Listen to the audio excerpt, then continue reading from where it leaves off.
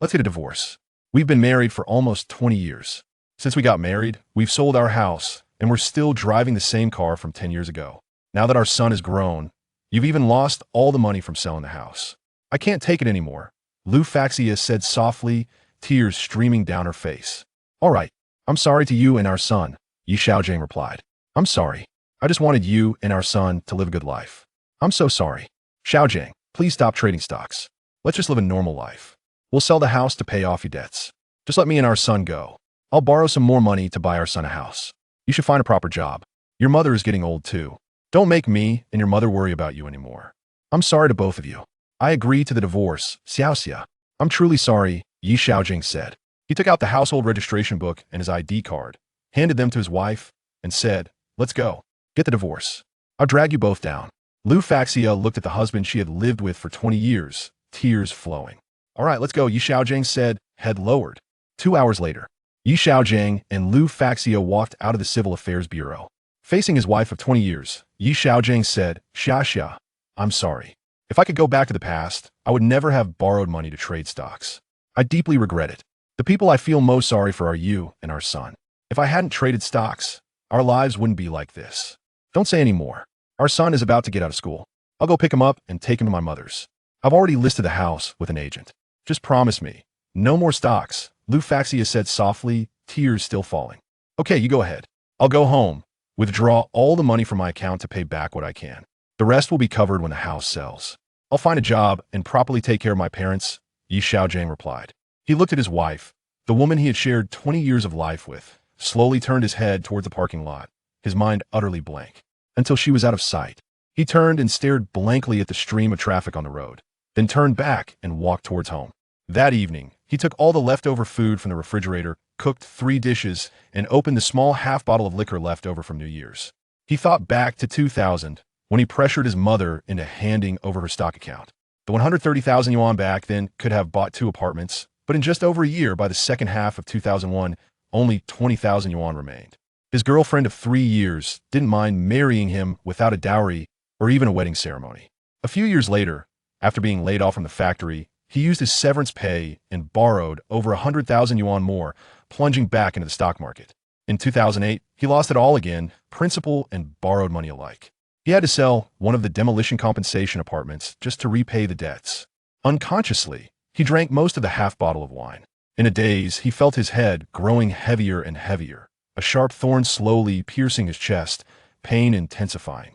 Suddenly, he felt his body grow light, slowly floating, detaching from his physical form, drifting towards the ceiling. His consciousness blurred. His life flashed before his eyes like a fast-forwarded movie, from school to work, meeting his wife, the scene speeding up faster and faster, until the moment he borrowed money from every possible microlender this year to buy stocks, losing everything, leaving him unable even to qualify for a loan to buy a house for his son. Suddenly, it felt like a giant hammer slammed into his chest. His consciousness vanished completely, and he collapsed under the table. Xiaogang, haven't you woken up yet? I have to go to work. Come with me to the company. I'll give you the stock account. The securities firm is right across from our shop. Half conscious, he heard a familiar voice. Yi Xiaojing opened his eyes, suddenly wide awake. It was his Mothera younger version of his mother. Mom, Yi Xiaojing whispered. You're still not up? It's 8 o'clock, the young mother said, turning to fetch her bag and bicycle keys from the room. Yi Xiaojing sat up. Before him was the small single room he lived in 20 years ago. Outside the window stood rows of 2-story buildings, unchanged before the demolition. 20 years ago, he jumped out of bed and rushed to the small desk. The calendar on the desk showed the date, May 2000. Chapter 2, Re-entering the stock market with memory. Rebirth? Had I traveled back 20 years? May? Mom, what's the date today? He remembered taking his mother's stock account to enter the market on June 1st. Could there be the legendary butterfly effect? It's the 1st, came his mother's voice from the inner room. Hurry up. Get up. I have to go to work. Get ready and come with me. No change. Just like 20 years ago in his previous life. On June 1st, he took the stock account, bought a newly listed stock at 27 yuan, bought 3,000 shares, lost tens of thousands, cut his losses, then blindly followed some indicators from beginner stock books, losing money all year until the 2001 market crash, when he was down at 20,000 yuan. Could heaven, seeing how miserable my last life was, be giving me a second chance? Okay, coming right away. Yi Xiaojing called back loudly. Heaven had given him this opportunity. In this life, he must seize it and reclaim the hopes and dreams he had shattered for his parents and wife in the past. He jumped out of bed, quickly got dressed, ran to the door. His young mother was already waiting, pushing her bicycle. "Son, the money in this stock account is all our family has. Be careful," his mother said, looking at Xiaogang. "I know, I'll be careful," Xiaogang replied loudly. 20 years ago, he had confidently said, "Don't worry, I won't lose money. Just wait for me to give you dividends." At the time, he begged his mother for the account, promising her 10 of any profits. But he never paid a single cent. He lost money from the very first trade. "Let's go. I start work at 10. I'll take you to the securities firm at 9. Then I'll go to work." His mother finished speaking and rode ahead. On the way, his mother repeatedly shared her stock buying experience, which boiled down to one sentence: be careful not to lose money. In his previous life, he had treated these words as idle chatter. Now, hearing them, he felt his mother's anxiety and remembered her expression when she helped repay his debts, her hair turning white before she was 50. "Don't worry, Mom. This time, I'll definitely win back what I lost last life," Xiaogang silently vowed. "We're here." His mother parked the bicycle, stood at the entrance of the securities firm, took out the stock trading card, and led Xiaogang inside. "Sigh. I'm back again," Xiaogang murmured, looking at the trading hall packed with investors. "You take a look around first. I have to go to work now," his mother said, turning to leave the securities firm. Suddenly, she turned back. "Xiaogang? Yeah? What is it?" Xiaogang, hearing his mother call, turned back. "Oh, nothing. Just take a look first. Don't buy randomly," his mother said, looking at Xiaogang one last time before turning towards the parking lot at the entrance. "Don't worry, Mom. This time, I won't lose again," Xiaogang said, watching his mother's retreating back, clenching his fist tightly. Today, Beijing Tourism is listed as a new stock. In his previous life, he bought 3,000 shares at 27 yuan, losing tens of thousands. This time, he absolutely wouldn't fall for it, right? Suddenly, he remembered a big bull stock a stock friend bought in his previous life Hainan Haishan, which surged 5 days out of 6 with consecutive daily limits, starting from the second. 9:25, the pre-market auction. The price is 8.48 yuan. Placed by orders for the entire balance in the account at the current price. At 9:30, when official trading began, Xiaogang sold all the stocks in his account at the best bid price, then immediately bought Hainan Haishan. Within minutes, his entire balance was invested in Hainan Haishan, totaling 14,200 shares. Heaven, please don't let the butterfly effect mess this up. Buddha. In his previous life, this stock fluctuated very little today, trading between 8.46 and 8.62 all day. At 11:30, seeing the same narrow range as before, he wondered if it would hit the daily limit tomorrow. If it didn't, he was in trouble and memories from his past life would be useless. Heaven, don't play such a cruel joke on me, Xiaogang thought anxiously. But noticing the turnover rate was nearly a percentage point higher than yesterday, he regained some confidence. At 3 p.m., it closed at 8.52 yuan. He couldn't remember the closing price from his previous life, but it closed in the green. Probably no change. Now, it all depends on tomorrow. Xiaogang walked out of the securities firm, his heart filled with anxiety. In his previous life, his wife wouldn't start working until September next year. Right now, she was still attending a vocational school in another city. His current girlfriend would run off with someone else in 2 months. He sighed inwardly and shook his head. Let her go. After all, they never crossed paths again after their breakup in the previous life. His ex-wife was far more important. Sigh. In this life, if there's no butterfly effect, I must earn money before I meet my wife, Xiaogang silently resolved. The debt I owe Xiaoxia my previous life, can I ever repay it in this lifetime? Chapter 3. The runaway girlfriend. Upon returning home, the telephone suddenly rang. Hello, Xiaogang, where are you? It was Wang Lulu, a friend of his. As Xiaogang listened to her voice, memories of the girl he once wished to marry 2 decades ago flooded back to him. Just last month, she had taken the hand of his closest friend and, while gazing vacantly at him, declared, Xiaogang, we should break up. You see, you haven't found a job in over a year. Although your family can provide for you, mine cannot. Xiangzi has arranged a job for me, and I want to be his girlfriend. So, we must part ways. With that, she turned and walked away with his former best friend, Xiangzi. At home, what are you doing? Xiaogang responded into the phone. Tonight, Xiangzi and the others are inviting us out. Come pick me up, Wang Lulu laughed on the other end. Ah, it's Xiangzi again, he thought bitterly. Since he had stolen Wang Lulu away, he hadn't spoken to Xiangzi in 20 years. Reflecting on it, he realized that just last week, He had introduced Wang Lulu to Xiangzi during a birthday celebration for him, and they had hung out together a couple of times, which ultimately led to their entanglement. Tonight, I don't feel like going out. I'm cooking at home. Do you want to come over? Yi Xiaogang suggested. You're cooking? Haha, Wang Lulu laughed. The last time you cooked noodles, you didn't even eat. You spilled everything. And now you claim you're cooking? Just come pick me up to go to Xiangzi's. I want to eat hot pot. Ugh, I really don't want to go out. Yi Xiaogang thought back to his previous cooking experiences and couldn't help but chuckle. He had never cooked until 2009 when he had no choice but to learn after facing some hardships. In his former life, he could only boil water and wait to eat. Let us go to Xiangzi's. His family found him a job, and he wants to celebrate. Wang Lulu insisted. Not going. Yi Xiaogang retorted. Xiangzi, whose full name was Ma Jinxiang, had been Yi Xiaogan's classmate and best friend from elementary school through high school. They had been as close as brothers, and after graduating last year, they had sought jobs and indulged in carefree escapades together. Yi Xiaogang had believed that Xiangzi would be genuinely happy for him when he introduced Wang Lulu to him. Sai, a relative of Xiangzi's, had secured him a position at a large department store, which had made several unemployed classmates envious.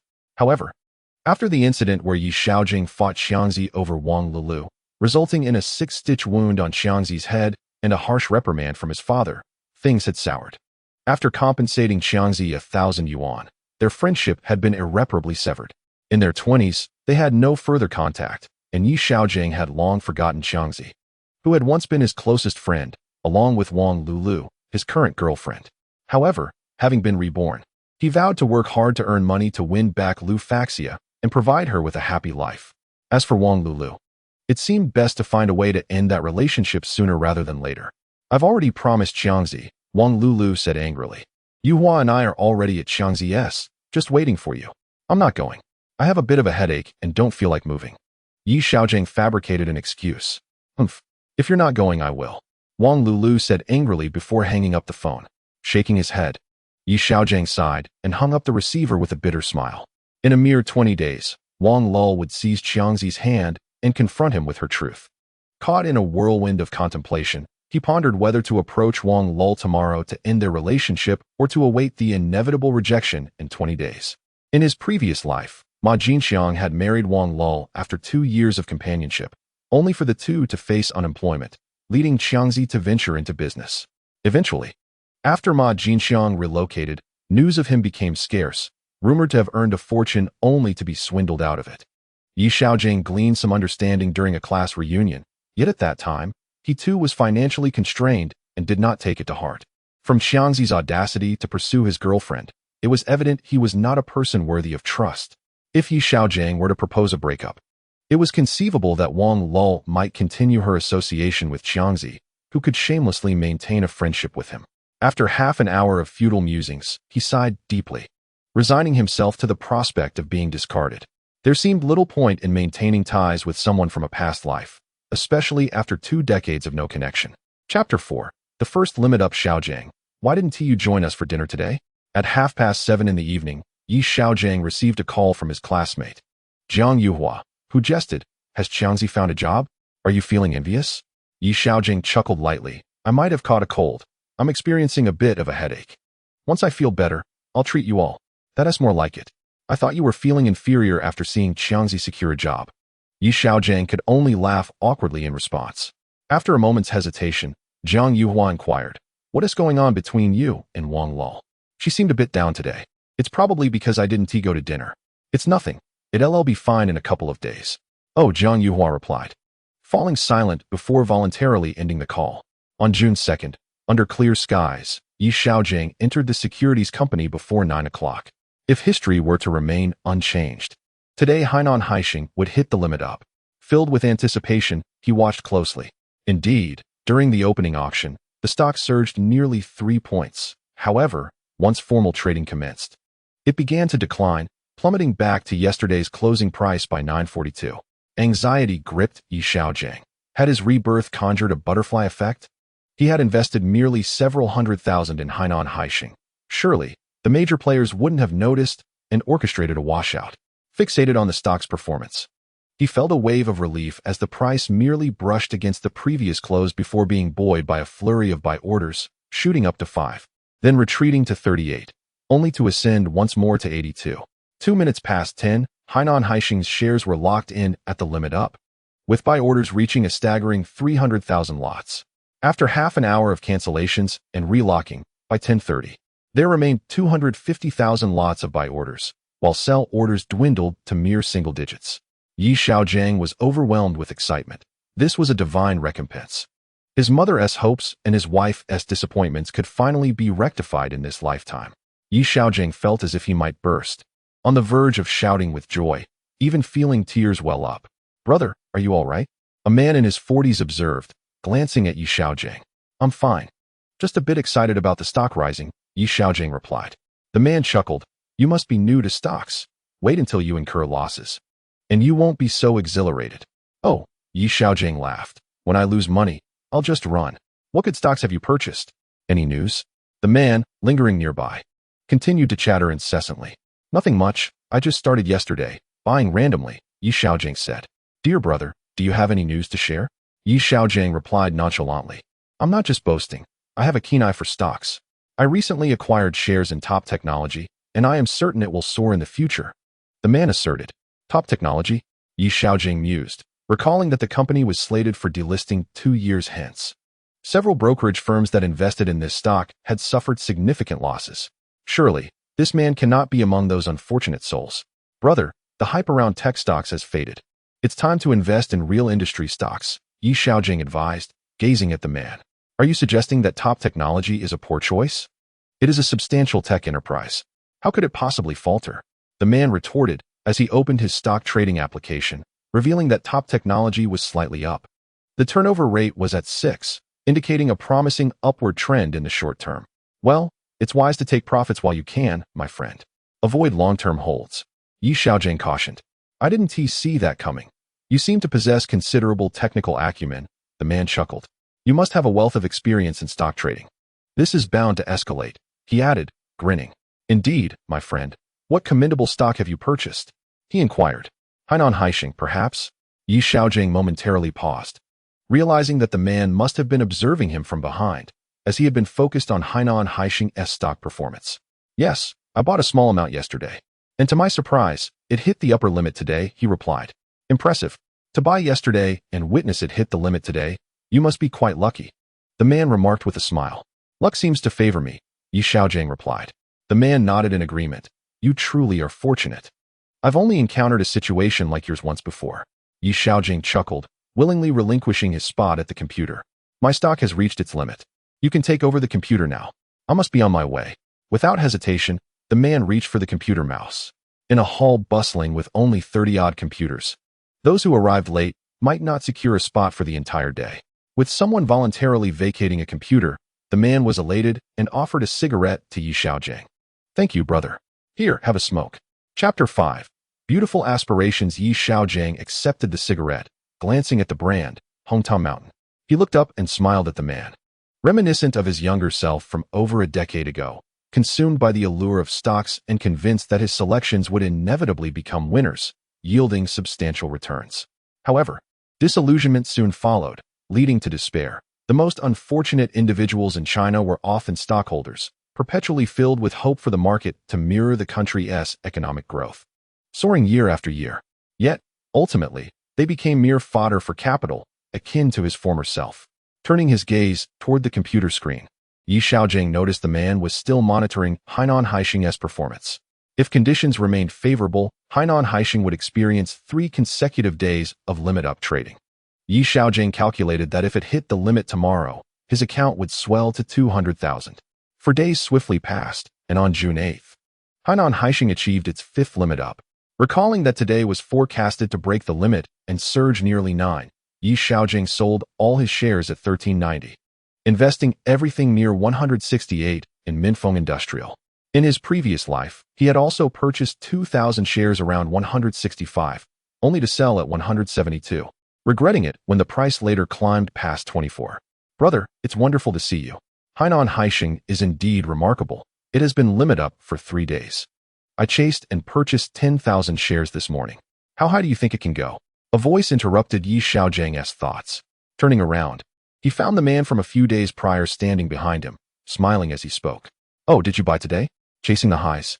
Yi Xiaogang gazed at the man and inquired, Indeed, brother, do you regret it?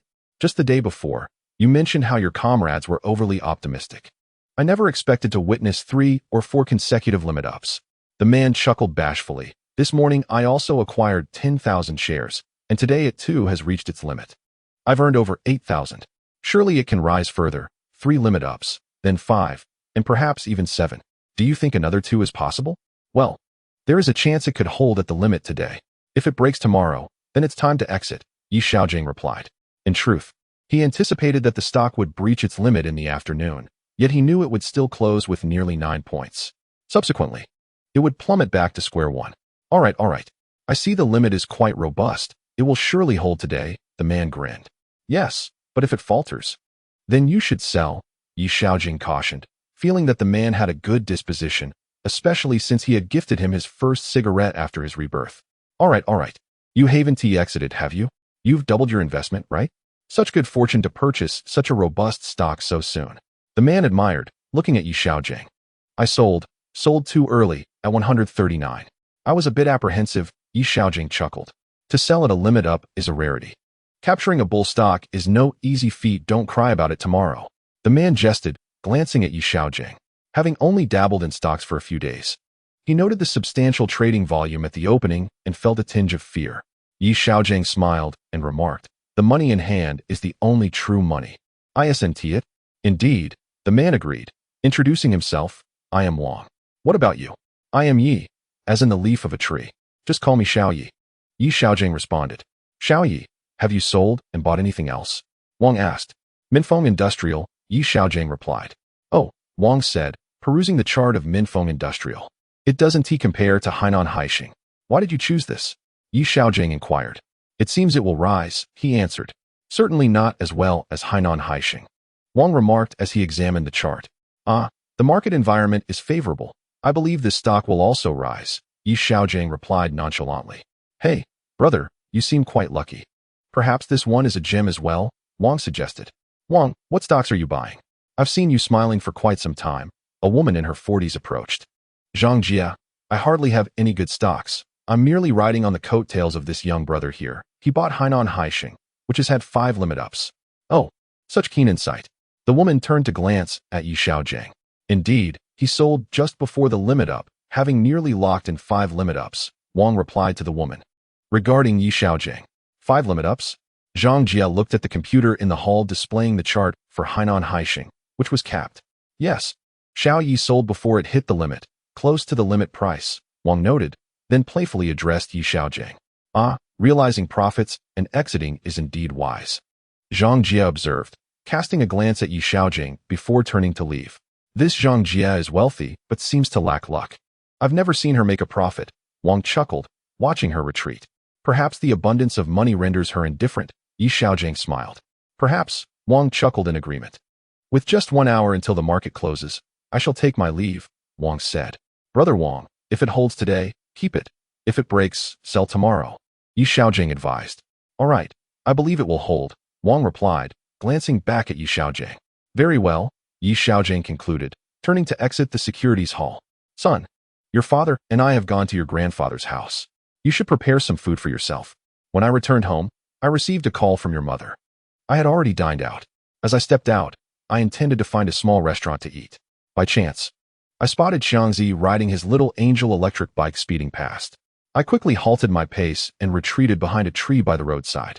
It had been over 20 years since we last met. Knowing that Xiangzi would be with Wang Lulu, it wouldn't be appropriate to confront him again in this new life. Once Xiangzi's figure disappeared around the corner, I emerged from behind the tree and headed straight towards the nearby snack street. Unfortunately, as I passed by the McDonald's, I inadvertently locked eyes with Wang Lulu, who was seated inside, laughing and sharing burgers with Xiangzi. I stood frozen at the entrance of McDonald's, and Wang Lulu was equally taken aback.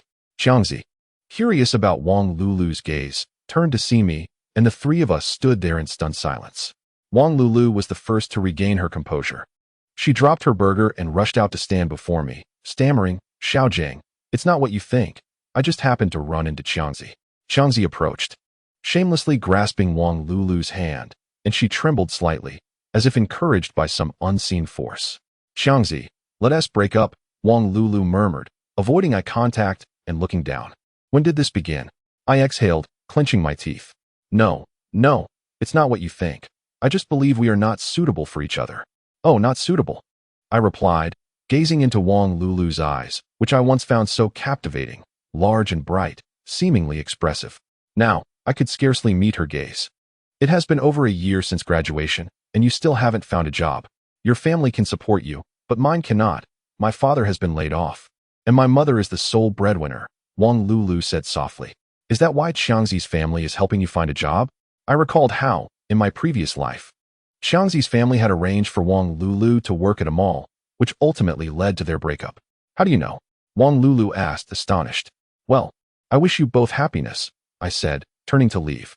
I had already prepared myself for this separation, and this outcome seemed quite acceptable. Xiaogang, Xiangzi called out, catching up to me and patting my back. I'm sorry, I've developed feelings for Lulu. I turned to shove Xiangzi's hand away and pointed at him, saying, Get away from me, don't let me see you again. Xiaogang, Wang Lulu called, glancing at Xiangzi before falling silent. I glared at Ma Jinxiang, imagining delivering him the same beating I had in my past life. Remembering how I had been severely reprimanded by my father back then when he nearly took back my stock card, I sighed. There was no need to relive what had already transpired. I made an effort to calm my tumultuous emotions and turned to walk home. Chapter 7. This kid is truly fortunate. Knowing the outcome from my previous life, I was acutely aware that Wang Lulu would betray me. Yet, I still felt a deep ache. After all, she was a girl I once cherished, and Xiangzi was my good brother. The separation had merely been expedited by a few weeks. In my former life, the breakup had left me despondent for a considerable time. In the midst of a stock market decline, losing 20 to 30,000 did not weigh heavily on Yi Xiaojiang's mind. Although he felt discomfort, he bore no regrets. After all, at the age of 40, he had anticipated such occurrences and had already come to terms with them on his journey back. Leaning against his bed, he could not help but reminisce about his wife from his previous life, who was still pursuing her studies. He recalled attending several class reunions in other cities of the province after marrying, where he encountered a number of classmates, two of whom had even lent him money to settle debts. The thought crossed his mind. Should he secretly visit his young wife to observe her studies? Yet, he decided to focus on earning money first. He remembered that before the major downer next year, there were a few stocks that had doubled in value. Contemplating this, he believed that by the following year, he could surpass 1 million, having lost at least 2 million in his past life. This time, he was determined to recover his losses, and then, once his wife was employed, he would reclaim her. Over the next week, he kept an eye on the stock prices of Minfeng in the newspapers, which, like in his previous life, steadily rose. It had already reached 23, and he recalled that in his past life, it peaked above 24 before a corrective dip. The following morning, he arrived at the brokerage firm and spotted Lao Wang engaged in conversation with two men from a distance. Alas, just a few days ago, I made 7,000 from top technology but didn't T-sell. Today, I lost over 1,000 and had to exit. I should have listened to Xiao Yi and taken profits while I could. Haixing is nearing the break-even point as well, Lao Wang lamented. I haven't seen Xiao Yi for a few days. Should I sell or hold? He pondered aloud, feeling somewhat dejected. Lao Wang, I heard you shouted to buy when Haixing hit its second limit up. How come it's back to break even after just 3 days? Did you chase the price? One man chuckled. Oh no, I was too afraid to buy at the second limit up. If only I had listened to that Xiao Yi. He had such good fortune. His first stock made 5 limit ups, over 60. Lao Wang sighed, his mood darkening further. Is that the same Xiao Yi you always talk about? Inquired another man. Indeed. He sold Haixing and bought Minfeng, which is now at least 30. It has doubled in half a month. Lao Wang's acquaintance gritted his teeth. What? Doubled in 2 weeks? What incredible luck! One exclaimed. Had I known, I would have followed suit to share in that fortune. Now everything I buy seems to decline. Lao Wang shook his head. Lao Wang, are you feeling envious? One man teased, playfully patting Lao Wang on the shoulder. Am I envious? No way, Lao Wang retorted, glaring and swatting away the man's hand. Well, the Minfeng stock he bought is rising. I cleared out all my holdings at the opening today to test the waters. Lao Wang said through clenched teeth, filled with regret. Are you really going to chase it? I'll buy a bit too, the man replied with a smile. Once the market opened, Lao Wang exclaimed, damn, it just keeps rising without any pullback. Isn't that how bull stocks behave? Last year, Yan surged from the 20s to over 100. I bought 1,000 shares at 30 and sold at 32, and I regretted it for months. The man reminisced. Oh, Xiaoyi, where have you been these past few days? Lao Wang looked up to see Yi Xiaogang and called out. Oh, Brother Wang. I've had some matters to attend to, Yi Xiaogang replied as he approached. I'm in a hurry. If I had listened to you that day and sold before it hit the limit, I would have made 6 points. Now it's all gone back. Lao Wang exclaimed. Oh, you're not at a loss now, are you? Yi Xiaogang inquired. I've lost over 1,000, Lao Wang admitted. Oh, Brother Wang, you have money.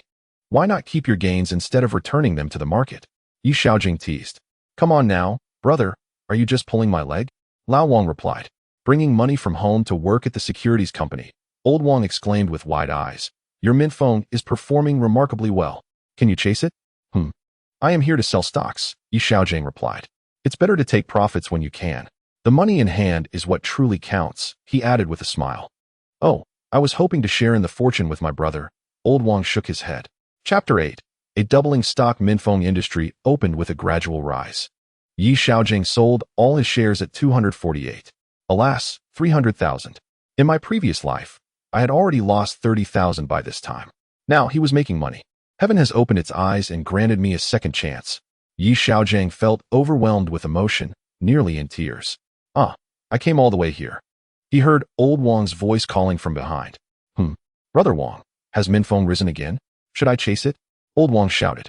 I sold it, Yi Xiaogang replied. Sold it? With such a good rise, why sell? Are you expecting a pullback? Old Wang looked at Yi Xiaogang in urgency. I'm taking my profits and leaving, haha. Yi Xiaogang chuckled. In his memory, mint phone was expected to begin a pullback tomorrow, eventually dropping to around 18 yuan before reversing and reaching a new high, only to decline thereafter. Oh dear, I just bought 2,000 shares. Old Wang exclaimed. Will it drop today? I don't know. If it doesn't drop today, I'll sell tomorrow. I sense a pullback, Yi Xiaogang responded. Oh, I truly have no luck. Old Wang shook his head. Haha, I'm just guessing too. What if it continues to rise without adjusting? Yi Xiaogang laughed. Hee, let us hope you're right. Old Wang grinned. Brother, you're making money every day. Aren't you working? Yi Xiaogang asked. I might be laid off soon. Compared to last year, I'm only earning half my salary. I'm just wandering around, Old Wang replied. Oh right. The factories are not performing well these days, Yi Xiaogang responded. Indeed, our grain and liquor company is now operating its own stores. The supply cooperatives are sourcing goods elsewhere, and each day seems worse than the last, Old Wang lamented. The grain and liquor company? Sugo? Yi Xiaogang inquired. In his previous life, after losing money in 2008, Yi Xiaogang had worked with a relative in the wholesale industry for 2 years, representing 2 brands and earning money. His wife thought he had improved since he stopped trading stocks, which brought her some joy. However, Yi Xiaogang felt that making money was too slow and was eager to recover his stock losses. In 2011, he sold off the wholesale business, re-entering the stock market with over 300,000, only to lose everything during the 2015 bull market, accumulating a debt of 400,000 from a mortgage. This nearly led to a divorce. Sugo is a fruit company. It's quite a system, Old Wang remarked. The sugar and liquor company. Starting a wholesale business now should be profitable, Yi Xiaogang pondered. Those large wholesalers emerged after 2000. Should I consider starting a business now? Yi Xiaogang mused. If we could source liquor from the grain and liquor company, could we act as agents? Yi Xiaogang asked. Certainly. Our company is the general agent for Yanghe, Shuanggo, and Gaogo. We can take on secondary agency roles, Old Wang said with a smile. But brother, your fortune is so bright right now. The money you earn from stocks in a month is equivalent to the annual profit of those wholesalers, Old Wang chuckled. That's just luck. One cannot always make money. Yi Xiaogang laughed as well. If my brother wishes to engage in wholesale, I can introduce you to our company sales manager, my old friend Wang confidently proclaimed. Oh, that sounds feasible, Yi Xiaogang replied. Tomorrow, the stock market is set to enter a bearish phase, continuing until 2005 before it gradually turns bullish. It seems that in these 3 years, there have not been any remarkable stocks. All right, just let me know when you need the goods. And I'll have our sales team assist you, Wang said with a smile. Thank you in advance, Yi Xiaogang responded. What is there to thank between brothers? Wang inquired. By the way, what stocks are you planning to purchase? He added, eyeing Yi Xiaogang with a grin. I haven't found any promising ones yet, Yi Xiaogang admitted. Oh, be sure to inform me once you do. Over the past few months, I've only observed the index rise without earning a single dime, Wang chuckled sheepishly. All right, just remember, I'm new to stock trading as well. Please don't blame me if I incur losses, Yi Xiaogang laughed. I trust your judgment, Wang said with a smile. Yi Xiaogang glanced at the market. What stocks in the year 2000 could possibly surge? Suddenly, he spotted a company name on the securities trading floor, Xiaogang department store. It was a stock he had missed in his past life, one that had doubled in value. He recalled purchasing 1,000 shares at 15 yuan each and selling them at 155, only for it to soar to 28 yuan within a week, though that would not occur until July. Currently, it stood at over 16 yuan. After checking his account, he noted a balance approaching 300,000 yuan, nodding to himself.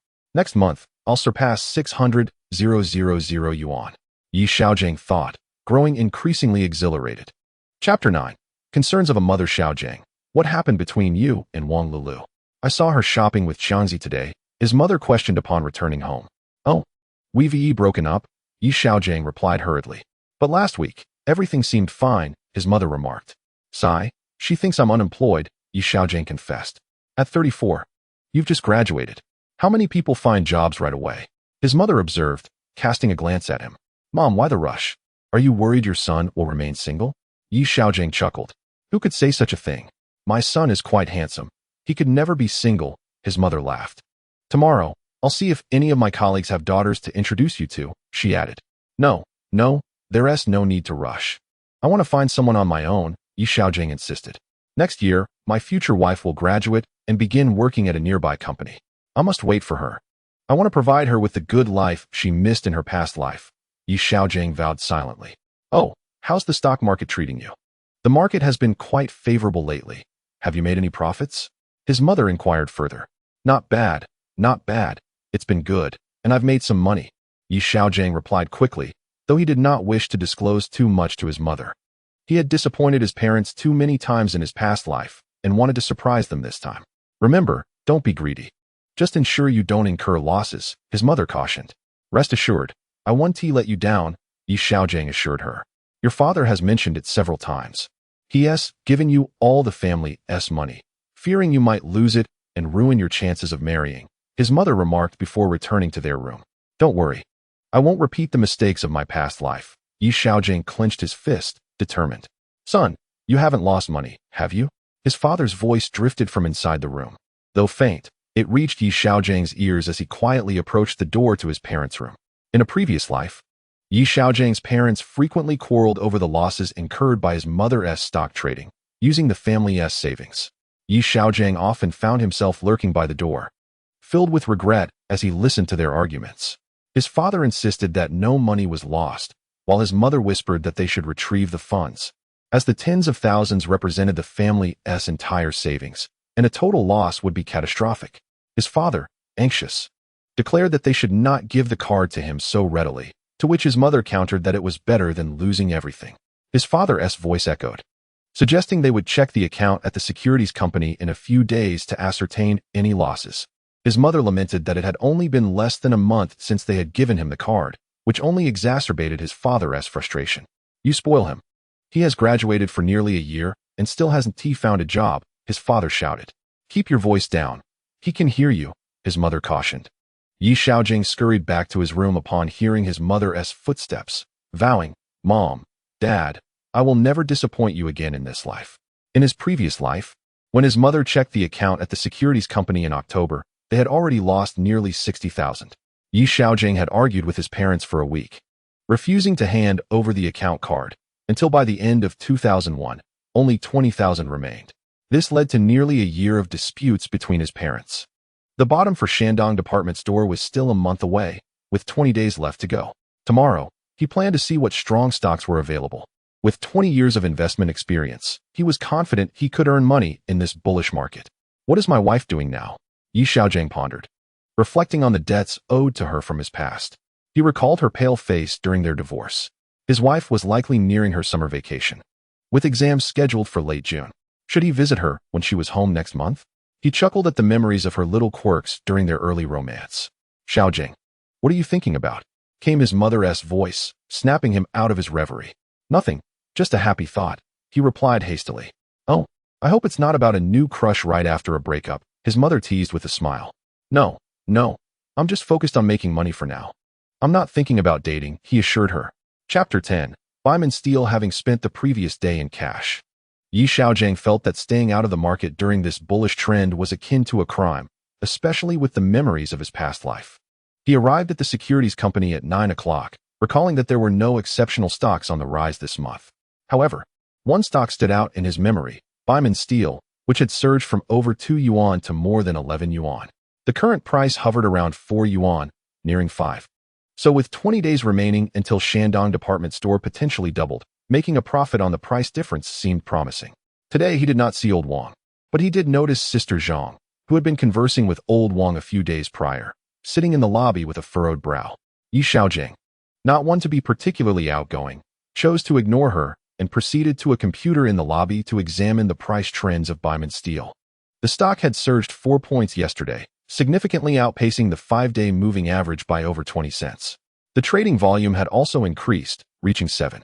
He awaited today's market opening to determine if it would rise or slightly pull back before entering, anticipating that in 20 days, Xiaogang department store would rise to 14 yuan, allowing him to capitalize on the doubling opportunity.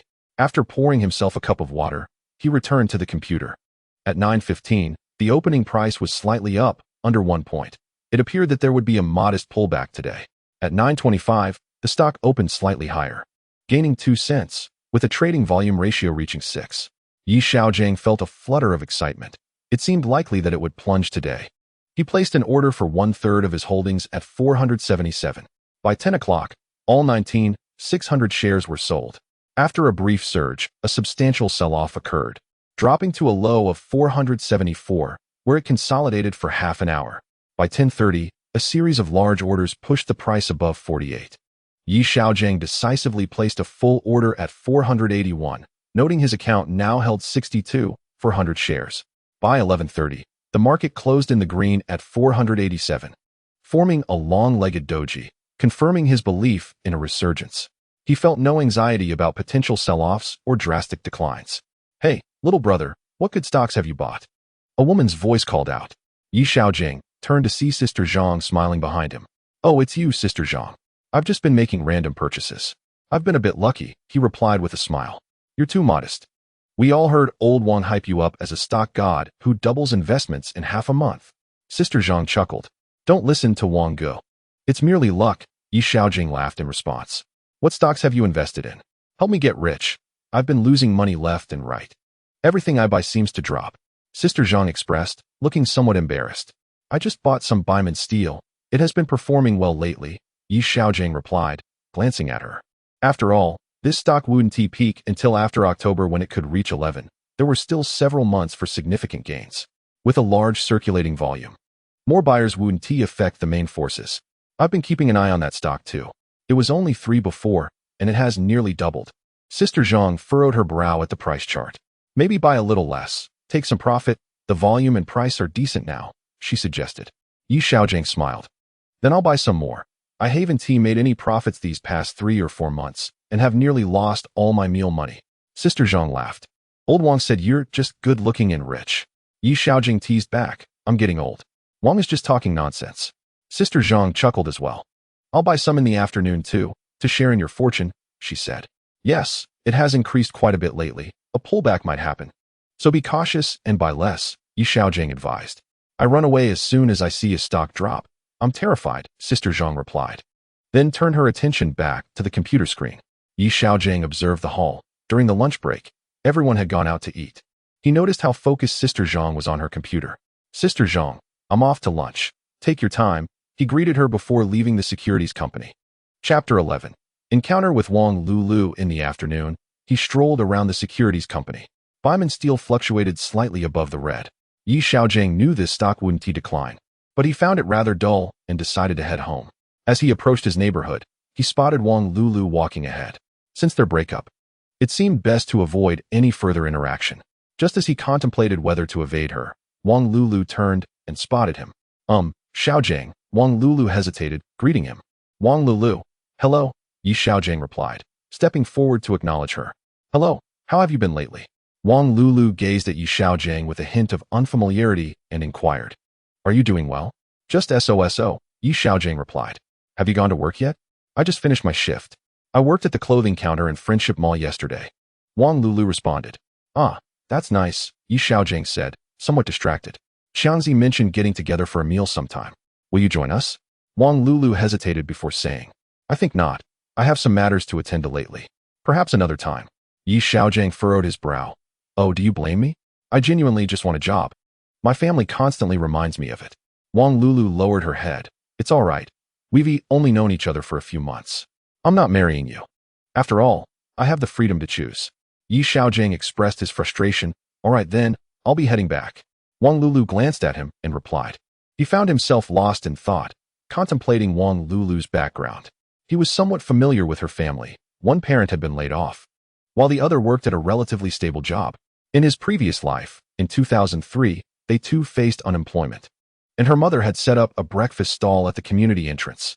Yi Xiaogang often bought breakfast from there, and he later overheard her mother telling someone how fortunate her daughter was not to have followed him. Otherwise, she would have faced hardship. Consequently, he never bought breakfast from her family again, having come to terms with their breakup in his past life. He was still unable to reconcile the fact that his once dearest friend, Xiangzi, had taken his place. This betrayal lingered in his heart. Upon returning home, he felt a sense of boredom. His parents had not yet returned. "I might as well cook," he thought. In his previous life, after learning to cook, his mother had developed a fondness for the fish he prepared. However, he had not yet cooked in this life. "I shall buy some fish and make a meal. My parents will surely be astonished by my culinary skills." After purchasing fish and vegetables, he busied himself for over an hour.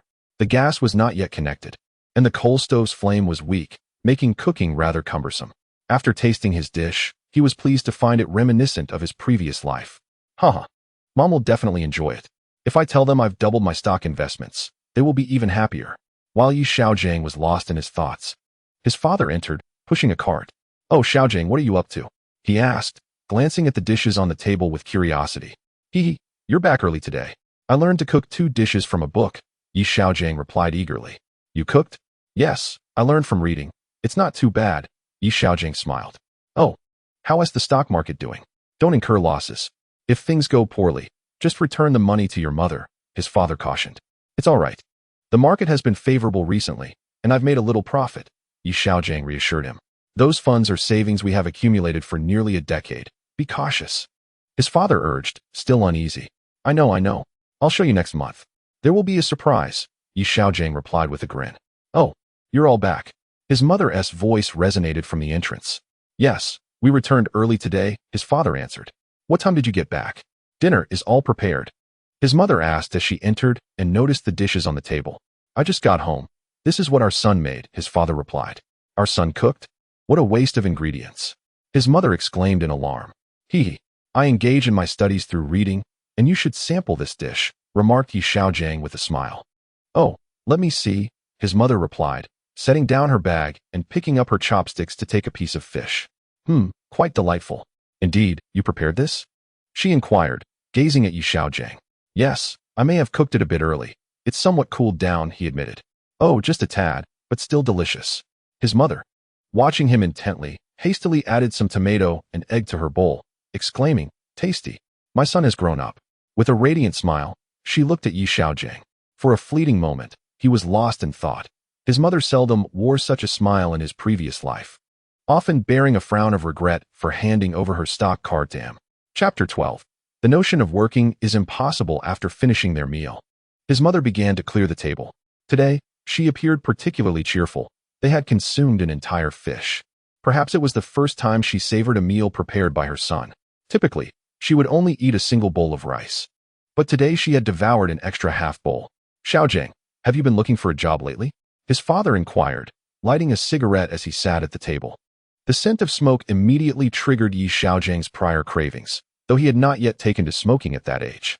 He hesitated to ask his father for a cigarette, recalling a vivid memory from when he was 6 or 7 years old, when curiosity had led him to steal a pack from home and share a couple of cigarettes with a friend from the village. The rest had been discarded, as he could not tolerate the stench, and upon returning home, he had received a thorough scolding from his father, a memory that lingered vividly. "I'm actively searching," I peruse the job listings in the newspaper every day, Xiaogang replied, swallowing hard as he glanced at the half-pack of cigarettes on the table. Oh, do hasten to find employment. It's not feasible to remain idle at home every day, his father remarked. Observing Xiaojiang's fixation on the cigarettes and mistakenly thinking his son disdained the smell, he promptly extinguished the remaining half of the cigarette. Yes, I understand, Xiaogang replied. Son, didn't you break up with Lulu? Yesterday, I ran into Grandma Lu, who used to rent our old house. Do you recall her granddaughter? His mother asked, approaching after tidying the table. Oh, mother, please spare me. I'm not in the mood for dating, especially with no job and no money. Xiaogang sighed, shaking his head in frustration. At your age, you should be considering relationships. In a few years, our workplace will initiate early retirement. Aunt Ma from the village retired just last month, his mother remarked. Isn't Aunt Ma only in her 40s? She's retiring already? Xiaogang questioned. In his previous life, his mother's workplace had mandated retirement at 45, suggesting that history had indeed repeated itself. Yes, she is 45 this year, and the company has set that age for early retirement. You won't have many years left either, his mother said, sounding dejected. Oh, isn't there's still some time? Xiaogang replied. Alas, the company's performance has declined. Several employees have taken unpaid leave to pursue business ventures, his mother continued.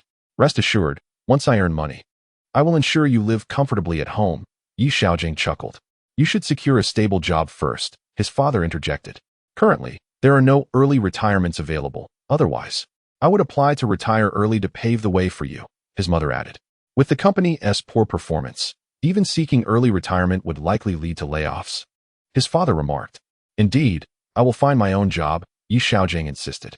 Well, do so promptly. Without work, it will be difficult to find a partner, his mother frowned.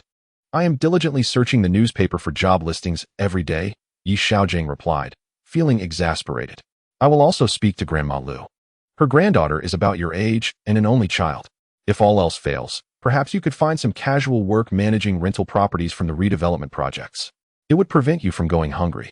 With a beaming smile, Mother said, all right, I have a plan, as Xiaogang busily interjected. If I had followed my mother's wishes in my previous life, it would have indeed been splendid. Our home was demolished, yielding 3 apartments and a substantial sum of over 100,000 in cash. In the year 2000, that would have been considered affluent. However, I squandered it all in the stock market. I sold 2 of the 3 apartments, leaving just 1, which I would have had to sell if I hadn't been reborn. My wife's family received a modest 70 square meter relocation apartment, yet without a property deed. You've grown some wings, haven't you? We are only looking out for your well-being, Mother said. Her patience waning. Not at all. I'm listening, Xiaogang quickly replied, attempting to placate his mother. I'm looking for a job, he added with a grin. Hee. As a thief once said in a video from my past life, working a job is simply not feasible for me. In his memories, he recalled that at this time in his previous life, the Haijilan from Yanghe Distillery was about to be launched.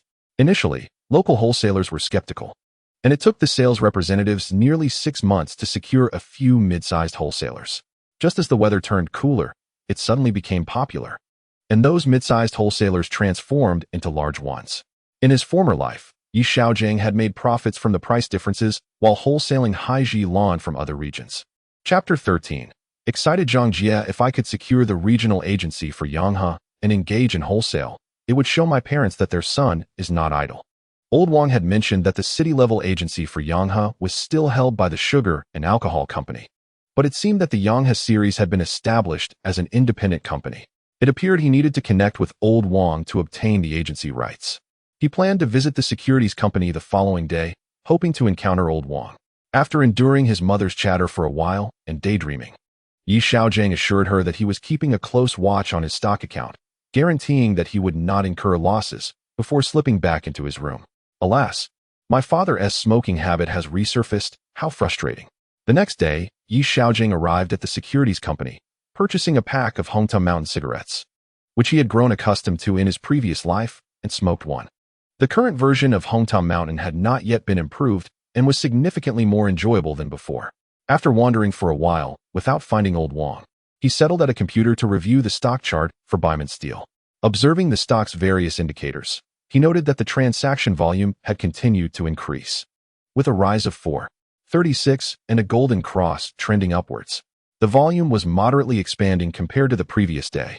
Xiaogang recalled that this stock would continue to surge, eventually reaching over 11 yuan.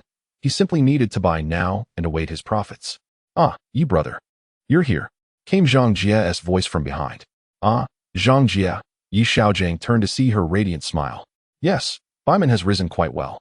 I purchased shares right at the opening yesterday, and I've made a 2% profit. What do you think, should I sell?" Zhang Jie inquired earnestly. "It can still hold for a few more days. It's rising without substantial volume, so the risk is currently low," Xiaogang replied. Having been scared by previous drops, "I'm now wary of the rises." Zhang Jie chuckled sheepishly. "Well, I intend to hold for a few days and see. After all, this stock is quite promising," he said, acknowledging that he knew it would rise to 11 yuan and could even double from the current price. Yet he could not divulge that he had come from the year 2021, assuring her, "Rest assured, it will indeed appreciate." "Oh, very well. I shall take a few days as well. When you decide to sell, do inform me. Dear sister, I shall treat you to a meal," Zhang Jie said with a smile. Xiaogang nodded, grinning, and replied, "All right, I will let you know when I decide to sell." The bidding commenced, and the red indicators surged once more. Zhang Jie, seeing the vibrant red plate of Baiman steel during the collective bidding, excitedly pointed at the screen and exclaimed, "Today, Baiman opened 2 cents higher. The volume ratio is 342, and the trading volume is evidently amplified. It appears today could witness further ascension. In any case, I have no intention of selling anytime soon. I came primarily to serendipitously encounter Lao Wang and inquire about Yanghe liquor." He picked up his teacup and relinquished the computer to Zhang Jie, heading to the lobby to fetch water. After wandering a few circles in the lobby without locating Lao Wang, it seemed he had not come to the securities company. Returning to Zhang Jie, he noted that after the market opened, the stock had surged directly to 3 before retracting to hover around 18, fluctuating within a point. "Oh dear, it has risen again. Haha. Brother Yi, it's not just luck. You possess insight. Everything you buy seems to appreciate," Zhang Jie remarked excitedly, glancing back at Xiaogang. "Luck, luck." Xiaogang chuckled awkwardly. "This is the first time I've made a profit in these past 3 months. I am truly grateful to you, young brother." Zhang Jie laughed heartily. When the market is flourishing, sometimes it suffices to hold on to a stock and capitalize on the price differences. Frequently switching stocks often leads to losses. Xiaogang shared his insights on the market. "Indeed, I used to cut losses, but now those stocks I held could have yielded profits. However, I was apprehensive about further declines," Zhang Jie admitted shyly. "When the market is thriving, the main players seldom offload their stocks, unless they have already seen a significant increase. Like last year's Yian technology, which had skyrocketed several times, making it exceedingly risky to chase after it." Xiaogang continued to impart his past experiences. "Then, should I run from Baiman, which has also doubled from its lows?" Zhang Jie queried anxiously. Last year, technology stocks soared, creating a considerable bubble, while real estate stocks have barely moved. Besides, with so much capital invested in stocks priced at 4 or 5 yuan, they cannot simply flee in an instant. "I feel relatively reassured," Xiaogang replied. "After all, knowing from my previous life that this stock is still on the ascent provides a certain confidence. Moreover, offering a favor to someone doesn't cost me anything." Chapter 14. The thrill of earning. As the midday closing bell rang, the stock had risen by 342. Xiaogang glanced at his average price of 48, now at 513, an approximate 5-point gain. Although there were hints of foul play, he considered it a gift from the heavens. Xiaogang felt a rush of excitement. With over 60,000 shares, that amounted to over 10,000 yuan. He estimated that by next month, when he planned to bottom feed on Shandong department store, he could amass around 400,000 yuan. Doubling that in a month would yield 800,000. The thought exhilarated him. Currently, housing prices in Beijing had not seen significant increases.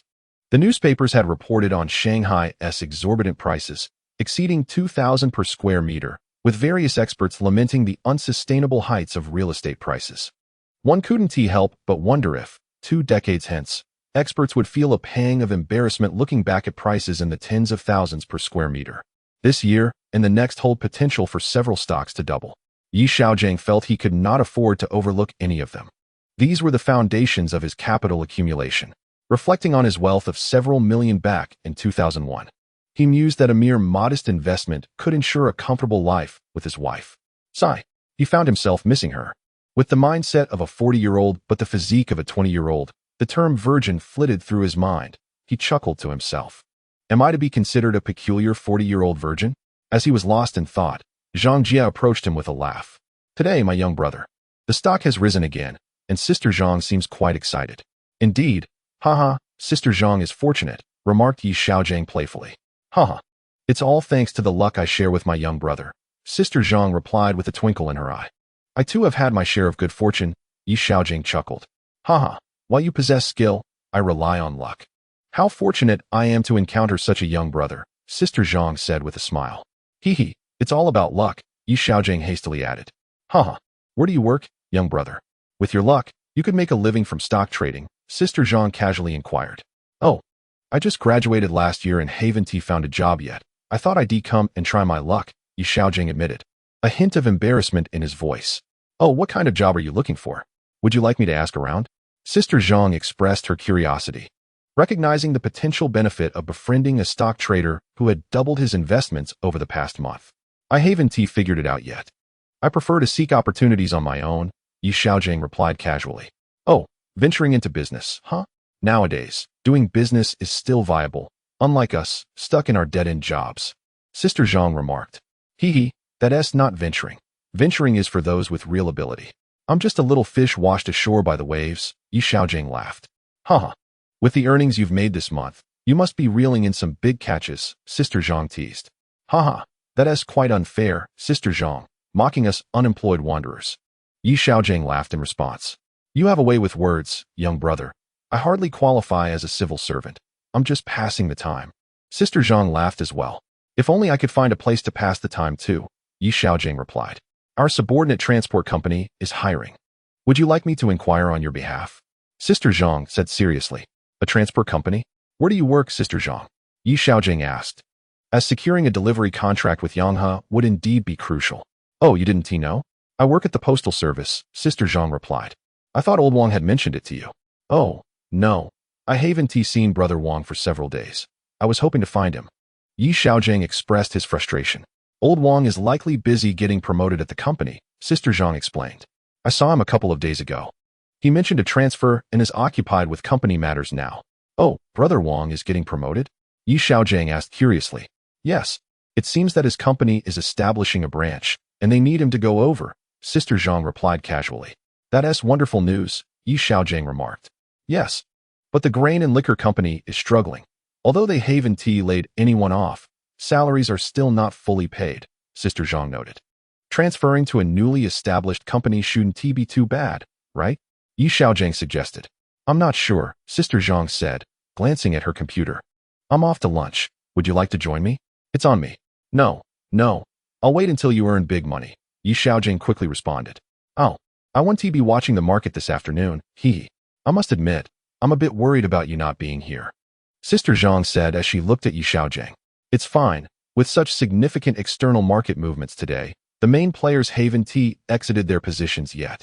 Yi Xiaogang casually remarked. Oh, I don't quite understand all that.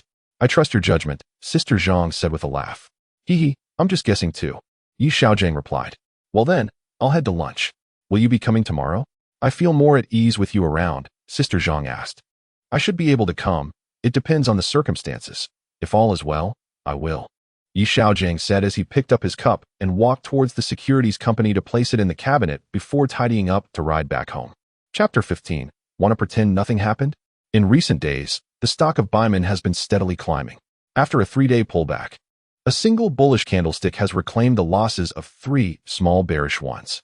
It is now nearing 6 yuan per share.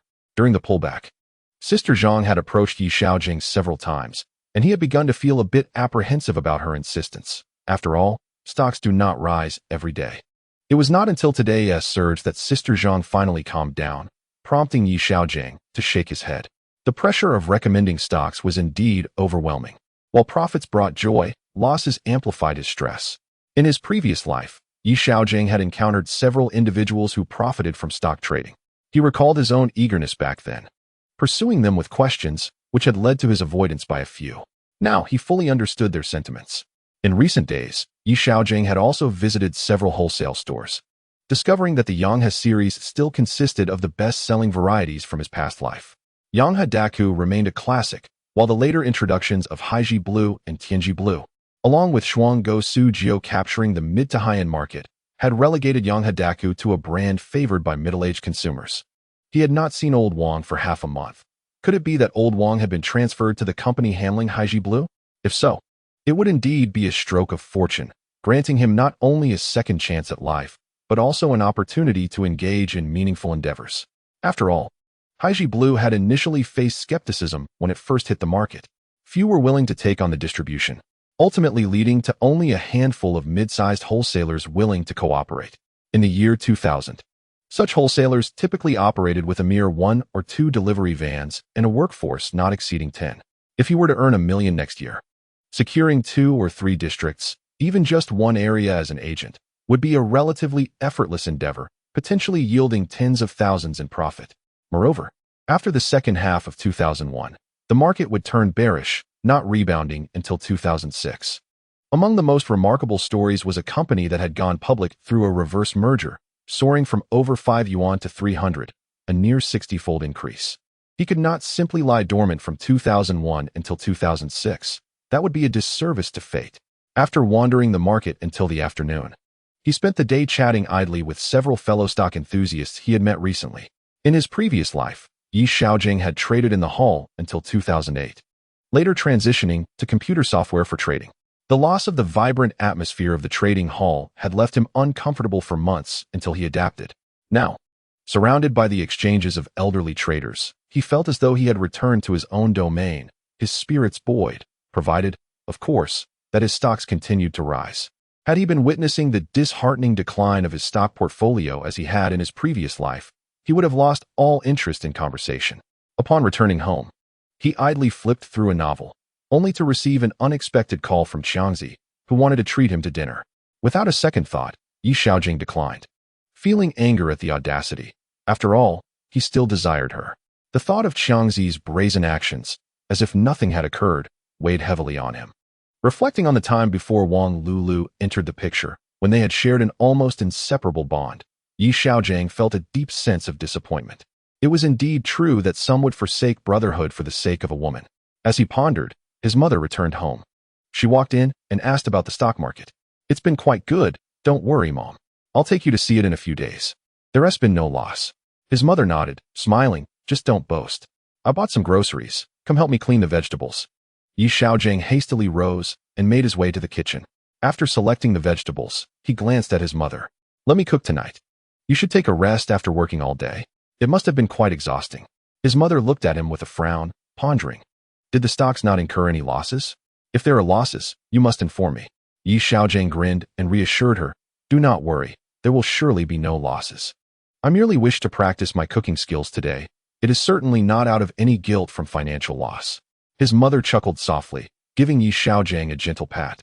"What will you be cooking? Hurry outside and don't cause any trouble." Chapter 16. Is introducing a job considered compensation? After dinner, Xiaogang lay on his bed, watching television, when he heard voices calling his name from downstairs. Rising, he stood by the window to peer below, furrowing his brow. Wang Lulu, Zhang Yuhua, Fang Mingming, and Xiangzi were gathered at the foot of the building, with Fang Mingming and Zhang Yuhua beckoning to him. "What is going on?" Xiaogang called down to them. "Come down," Fang Mingming exclaimed upon spotting him. "I can't even get you to come down for a meal," she added, her eyes wide. Xiaogang glanced at Wang Lulu and Xiangzi standing behind them. "I've already eaten. You all go ahead. The dishes have been ordered. We're just waiting for you," Fang Mingming insisted, tugging at his arm, while Zhang Yuhua grasped the other. Let go. I really have eaten," Xiaogang protested. "Even if you've eaten, you should still come. We need to discuss something with you," they insisted, pulling him more forcefully. Fine. Just let go. I will walk myself," Xiaogang relented. After releasing him, Fang Mingming and Zhang Yuhua followed closely at his sides, while Xiangzi and Wang Lulu led the way. They arrived at the previously visited pickled fish restaurant. Wang Lulu and Xiangzi took their seats on 2 stools at the northeastern side, with Xiangzi waving Xiaogang over. "Come sit." In the past, Xiaogang would share a stool with Xiangzi, but that was no longer feasible, nor could he sit next to Wang Lulu. He settled next to Zhang Yuhua instead. "Why are you sitting so close to me? I still don't have a boyfriend. You're making people misunderstand," Zhang Yuhua said with a laugh. Wang Lulu, come sit over here. Let Yi Xiaojing have your seat, Xiangzi urged. It's fine, I'll stay here. I'm curious who would misunderstand. Is anyone going to throw stones at my window in the middle of the night? Yi Xiaojing retorted, lounging on the stool while smiling at Jiang Yuhua. You can sit here, Wang Lulu said, rising to take a seat next to Xiangzi. Alas, I've lost a chance to protect a flower. Yi Xiaojing remarked with a smile. Oh dear, Yi Xiaojing has set his sights on our lovely ladies, Fang Mingming teased, laughing. The chance to pursue an elder sister is not something everyone can have. Jiang Yuhua blushed as she replied. What is it that you called me for? I've already eaten, Yi Xiaojing said, feeling a bit of a headache. With Xiangzi and Wang Lulu present, his mood, already quite gloomy, was exacerbated by their banter. Let us discuss it later. Let us eat first, Xiangzi suggested, standing to summon the waiter for the dishes. Initially, Xiangzi wanted to order some beer, but Wang Lulu shot him a sideways glance, effectively silencing him. Fang Mingming mocked Xiangzi, saying he would undoubtedly be afraid of his wife in the future. Yi Xiaojing looked at them, at a loss for words.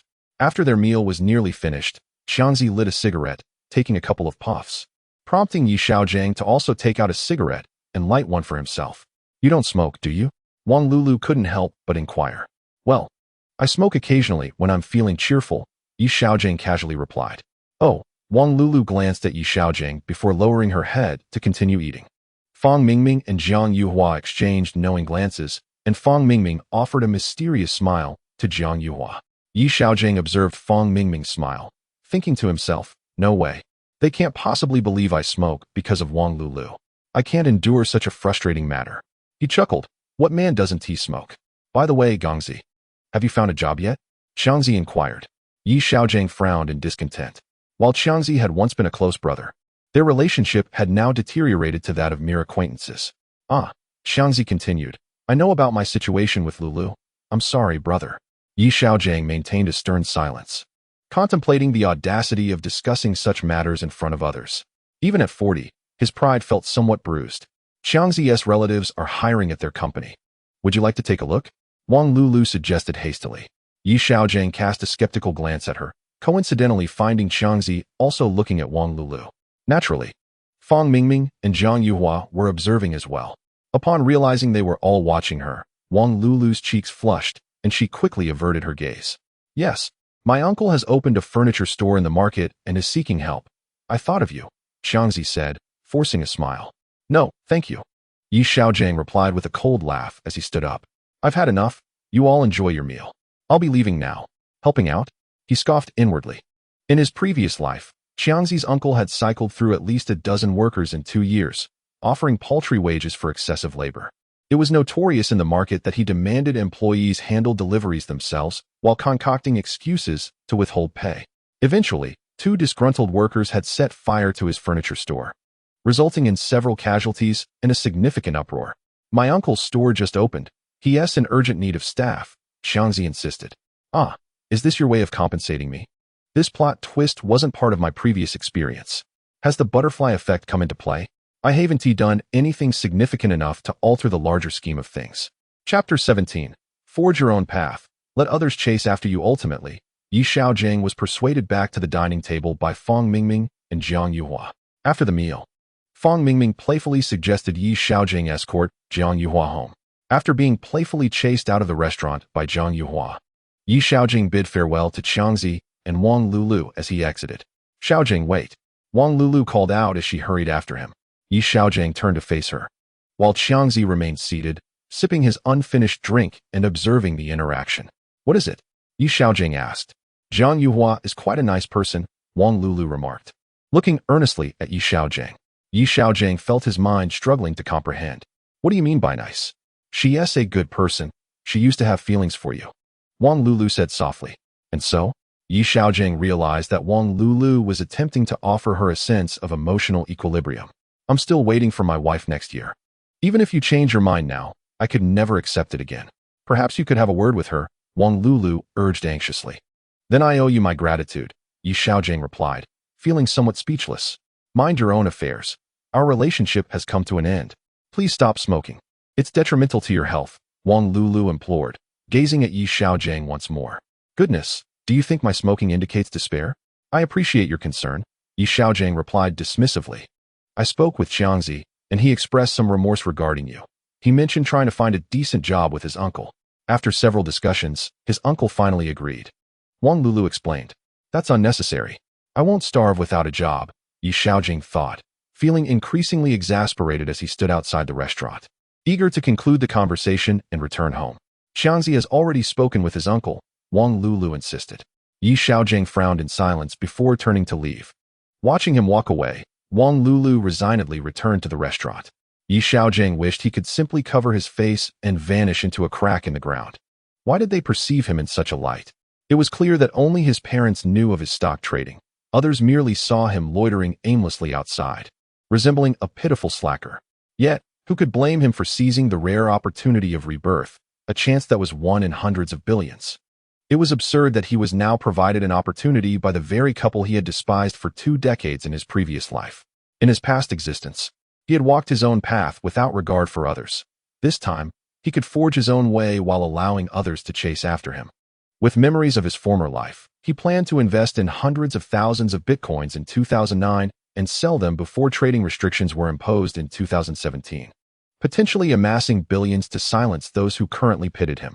The more he pondered on the way home from the restaurant, the more disheartened he felt. It seemed he had been too low-key. Others viewed him as someone from whom they could readily solicit favors. Truly, there were limits to tolerance. Time dragged on painfully.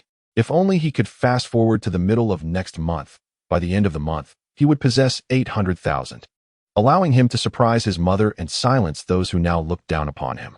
Such thoughts consumed Yi Xiaojing's mind. Upon returning to his room, he turned on the television and let his imagination wander through the possibilities of what might unfold. His thoughts drifted to his ex-wife, particularly the look she gave him as he exited the Civil Affairs Bureau after their divorce. Ah, my dear wife, the husband you once hoped for is now thriving. You shall no longer endure hardship, nor shall I cause you sorrow and worry. He reflected on how he might have met his demise through excessive drinking in his previous life, unsure of how his parents coped with his passing. The pain of sending their son off while they were still in their prime must have devastated them. Sighing, he wandered to his parents' room and engaged in light-hearted banter with his mother, ultimately escaping the topic of her matchmaking efforts. Chapter 18. It's merely luck Yi Xiaojing had not visited the securities company for an entire week. Diamond Steel was mirroring its trajectory from his previous life. It was on a steady incline of 45 degrees, nearing 7 yuan. With only 6 trading days remaining until Shandong department stores rise. Yi Xiaojing recalled that nothing had performed as strongly as Diamond Steel. He eagerly anticipated selling Diamond Steel in 6 days to invest in Shandong department store. Thus, in the meantime, Yi Xiaojing frequented the market for tobacco and alcohol, reminiscing about how the Hai Jilan brand likely still resided in Yanghe Distillery's drawers. The newly appointed director of the brewery is likely still engaged in a battle of wits against the conservative factions within the establishment, particularly as profits have yet to meet expectations. Currently, the funds at hand are insufficient to acquire even a single district agency's inventory with the upcoming launch of Hai Jilan. Next week, a visit to the securities firm is planned, in hopes of encountering Old Wang. On June 7th, Yi Xiaojing found himself unable to remain at home, as his parents were casting exasperated glances that seemed to reach the heavens. Their unspoken words urged him to seek employment, lest his investments falter. Several times, Yi Xiaojing contemplated taking his mother to the securities firm to reveal his account balance, pondering whether to amplify the surprise. He was eager to share the current amount he held. Upon arriving at the brokerage, he noted the time was 9:28. Just 2 minutes later, trading commenced. The opening price of 701 yuan dipped to 697 yuan before surging by 71 yuan. Yi Xiaojing was taken aback. He recalled a period when the price had soared to 8 yuan before retreating to 6 yuan and 3 jiao. During that downturn, he had purchased at 74 yuan, only to sell at 65 yuan, unable to endure the losses, ultimately incurring nearly 10,000 yuan in losses. Could it be that this week was the moment the price would ascend to 8 yuan? Excitement bubbled within him as his funds surpassed 400,000. From the time he had taken his mother's account card to now, his investment had tripled in just over a month. Observing the price trend, he noted that the trading volume in 40 minutes had already approached half of the previous day's total. The surge in volume signaled a potential rise. Ah, Xiaoyi, where have you been? I haven't seen you this week, came the voice of Sister Zhang from behind him. Turning to see her focused on the screen, He noted the Northman steel line, displaying some activity. I just finished something. Since I had no other engagements today, I decided to drop by, she said, glancing at the market trends. Xiaogang was aware that Sister Zhang still held shares in Northman. Northman is performing quite well, right? You Haven tea sold, have you? He inquired with a smile. No. I remember you saying it would rise. If you didn't mention selling, I've held on to it. These past few days have been a mix of excitement and trepidation, she replied with a grin. Even in profit, there's fear, Xiaogang chuckled, eliciting a smile that narrowed her eyes. It's not the fear of a downturn. I simply lack the insight of you, Brother Xiao Yi. Your stock-picking ability is remarkable. Whatever you buy seems to soar. I've nearly made 40, she remarked. Just luck, encountering good stocks, Xiaogang replied nonchalantly, not wishing to disclose his uncanny ability to predict stock trends, believing that the winning stocks resided solely in his mind. Xiao Yi. Excessive modesty can be a form of pride. Just look around the hall. How many can achieve such gains? Sister Zhang teased. Mainly luck. I've only been trading for a month, she added.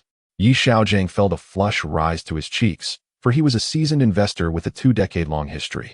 Having navigated countless pitfalls and endured the turbulent waves of stock market crashes with a psychological resilience forged in steel. Yet it's not merely luck. This upward trend has seen many others exit. I doubt there are few in the market who can hold on to a stock for a 40 yuan gain. Sister Zhang asserted earnestly.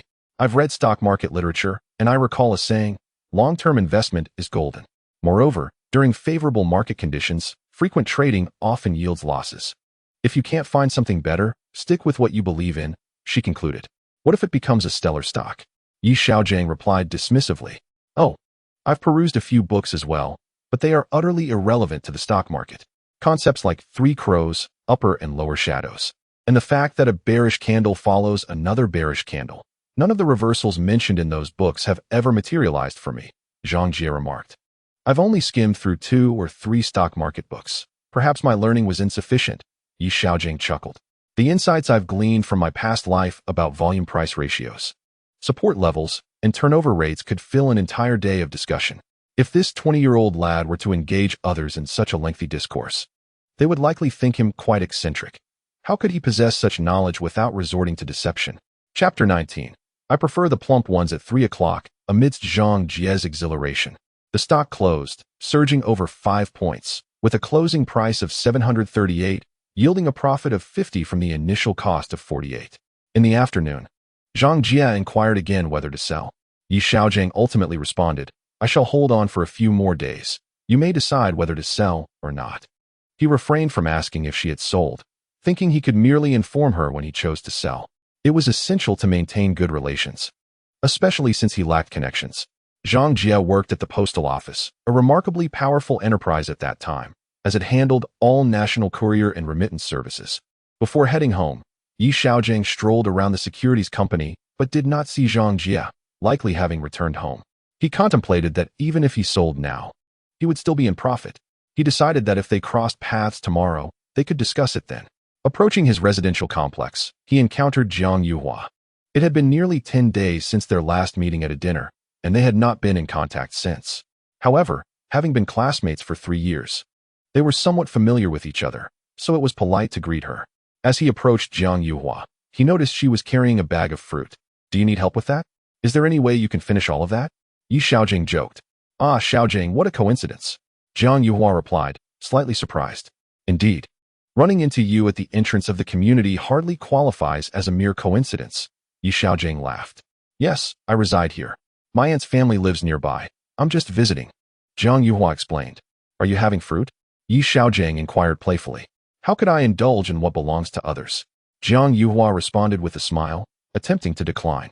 Oh, very well then, Jiang Yuhua conceded, turning to leave but hesitating, glancing back at Xiaogang, seemingly at a loss for words. Go on and see your aunt. I wouldn't want to delay you, Xiaogang encouraged. With a sudden resolve, Jiang Yuhua bit her lip and said, I heard from Lulu that you, want to pursue me. 34. What did she say? Xiaogang asked, utterly bewildered. I do like you quite a bit. What do you think of me? Jiang Yuhua, seemingly having made a decision, fixed her gaze on Xiaogang. I'm not really looking for a partner right now, Xiaogang replied, feeling a bit disheartened. But didn't you tell Lulu that you wanted to pursue me? That I should give you a chance? Jiang Yuhua's cheeks flushed. When did I ever say that? Yi Xiaogang felt his mind spiraling, recalling that during their last dinner, Wang Lulu had indeed mentioned Jiang Yuhua, suggesting they give it a try. Yet, he was waiting to rekindle a past romance next year. This was all so confusing. A few days ago, Wang Lulu encountered me and inquired about my thoughts regarding you. Jiang Yuhua, blushing, remarked, "Oh dear, what is she trying to achieve? At present, I am without a job and do not wish to engage in romantic pursuits. Moreover, I have a preference for those with a fuller figure. You are rather slender." Yi Xiaogang, speaking against his true feelings, recalled that throughout his life, including in his past life, he had never favored women who were overly heavy. His wife in a previous existence weighed around 110 pounds and had spent 20 years dieting. If he were to marry someone substantially overweight, how would life proceed? Do you have feelings for Fang Mingming? Jiang Yuhua suddenly interjected. Yi Xiaogang thought of a few classmates with whom he shared a close bond. And Fang Mingming was among those who were slightly more robust, primarily due to her fuller cheeks. She probably weighed just over 100 pounds now. No, he stammered. I haven't even considered looking for a girlfriend at this moment. Oh, I went to my aunt's house. Lulu may have been speaking nonsensically. Jiang Yuhua, glancing at Yi Xiaogang with a puzzled expression, turned and entered the community, seemingly casting a fleeting look back. Oh dear, what is this about? I hope she lets it go and that it doesn't reach Fang Mingming's ears. It would be an insurmountable situation. Chapter 20. Whatever my little brother buys, I shall follow. On June 10th, Beiman surged to 8 yuan before retracting to 793 a few minutes later. Yi Xiaogang decisively sold all his shares at 801, and his account had now exceeded 501,000. After a brief search, he found Sister Zhang and inquired if she had sold her shares. If not, she should sell now. Sister Zhang, obediently, swiftly sold at 795, completing the transaction. She was so elated that she seemed to dance as she walked. Yi Xiaogang had assumed that when he had inquired a few days prior about her selling, she had already done so. He was surprised she had managed to hold on until now. Sister Zhang's response echoed her previous sentiments. You sell, then I will sell. Yi Xiaogang, with a grin, posed a question. What if you hadn't sold and the price plummeted? Sister Zhang replied confidently. If I incur losses, that's just my misfortune. Yi Xiaogang opened the stock chart for Shandong department store, which mirrored the trends of his previous life. It had retraced from 16 yuan to 148 yuan, nearing the previously remembered low of 144. Observing Yi Xiaogang studying the Shandong department store's line chart, Sister Zhang curiously asked, "What's this, Xiao Yi? Have you discovered another promising stock? Is Shandong department store a good option?" "Oh, just a casual glance," he replied. Since it peaked at 168, the daily trading volume has been diminishing. It seems that the major players are consolidating their positions. Although Yi Xiaogang was aware that a significant surge was imminent, such an extraordinary notion was too precarious to express. He could only engage in idle speculation. Based on his experience, the current price had breached all support levels. If one were to seek support, even the 6-month line may prove insufficient. It has already fallen below that purple line. Sister Zhang exclaimed. I have heard someone mention that the purple line signifies something important. If it falls below, it suggests the major players are offloading their shares. Is this a viable purchase? The purple line represents the 60-day moving average. Yi Xiaogang covered his face in exasperation. Currently, securities firms are utilizing the Qianlong stock system for their analyses. The 60-day line appears purple in that system, while the software I use displays it as a semi-transparent white. Yes, the 60-day line. It has indeed fallen below this line now. I've been informed that breaching the 20-day line indicates that the major players are selling off. And now it has dipped below 60 days. They must have unloaded their shares, Sister Zhang continued, her curiosity unabated. It seems she has read a portion of a stock market book and learned a little. How am I to explain further to her? It cannot be said that way. Some major players are quite unscrupulous, creating charts that are so unappealing that one glance is enough to deter a second look. Yi Xiaogang could only find some excuse to placate Sister Zhang. Is this major player the same? Can we buy? Sister Zhang inquired. Let us take a closer look. I intend to purchase a small amount initially. After all, the market is thriving, and at ISNT quite time to offload, Yi Xiaogang replied. Are you really buying? Then I shall buy some too. Is it a good price now? Sister Zhang felt a sense of urgency. Yi Xiaogang understood her sentiment. An investor who has made a profit suddenly finds themselves without stocks, feeling as though a substantial amount of money has slipped away, desperately wanting to seize a lucrative stock. Let us wait and see. It could still be a good time to buy, but it seems like there may need to be some adjustments. Buying now might lead to losses, and it's also possible that the major player could suddenly drive the price up, forcing high-price purchases. Xiaogang remarked while glancing at his computer. Currently, it's at 1472, which is only about a 2-point deviation from my recollection. Of course, how the low of 144 was achieved is something I did not pay attention to in my previous life. It could also be that a large order was placed to create a certain chart pattern. Thus, Xiaogang contemplated gradually accumulating shares at the current price. Although he possessed over 500,000 in capital, it amounted to just 30,000 shares. At most, it would elicit merely a fleeting glance and a chuckle from the major player. It was impossible for the major players to completely eliminate all retail investors. Many had entered at low prices and exited midway. As Xiaogang approached the trading software, Sister Zhang walked over. I bought Shandong department store, 1,000 shares. Sister Zhang exclaimed, her joy evident. So quickly? I only suggested it. What if it drops? Xiaogang replied with a wry smile. Hee, I trust you, little brother. Whatever you buy, I shall buy as well. I believe in your judgment, Sister Zhang said, her smile growing ever brighter. Chapter 21. What sin have I committed? I bought 10,000 shares at 147, another 10,000 at 146. 4, and the rest I placed all in at 144. I recall it having reached 144. Let us see if any changes occur. Yet, as the day drew to a close, the price never dipped below 1440. Xiaogang pondered, could the low point be tomorrow? He intended to continue placing orders at 1441. Remarkably, the price in his memory had slowly climbed above 15 before it began to surge dramatically, achieving consecutive gains and bullish candles, rising to 28 within 10 days, only to harvest the market, leaving retail investors who bought at the peak in tears.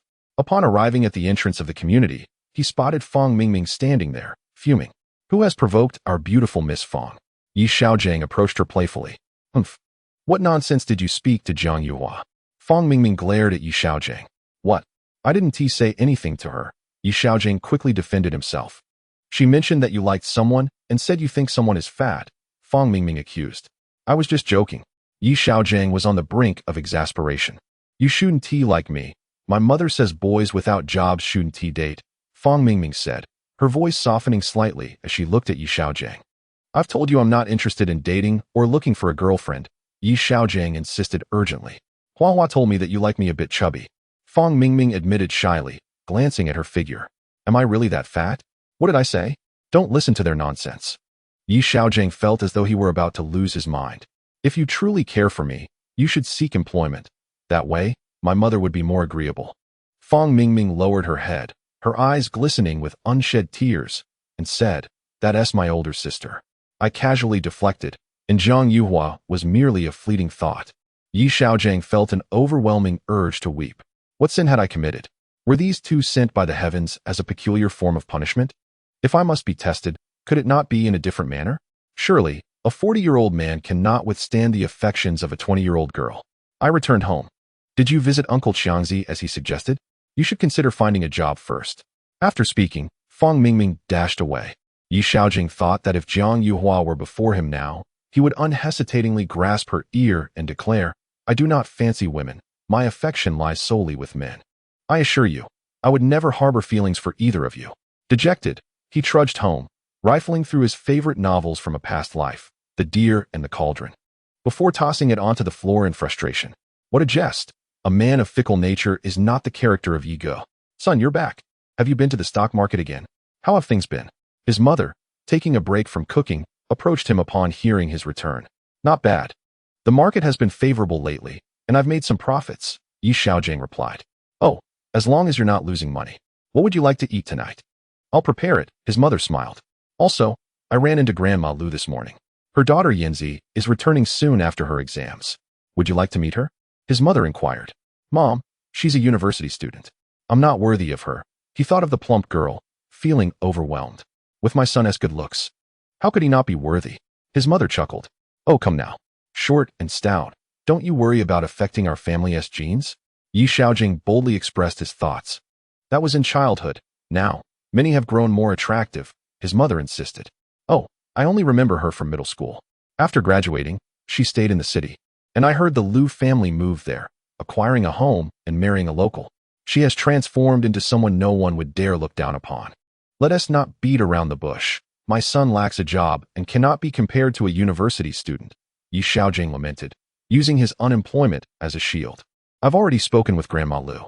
Next week, when Yinzi returns, we'll visit her, his mother stated resolutely, turning towards the kitchen, leaving Yi Xiaogang in a daze in the living room.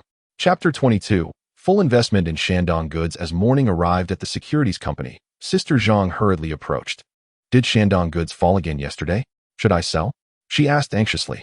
I lost over 1,000, she continued, worrying about the ongoing market correction. A slight dip is quite normal. One cannot expect to purchase stocks precisely at their lowest, Yi Xiaogang replied, shaking his head. Oh, I see. I'm just nervous, she admitted sheepishly. I also invested and have lost over 2,000. If it truly comes to that, I'll inform you before I sell, Yi Xiaogang replied, offering a perfunctory reassurance. All right then, I'll take another look, said Sister Zhang. All right. Yi Xiaogang felt as though he could hardly speak, embodying the quintessential novice investor's mindset. Once he purchased stocks, he expected them to rise. Any dip was intolerable, and he lacked any stop-loss or take-profit strategies. In a moment of impulsive fervor, he hastily sold off his shares.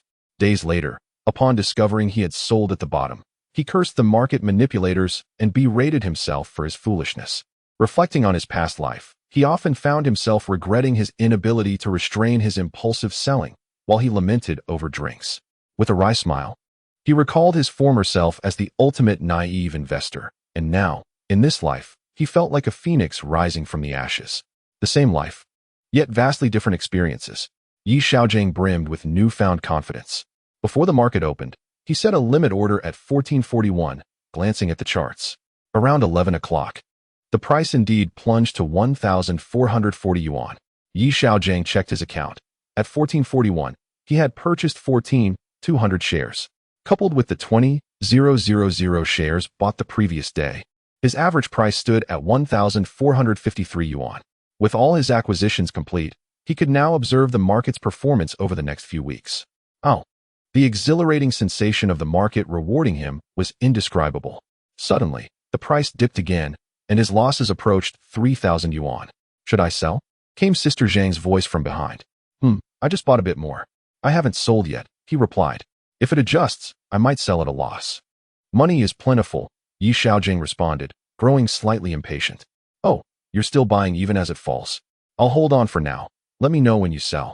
Sister Zhang seemed to perceive his discontent. Yes, I haven't sold. I bought a lot of Shandong department store, Yi Xiaogang revealed, hoping that his substantial investment would lessen her nagging. He contemplated the possibility of needing her assistance in the future, wishing to avoid her presence altogether. You're buying so much. Do you have such confidence? Sister Zhang inquired, her curiosity piqued. Indeed. My luck is favorable now. I've invested everything in one stock. Yi Xiaogang continued to divulge. You are quite bold. Sister Zhang appeared speechless, shaking her head. One must take risks to reap rewards. After all, I previously made a profit. If it drops further, I will sell, Yi Xiaogang thought to himself, resigned to the whims of fate. Sister Zhang hesitated, shaking her head as she walked away. Wait until you see the price soar in a few days. Then you'll be envious. Yi Xiaogang sensed that Sister Zhang had completely attributed his potential success to mere luck. Just days before, she had listened to his analysis, but now it seemed she had resigned herself to fate, hoping that his good fortune would lift them both. Hey, what stocks did you buy? Did Zhongli follow your lead? A man spoke up nearby. Zhongli. Oh, you mean Sister Zhang. I casually bought some Shandong department store. Yi Xiaogang replied dismissively, sensing her lack of enthusiasm. Yes, that's Zhongli. I heard she made quite a profit on a stock a few days ago. The man probed. She purchased Baiman Steel and made a bit of money, Yi Xiaogang answered honestly, suspecting that Sister Zhang had shared her insights with others. As they were all clients of the same brokerage, it was common for them to exchange information. Yes, I wanted to buy too. But seeing it rise daily made me fear chasing the price. Watching it climb from 5 to over 7 yuan drove me crazy, the man admitted with an awkward smile. Those who are daring thrive, while the timid perish, Yi Xiaogang chuckled. Indeed. Did you buy 34? Yes, I bought a bit too. Yesterday, Yi Xiaogang remarked. Oh, what good fortune. The man, filled with envy, responded. Haha, indeed. Yi Xiaogang chuckled in agreement. Yet he added, however, the Shandong department store has breached its support level. Is it wise to invest now? The man expressed doubt. Perhaps we could buy a little for fun. Who knows? It might reverse, Yi Xiaogang replied, somewhat exasperated. This trend is something I wouldn't have even glanced at in my past life. With daily turnover falling short of 2.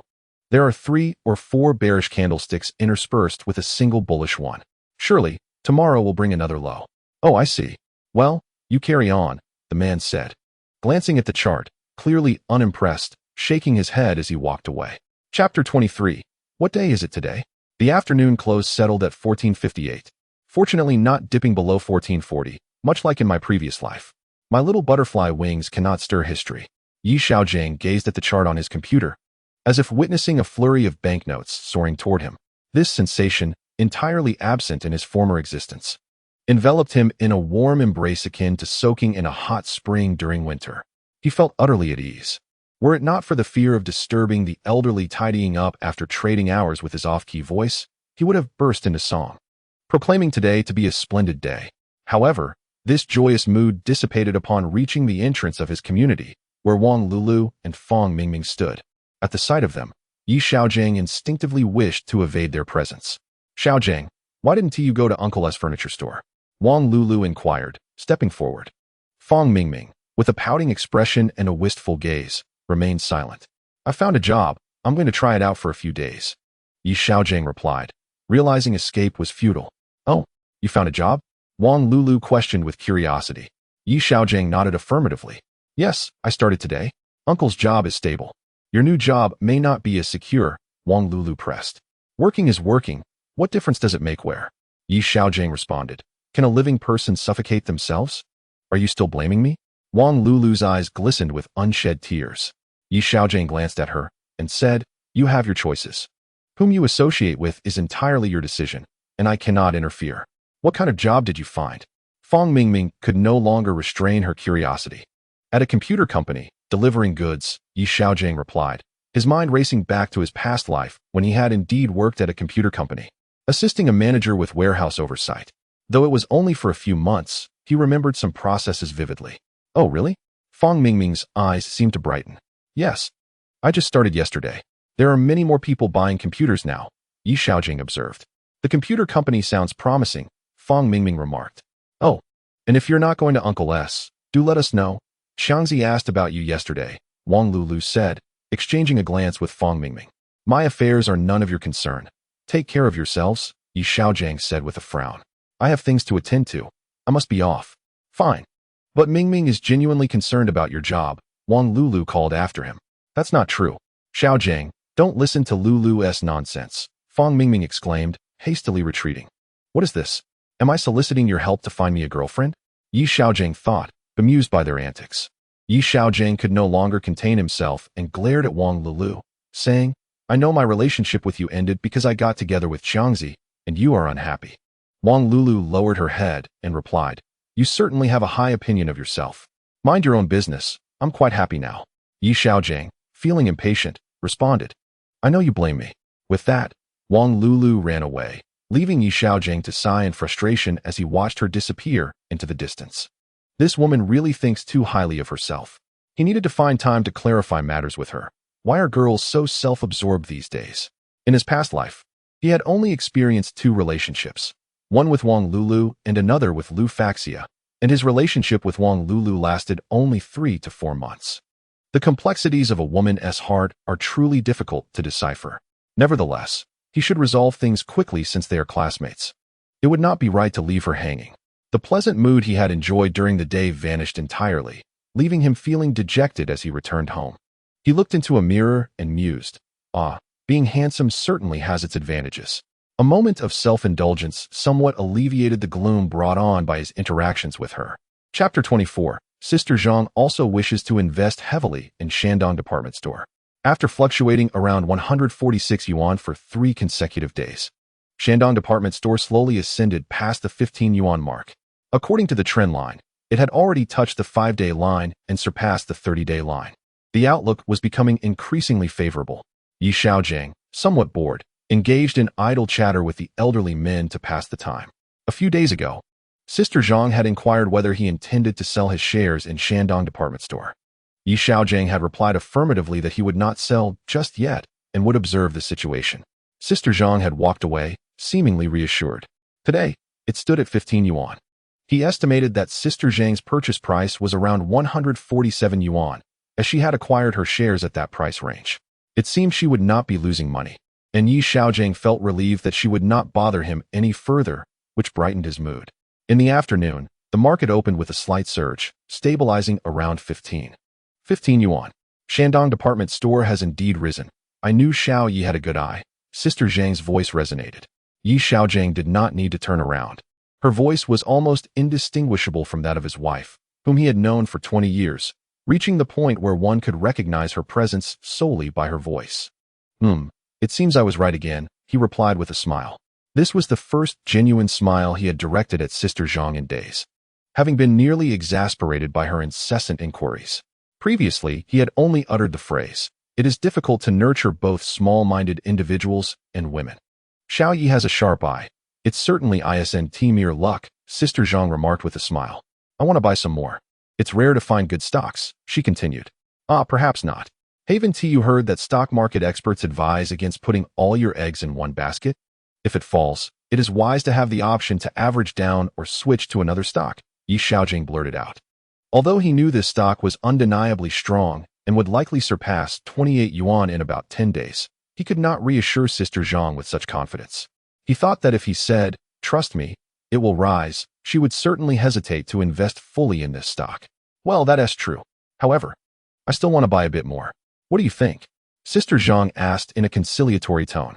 Oh dear, how should I put this? The stock market is ever-changing. While it may rise today, who knows what negative news might emerge overnight, causing it to plummet the next day. Thus, the decision of whether to invest rests solely with oneself. Xiaogang could only rely on the words of market experts to deflect the matter. Much like the ubiquitous warnings displayed on the walls of every securities firm, investing carries risks. Tread cautiously upon entering the market. Very well, I shall observe, Zhang Jie remarked. Turning towards the trading desk, Xiaogang glanced at her, certain she would increase her holdings. Impulsiveness is indeed a devil, particularly when driven by greed. However, increasing her stake in Xiaogang Baihua could only be described as a stroke of luck, for the more one invests, the greater the potential gains. Xiaogang could not help but feel envious of Zhang Jie. In his past life, why had he not encountered someone with the foresight to predict market fluctuations, guiding him towards a few stocks that could double in value? Perhaps he could have avoided a fate of losing everything. Observing the transaction trends, he noted that the trading volume remained below 2, suggesting that the main players were adept at controlling the market. Or perhaps they held enough shares to manipulate stock prices at will. Xiaogang concluded that he could return home to rest, planning to sell when he neared the peak. Remaining in this hall felt like a waste of time and life. Old Wang had not been around for quite some time. Xiaogang had hoped to connect with him regarding the Yanghe company, striving to secure the agency for Yanghe liquor. After all, with a significant downturn anticipated in the second half of next year, the market would likely be bleak for 4 years before any recovery. He could not afford to subsist on his savings for that long. Old Wang, Brother Wang, Wang Deyi, do make an appearance. Chapter 25. When feasting and drinking, Zhang Jie enjoyed a sumptuous banquet. Following 2 consecutive days of gains, Xiaogang Baihua experienced a decline for the next 2 days, finding robust support at 15 yuan. On the afternoon of the 21st, it surged to the daily limit, after 3 consecutive days of increases. The 4th day saw a volatile fluctuation, culminating in another surge in the afternoon.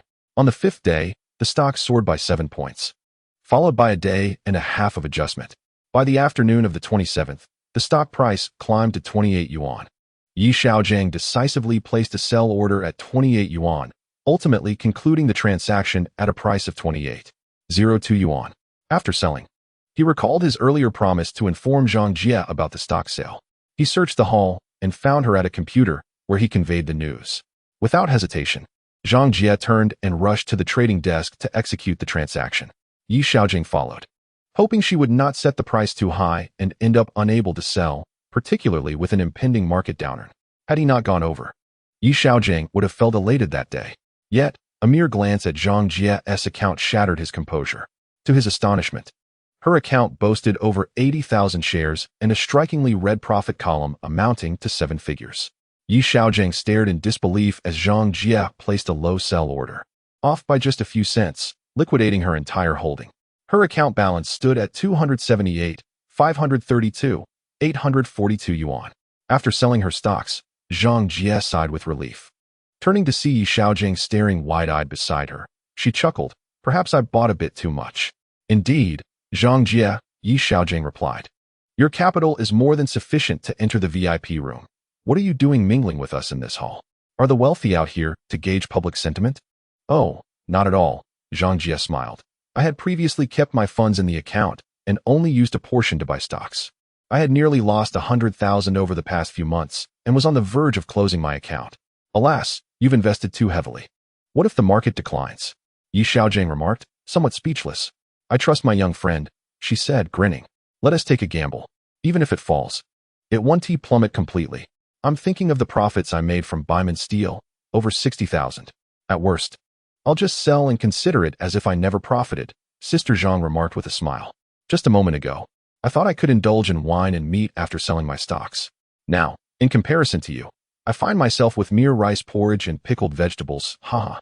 Xiao Yi, with your discerning eye, surely you won't be reduced to just porridge and pickles." Sister Zhang appeared to be in remarkably high spirits. "Well, I'm currently in cash. Seeing that you sold reassures me. Had I not informed you of my sale and the market faltered, you might have blamed me. But no worries, I shall take my leave now. You carry on, Xiaogang," he said, glancing at the time and preparing to depart.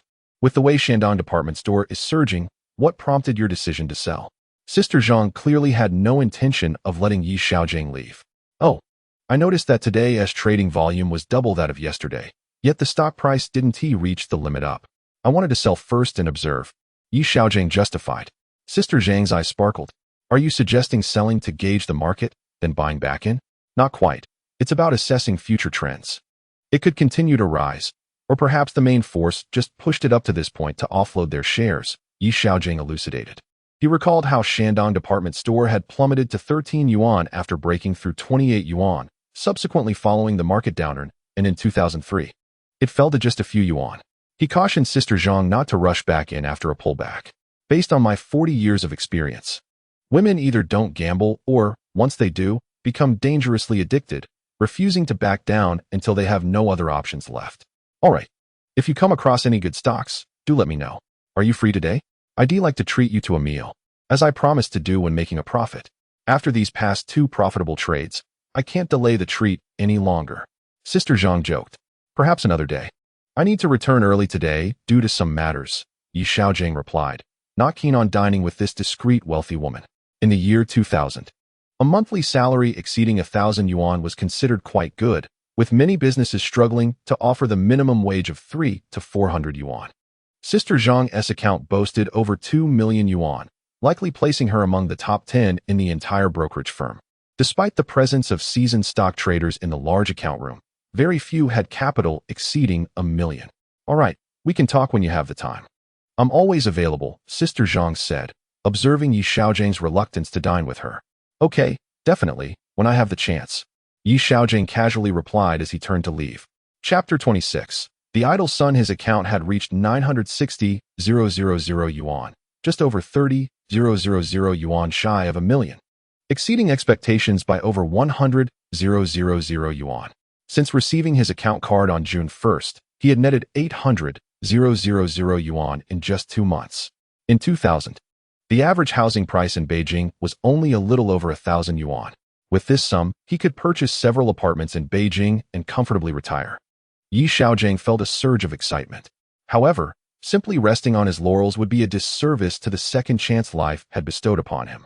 Currently, Baiman Steel had retraced to around 7.2 yuan, prompting Xiaogang to decisively buy 50,000 shares, roughly 1/3 of his portfolio, in this prevailing bullish market. As long as the charts are not excessively unappealing and high-priced stocks are avoided, it becomes exceedingly difficult to incur losses through arbitrary trading. The entirety of Xiaogang's remaining capital has been invested into major state-owned enterprises, particularly Dongfeng Motor. I recall that this stock surged from 2 to 7 or 8 yuan, and it currently hovers just above 5. I remember a highly promising stock that was listed just a month ago, based on my years of experience. Buying it now would yield no losses. After completing his transactions and reviewing all the trades, Xiaogang exited the brokerage firm, purchased a pack of cigarettes, and returned home. Ever since he encouraged his father to rekindle his smoking habit, Xiaogang found himself with a cigarette in hand, though he discreetly indulged away from his father. The memories of being scolded in his youth lingered vividly, haunting him even 2 decades later before his rebirth. Upon arriving home, he noticed that his parents had not yet returned. In his cozy little space, he lit a cigarette and listened to music, feeling that life had transformed dramatically compared to his previous existence. After flipping through a newspaper, fatigue overcame him, and he gradually drifted into slumber. "Xiaogang, are you smoking?" He seemed to hear his father's voice in a daze. Upon opening his eyes, he found his father staring at him with a frown. Someone at the brokerage gave me one today. I just smoked it for fun," Xiaogang replied with a sheepish smile, trying to divert his father's attention. "Why do you want to smoke?" "I can't even quit," he added. "Don't smoke," his father said sternly. "Oh, it was just one." "I don't have any left." Xiaogang glanced at the ashtray, noticing 2 cigarette butts from the 2 cigarettes given to him. His father shook his head and walked away. Xiaogang shook his head, trying to clear his mind. What a splendid opportunity. If he had simply told his father he was smoking, it would have resolved everything without the need for evasion in the future. After all, he had earned a substantial sum of money. Surely, seeing his son thriving wouldn't provoke anger. Later that evening, after dinner, Xiaogang watched some television and contemplated informing his mother about his newfound wealth, proposing to take her to the brokerage the following day. In his past life, his parents had repeatedly expressed disappointment in him. This time, he could not afford to let them down, even once. "My son doesn't smoke, right? You must be mistaken." His mother called from another room. "I saw it." He admitted it. His father interjected. He wouldn't be upset about breaking up with that Wang Lulu, would he?" His mother asked, a hint of concern in her voice. "If he is upset, that's one thing. But let us hope it isn't due to losses in the stock market." His father voiced 20 concerns based on his previous experiences. "Oh, surely not. It's been almost 2 months. I heard from colleagues that the market has been favorable lately," his mother replied hesitantly. "Humph. I simply refused to hand over the account card to him. With the house demolition, we only received a meager sum. If he loses it all, he won't even have money to marry," his father remarked. "Isn't it evident that he has been aimlessly drifting without a job? This cannot continue," his mother said. "I'll find time to visit the brokerage and check on him, and see if he has incurred any losses." "All right, we'll go tomorrow," his father responded. "He has gone astray. He has even taken up smoking," he added with a tone of disappointment. "Hello, weren't you also smoking in your teens?" his mother teased. "Well, that was because I had skills at the factory. Clients would offer me cigarettes," his father chuckled. "Regardless, son, you should hurry and check on him. Don't let him lose too much." He quickly shifted the topic. "Sigh. I'll go after work tomorrow," his mother concluded. Xiaogang stood outside the door, feeling it was better not to go in. Sigh. The concerns of parents remain unchanged from past to present. The disappointments of the previous life have now transformed entirely into surprises in this one. In Chapter 27, meeting old Wang again, Xiaogang stealthily returned to his room. He had originally intended to show his mother the account balance the next day, but now, with the account having multiplied several times, he felt immensely confident. However, until he went to bed, he did not see his mother enter his room to inquire about the account balance. The following morning, Xiaogang arrived at the securities company, eager to see if the market would rise today, ideally surpassing the 1 million mark. The greater the surprise, the more impactful it would be. He poured himself a glass of water and was about to find a computer to check the day's trends when he suddenly spotted a familiar figure, old Wang. He hurried over and called out from behind, "Brother Wang, it's been a while since we last met." "Huh? Lao Wu." Old Wang turned around. "Xiaogang, my brother." "Yes, it's been nearly a month since I last came. Where have you been making your fortune?" Xiaogang asked with a smile. "Making money? Just busy with company matters." Old Wang chuckled. "I heard from Lao Hu that Zhang Li made tens of thousands alongside you. Just luck, really. I bought a little, and seeing me do so, Sister Zhang bought even more. Who would have thought?" Xiaogang shook his head. "Zhang Li lost money with me a few months back, but now she is riding on your good fortune and making a profit." Old Wang said enviously. "Had I known, I wouldn't have gone to the company. It's far better to bask in my brother's glory than to work." Old Wang looked disheartened. "But the company is serious business. Trading stocks can never provide the stability of a job," Yi Xiaogang replied. Sigh, a few hundred a month. If I don't eat or drink for a year, that's only 10,000. A lifetime of work doesn't yield as much as a single bull stock, Old Wang lamented. How can one catch bull stocks every day? If one can catch even a few, that would be considered lucky, Yi Xiaogang responded with a smile, following Old Wang's lead. True, that's just bad luck. Brother, you've caught several bull stocks in the past 2 months, Old Wang chuckled. If the market is favorable, one can certainly make money. In a bear market, one might not even have enough for meals, Yi Xiaogang explained. In a bull market, catching a few bull stocks can sustain you for years. By the way, Brother Wang, what have you been busy with at the company lately? Yi Xiaogang sought to steer the conversation toward the Yanghe distillery. The Yanghe distillery is preparing to produce a high-end liquor. Our company is skeptical about it. They plan to establish a department solely for this, Old Wang mentioned casually. High-end liquor? Yi Xiaogang suspected it was likely the Haoyan Dream series. Indeed, retailing for over 100. Who would buy that? Old Wang shook his head. High-end liquor has a high profit margin, doesn't it? Yi Xiaogang continued to guide the conversation. Well, it's decent. I heard the cost price is over 60. And the wholesale price is 83. Old Wang glanced at Yi Xiaogang. Brother, you seem knowledgeable about liquor. Just a casual inquiry. My family is considering opening a tobacco and wine shop, Yi Xiaogang replied nonchalantly. A tobacco and wine shop wouldn't sell liquor at over 100, would it? Old Wang laughed. The factory will send salespeople next month to investigate the market. Our company is not optimistic about it. The leadership has held several meetings. Except for one deputy manager who wants to pursue it, the others do not agree to act as agents. Selling Yanghe Daku or Shuanghui Daku is much better. They sell well and can generate profit. Oh, are you the general distributor for the liquor company? Yi Xiaogang inquired. I'm not sure, but Deputy Manager Chen plans to establish a department specifically for this liquor, Old Wang remarked, curious about Yi Xiaogangs keen interest. Oh, I was just asking casually. Yanghe Liquor is a prestigious brand from Jiangsu, and one would assume that high-end spirits would not be challenging to sell, remarked Yi Xiaogang. Who can say? That's for the leaders to decide. We simply follow their directives, Old Wang replied, shaking his head. Clearly, he had not anticipated the explosive success following the launch of Haiziluan and Tianzilan. If you were to act as an agent, would it be direct sales through the company, or would you seek distributors? Yi Xiaogang continued the conversation. Oh, young man, quite impressive, even aware of distribution. Does your family have experience in liquor distribution? Old Wang inquired with interest. A classmate's family is involved in wholesale. I often visit them, Yi Xiaogang casually deflected.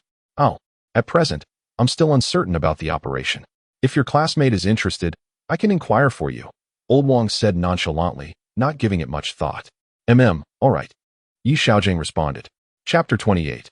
My mother's colleague. The almost mother-in-law from my previous life after a casual chat with Old Wang, and at his persistent request, Yi Xiaogang revealed that he had purchased shares in Dongfeng Motor. Subsequently, Old Wang rushed to the trading platform, likely to invest a bit himself. Yi Xiaogang, feeling bored, idly observed the market trends of the day, engaging in light banter with fellow investors for much of the afternoon.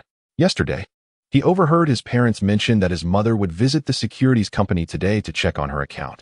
Thus, he found himself lingering at the firm, awaiting her arrival. Knowing there was no concern about her scrutinizing his account, especially when profits were substantial, his mother would finish work around 2 in the afternoon. As time dragged on, Yi Xiaogang nearly dozed off. After purchasing stocks, Old Wang had been fixated on the performance of Dongfeng Motor's shares throughout the day. Curious about Yi Xiaogangs' apparent nonchalance regarding stock purchases, he asked, Aren't you concerned? You seem quite confident. In his previous life, Yi Xiaogang, like many investors, found his mood intertwined with the stocks he owned. Joy accompanied rising prices, while declines cast a shadow over everything else, preoccupying his mind with thoughts of why his stocks had not appreciated. Post 2 o'clock, Yi Xiaogang kept an eye on the entrance of the securities company, anticipating his mother's arrival. However, he was unexpectedly dismayed to see Aunt Yang accompanying her. In his previous life, Aunt Yang and his mother worked at the same company, akin to best friends. She had a daughter, and when Yi Xiaogang was around 5 or 6, he would visit his mother's workplace, occasionally playing with the girl. His mother would jest with Aunt Yang, suggesting that her daughter should marry Yi Xiaogang. Had there been an engagement, it was likely they would have been betrothed before turning 10.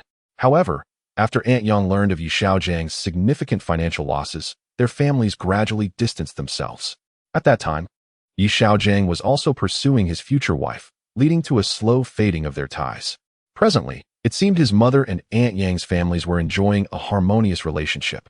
Perhaps because she had entrusted her account card to him, prompting Aunt Yang to accompany her for a visit. "Mom, what brings you here?" Yi Xiaogang feigned ignorance as he called out to Aunt Yang. "I finished work early and thought I'd come by to see how things were going," his mother replied. "Ha ha, son," Aunt Yang exclaimed, having referred to Yi Xiaogang as her son since he was 6 or 7, seemingly accepting him as her future son-in-law. "All is well. The market is favorable, and profits are rolling in," Yi Xiaogang stated with a hint of pride. "Ah, Mom, I'm worried you might lose money," said Yi Xiaogang, feeling his face flush. In his previous life, he had already lost tens of thousands by this time. Even though his mother once visited a securities company to check their account, he had managed to soothe her with a mix of anger and persuasion. Reflecting on this moment from his past, he realized the audacity it required to remain so nonchalant. "How much have you earned, dear?" Aunt Yang inquired. "Just a bit." Yi Xiaogang hesitated, reluctant to reveal to Aunt Yang that he had made 800,000 in 2 months. In the year 2000, that amount could translate to over 10 million 2 decades later. If invested in real estate, it could easily be valued at 30 to 40 million. What does just a bit mean? Aunt Yang pressed on, undeterred. "Not much, really. At least I haven't lost anything," Yi Xiaogang replied, glancing at his mother, contemplating how to persuade her to send Aunt Yang away. However, his mother, not grasping his hint, insisted, "Let me see the account. Your father keeps asking." "Wait a moment. I need to use the restroom first," he said, hoping to delay Aunt Yang's presence. "Oh, she came to play with me," his mother misinterpreted, leaving Yi Xiaogang no choice but to head to the restroom, hoping Aunt Yang would leave after a while. Chapter 29. Mother's shock. After lingering for several minutes and discreetly checking the lobby, he found that Aunt Yang had not departed. Yi Xiaogang had initially wished to keep a low profile. In the year 2000, a household with $1 million was considered a fortune, enough to purchase numerous apartments. Yet, with his mother at the securities company, he worried that Aunt Yang might spread the word, which could lead to unwanted attention. With a furrowed brow, he approached them and overheard Aunt Yang chatting with his mother. "Is Xiaogang not back yet? I hope he hasn't lost too much," Aunt Yang remarked. His mother, now somewhat anxious, replied, "I don't know. Maybe the restroom is crowded. Men are usually quick in there." Aunt Yang seemed confident, saying, "Oh dear, don't scare me. He should come back soon. I need to see the account card." His mother, growing impatient, urged, "Yes, prepare yourself mentally. If he has lost significantly, he shouldn't continue. Let us see how it goes," his mother said with a note of worry. "How long does it take? Hurry and show me," she urged as Yi Xiaogang finally returned. Noticing Aunt Yang's steadfast presence, he realized he couldn't keep his mother in suspense any longer. He had disappointed her too many times in the past. This was a chance to bring her joy. If others found out, he would simply ask her to keep it discreet. "All right, but don't get too excited," Yi Xiaogang said with a smile. His mother's anxiousness only grew at his words. He led her to the trading desk, swiping the card to access their account. Turning to her, he warned, "I've made quite a bit. Please don't share this with anyone." "Really?" his mother asked, and then approached the screen displaying the impressive gains. "What's this?" she gasped, momentarily stunned. "What's wrong?" Aunt Yang leaned in to take a look. "Ah, old ma, you possess such wealth. How much did you give to Xiaogang?" She scrutinized the account balance, which exceeded 970,000. "I have barely 130,000. Mother frowned. 130,000? This is 970,000. Has Xiaogang earned over 800,000 in 2 months? Don't jest with me. How much did you actually give him?" Aunt Yang clearly doubted the figures. "It's truly 130,000, Mother. What is going on? Is this your earnings?" Mother turned to inquire of Yi Xiaogang. "Didn't I tell you that I earned a bit more?" Yi Xiaogang boasted. "Over 800,000 in 2 months? Mother was incredulous, as if the truth was not coming from her son himself. "Indeed, I was fortunate to purchase a few stocks that surged," Yi Xiaogang chuckled. Aunt Yang stood beside, astonished, looking at Mother as if she wished for her to acknowledge Yi Xiaogang's supposed earnings of 970,000. "You really gave him 130,000? Aunt Yang questioned. "Yes, I certainly do not have that much. It was merely the 10,000 from the relocation compensation, plus the 30,000 I had saved." "Oh dear. Son, you are truly capable. My daughterly Xin is fortunate," Aunt Yang exclaimed, as if her daughter had already wed Yi Xiaogang. "The market is flourishing. Buying leads to profit. I never anticipated this." Yi Xiaogang swiftly interrupted Aunt Yang, urging her to lower her voice lest others overhear. "Indeed, Son, you are quite adept. Is this profit from your stock investments? Mother asked, bewildered. Yes, the account card has always been in my possession. Xiaogang had no choice but to confess. With such a sum, I ought to sell the stocks and save half for you. For your future marriage, Mother suddenly suggested, believing it wise to keep some funds aside. As in the year 2000, people still held a strong belief in saving money in banks to earn interest. No, let's wait until the market cools before withdrawing. Xiaogang insisted. The market is currently favorable. It's better to earn more now than to settle for bank interest. What a jest. There are still 2 promising stocks coming in January. Xiaogang reflected on his rebirth. He was certain that by the second half of next year, before the bear market, these funds would swell to at least 4 million. Saving them now would be akin to squandering money. Isn't this enough? It's safer to save it. Earnings like this are not easily come by. Mother remained unconvinced, her fears still lingering. Rest assured, my luck is currently favorable, and I will definitely sell and save for you when the market turns, Xiaogang reassured her. You are truly remarkable. Old Ma is fortunate to have such a son. Aunt Yang remarked enviously. Aunt Yang, could you please refrain from sharing my financial success with others? I prefer to keep it discreet, Xiaogang reminded her. I won't say a word, Aunt Yang responded, covering her mouth with her hand, smiling mischievously. Xiaogang observed Aunt Yang, sensing something amiss but unable to insist on her promise again. What stocks did you buy to accumulate such a number? 14,000 shares.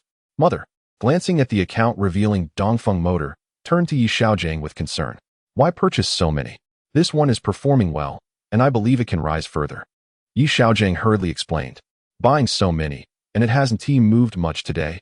If it looks poor, sell quickly. This could lead to significant losses if it declines, Mother cautioned. Noting the account displayed a modest profit of just over 4,000 from the tens of thousands of shares of Dongfeng Motor. Understood. Tomorrow I shall take a look. If it does not fare well, I will sell, Xiaogang hastily declared. Indeed, you possess greater knowledge to earn profit. If the value does not rise, then sell it off, his mother expressed her concerns. Very well, rest assured, Xiaogang replied earnestly as he observed his mother. Just then, the clock struck 3, signaling the end of trading. Xiaogang logged out of his account, took his mother's hand, and prepared to return home. Aunt Yang followed them out of the securities company, and they each headed to their respective homes. Chapter 30. After a long absence. A warm and harmonious family. The distance from the securities company to their home usually took Xiaogang at least 40 minutes by bicycle. However, under his mother's swift guidance, they arrived home in less than 30 minutes today. Upon returning home, Xiaogang felt an overwhelming urge to lie down. He had ridden too quickly.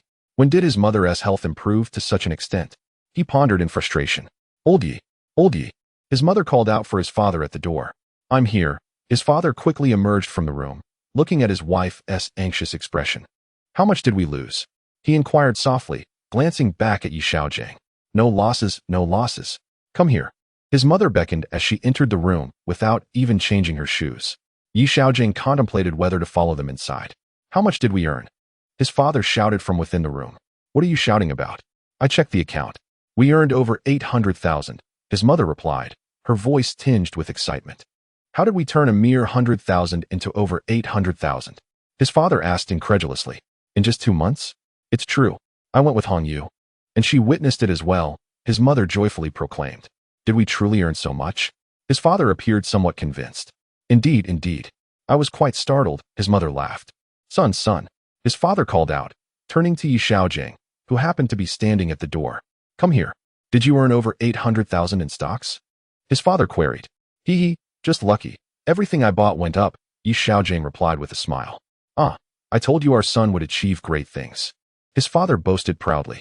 Humph, just the other day, you were lamenting having given the stock trading card to our son, fearing he would squander the money, his mother chuckled.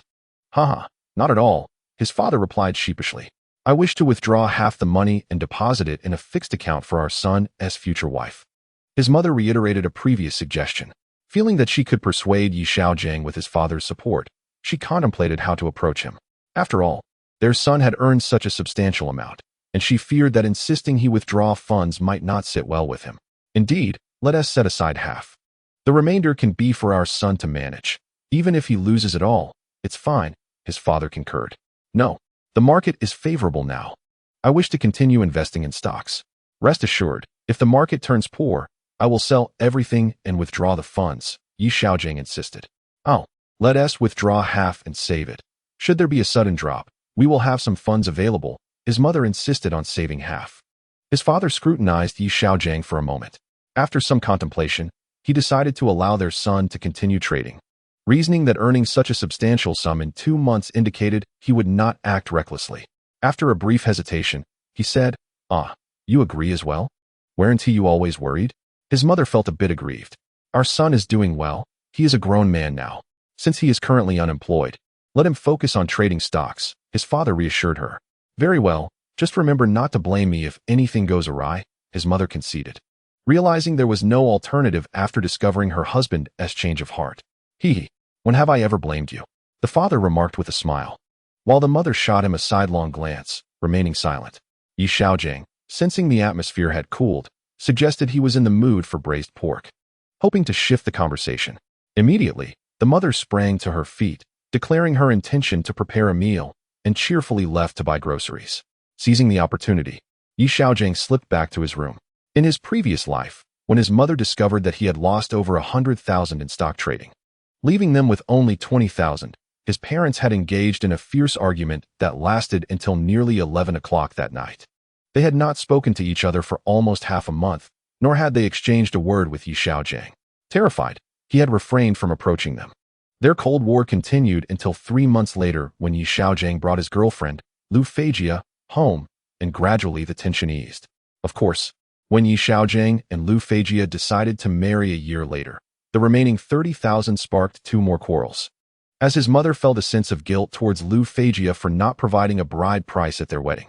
That evening, the mother prepared 5 or 6 dishes, and the father, in good spirits, expressed his desire to drink.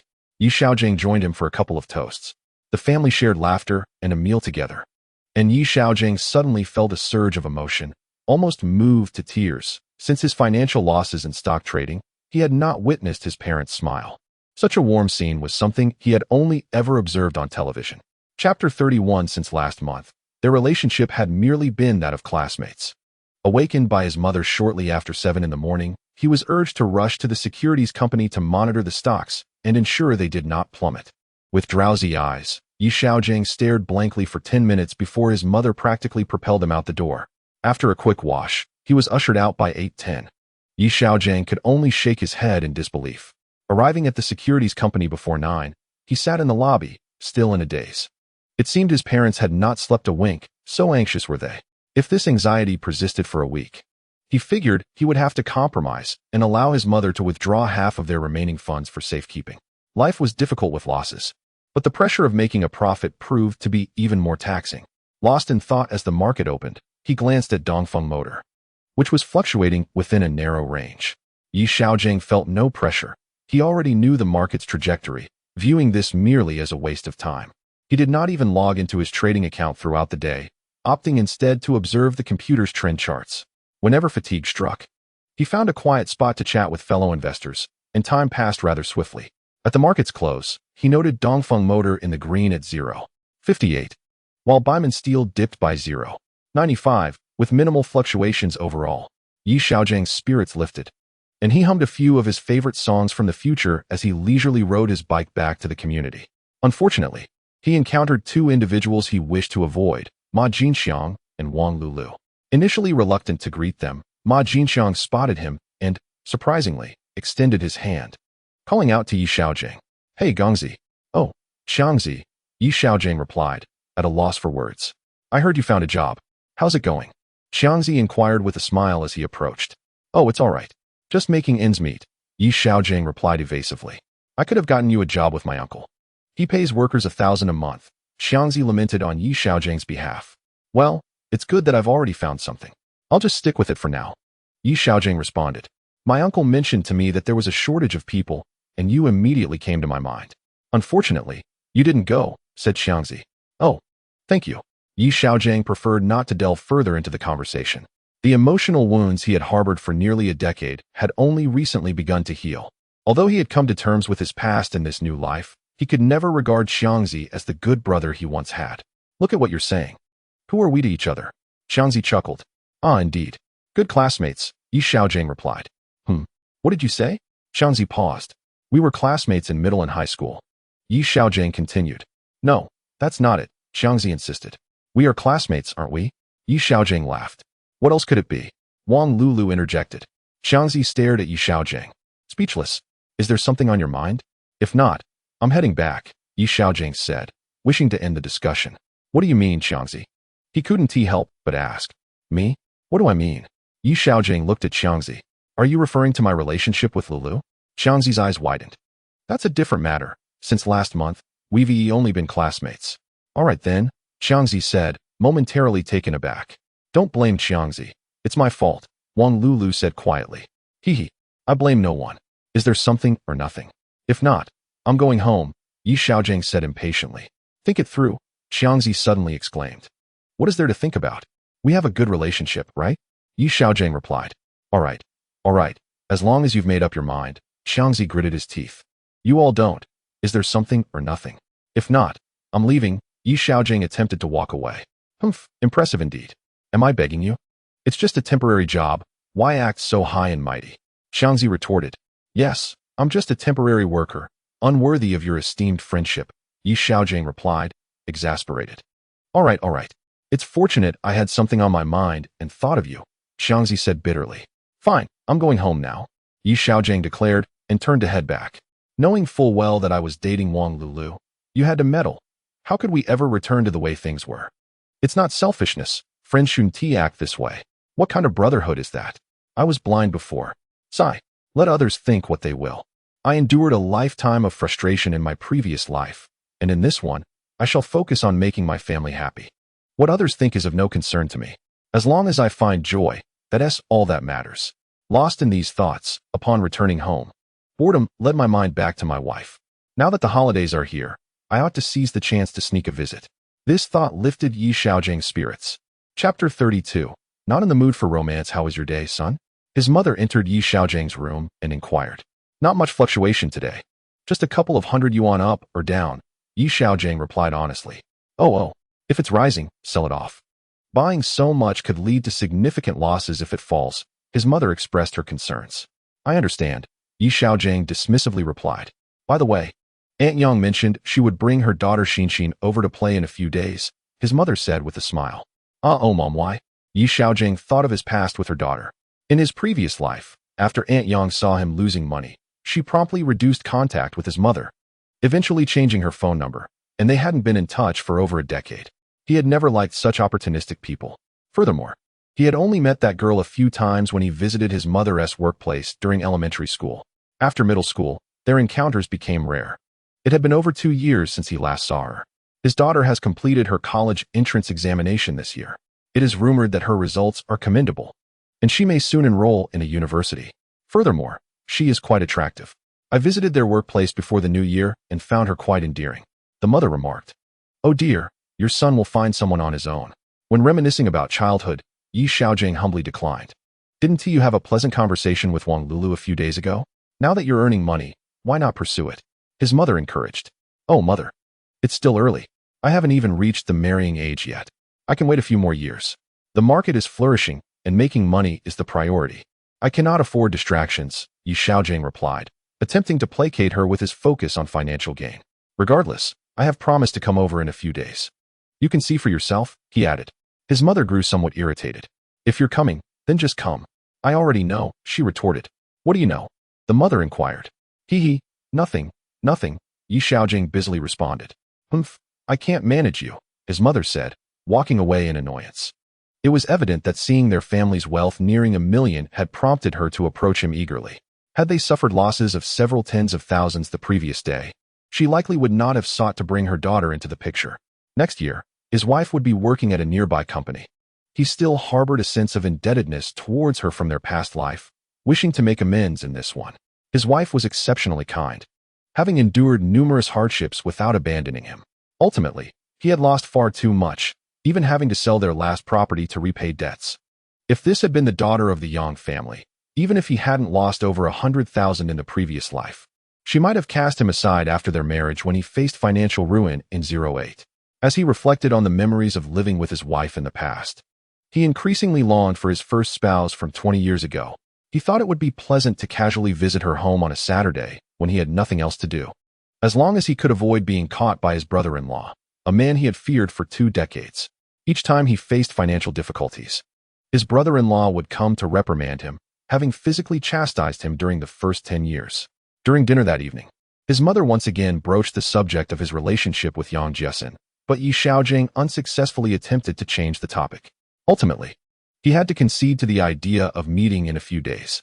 Regardless, he resolved that even if she were a celestial being, his heart would remain unmoved. A man who abandons his first wife for the sake of beauty still carries a sense of responsibility.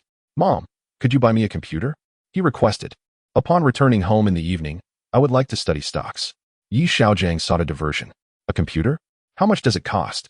his mother inquired. "A few thousand yuan, but I wish to delve deeper into stock studies in the evening. The brokerage is often crowded, and sometimes I can't even get a computer to use," Xiaogang replied with a smile. "That's quite expensive. I've heard that computers also require internet access, which costs over 100 yuan each month," his mother noted, having been successfully diverted from the original topic. "Indeed, a monthly data plan is approximately 120. Xiaogang confirmed. "That's a lot." His mother began to hesitate.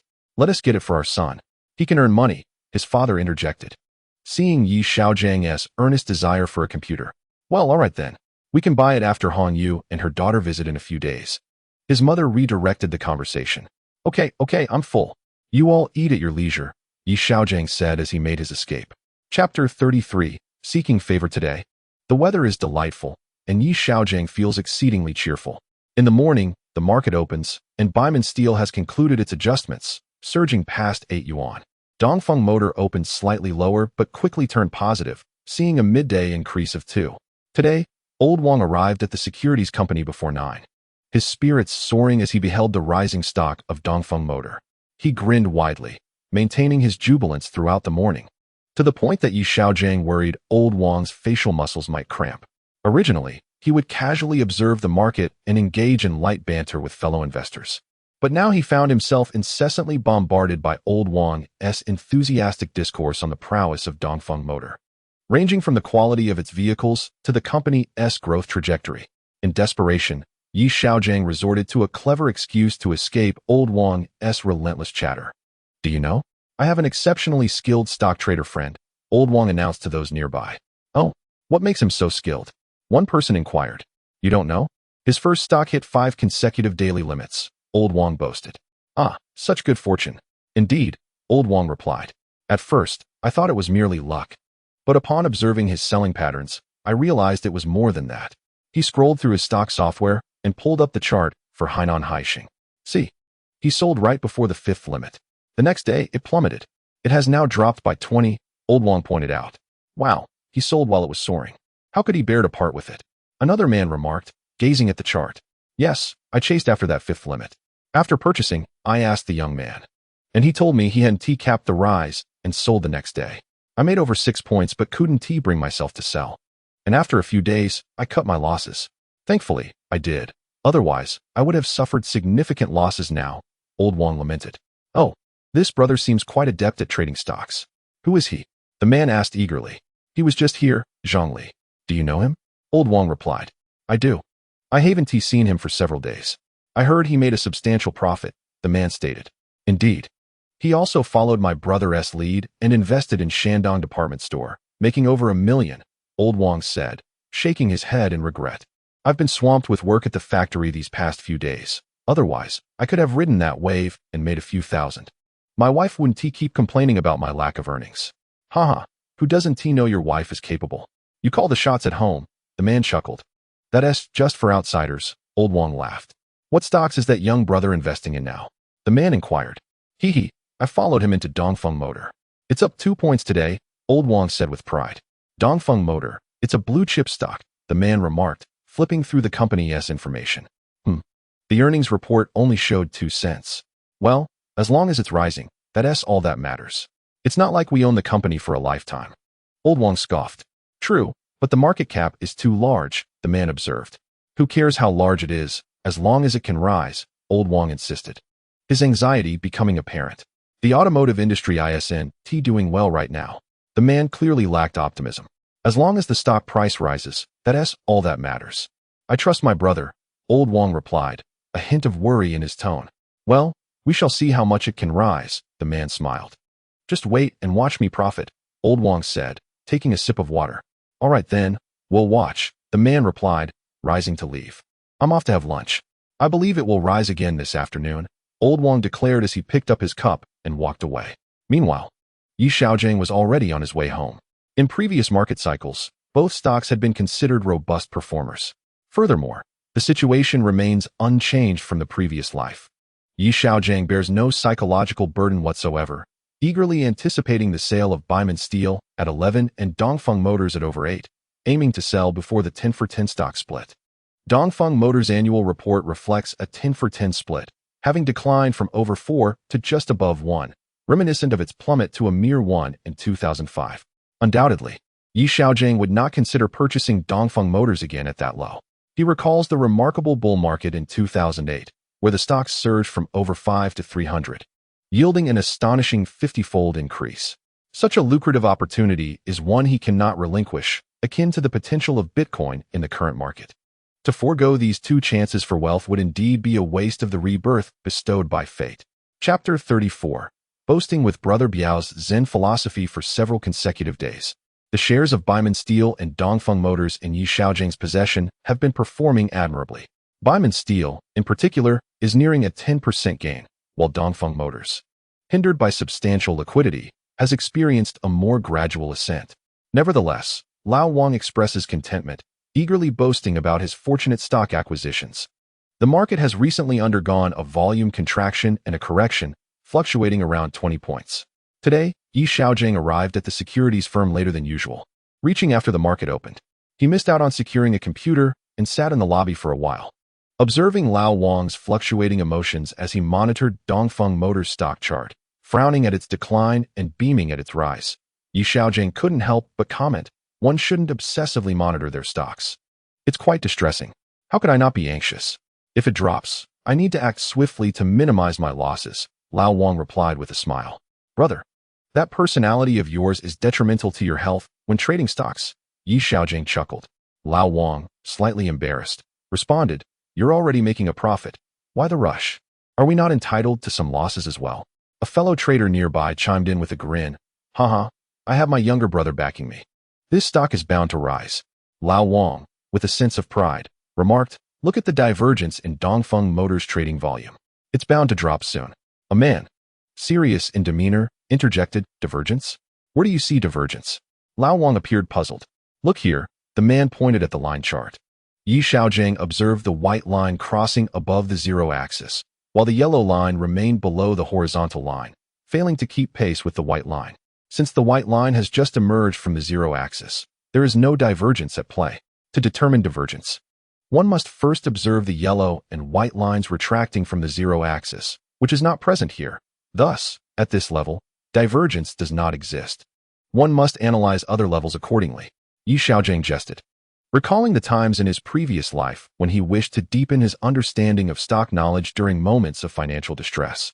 He had memorized Brother Biao's theories on the market, but felt hesitant to engage in discussions with professionals, finding it easy to navigate conversations with novice traders in the lobby. You're quite adept, aren't you? ISNT stock, trading merely a game of luck? Lao Wang remarked, seemingly not grasping Xiaogang's insights, but sensing their validity.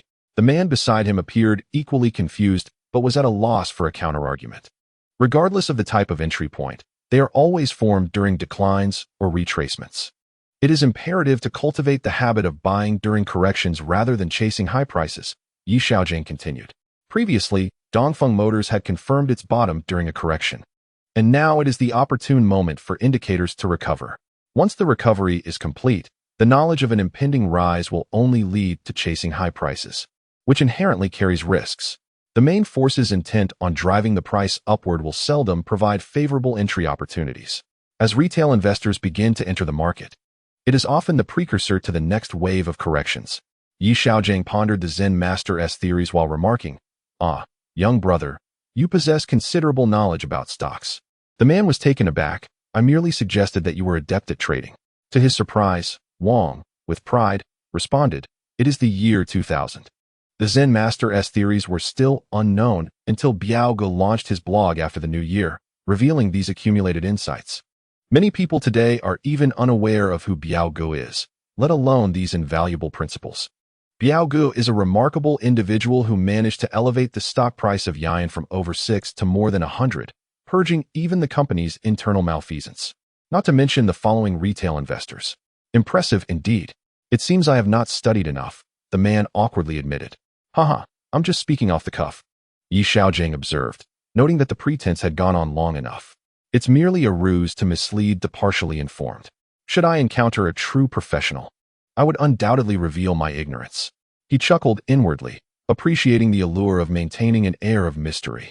You seem confident about Dongfeng Motors. How high do you think it can rise? Wang inquired. How would I know? The stock's rise depends entirely on the main forces at play. We cannot predict their intentions. We can only follow their lead, Xiaogang replied, feeling exasperated. Indeed, the main players can be quite deceitful. When the stock does not rise, they trick us into selling at a loss. When it soars, they mislead us into buying. Wang gritted his teeth. Haha, retail investors are making money. But where does the money come from? Someone beside them chimed in. Exactly. The main players are either profiting or ensnaring us, another added, resonating with the sentiment. As long as one cultivates the habit of never chasing high prices and refrains from buying stocks when all moving averages are diverging downwards, the risks are minimized. Xiaogang continued. Indeed, I fell into that trap a few times, buying high and selling low, someone confessed. I dare not chase high prices, another admitted. Typically, the highs occur when it feels like a breakthrough is imminent, Xiaogang observed. Listening to you all, I realize I used to buy blindly, Wang admitted. Haha, Brother Wang hasn't lost money, though, Xiaogang smiled. You didn't see the losses. My family complains that I've never made any profits, Wang chuckled. Chapter 35, Masters among the people. Given the recent surge in the market, do you think it can reach 2,000 points? A young man inquired. In the year 2000. Reaching 2,000 points is essential. With the current favorable economic climate in China, the GDP is consistently growing each year, someone affirmed. Surpassing 2,000 points should be a certainty. We are currently at 1924 points, and it will definitely reach 2,000 next week, another voice chimed in. Xiaogang recalled that this wave peaked at 2,100 points before correcting for several days down to 1,800, then climbing to over 2,200 in July 2001, followed by a relentless decline until stabilizing at 1,400 points, leading into several years of a bear market until it fell directly to 1,000 points in 2005. Indeed, the market is currently favorable, and with ample liquidity, it will surely reach 2,100 points today, Xiaogang boasted, drawing on his past memories. 2,100 points, my goodness. That's a 10% increase. If the market can rise 10%, stocks with strong backing could see increases of 20 or 30%. It seems I must increase my investment in the nearby stocks. Alas, I am out of funds, having fully committed to the deeply entangled technology stocks, a man lamented. The technology sector continues its downward trend. When will it stabilize? The surge in tech stocks last year was excessive. Just look at the astronomical gains of companies like Yian and Zhongkechuang, multiples of tens. The major players have profited immensely and have long since exited the market. I believe the current bull run in tech stocks has reached its zenith, Xiaogang remarked. In his previous life, Xiaogang's memories were vivid.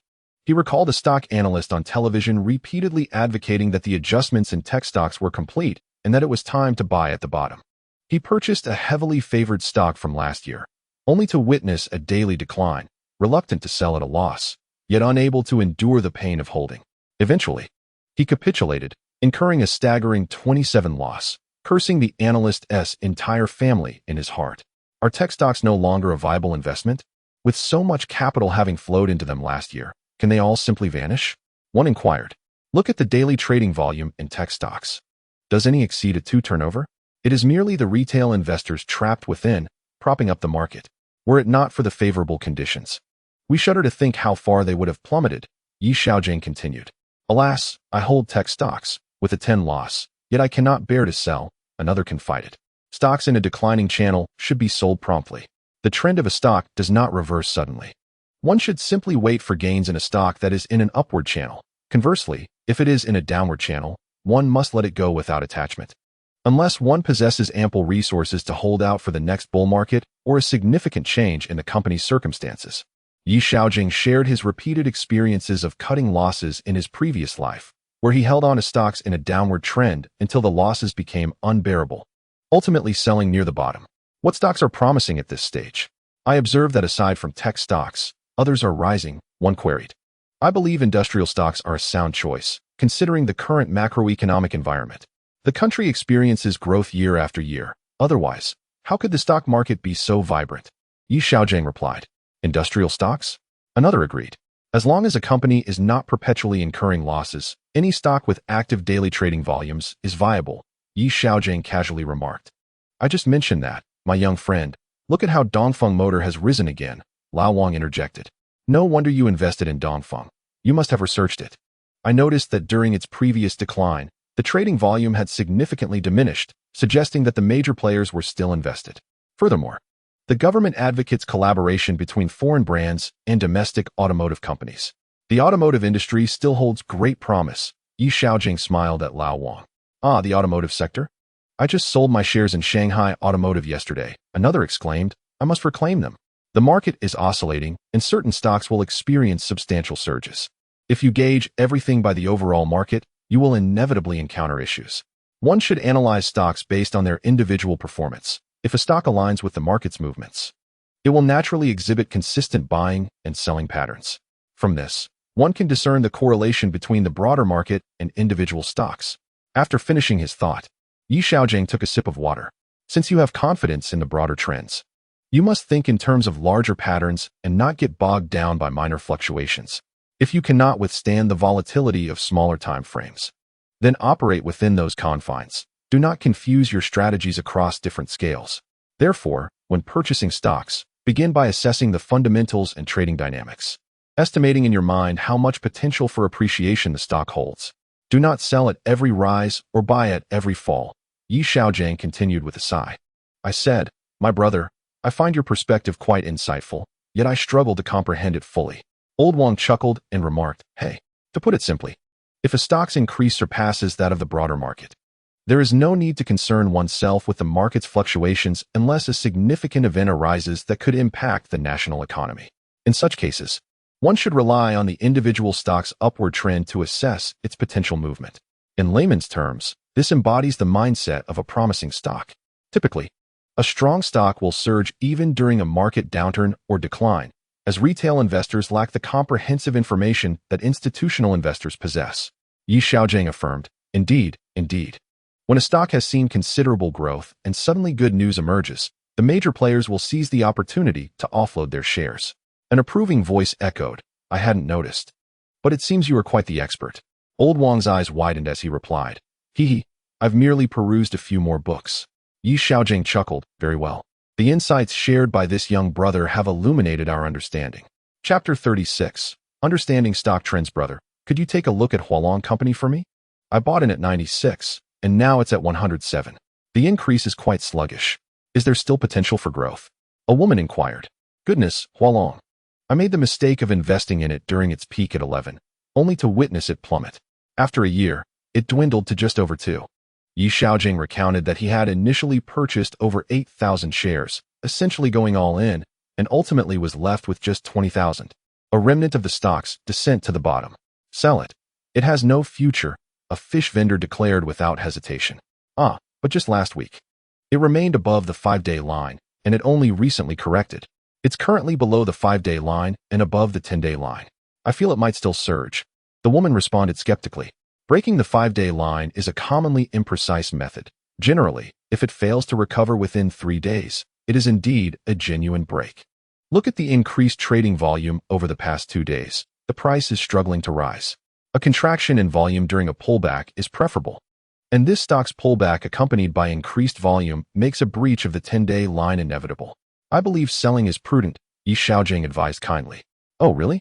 The woman questioned. Unconvinced. Well, that's merely my opinion, Xiaogang replied, somewhat exasperated. I've offered my counsel. How one proceeds is their decision. After all, it is their money.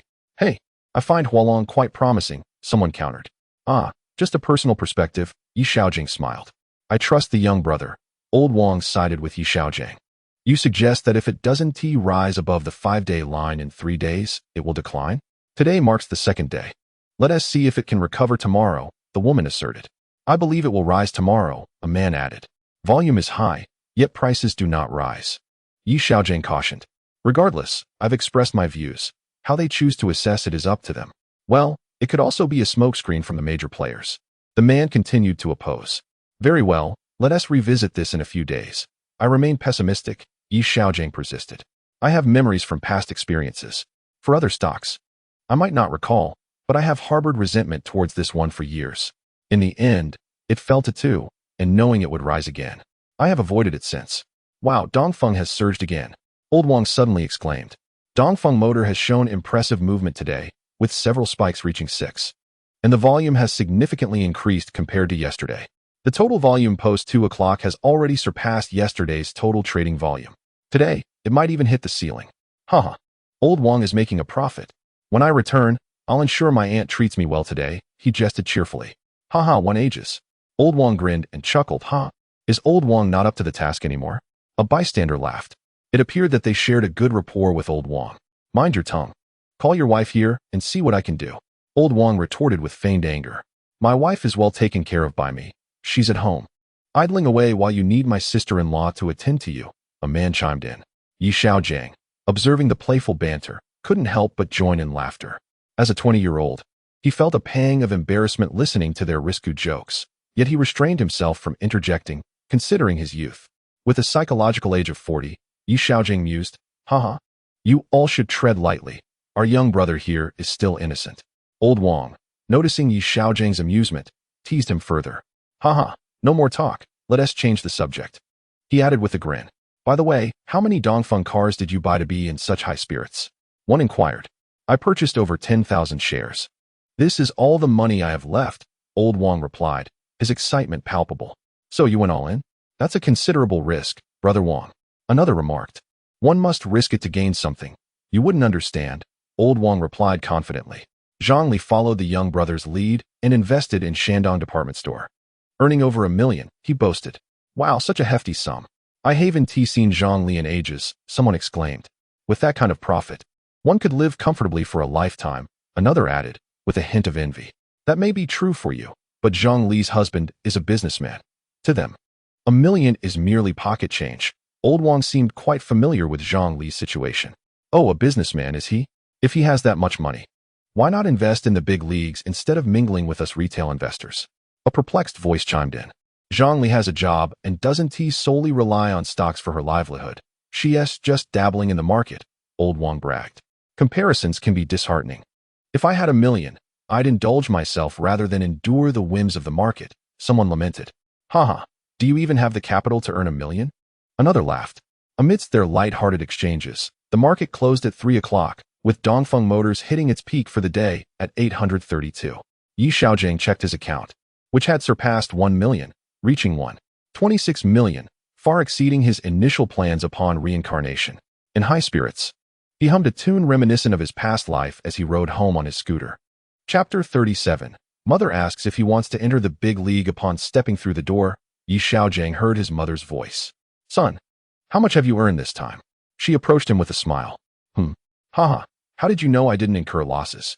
Xiaogang replied, momentarily caught off guard.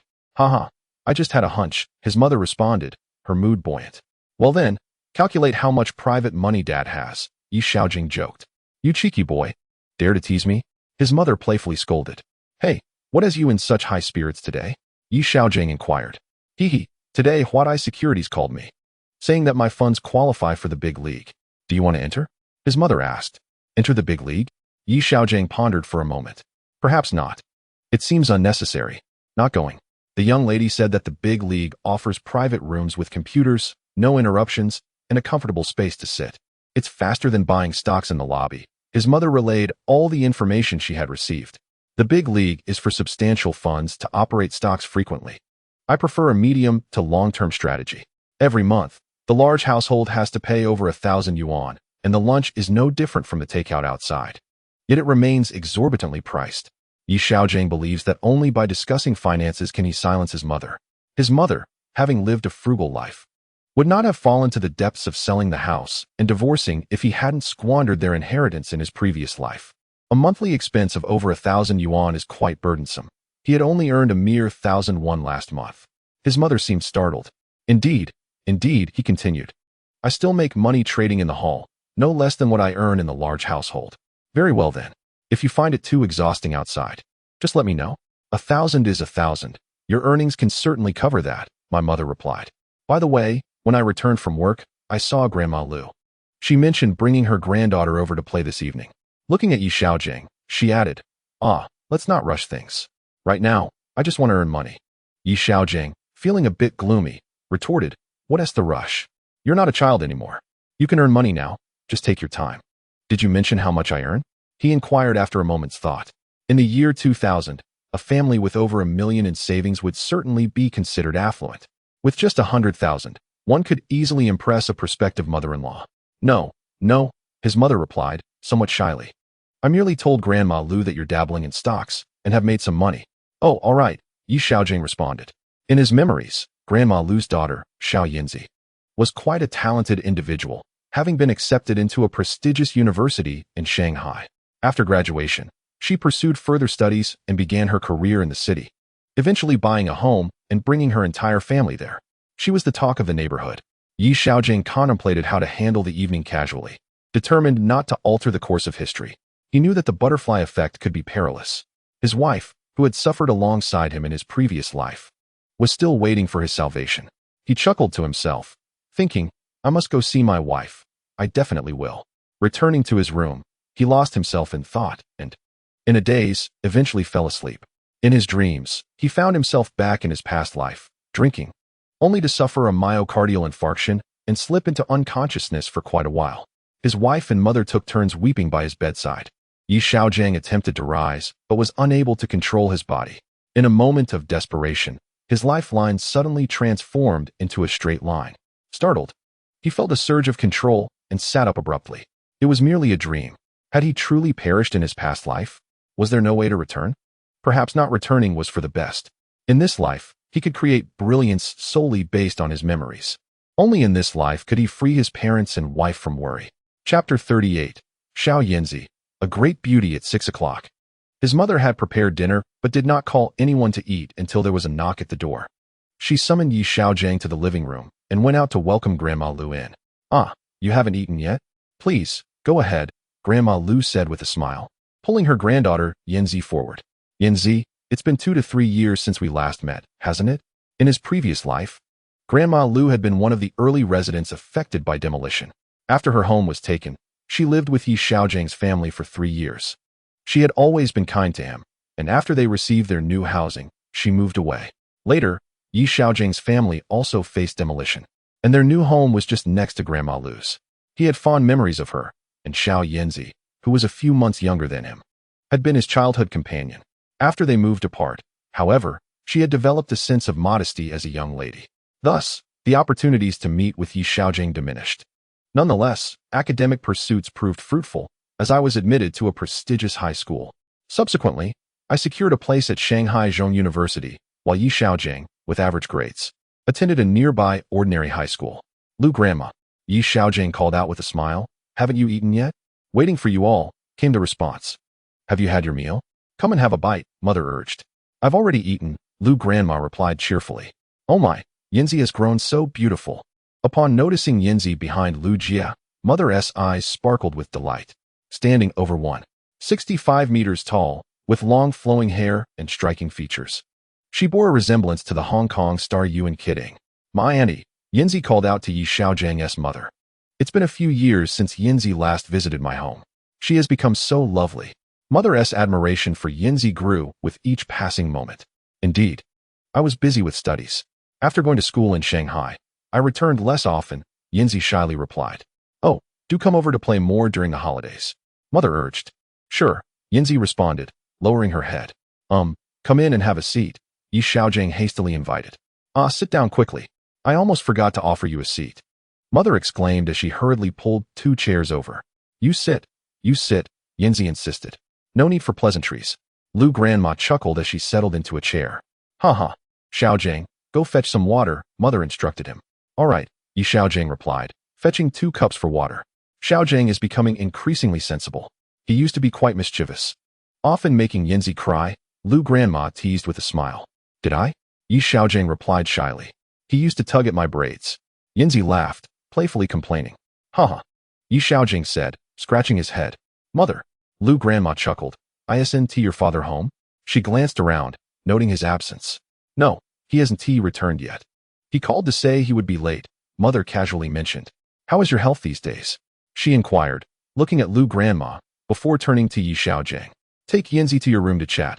I'll have a word with Lu Grandma. Yi Xiaogang rolled his eyes, thinking, Oh mother, could you be any more obvious? Is this how matchmaking works? He stood and called out to Yanzi, leading her back to his room.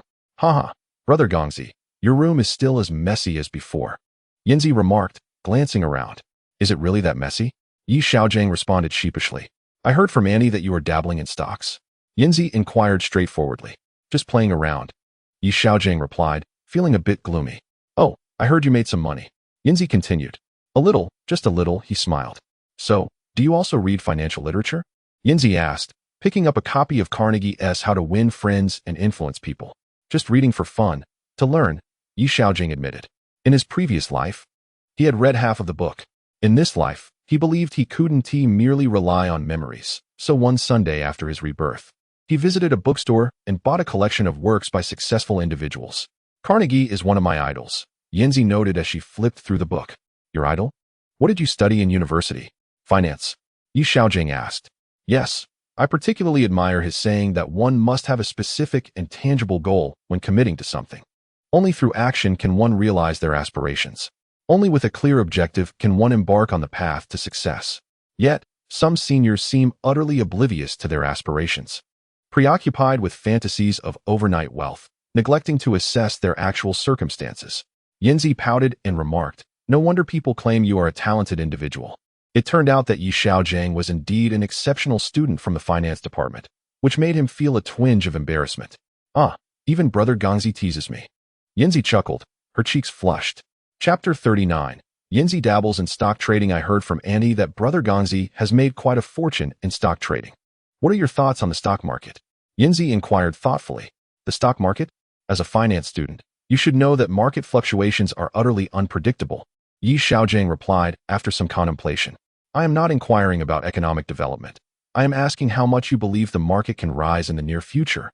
Yanzi corrected him. It will peak at 2,200 points before a decline. Yi Xiaogang blurted out without hesitation. 2,200 points? Yanzi asked, intrigued. Since 1998, the gross national product has consistently reached new heights. This year's half-year figures already surpassed 60% of last year's. How can you be so certain it will only reach 2,200?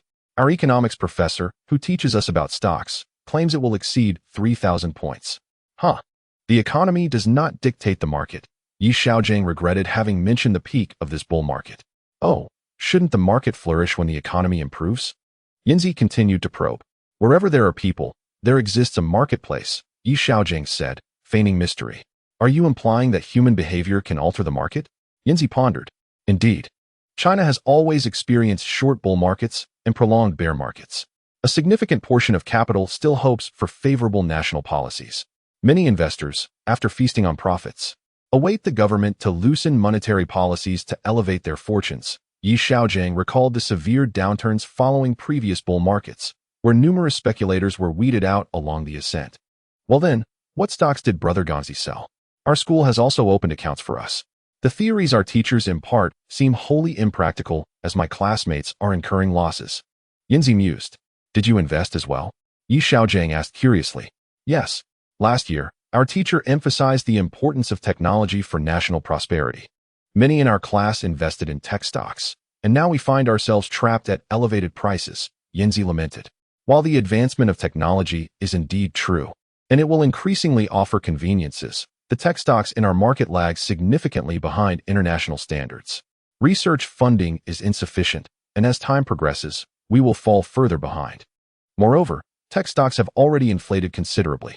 If you have invested in them, I suggest you seize the opportunity to sell and switch to industrial stocks.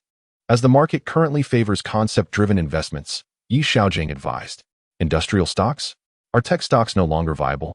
Yinzi inquired. Not in the short term, Xiaogang asserted confidently. How can you be so certain? If our teacher were to learn this, he would certainly summon you to the office for an hour-long lecture. Yinzi laughed. Huh. Just my personal opinion for your consideration, Xiaogang chuckled. Hee, Brother Gongzi has changed. He used to pull my hair without a care for studies, Yinzi said, gazing at Xiaogang with a blush. You only tugged at my braids twice. Xiaogang feigned annoyance. Regardless, I have informed my mother about your antics, he added, puffing out his cheeks. Yinzi tilted her head back and laughed heartily. The little girl still holds a grudge. Xiaogang shook his head and said, Hee, Yinzi, let us return. Gongzi has yet to have his meal. Grandma Lu approached. Oh, all right, coming. Yinzi stood up and walked over. Do come and play when you have time, Grandma Lu remarked as mother approached from behind. All right, she replied. After finishing, Grandma Lu took Yinzi's hand and walked out. Aunt Ma, goodbye, Gongzi. Yinzi waved as she followed Grandma Lu out of Xiaogang's home. Hey, how was your conversation with Yinzi? You both seem to be enjoying yourselves, Mother said, smiling at Xiaogang. Haha, we were merely chatting. We often did so in our youth, he replied with a chuckle. You seem to make Yinzi quite happy, Mother continued, still smiling. Oh, Mother. Xiaogang feigned a stern face. You should retire and become a matchmaker, he teased. Haha, I only care for my son, Mother responded with a grin. I'm hungry. Let us eat. Xiaogang shifted the topic. All right, your father is late, so let us eat first, Mother said before turning towards the kitchen. Xiaogang let out a sigh of relief. No wonder Yinzi managed to settle in the bustling metropolis of Shanghai. Establishing a home amidst its thriving financial landscape is indeed a simple affair. Chapter 40. A better idea at the dining table, Mother incessantly praised Yinzi's beauty, talent, and suitability as a daughter-in-law. Xiaogang buried himself in his meal, opting for silence to counteract his mother's chatter. What do you think of Yinzi? Speak up. I was just chatting with Grandma Lu, and she is quite fond of you, Mother continued. Oh, Mother, she excels in her studies, attending a prestigious university. Your son is not worthy. Xiaogang could only belittle himself. Humph, you earn far more than many university graduates, Mother retorted. With over $1 million at home. How can we not be worthy of her family? Having wealth doesn't guarantee everything, Xiaogang chuckled. At least it can secure a good wife. Mother continued to express her discontent. All right, find a good one, Xiaogang said, noticing his mother's irritation. Grandma Lu just mentioned Yinzi is studying international finance. Perhaps she might remain in Shanghai. We must seize the opportunity before she slips away, Mother issued a final ultimatum. International finance. Xiaogang had not inquired further, only aware that it pertained to finance. The thought of the American stock market flashed before him. The stock of NetEase, after the financial bubble burst, had plummeted from a peak of over 17 to merely 0.65 the following year, only to rise again, thanks to its gaming agency, to over 70 in 2005, a 100-fold increase, in dollars no less. Coincidentally, the Chinese stock market was set to decline in the latter half of the next year, plummeting to a mere 1,000 points by 2005, marking a significant drop. Heaven has not only bestowed invincibility, but also an indestructible fortune upon him. Xiaogang envisioned a multitude of dollars drifting his way. All right, tomorrow I shall arrange a meeting with Yinzi. I must settle this before the holiday concludes, he said playfully to his mother. Really? Yes, this is my good son, Mother thought of Yinzi's appearance, smiling contentedly. All right, let us eat. As I was about to finish my meal, I noticed that one bite remained untouched. Xiaogang hastily remarked, Oh, it's not your fault. If you had mentioned it earlier, I wouldn't have devoured everything. Your father hasn't even had a bite yet. With a teasing smile, my mother glanced at the dishes on the table and added, I've finished eating, Mom. Please take your time, Xiaogang said, setting down his chopsticks and slipping back to his room. Sigh, I need to get a computer soon. The evenings are dreadfully dull without anything to do. How wonderful it would be to have a computer right now.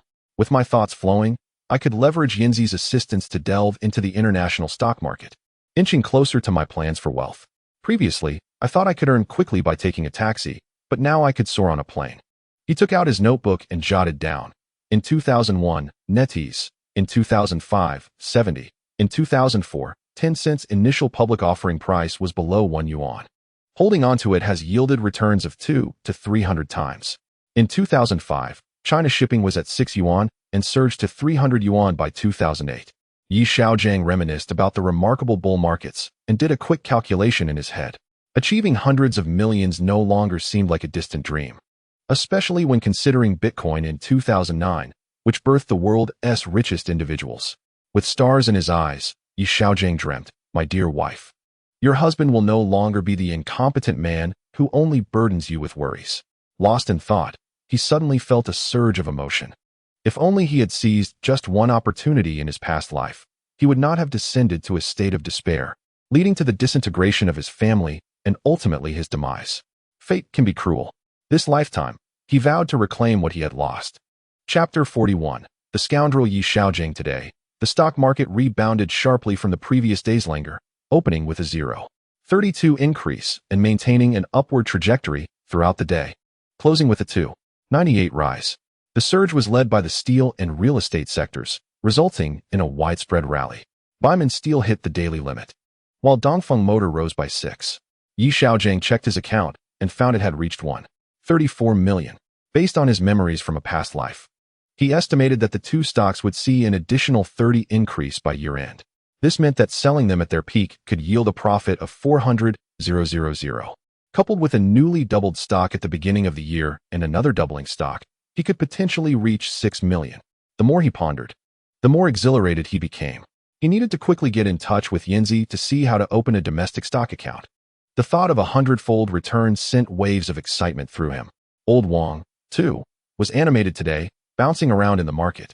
After all, a short-term trader like him had unexpectedly latched onto a stock that was both profitable and stable, filling him with a unique joy. He clutched Yi Xiaogang's arm, insisting on treating him to a drink that evening. Yi Xiaogang initially declined several times, having to expend considerable effort to calm old Wang's enthusiasm. However, he did glean an important piece of information. Yanghe Sea Blue would begin recruitment after the new year, with distribution slated for July, but only through selected Yanghe distributors. Yi Xiaogang felt time slipping away.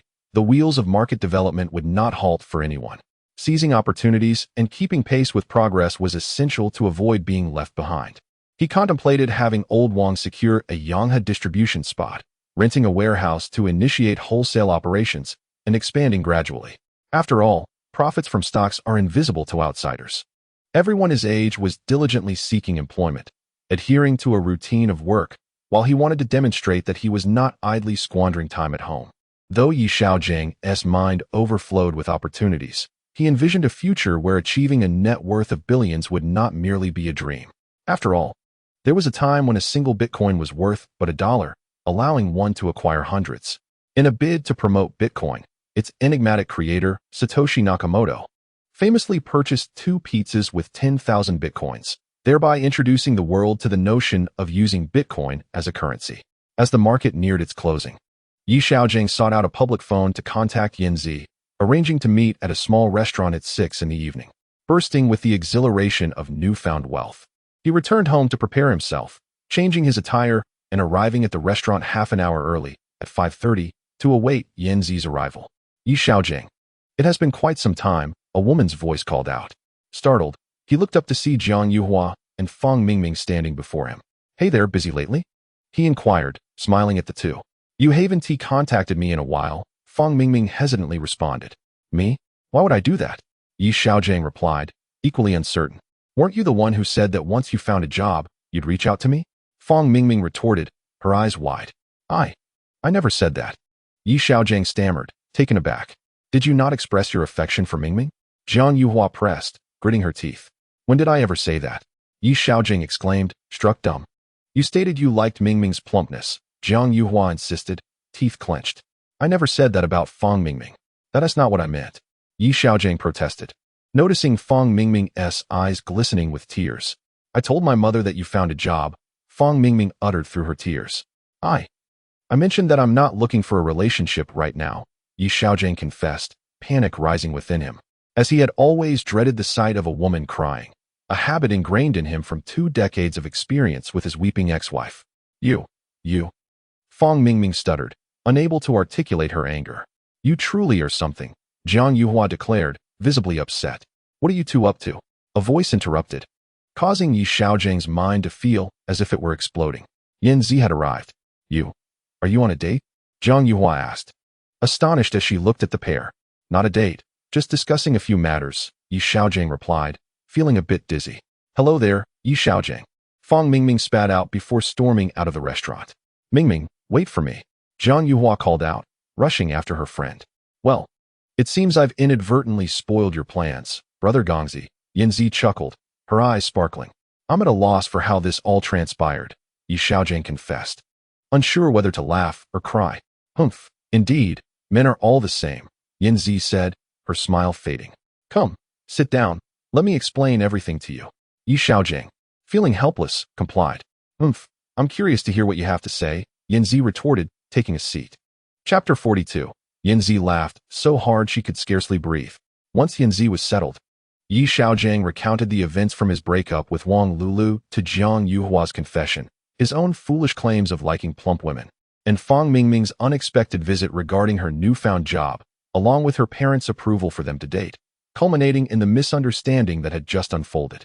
As Yanzi listened, the tale unfolded in a manner more humorous than any television drama, her face growing crimson from laughter. Haha, you are quite the fickle-hearted rogue, she gasped, struggling to catch her breath. Can you truly blame me for this? Xiaogang lamented, feeling defeated. Haha, oh dear, my stomach aches from laughter, Yanzi exclaimed, unable to contain herself. Please, stop laughing, he urged. Laughter can often lead to hunger, and I find myself short on cash, so I've only ordered a few dishes. If you keep laughing, I fear my pocket won't suffice to cover the bill, Xiaogang lamented. Ah, haha, the bill. Haha, Brother Gongzi. I never realized how amusing you are, Yanzi continued to chuckle. I muttered under my breath, a little irritated. Humph, that's uncivilized. Yanzi, not quite catching my words, likely assumed they were unfavorable. Hee exactly. But enough laughter. The dishes have arrived, let us eat. I have something serious to discuss with you. Xiaogang quickly shifted the topic. Serious? Yanzi pondered, her face flushing. Indeed, a matter of great importance, Xiaogang stated with gravity. Oh, that's what Grandma told me, Yanzi murmured, lowering her head. Lu Grandma? Xiaogang was momentarily perplexed. Yes, yesterday Grandma spoke with Auntie, Yanzi clarified. My mother? Oh, that matter. Xiaogang finally connected the dots regarding their arranged meeting. I think we should give it a try, Yanzi whispered. Ah, no. We're not discussing that today, Xiaogang hurriedly interjected. You're not. Yanzi observed Xiaogan's hesitation. With 2 decades of marital experience, Xiaogang recognized her assumption that he was reluctant to pursue a relationship. No, we'll talk about that later. What I wish to address is a serious matter. He insisted. What constitutes an unserious matter? Yanzi glared with wide eyes. Well, haha, everything is serious in its own right. This particular subject holds greater significance. Xiaogang replied earnestly. You two lack serious matters, Yanzi whispered. I didn't ask you yesterday, but I heard from my mother that you're studying international finance. Xiaogang redirected the conversation. Yes, I chose international finance in college. What of it? Yanzi responded earnestly. Do you know how to purchase foreign stocks? Xiaogang inquired. Foreign stocks? I haven't yet studied that in international finance. We only begin in our sophomore year. Yanzi expressed her curiosity. Are you looking to buy American stocks? Indeed. This year, with the foreign tech bubble, stock prices have plummeted. I intend to seize this opportunity, Xiaogang explained. Foreign tech bubble? Brother Gongzi, you keep abreast of the foreign stock market? Yanzi asked inquisitively. I just glance at it occasionally. After all, foreign technology is far more advanced than our own. Once the excess is squeezed out from this year to next, we will discern who is merely exposed and who possesses true substance, Xiaogang proclaimed with confidence. What do you mean by exposed? Brother Gongzi, Yanzi blushed, feeling bashful. Just a metaphor. Haha, Xiaogang quickly clarified. In this era, girls tend to be more reserved, unlike in later generations where young people have experienced far more. Some bachelors from the future concluded that they do not seek virgins, but merely wish for a partner who has not lost a life within them. As that would be a blessing. I'm not quite sure. I'll ask my teacher when school resumes next month, Yanzi eventually responded, her face less flushed. Yes, please inquire. I'm rather anxious about it, Xiaogang remarked with a smile. No worries, I'll ask when school starts. It's not a pressing issue. Yanzi replied cheerfully. You should eat some of the dishes too. I wouldn't know what to order, nor do I know your preferences. Just point out what you wish to eat, and I'll order it, Yi Xiaogang suggested as the conversation seemed to wind down. Haha, I wouldn't dare order. What if there isn't enough money for the bill, and I'm left to wash the dishes? Hee, Yanzi laughed. Haha, I will wash, said Yi Xiaogang with a smile. Who will do it in the future? Yanzi's face flushed again. Chapter 43. Aren't you embarrassed? I have seen you on a date with Yanzi. After concluding the topic, Yi Xiaogang shared a few jokes, interspersing them with a couple of subtly risky ones, causing Yanzi to laugh so heartily that she doubled over, exclaiming that she could laugh no more, clutching her stomach in pain. Yi Xiaogang also inquired about university matters, to which Yanzi candidly shared all that she knew, recounting some joyful experiences from her school days, evoking envy from outsiders who saw them as a pair of golden youth. The resistance of men to beautiful women is minimal, and Yi Xiaogang, a man with a 40-year-old mindset, was no exception. In his past life, he had never engaged in such light-hearted banter with a woman as stunning as Yanzi, especially since Yanzi was so generous. Even when Yi Xiaogang jokingly shared risky tales, she would blush and teasingly respond before joining in the laughter. After dinner, Yi Xiaogang insisted on escorting Yanzi home, only turning back once he saw her ascend the stairs. Son, where have you been? His mother greeted him as soon as he arrived home. I went out to dinner with friends, Yi Xiaogang casually replied. Friends? What friends? His mother continued, laughing. Yanzi, Yi Xiaogang said, looking at his mother. Haha, not bad. That's quite a swift progression, his mother said happily. It's just dinner. Oh dear. What are you thinking? Yi Xiaogang responded, feeling speechless. Dinner is good. Dinner is good. Your father and I saw it too, his mother proudly remarked. Oh, it's just dinner. Is it really that significant? Yi Xiaogang said, feeling frustrated. Significant? Yanzi is wonderful, beautiful, and a university student. My son is handsome and can earn money, his mother continued to laugh. How does that relate? It's just the first meal, Yi Xiaogang exclaimed. Oh, don't you worry, he said to her. Spend more time with Yanzi. If you need money, your mother will support you without limit, his mother joyfully declared. Ah, you truly are my dear mother, Yi Xiaogang murmured. If I'm not your mother, who else could be? You little rascal, getting all cocky. His mother retorted with feigned anger. It is indeed my mother, haha. I'm only meeting Yanzi to discuss matters, Yi Xiaogang explained. Discussing matters is good. The more you talk, the better, his mother clearly misunderstood. Yi Xiaogang felt he would go mad if he continued this conversation with her and decided to change the subject. Mom, about the computer we talked about last time, can I get the funds now? Yi Xiaogang asked. He indeed required a computer now. In his previous life, mobile phones and computers were necessities at home, especially mobile phones, which were practically inseparable from people's hands. Now, without WeChat or Alipay, one still had to carry a wallet when going out. In the future, a single phone would suffice for all needs. All right, tomorrow I will give you the money. You can go buy it yourself, his mother generously waved her hand. You're giving me several thousand yuan to buy it myself? You can rest assured? Yi Xiaogang expressed his astonishment. At this time, several thousand yuan was not comparable to the future's several thousand. While in later years, several thousand could purchase a higher-end computer, it was insufficient to cover a household's monthly expenses. In 2000, a regular worker earned just over 1,000 yuan a month, with better jobs offering around 1,500. Even the envious doctors and nurses of later times earned less than 1,000 yuan back then. Rest assured, my son earns hundreds of thousands every few months. What is there to fear about this little sum? Nonchalantly, I assured my mother, long live mom. To which Yi Xiaogang chuckled, you rascal. A computer costs several thousand, doesn't it? Mother inquired. About 5,000 or 6,000 will suffice. It's just for stock trading. No need for anything extravagant, Yi Xiaogang replied. All right, I will give you 7,000 tomorrow. Save some money to treat Yanzi to a meal or a shopping spree. If it's not enough, just let me know. Mother continued to exhibit her extravagant demeanor. Sure, you can count on me, Yi Xiaogang responded with a smile. Since it's a holiday, we should spend some quality time together, Mother suggested with a mischievous glint in her eye. I know, Yi Xiaogang said as he made a hasty retreat, eager to check on his wife. At this rate, even when standing alongside his wife in front of his mother, he would likely be overshadowed by Yanzi's stunning beauty. Chapter 44. While others are greedy, I am fearful after a series of upward surges. The market experienced a slight downturn today, dropping by 1. Yi Xiaogang recalled that after the market soared to 2,100 points at the end of August, It corrected to 1,800 points before rebounding on September 30th. It took over 5 months to ascend to 2,200 points, followed by a wave of corrections until July, when the fraught of pretense was stripped away, leading to a decline to 1,400 points.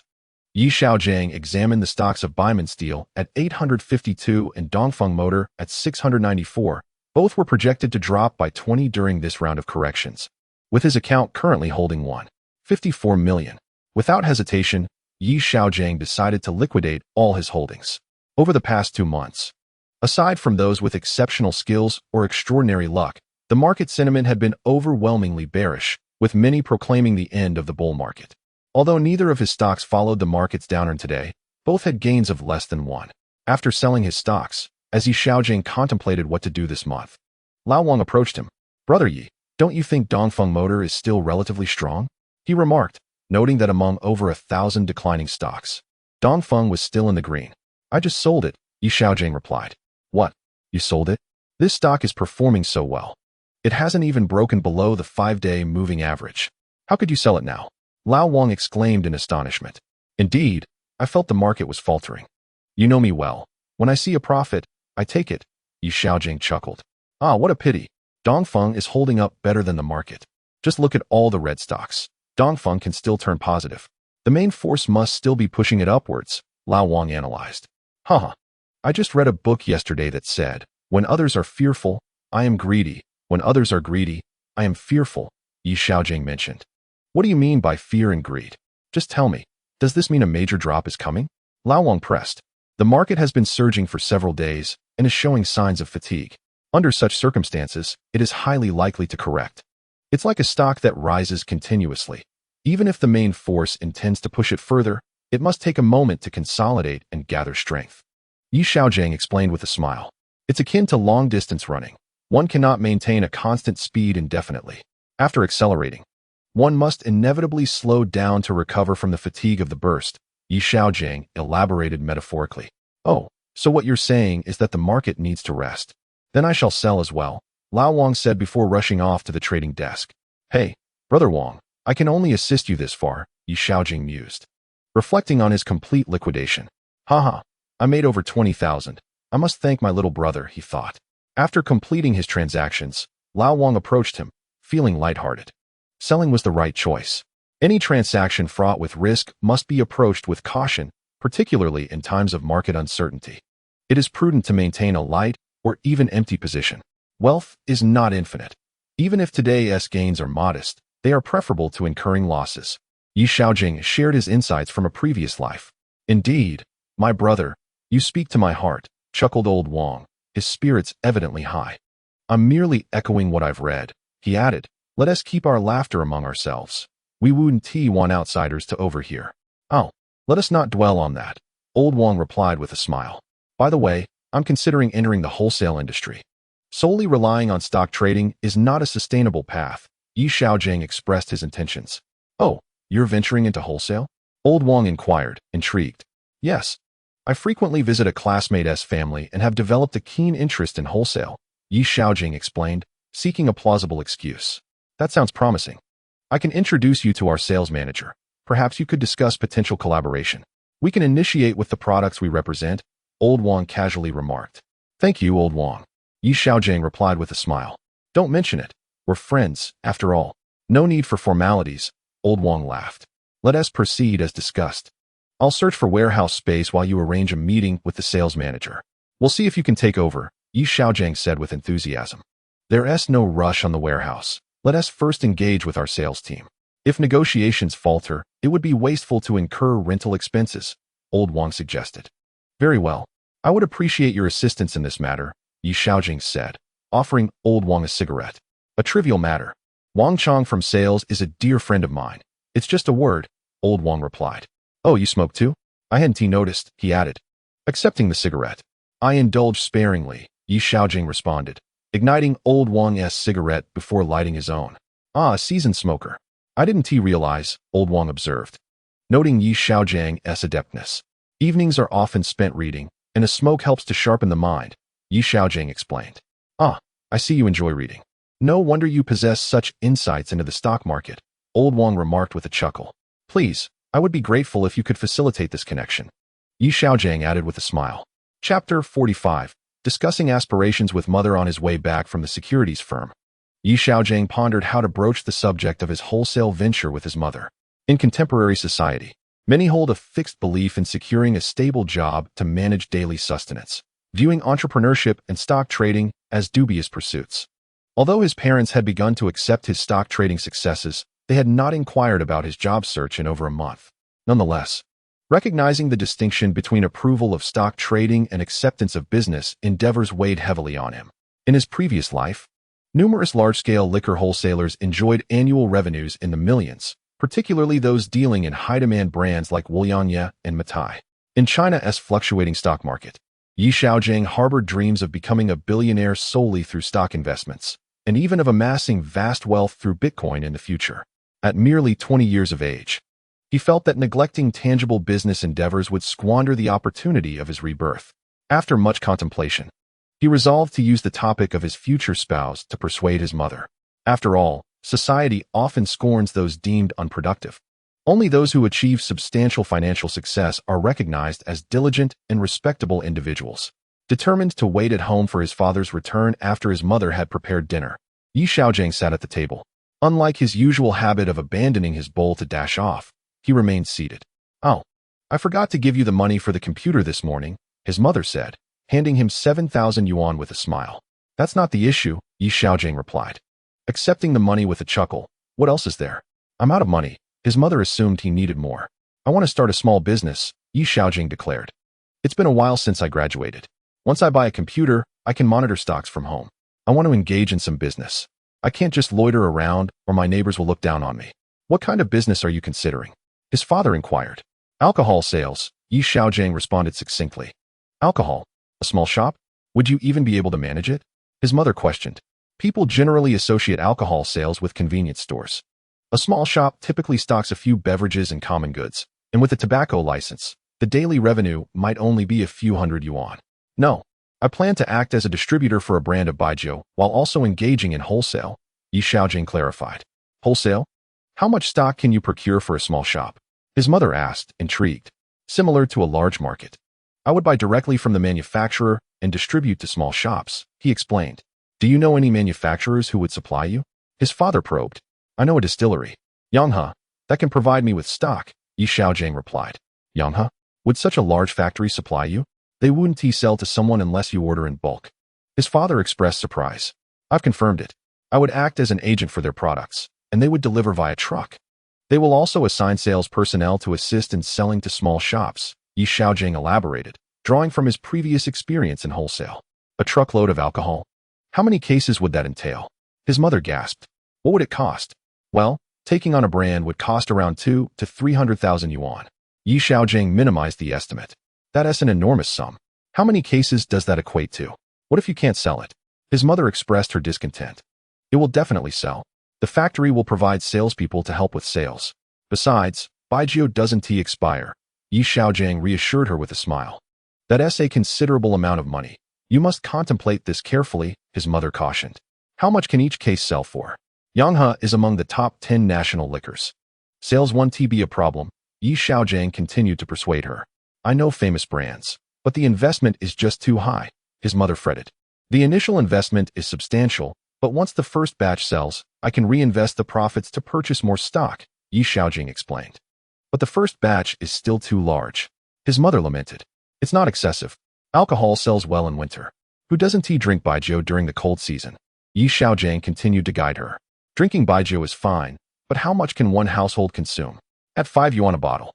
20,000 yuan could buy a house full of alcohol," his mother calculated. 20,000 could indeed buy 40,000 bottles. She felt skeptical. Not all bottles are so cheap. Many are priced in the tens of yuan and are quite popular, Yi Xiaogang countered. Tens of yuan per bottle? That would still require a hefty quantity, his mother pondered. "Hey, Mom, I'm currently unemployed. If I don't find something to do, who would be willing to marry your son in the future?" Yi Xiaogang lamented, employing his trump card. "You can earn money, and I could buy you a wife," his mother exclaimed. "Welcome to the new era." The illicit nature of marriage transactions rendered Yi Xiaogang speechless. "Even if it's illegal, I would still engage in it," he remarked, causing his mother to frown. "Heh, One cannot even procure a good match. Just look at Yanzi. Would you be able to buy her? Yi Xiaogang shamelessly brought up Yanzi. Ah, that girl. I hold a fondness for her, he added. His mother chuckled. Indeed, consider me a mere high school graduate, while she is from a prestigious university. A talented individual recognized by the state. If I fail to achieve something noteworthy, how could I dare to disrupt the life of such a young lady? Yi Xiaogang grinned impudently. Exactly. Disrupt, you say? What are you thinking about? His mother suddenly realized. Heh, not to disrupt, not to disrupt. I'm serious. Let us first sell the liquor. Once we make some profit, I'll have the confidence to pursue her. Yes, that makes sense. Currently, we have 1 million. If we take out 200,000, that leaves us with 800,000. When the market is not favorable, we can withdraw half for your wedding expenses. That should suffice, his mother calculated, her eyes squinting with delight. Heh, in fact, it's more than 1 million now, Yi Xiaogang smiled. What? More than that? Have you made more money? His mother, startled, inquired urgently. Well, today I sensed the market might decline shortly, so I sold everything. Now we have around 153 million, Yi Xiaogang reported promptly. How much? Over 150 million? Another 50 million earned this month? His mother exclaimed in shock. Indeed. Don't believe me? I'll take you to see it tomorrow. I didn't print out the transaction slips today, Yi Xiaogang said. A hint of pride in his voice. In the previous 2 months, I earned 80 million, and this month 50 million. His mother's eyes widened in disbelief. Yes, the market is favorable. Everything is profitable, Yi Xiaogang replied with a grin. I only earn 1,000 a month, and your father earns just 1,000 too.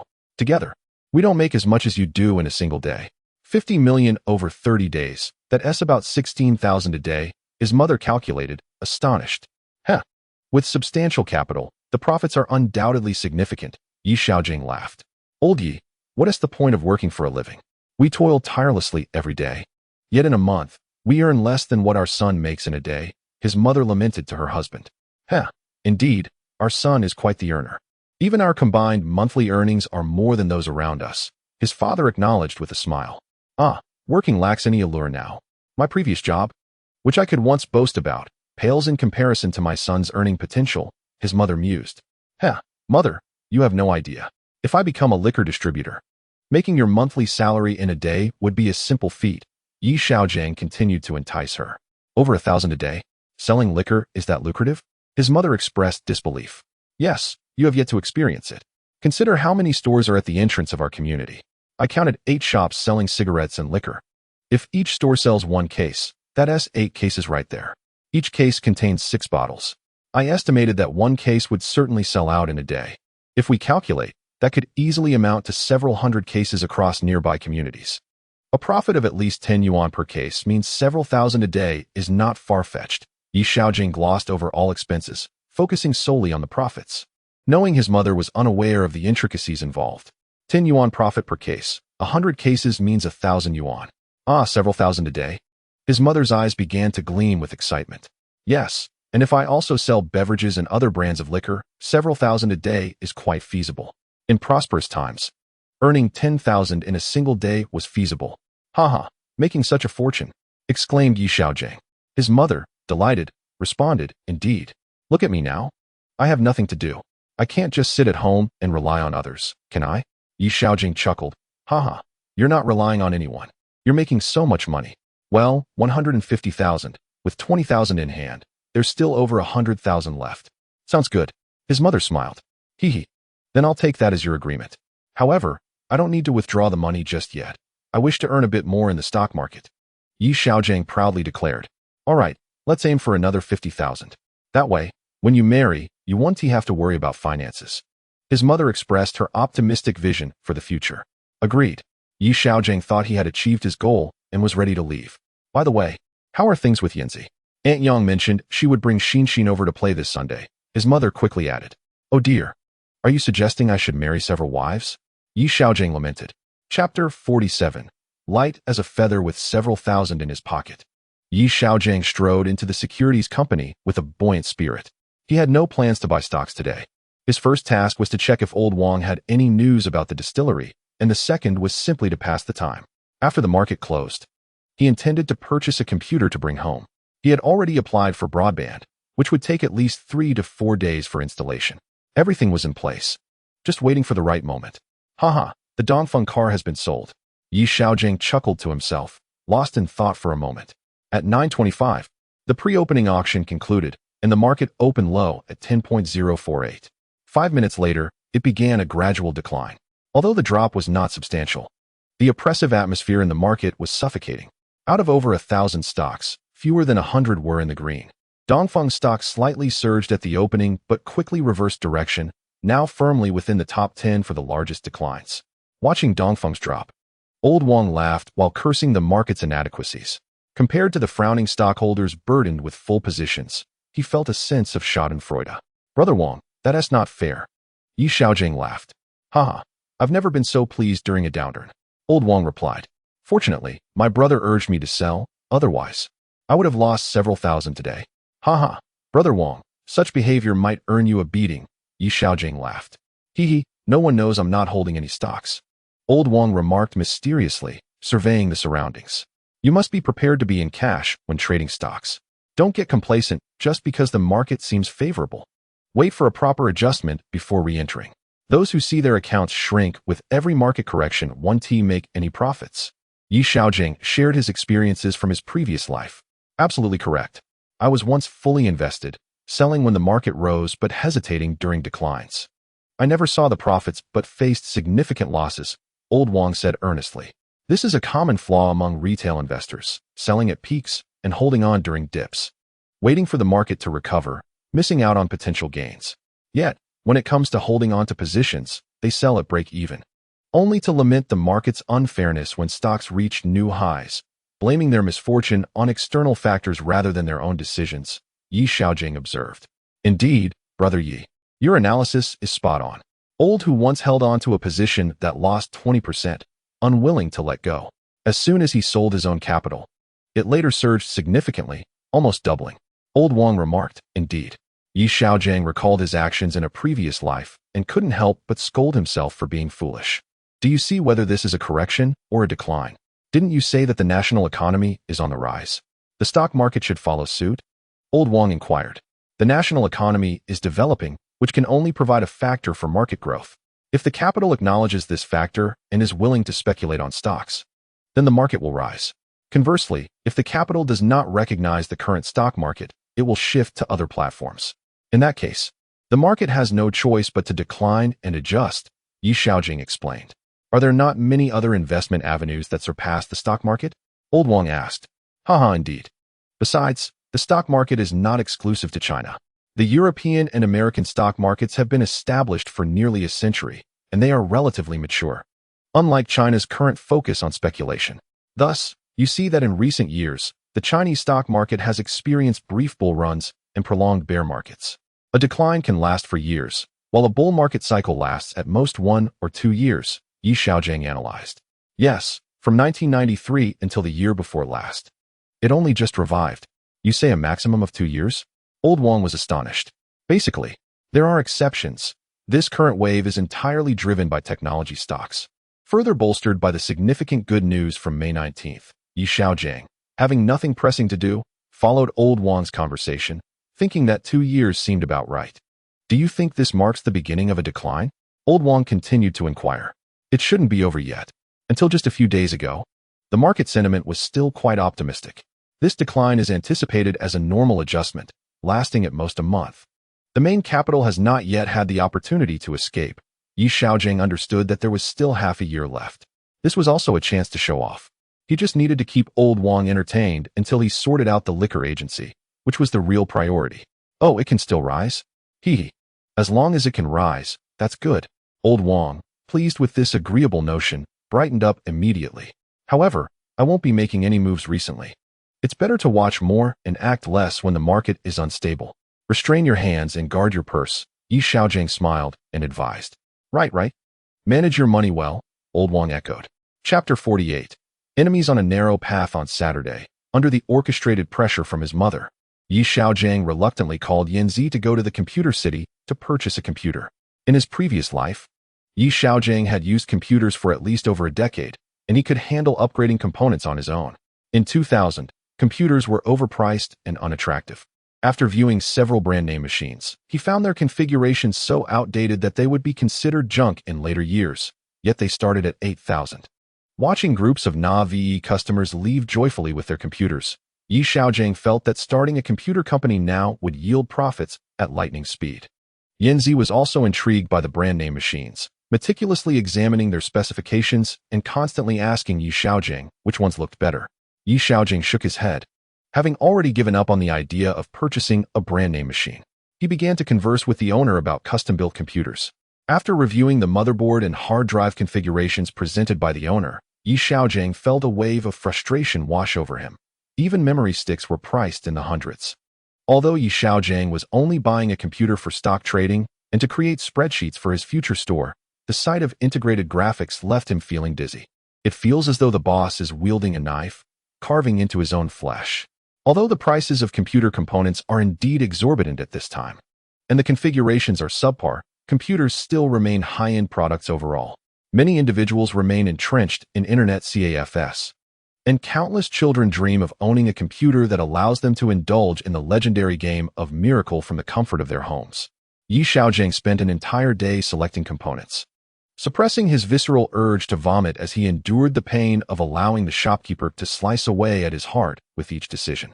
Although he understood that the vendor was not making much profit despite his relentless haggling, the thought of spending thousands on a collection of components that would soon be rendered obsolete filled him with a sense of melancholy. Yanzi found the situation rather peculiar. After Xiaogang mentioned several components that left the shopkeeper incredulous, he reluctantly chose a few pieces of memory recommended by the vendor. Ultimately, the shopkeeper quoted a price of 4,300. After some negotiation, Xiaogang settled on 4,100. While the shopkeeper lamented his lack of profit and called for his apprentice to prepare the components for assembly. Brother Gang, do you often read computer periodicals? You seem quite familiar with computer components, Yanzi inquired curiously. I peruse them occasionally. It's essential to familiarize oneself. After all, it's all money. Xiaogang replied with a smile. Are you buying a computer to play games as well? Nowadays, computer games can be played online, and many people participate. Even my cousin, who is only 13, is quite formidable in the game. My older cousins are all vying for the equipment he has, Yanzi remarked, observing Xiaogang with a smile. What games are currently entertaining? The graphics are simple to operate. If you want to play, you might have to wait a few years for World of Warcraft. Xiaogang casually remarked. World of Warcraft? Wait a few years? What are you talking about, Brother Gang? Yanzi expressed her confusion. Suddenly, Xiaogang realized that World of Warcraft would not enter its beta testing until 2008, and for now, it remained a single-player game. It's a single-player game developed by an American company. It's quite enjoyable, but this computer won't be able to handle it due to its inadequate specifications. He corrected himself. Oh, so you're not playing games, but rather planning to use the computer for stock trading? Yanzi continued her inquisitiveness. Yes. I've chosen the most basic configuration. It should suffice for trading stocks and checking the news, but gaming is out of the question. It would be unbearably laggy. Xiaogang chuckled, shaking his head. I knew Brother Gang wasn't buying a computer for gaming, Yanzi said with a smile. Haha, a jobless youth playing games would be quite a waste, Xiaogang teased. Suddenly, a voice interrupted. Hey. Xiaogang turned to see Chang Zi Wang Lulu standing at the shop entrance, not wishing to engage in conversation. Yanzi Jia, Wang Lulu greeted. A familiar face from the same neighborhood as Yanzi. The circumstances of their acquaintance eluded him. Lulu, haha. Yanzi responded cheerfully. Are you also buying a computer? What kind are you getting? Brother Gang is purchasing one. I'm just here to play, Yanzi laughed. Brother Gang? Wang Lulu murmured softly. What kind of configuration is this? Can it even play Legend? The integrated graphics card is rather inadequate, remarked Xiangzi as he picked up the configuration list from the table. I believe it suffices, replied Xiaogang, who was reluctant to engage further in conversation. Haha, just buy a good one.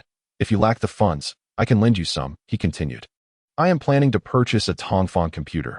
It's all set at 11,800, with substantial memory, a large hard drive, and a dedicated graphics card. Gaming will be truly enjoyable. Your 4,000 yuan computer certainly won't suffice, Xiangzi boasted with a sense of pride. Suffice it to say, there is no need for an overly extravagant purchase. Such devices become obsolete within a few years, Xiaogang responded, somewhat exasperated. How could they possibly be obsolete in just a few years? I am only considering the latest models, he countered. The boss mentioned that the ones I looked at rank within the top 10 in the market, Xiangzi retorted triumphantly. So what do you say? If you need money, I can lend you some.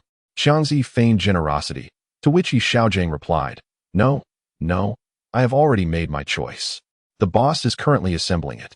Haha. It seems you might not have enough of a salary to afford this computer, Xiaogang remarked.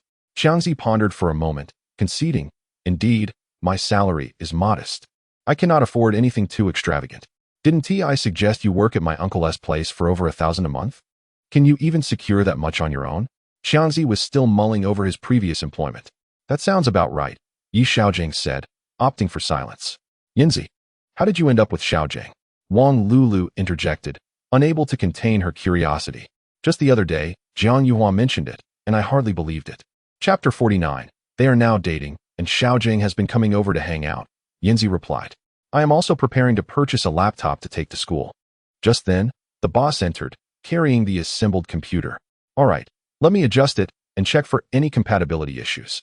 You can rest assured when buying from me. If there's a problem, come to me. As long as it's not hardware failure, I'll handle the repairs, the boss said with a smile. Boss, the Tongfang computer I checked yesterday is still available, right? I'm here to buy it, Xiangzi proclaimed confidently. Yes, it's here. I'll have my apprentice fetch it for you shortly. Let me first finish adjusting this computer, the boss replied as he plugged it in and began the setup process. Xianyan, weren't you looking to buy a laptop? Xiangzi inquired. Oh, I see it now. I'll wait for Brother Gang to finish his purchase before I ask him to help me choose, Yinzi smiled. Let Xiaogang choose. What does he know? Just look at the specifications of the computer he bought, Xiangzi jested. Xiaogang, feeling disinclined to speak, approached the boss to observe the machine's setup. Yinzi, why are you buying a computer alongside Xiaogang? Are you truly together? Wang Lulu could not resist asking. Yinzi glanced at the two, remaining silent. Don't speak nonsense. Xianyan is a talented student accepted into Husher University. Xiaogang is just a high school student without a stable job. They likely just encountered each other and came together. Xiangzi remarked. Oh, Wang Lulu pondered, feeling that this perspective was plausible. Indeed, I just started dating Gongzi, and my family approves, Yinzi suddenly interjected. What?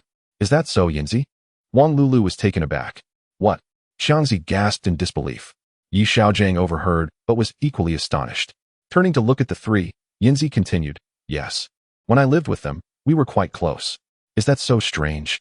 No, but how could you possibly like him? Xiangzi stammered, at a loss for words. Is that true, Yinzi? Wang Lulu inquired. I've already said it. How could it be false? Right, Brother Gang? Swallow turned to Xiaogang. Well, it's about that. Xiaogang felt that Swallow was trying to extricate him from an awkward situation, so he followed her lead and said, How could I possibly be worthy of you? Su Yinyan, don't let him deceive you. Xiangzi continued, Ma Jinxiang, what business is it of yours? I enjoy being deceived, so what? Swallow retorted angrily, No, that's not what I meant. I was just saying. She noticed Xiangzi's irritation and found herself at a loss for words.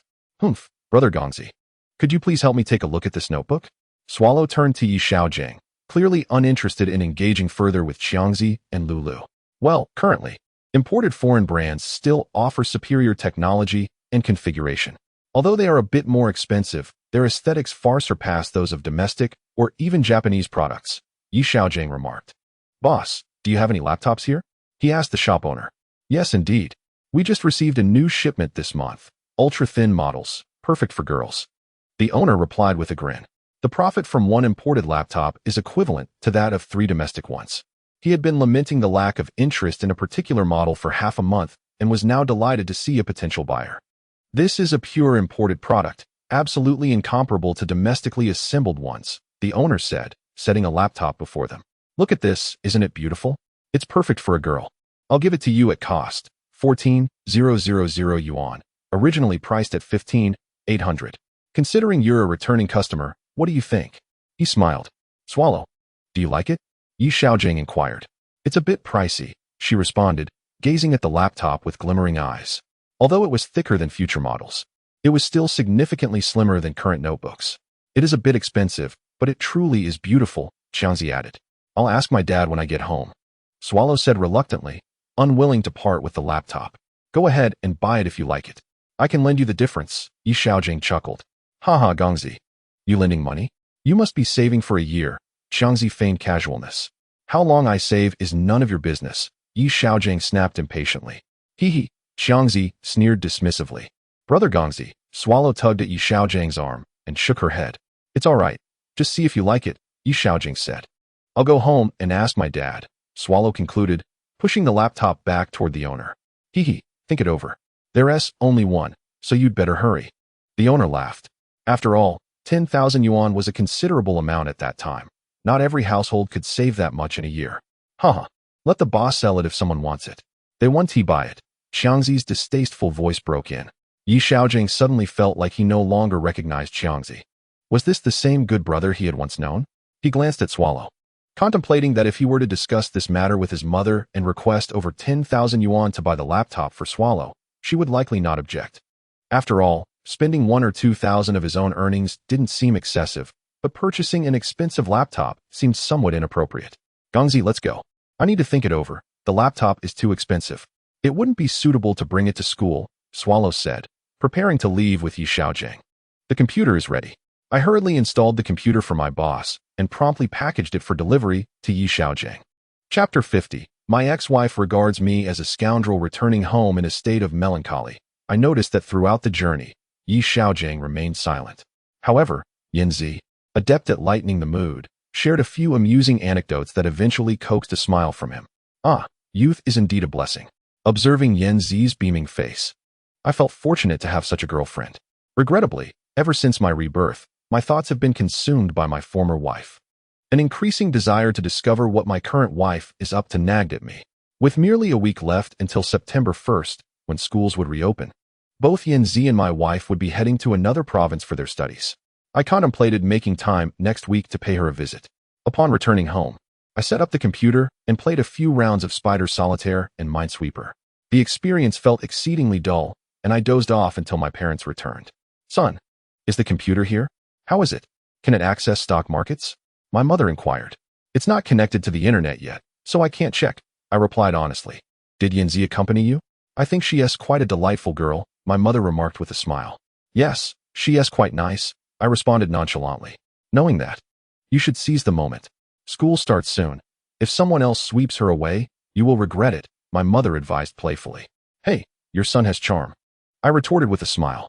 By the way, today Yanzi expressed interest in a computer, and I thought of gifting it to her for school, I mentioned. Take a computer to school? Isn't that quite cumbersome? My mother assumed I was referring to a desktop. No, the one I purchased is a laptop.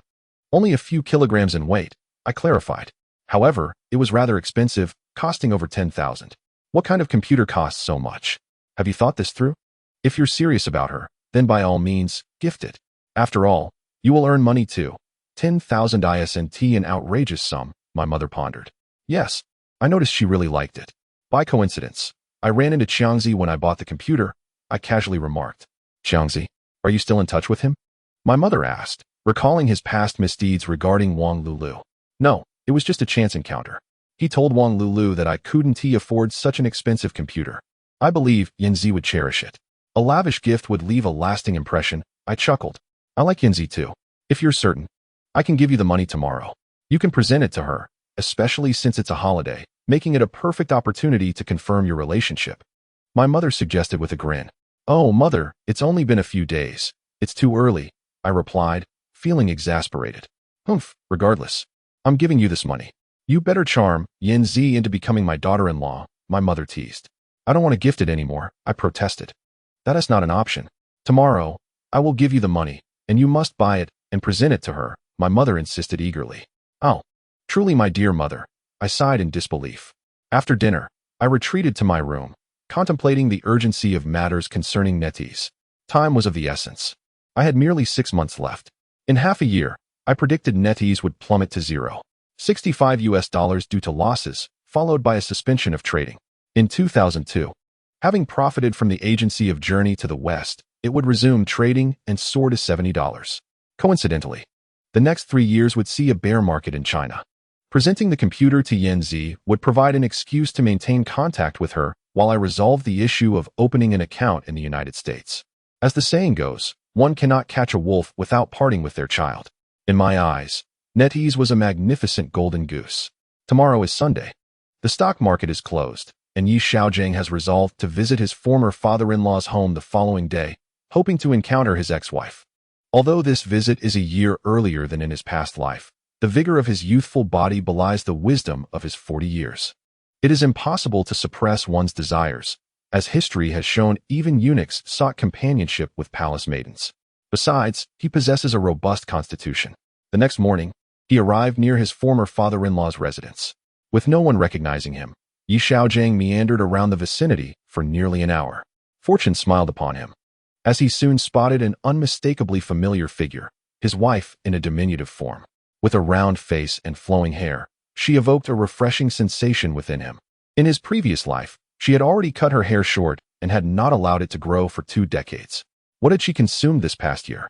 She appeared to weigh no more than 90 pounds, standing at 5 feet 2 inches. In their past encounter, she had weighed at least 100 pounds, embodying a slightly plump figure. Now, she seemed excessively slender. Instinctively, Yi Xiaogang approached her, contemplating how to greet her. However, fate thwarted his intentions as she quickened her pace, glancing back occasionally, only to increase her speed further, surpassing even racewalkers. Yi Xiaogang hastened to keep up with her, lost in thoughts of their shared past. Suddenly, he noticed a police officer standing beside her. "What are you doing?" "Let me see your ID," the officer inquired as he approached. I'm just wondering about." Yi Xiaogang replied, presenting his identification with a sense of exasperation. "You're following that young lady, aren't you?" The officer scrutinized his ID and deemed it satisfactory, returning it to him. "I'm merely taking a stroll," Yi Xiaogang chuckled nervously. "Strolling is fine, but there's no need to pursue young ladies. It's understandable for young people to have feelings, but please refrain from any excessive behavior, do you understand?" The officer admonished. "I understand," Yi Xiaogang replied, eager to deflect attention. "She resembles a classmate of mine, but it turns out she is not." He quickly fabricated an excuse. The officer, contemplating, instructed, "If you've been following her since your home, please hand over your ID for registration." "Oh, very well. I assure you, I am not a bad person," Yi Xiaogang responded, handing over his ID once more. The officer noted his information before returning it. "I have recorded your details. You may leave now. Should you encounter any further issues with this man following you, please come to the station," he instructed the young woman. "Oh, thank you, officer," she replied before hastily departing. "Young man, be mindful of your actions. Don't let your imagination run wild just because you see a young lady alone, understood?" The officer reiterated. "Understood," Yi Xiaogang replied, watching as his wife vanished from sight. With a sense of resignation, he muttered, "Well, I should head home." With that, the officer also took his leave, leaving Yi Xiaogang standing on the sidewalk, feeling as though thunder had struck him. On his first encounter with his wife, he was mistaken for a rogue. How could he possibly rekindle their romance if they were to meet again next year? Heaven, do not jest so. Chapter 51, A Treasure Beyond Measure. After the police departed, Yi Xiaogang pursued the direction in which his wife had vanished for a mile, yet failed to catch a glimpse of her. Resigned, he turned back toward home. Preoccupied with thoughts of his wife, "She has forgotten me. She has forgotten me." He hoped that when they reunited next year, she would not recall him, fearing the impression he might leave as a rogue. The jest had gone too far. Upon reaching home, he contemplated and retrieved the 14,000 yuan his mother had given him that morning, intending to purchase a laptop to present to Yanzi before she commenced her studies. The acquisition of the computer proceeded smoothly, the shopkeeper's eyes squinting with delight. Yi Xiaogang was aware that although the proprietor insisted he was not profiting, the margin was at least 2,000 yuan, equivalent to 2 months' wages for a worker. Yet, Yanzi's delight was worth the expense. He hoped to recoup his investment manifold on the NetEase platform. After negotiating with the shopkeeper for nearly an hour, he managed to secure a complimentary laptop bag, eliciting an almost tearful expression from the seller. Upon returning, he called Yanzi to arrange a dinner at 6 o'clock at their favored little restaurant, which had become a cherished haunt for the two. As they dined, conversing animatedly, Yanzi revealed that she had discussed the computer with her parents, who had vehemently opposed the purchase, deeming it too expensive. They suggested she acquire a domestic model that would suffice. Yanzi felt somewhat despondent. Throughout her childhood, her parents had always supported her desires, but now they expected her to settle for a 6 or 7,000 yuan local option. Her spirits were decidedly low. Just as Yi Xiaogang was about to unveil the laptop, the insufferable Xiangzi and Wang Lulu entered the restaurant. "What a coincidence! You're dining here too," Xiangzi exclaimed. Sister Yanzi, Xiaogang, Wang Lulu greeted them. Indeed, you've come as well, Yanzi replied with a smile. 34. How is it going, Xiaogang? Is the computer functioning well? Can you run games on it? Can you see the little monsters? Xiangzi inquired, laughter in his voice. Those who played Legend back in 2000 would understand. The craze was beyond comprehension. Logging into the game required queuing, and often, one would lag for 10 minutes just traveling from the village to the wild to hunt monsters. With Xiaojiang's computer, if he attempted to game, he'd likely disconnect before even spotting a creature. I haven't played any games yet. The internet isn't set up, Yi Xiaojiang replied honestly. Oh haha, setting up the internet is just a waste of money. I played yesterday without any lag. I was the one stealing the little monsters while others struggled, Xiangzi boasted. Oh, congratulations, Yi Xiaojiang responded, feeling at a loss for words. Hee. I suggested you borrow money for a better one, but you refused. Once you get online, you'll regret it, Xiangzi chortled. Perhaps, Yi Xiaojiang said glumly. Su Yanyan, didn't you wish to buy that laptop? Have you purchased it? Xiangzi asked triumphantly. No, I've grown a bit indifferent to it, Yanzi replied, exasperated. How could you not like it? It's so beautiful. Is it that you're reluctant to spend the money? Xiangzi continued, unabashedly. It's merely a bit thin. Right now, I simply don't fancy it, Yanzi lamented. Yi Xiaojiang found himself wishing for Xiangzi and Wang Lulu to depart swiftly, hoping they would take the hint. Hee. Had I known you didn't like it, I would have said something sooner. With a smile, Yi Xiaojiang produced his laptop. Ah, you bought it, exclaimed Yanzi, her eyes sparkling with surprise. Is it a gift for her? Xiangzi looked at Yi Xiaojiang in astonishment. I noticed you seemed quite fond of it yesterday. Who knew your sentiments had changed? Yi Xiaojiang dismissed Xiangzi's remarks. Who said that? I find myself liking it again, he replied, as Yanzi beamed with delight. Flipping through the notebook repeatedly. Haha, as long as you like it, it's all good. If you didn't, I doubt the boss would allow me to return it. Yi Xiaojiang chuckled. I do like it, but it's too extravagant. I can't accept it, Yanzi suddenly realized. No worries, as long as you enjoy it. Yi Xiaojiang reassured her. Actually, buying a domestically made one would suffice, as long as it serves its purpose, Yanzi remarked, though her hands remained glued to the notebook. Isn't it said that a treasure is hard to come by?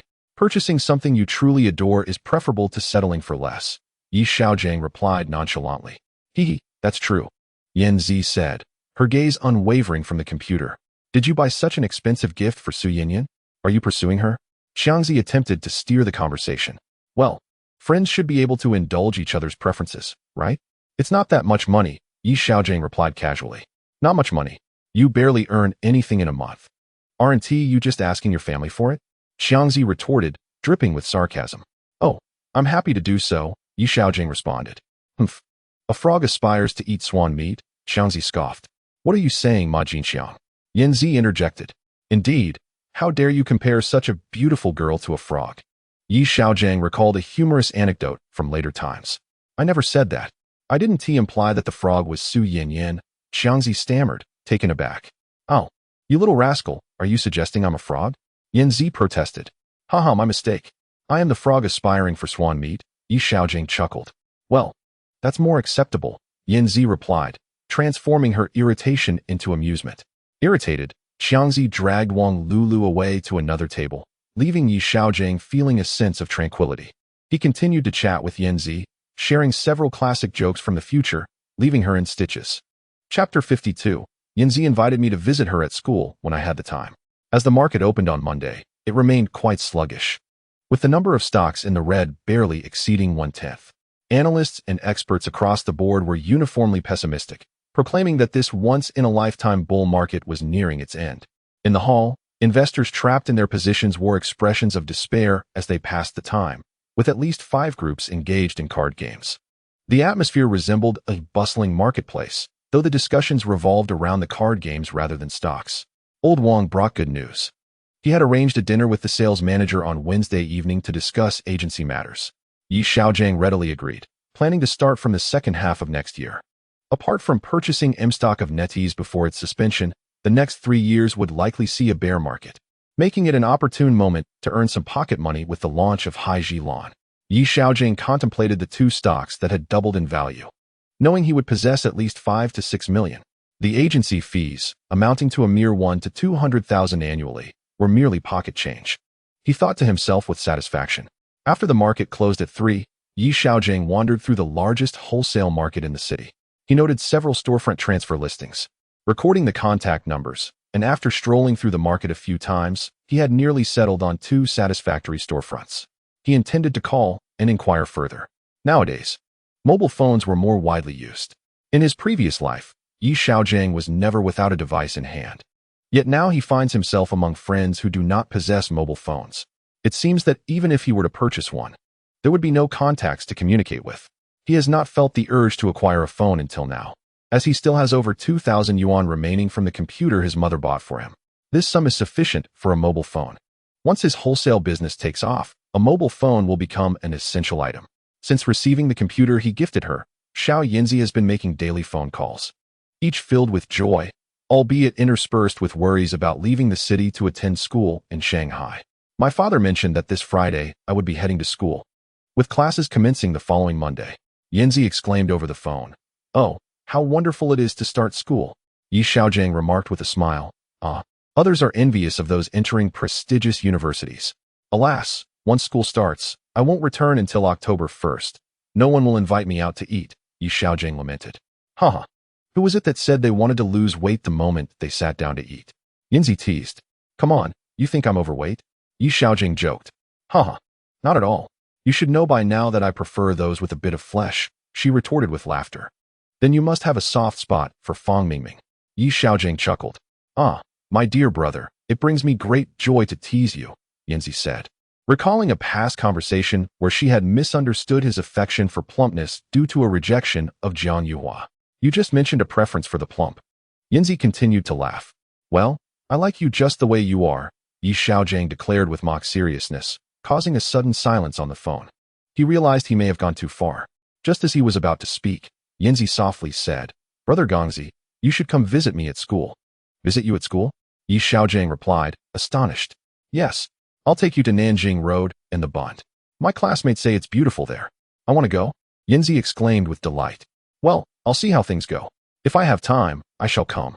It would be a good opportunity to figure out how to open a U.S. stock account, Xiaogang mused, recalling his plans. A trip to Shanghai was indeed necessary. If Yinzi's teachers could assist him in establishing a U.S. stock account, he would not limit their communication to mere phone calls. Will you really come? Yinzi's voice on the phone rose in excitement, more enthusiastic than before. Yes, I will indeed come, just to finish off your living expenses and return.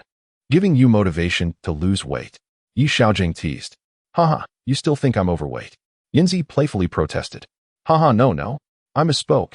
Xiaogang quickly corrected himself. Brother Gongzi, you've become quite mischievous, Yinzi remarked. Hee, a man must have a bit of mischief to attract a woman's affection, Xiaogang quipped. What love? I want to discuss this further. I'm off to eat, Yinzi shyly said before hastily ending the call. Xiaogang clutched the phone, feeling a sense of guilt.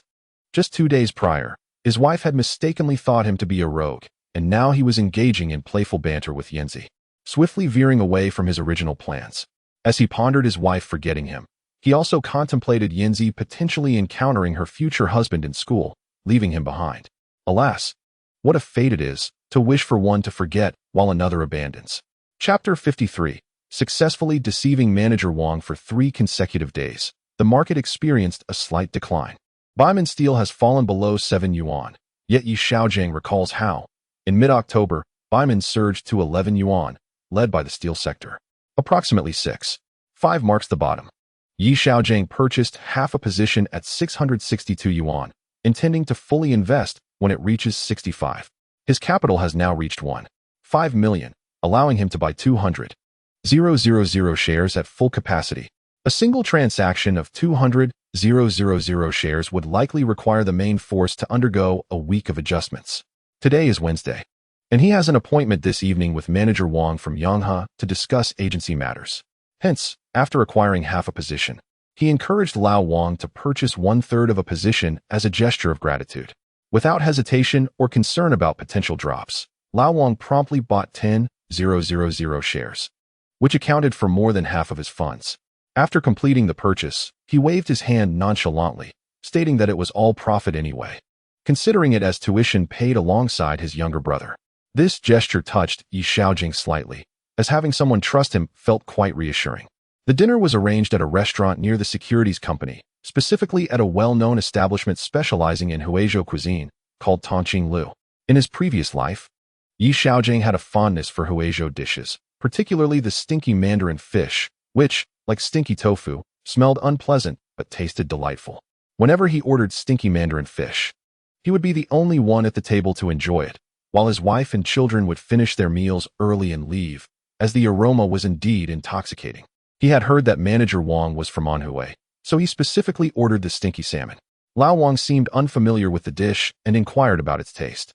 Xiaogang chuckled to himself, thinking that if he could endure it until the dish arrived, it would be a testament to his patience. After placing the order, Xiaogang chatted with Lao Wang until Manager Wang arrived. He was a slightly overweight middle-aged man, around 40, with a somewhat dark complexion, fitting the typical appearance of a salesman. Upon seeing Manager Wang, Lao Wang greeted him. "Oh, Brother Wang, you're early." Wang Chong looked at Xiaogang and remarked, "This is the brother Yi I mentioned, who is interested in becoming our agent." "Ah, so young. I thought you were around our age," Wang Chong said, glancing at Xiaogang, subtly taken aback. "Yes, I'm looking to venture into wholesale. It's rather unproductive to stay idle at home," Xiaogang replied with a smile. "Oh, you want to be an agent? Dealing with alcohol can be quite capital-intensive, requiring at least 300,000 yuan. Can you manage that?" Wang Chong asked directly. "I can handle the funding for that. I can procure the inventory at any time," Xiaogang assured him.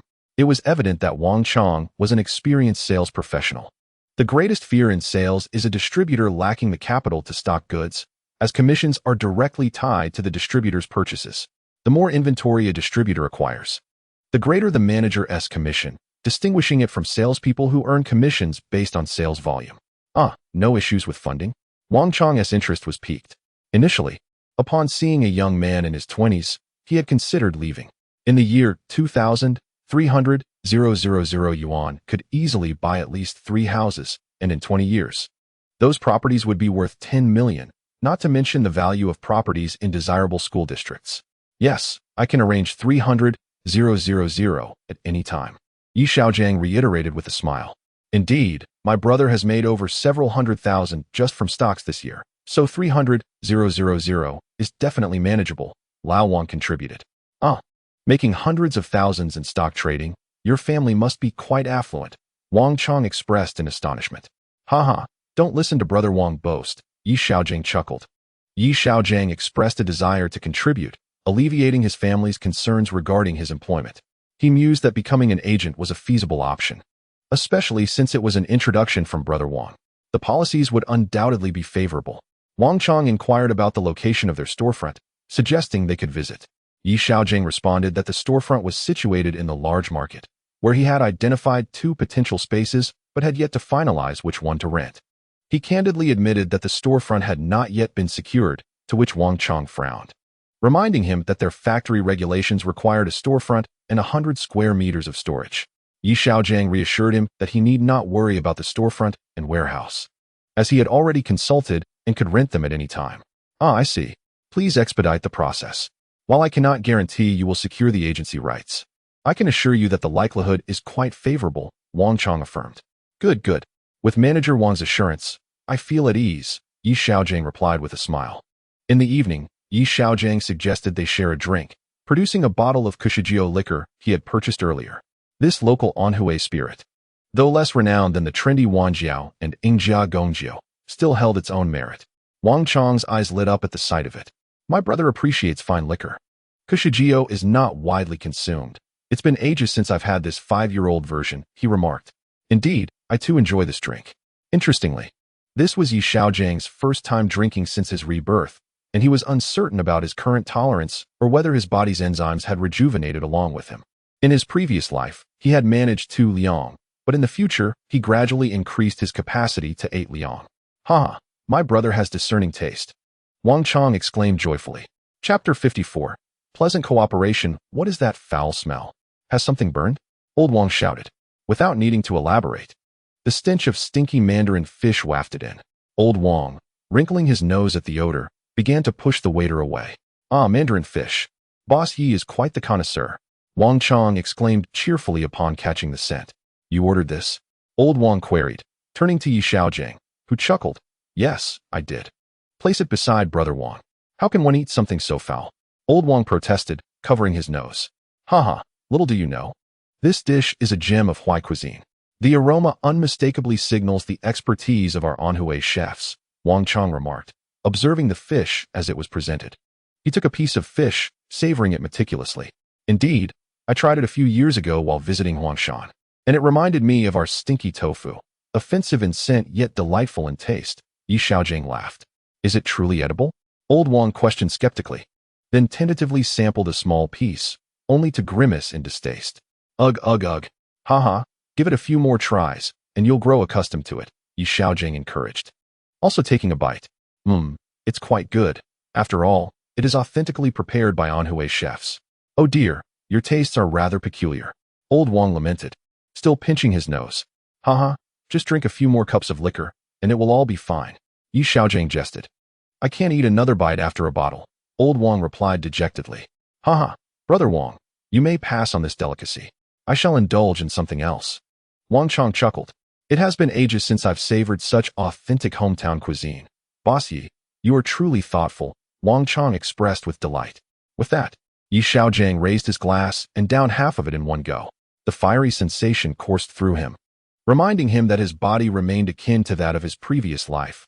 A single glass of liquor was often his limit, and he already felt a slight dizziness. Haha, Boss Yi, your capacity for liquor is impressive, Wang Chong chuckled after finishing his drink. Not at all, my tolerance is quite poor. You can see my face is flushed. Yi Xiaogang replied with a hint of resignation. Haha, those whose faces turn red are often the best drinkers, Wang Chong remarked with mirth. Oh, that's merely a deceptive notion to encourage drinking, Yi Xiaogang said, feeling somewhat vexed. I do enjoy working with those who turn red while drinking. Wang Chong continued with a smile.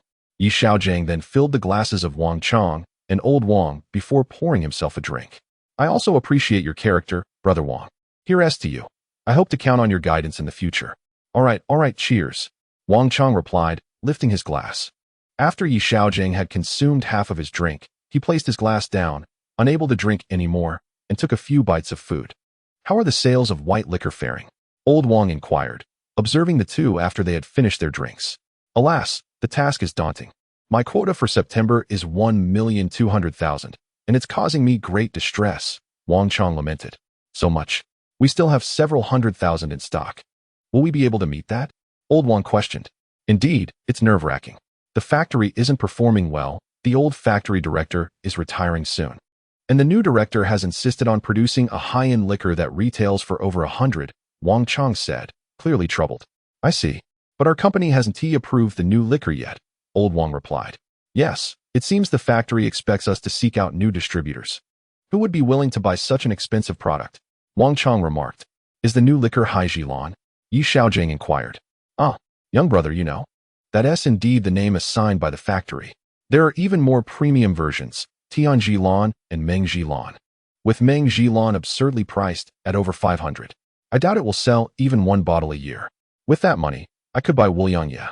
Wang Chong shook his head. Right? Who would purchase such an expensive item? Your factory is mismanaged, Old Wang added. Indeed, my uncle has raised his concerns several times. But the new director remains obstinate, Wang Chong said, taking a sip from his glass. Brother Wang, if I secure the Yanghe distribution rights, could I also take on the Hai Jilan distribution? Yi Xiaogang proposed.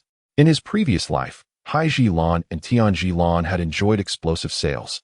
As Wuliangye and Mutai continued to raise their prices, Meng Jilan gained popularity after a price drop of 100 at retail. 15 years later, it was the liquor of choice for grand gatherings. The factory had even subdivided Meng Jilan into Meng San, Meng Lu, and Meng Jiao. You wish to sell Hai Jilan? High-end liquor is not easily sold, Wang Chong chuckled. Hee. I believe that with the nation's prosperity and the elevation of living standards, consumer spending will rise, and high-end liquor will indeed find its market, Yi Xiaogang asserted confidently, drawing from insights of future developments. Oh, you believe Hai Jilan has potential? Wang Chong asked. Yes, I believe it is worth a try, Yi Xiaogang replied with unwavering confidence. Ah, but you must consider the pressure of handling Hai Jilan alone. The price of this liquor is steep. If you take on both, you would need to invest at least 6 to 700,000, Wang Chong pondered. Funds are not an issue for me, Yi Xiaogang assured him. Oh, I didn't realize boss Yi had such financial resources, Wang Chong replied with a grin. If you can secure the funds to take on Haiji Lan, I can guarantee you will obtain the distribution rights, Wang Chong said with a smile. Really? Indeed. I'm prepared with the funds, Yi Xiaogang chuckled. My uncle is the deputy factory director, a veteran in the industry. If it weren't for his age, the position of factory director would be his, Wang Chong replied with a grin. Haha, let us toast to a pleasant collaboration ahead, Yi Xiaogang said, raising his glass. Chapter 55. A few suggestions for Haiji Lan's market entry. It's easy to talk, yet selling is an arduous task, Wang Chong remarked, placing his glass down after finishing his drink and shaking his head. Brother Wang, are you referring to market accessibility? Yi Xiaogang inquired. Indeed, you see, new products must penetrate the market to gain acceptance. At this price point, even if we launch, it will be difficult for retailers to embrace it. I fear that a store might take a box and take a year to sell it, Wang Chong expressed with concern. Come now, surely it can't be that dire. Does Brother Wang lack confidence in the new wine? Yi Xiaogang responded with a smile. When Haiji Lan was first released, it coincided with summer, and the sales representatives faced significant challenges. Many liquor stores outright rejected orders after hearing the prices quoted by the representatives. In some regions, there were even instances of stores temporarily accepting stock without charge for consignment until September, when sales began to slowly pick up. And it wasn't until late October that we truly gained traction. In some areas, there was even a shortage before the new year. How can one not worry? The sales targets have already been imposed before the wine is even launched. The tasks for Yonghadaku are already substantial. And now with the added burden of Haiji Lan, I find it hard to sleep at night, Wang Chong lamented. Surely, there will be promotional policies accompanying the launch of new wines, Yi Xiaogang recalled from his previous life, when Haiji Lan was first introduced. With scratch-off discount coupons on each box and prizes for every bottle. Each box of 6 bottles was priced at an average of 30 yuan. The rewards on the boxes were intended for the store owners, while those inside the bottles were for the customers, and once launched, it became an instant sensation, with Haiji Lan dominating dining tables everywhere. Yet, no matter how alluring the policy, if store owners are unwilling to stock the product, it is futile, Wang Chong asserted. Last month, during a company meeting, we discussed this issue. If we can't even place the goods, how can we talk about sales? Oh, what did your company say? Yi Xiaogang asked. What else could they say? The factory price is 59 yuan per bottle, 354 yuan for a box. And they demand we push it without any promotional support, Wang Chong replied, exasperated as he drained his glass. What if store owners received incentives for purchasing a box? Yi Xiaogang suggested, referencing a reward mechanism from his future experiences. Incentives for store owners? Where would the funds come from? The factory has set the price at 59 yuan per bottle, Wang Chong mused. Perhaps we could increase the purchase price. If we maintain the selling price, but find a way to compensate the store owners for the increased cost? Yi Xiaogang proposed with a hint of mystery. Raising the purchase price? Reimbursing the store owners with the price difference? Wang Chong pondered, beginning to see the merit in the idea. Precisely. For instance, if we raise the factory price by 2 or 3 yuan per bottle, then return the excess, perhaps through cash or scratch-off prizes, to the store owners. If they perceive that purchasing a box yields an additional 10 or so yuan, coupled with the profit from selling the wine, would they still have concerns about sales? Yi Xiaogang suggested with a smile. At that moment, realizing he was out of cigarettes, he stepped outside to call for a waiter to bring 3 packs of cigarettes. He tossed a pack in front of each person, unwrapped his own, and shared it with the 2. I believe this approach is viable, Wang Chong remarked after a moment of contemplation. Hold on, let me jot this down. I'll call my uncle tonight. Hee. I was merely speaking casually. It may not necessarily be feasible. Do not let your uncle mock me, as Yi Xiaogang chuckled at Wang Chong, who was frantically searching for a pen and paper. No, my old uncle is also quite anxious about this matter. After carefully noting down the promotional ideas articulated by Yi Xiaogang, Wang Chong smiled and remarked, little brother, this method is truly brilliant. It's a win-win for all parties involved. Glancing at his notes, Wang Chong chuckled, ha. I told you my brother Yi is an intelligent man. Old Wang interjected with a grin. Boss Yi is indeed young and accomplished. His mind works swiftly. Wang Chong contemplated that this approach was indeed viable, as long as the store owners accepted the profit from the liquor and agreed to restock. His task could be accomplished with ease. Haha, Funding will certainly not be an issue. To ensure a pleasant collaboration in the future, let us toast, Yi Xiaogang suggested. Yes. Let us drink to that. Wang Chong and Old Wang raised their glasses and downed their drinks in one go. Ah, this taste is truly overwhelming. Old Wang suddenly pointed at the perch fish, saying, I will finish the fish with Boss Yi. You drink a bit more, Wang Chong. In high spirits, Wang Chong replied. You all eat quickly. Once you finish, let us make a swift exit. This flavor is quite overpowering. I am not cut out for this. Old Wang laughed. Opening a second bottle after the first was insufficient, and they consumed nearly half of it. Yi Xiaogang felt he could no longer handle it, and, having exceeded his limit, rushed to the restroom to vomit before feeling somewhat better. Observing Yi Xiaogan's pale complexion, Wang Chong understood he had been to the restroom and smiled. Sensing that Yi Xiaogang was a person worthy of deeper friendship.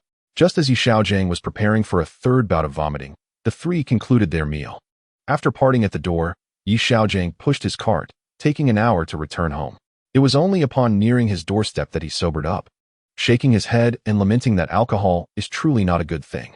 However, given the current momentum, drinking in the future seems inevitable. His tolerance must be cultivated.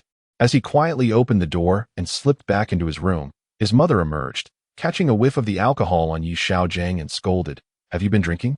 You should cut back. You're still so young. What is the point of consuming so much? Do you aspire to be a drunkard like your father? It's unbecoming for both the young and the old. Yi Xiaogang hurriedly slipped into his room and closed the door.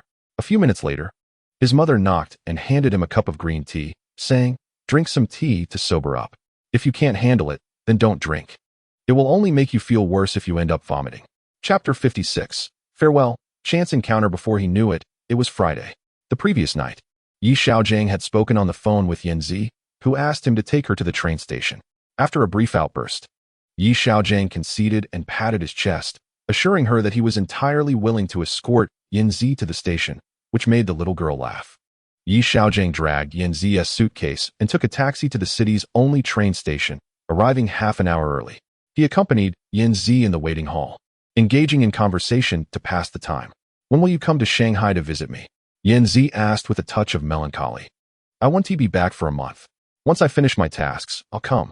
Please help me inquire about opening an M-stock account. It's quite urgent. Yi Xiaogang reminded her. Sure, I'll ask our teacher when I get back and see if there are any international students who can assist, Yanzi replied earnestly. Great. If you manage it, I'll treat you to a grand feast, Yi Xiaogang smiled. Hee, if you can't manage it, you want to treat me to dinner, right? Yanzi joked with a grin. Of course I will. Isn't it just a matter of saying we need to eat? Yi Xiaogang remarked. By the way, my father bought me a mobile phone. I'll give you the number. Feel free to chat with me anytime. Yanzi seemed to suddenly recall and said, Oh, you bought a phone. I'm also planning to get one for convenience. Yi Xiaogang was surprised. Remember this. The number is 139. Yanzi looked at Yi Xiaogang and took a pen to write it on her hand. Writing it on my hand is too easy to smudge. Why not write it on a piece of paper? She suggested playfully. Hee, I'll write it on my arm. It's bound to stick in my memory. I have a great memory. I can memorize it after reading it a few times. Yi Xiaogang dutifully wrote it on her arm. Once I get my phone and number sorted out, I'll call you, he said with a grin. Hee, you have money now. Buying a phone worth thousands without a second thought. Did you make a fortune in stocks? Yanzi's eyes sparkled mischievously. Haha, not much. But I do have enough for the phone, Yi Xiaogang replied with a smile. No need to say more. I'm not interested, Yanzi huffed, turning her head away. Haha, once the stock account is opened, you'll know, Yi Xiaogang quickly offered a retort. True. I wonder how much you really have, Yanzi mused. The US stock market requires dollars, right? You don't have any. Well, I can exchange some. Worst case, I can go to the black market. It's about 8 to 1 now. $1 exchanges for over 8 yuan. Yi Xiaogang explained his plan. 8 to 1. The dollar is indeed expensive, Yanzi remarked. Yes, they are a developed country. Look at how much we get compared to Japan. 1 yuan can exchange for dozens, he chuckled. You even understand currency exchange rates. Yanzi laughed. If you focused your energy on studying, perhaps you could get into our school. Then we could see each other every day. She expressed with a hint of regret. Hee, seeing each other every day would lead to arguments eventually. Yi Xiaogang reflected, recalling how, despite his wife's good nature, they often quarreled. The arguments are because you provoke me. Yanzi proudly lifted her chin. Haha, yes, it's all my fault. Yi Xiaogang found the playful banter with the young girl quite enjoyable. Suddenly, a girl's voice interrupted. "Hey, you rogue wife!" exclaimed a woman carrying a suitcase. Standing next to someone Yi Xiaogang wished to avoid, his brother-in-law. "Is this the one who followed you?" the brother-in-law asked, eyeing Yi Xiaogang. "Yes, it's him," the wife replied. "Ah, wait. It's a misunderstanding. I wasn't following you," Yi Xiaogang hurriedly explained. "Humph, the police saw you." "Deny it all you want," his wife insisted. "You followed her?" Yanzi curiously inquired. Not really. That day I had some errands and was lost in thought, so I might have walked behind her for a bit. It was all a misunderstanding." Yi Xiaogang defended himself urgently. "Humph, you better be careful," Yanzi whispered as she approached. "I apologize, sister. He is my boyfriend. And I assure you he is not a stalker," Yanzi said, turning to her wife. "Oh, your boyfriend?" The wife began to doubt if she had misjudged Yi Xiaogang. "Yes, he came to drop me off at school today," Yanzi said, taking her wife's hand. "Where are you studying?" "Oh, I'm in Hawaii City," the wife replied. "On behalf of my boyfriend, I apologize. He probably didn't notice and scared you," Yanzi said with a smile. "Oh, it's nothing. There were many people on the road. I'm fine." The wife completely believed Yanzi's words. My train is arriving shortly. I must prepare for the ticket inspection. Farewell for now, Swallow." After bidding my wife goodbye, I turned to see Yi Xiaogang, who still hadn't taken his luggage to accompany me for the ticket check. Yi Xiaogang felt an overwhelming urge to collapse to the ground and weep. It seemed all was lost. His wife no longer regarded him as a rogue, but as a married man. Would the two of them ever reunite again? With his belongings in hand and under Swallow's watchful gaze, he approached the ticket gate, observing Swallow vanish into the throngs of people. He turned around to see if his wife was still there, but found no trace of her. Dejected, Yi Xiaogang exited the station. Heavens! Is it not immoral to toy with me like this? He silently cursed. Chapter 57. All in on Byman Steel on the way back. I passed the mobile building and spent $1,800 to purchase a Motorola phone. Glancing at the hefty device, reminiscent of a brick, I recalled my past life's iPhone 12, which felt like daylight robbery. The phone had only two functions: making calls and sending messages. This model could be acquired for a mere $100 in the future. I paid an additional $100 to select a phone number ending in 666. Initially, upon seeing the inflated prices for number selection, I yearned for a more appealing number with at least 4 or 5 matching digits. However, upon witnessing the 10,000 yuan price tag for a number with 5 eighths, I promptly abandoned that thought. I sent a message to Swallow, and we exchanged texts that cost nearly 5 yuan, only concluding our conversation when Swallow lamented the depletion of her balance. Alas, times have changed. What could be resolved with mere cents on WeChat in the future now required 10 cents per text. Today, the stock market continued to languish. The previous day's closing price fluctuated dismally, evoking no excitement whatsoever. Byman Steel had also plummeted to 65. I placed a limit order at 651, which entirely executed before the midday close, totaling precisely 230,000 shares. Yi Xiaogang was suddenly taken aback to realize that if Byman soared to 11 next month, he could earn $1 million. The more he pondered, the more exhilarated he became. The opportunity for Rebirth had granted him a much quicker path to wealth than he had anticipated. Setting aside other thoughts, even if he sold at 11, he could double his investment, reaching 10 million. If he shared such news with his mother, she might need to prepare some heart-saving pills. After wandering the hall for a while, I engaged in casual banter with several stock friends I had recently met until noon South Market close. It was only around 1 in the afternoon that I spotted Old Wong approaching.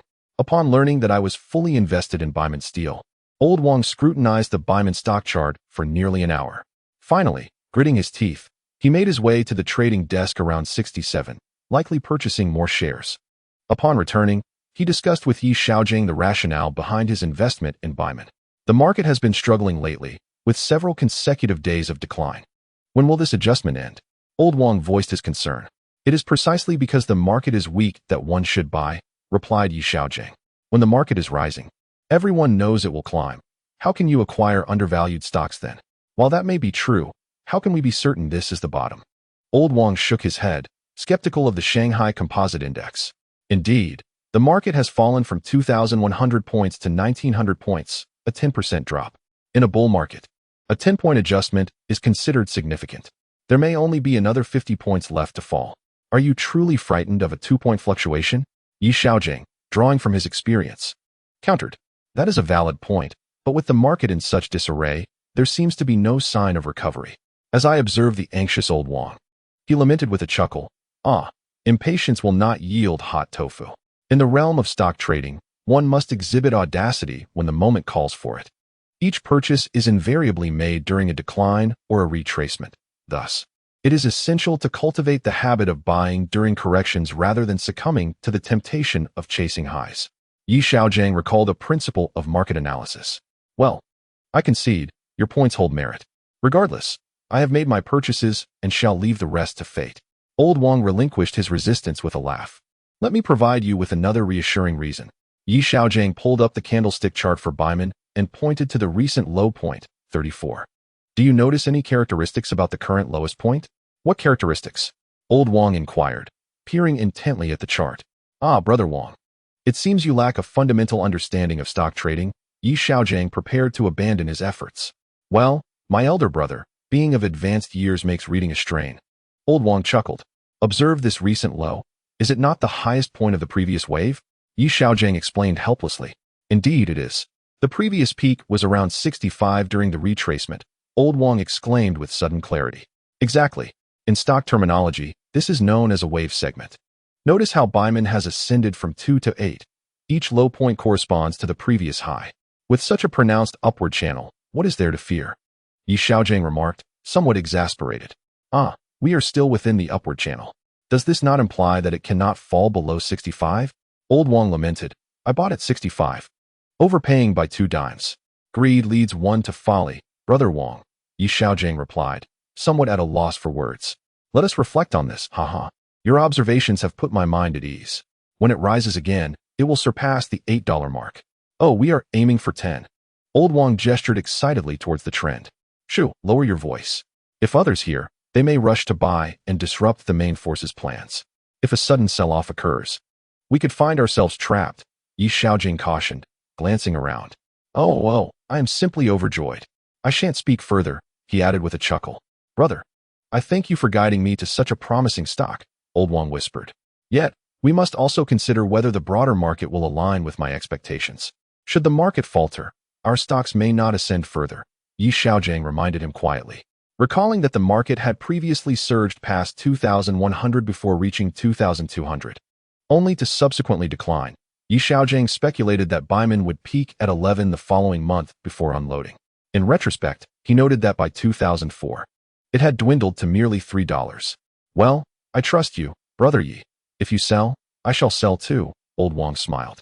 Chapter 58. Ignoring market corrections while rising that evening, after dinner, I exchanged messages with Yanzi regarding $5. Xiaogang gritted his teeth in frustration at the unscrupulousness of the mobile service provider. At that moment, Yanzi replied, prompting Xiaogang to scold himself for his forgetfulness. The well-known QQ had slipped his mind. With the home computer connected to the internet and a QQ account established without any cost, he found himself struggling to navigate the mobile app. He rose to his feet, opened the computer, logged into QQ, and sent his QQ number to Yanzi. After a brief wait, a delightful avatar with blue hair animated on the screen. The QQ name was simple, Yanzi. While Xiaogangs online moniker was impressively accompany you to count stars. The blue-haired avatar sprang to life, prompting laughter. Who was being accompanied in counting stars? We must see who the object of affection is. The astute shall count stars. Not particularly clever, replied Xiaogang. You only know how to count the moon. How does one count the moon? Xiaogang deliberately retorted, pointing at the moon. Just count one moon, right? No, you only count the swallows. I'm accustomed to counting stars, Xiaogang responded. Brother Gongzi has gone bad, the swallow teased. By the way, you mentioned last time that you also bought stocks. What did you purchase? I didn't buy anything. Last time you said technology stocks would fall, so I sold. I haven't bought any since, Xiaogang replied. You should consider buying some Baiman steel. I think it looks promising. It seems poised to rise. Really? I've nearly lost everything. It took a long time begging my mother for a mere 10,000. I've already lost several thousand, Xiaogang lamented, adding a grimace emoji. Buy a bit to try. Perhaps you can recover your losses, Xiaogang reassured. Tomorrow I'll buy. If I incur losses, you shall compensate me, the swallow jested. If I profit, it shall serve as my dowry, Xiaogang responded. I have no dowry, the swallow retorted. No dowry. Then you shall face the consequences. Yi Xiaogang replied. Do you dare? The swallow challenged. Haha, by the way, any updates on opening an M-stock account? Yi Xiaogang inquired, still concerned. I asked our mentor. It seems rather difficult, but it can be done, the swallow replied. As long as it can be operated, that is fine. At worst, I'll spend a little money. Yi Xiaogang remarked. Haha, our teacher said foreign stocks differ from Chinese ones. You can earn in the Chinese stock market, but not necessarily abroad. Foreign markets operate on T0 trading, and there are no limits on price fluctuations. They could plummet to nothing in a single day. The swallow expressed her concerns. Hee. I've also done some research. Just buy something with stable performance, Yi Xiaogang casually reassured. If she knew I was suggesting to buy a stock that is currently losing and has been suspended from trading, she'd likely urge me not to open an account at all. Rest assured, just help me inquire about how to open an account, he said. All right. I'll ask our mentor again, the swallow agreed. Okay then, it's getting late. You should head to bed early, Yi Xiaogang concluded, preparing to end the conversation. Yes. You too, sleep early. Come find me in the Shanghai market when you have time, the swallow said. Of course, how could I forget? Yi Xiaogang quickly replied. You're obedient. Good night. The swallow's avatar dimmed after her message. Yi Xiaogang glanced at the chat records and chuckled. Hee, almost 5 yuan saved. In the following days, Baiman Steel turned around its previous downturn, rising over 2 points daily for 3 consecutive days, nearing the previous high during the correction at a closing price of 78. The happiest among them these days were the swallow and old Wang. The next day, the swallow invested several thousand from her account into Baiman Steel, acquiring over 1,000 shares. Old Wang bought nearly 20,000 shares, earning around 20,000 yuan, boasting to everyone he met. Meanwhile, the market continued its adjustment, fluctuating lethargically around the 1,800-point mark. This is just the beginning. Let us be truly jubilant once we surpass the previous high of 85, Yi Xiaogang remarked, dampening old Wang's spirits. Haha, watching others lose money while my stocks rise is indeed delightful, old Wang chuckled immorally. Shoo, keep it down. I don't want to get beaten alongside you, Yi Xiaogang laughed. Haha, who would dare to hit me? I'll protect you as you run, old Wang grinned. Haha, I can't abandon you either, Yi Xiaogang replied with a smile. Hee, a true brother, old Wang said, grinning back. Manager Wang informed me yesterday that there are promising developments regarding your agency. Chapter 59, Double Happiness. How did Manager Wang say it? Yi Xiaogang inquired urgently. There's an agency near your residence that is reluctant to stock inventory. We are planning to reclaim their agency rights, which would be a perfect opportunity for you. Old Wang replied with a smile. Oh, is the area substantial? Yi Xiaogang asked. Not bad. That area consists of 3 districts, and we are looking at approximately 1/3 of it, Old Wang explained. 1/3? That's not large, Yi Xiaogang frowned. Indeed. This agency has only achieved sales exceeding 1 million in a year, primarily due to a lack of funds for stocking inventory, Old Wang remarked. Without stock, the service will undoubtedly falter, Yi Xiaogang noted. He understood that a distributor's warehouse waiting for funds to acquire stock would inevitably lead to shortages in the market. The more stock they lacked, the poorer their service would become, as their earnings were commission-based.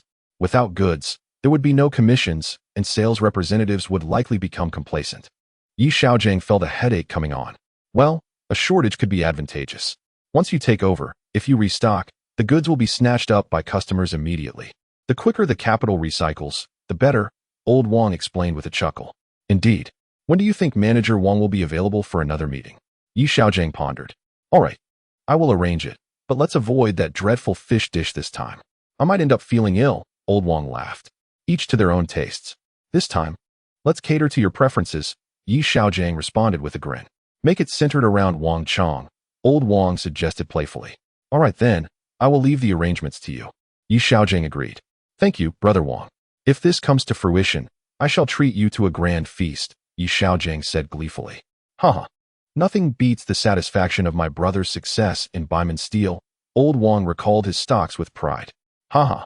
Let us not forget who is benefiting from whom. Yi Xiaogang chuckled. With the current market conditions, do you think it will affect Baiman's main force? Yi Xiaogang asked. As long as the market does not continue to decline, reaching a new high should not be too strenuous. Notice how Baiman's trading volume has increased. If it weren't on an upward trajectory, how could so much capital be used to boost a stock that nobody follows? Yi Xiaogang reassured Old Wang. True, with the main force investing so much. They certainly won T run away at a loss. Old Wang nodded in agreement. With this good news from Brother Wang, Baiman is bound to ascend. Yi Xiaogang smiled. Haha. The main force 1T pulled the stock up just to celebrate a little brother getting the agency rights, Old Wang said, his joy evident, as they exchanged laughter. The market closed at 3 o'clock, with Baiman rising against the trend to 346, nearing 8 yuan. Old Wang cheerfully picked up his cup and tidied up as they exited the brokerage. Yi Xiaojing followed him out. At 7 o'clock sharp, Lan Fian's QQ came online. Brother Gongzi, I have delightful news. Fian exclaimed. Is it possible to open an account? Yi Xiaojing replied. Yes, but you need a U.S. bank account, which I can arrange for you, Fian declared proudly. A U.S. bank account? You can manage that? Yi Xiaojing recalled that in his previous life, trading American stocks required such an account. Indeed, initially, a U.S. passport was necessary. But we have an international student at our school whose family has connections in banking to facilitate a convenient channel. All you need is your ID. Other documents can be submitted later. Yinzi replied, Indeed, that's wonderful. Do you think I should come over? Yi Xiaojing hurriedly responded, You wouldn't come if it weren't for the account opening, right? Yinzi detected the irritation in his words and replied, No. I was actually planning to come over once I finish my work in the next couple of days.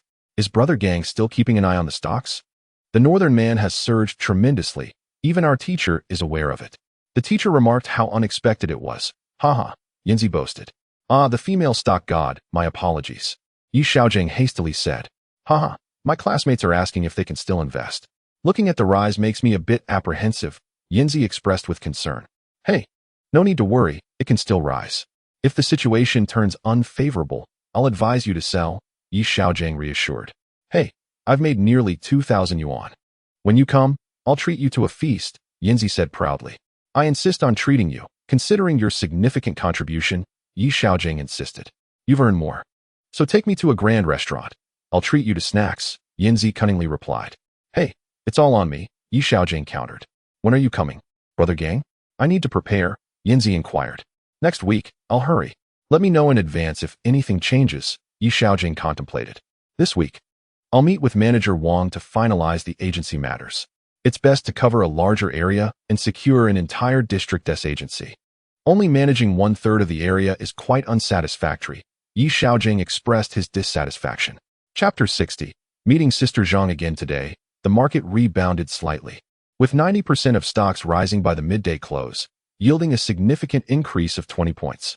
The Shanghai Composite Index rose by 114, with Northern Man Steel increasing by 36 and Dongfeng Motor surging by 246. Yi Xiaojing had already sold his shares in Dongfeng Motor, but had included it in his watch list, as it had contributed over 100,000 to his portfolio. Observing that Northern Man had surged past 8 yuan and was advancing toward the 11 yuan mark, he remembered. Yi Xiaojing found enjoyment in the process, despite knowing the outcome. After a simple lunch, Yi Xiaojing nearly dozed off in a chair in the lobby. Drowsily waiting until 1 o'clock, he missed out on the computer. Fortunately, Old Wang had occupied the computer since 12:30, holding the spot for him. Casually chatting with Old Wang about stocks, they also discussed Yanghe Company.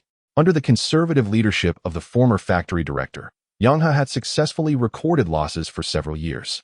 A few years ago, it nearly fell into the hands of Shuanghua, but it was opposed by the State-Owned Assets Supervision and Administration Commission. Otherwise, it would have been a subsidiary of Shuanghua by now. However, Shuanghua was later sold to a company that produced soy milk. A few years later, the city reclaimed the equity of Shuanghua and handed it back to Yanghe Distillery. In later years, both distilleries were considered parts of Yanghe Distillery, although both brands remained in circulation in the market. As they were engrossed in conversation, a woman approached. Old Wang, Xiao Yi, brothers, she called out. Zhang Li, Sister Zhang. Both turned to reply. Yes, it's been over a month since I last came. Sister Zhang smiled as she spoke to them. Haha. Zhang Li has made a fortune and returned to enjoy life, Old Wang remarked. Not really. I just went on a business trip with my husband. I just got back yesterday and Haven Tea adjusted to the time difference. I slept until noon, Sister Zhang laughed. Haha. We were all saying Zhang Li made a fortune and returned to be a wealthy lady, Old Wang continued. No, not at all. Earning money or simply basking in the glow of Xiaoya, Sister Zhang smiled at Yi Xiaojing, remarking on their good fortune. Yi Xiaojing quickly responded, claiming that the luck was truly his. Sister Zhang, amused, inquired about any promising stocks. Yi Xiaogang replied that the market had not been favorable recently, with only a slight uptick today. Old Wang interjected, mentioning that he had invested in Baiman Steel after Ye's recommendation, noting a 1 yuan increase. Sister Zhang recalled having seen Ye's prior investments, affirming, "Indeed, I have traded it twice. Familiarity breeds comfort." Yi Xiaogang chuckled, asking if the stock had further potential for growth. To which Sister Zhang assessed the trends before stating that if Yi believed it would rise, she would join in. Old Wang, grinning, remarked on how they were all benefiting from Xiaoya's insights. Sister Zhang, after a brief excursion, returned to the trading desk. Old Wang jokingly noted that she might have spent all her money. Yi Xiaogang suggested asking her directly, eliciting laughter. Old Wang continued, "The stock has already increased almost 4% today. Purchasing now shouldn't lead to losses." Yi Xiaogang shared his learned wisdom on stock trading, emphasizing the importance of following long-term trends rather than fixating on daily fluctuations. Old Wang, reflecting, acknowledged the anxiety that comes with market declines. Everyone desires to avoid losses. Yi Xiaogang explained, "The likelihood of significant drops depends on whether a stock has experienced consecutive gains. If Baiman Steel has not yet surpassed its previous high, I believe it will reach new heights. Should it break past that point, we must be cautious of potential false breakouts designed to lure in retail investors." After taking a sip of water, Yi Xiaogang noted that the trading volume for Baiman had not been excessively high, suggesting that breaking through previous highs might be relatively easy. He observed that the main players seemed eager to push prices up, indicating a strong bullish sentiment. Old Wang expressed his willingness to follow Ye's lead, stating that he would sell if the situation appeared unfavorable, especially since he had already secured nearly 20% gains, allowing him some leeway against potential losses. Sister Zhang joined in the conversation, sharing her joy at having profited alongside them. Yi Xiaogang feigned exasperation, saying, "You all put so much pressure on me." Sister Zhang reassured him, "If you sell, we will too. We won't hold you accountable for any losses." Old Wang added that he was not worried about slight losses, having already turned a profit. Suddenly, Sister Zhang noted a surge in Baiman Steel's stock price due to large orders, raising it to 5. Yi Xiaogang speculated that the favorable market conditions might prompt main players to test the waters, warning that an influx of followers could lead to adverse movements. Old Wang, anxious, questioned whether they should sell. Sister Zhang, feeling perturbed, reminded them not to rush as the recent rise was minimal, and the main players had yet to make definitive moves. Yi Xiaogang suggested they wait for further news, affirming that as long as the K-line trends remained stable, minor fluctuations were not a cause for concern. "All right, I will observe for a bit longer," Old Wang replied, keeping a watchful eye on the trends.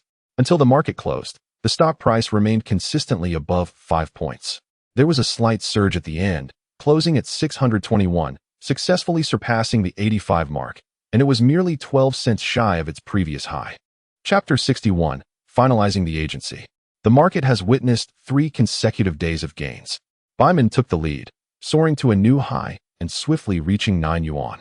Old Wang resembled a lottery winner, his laughter so effusive that it seemed his cheeks might cramp from joy. However, this also brought forth good news. Manager Wang was available on Friday evening. Yanzi's calls became increasingly frequent, maintaining at least 2 conversations daily since she invested in Baiman's rise, along with an hour-long QQ chat every evening at 7. After overhearing a few of these conversations, Mother relentlessly inquired about the developments. Seizing the opportunity, Yi Xiaogang mentioned his desire to visit the Shanghai market for a few days. His mother waved her hand generously, approving an activity budget of 3,000 yuan. By Friday's market close, Baiman's stock price had already reached 9 yuan and 2 jiao.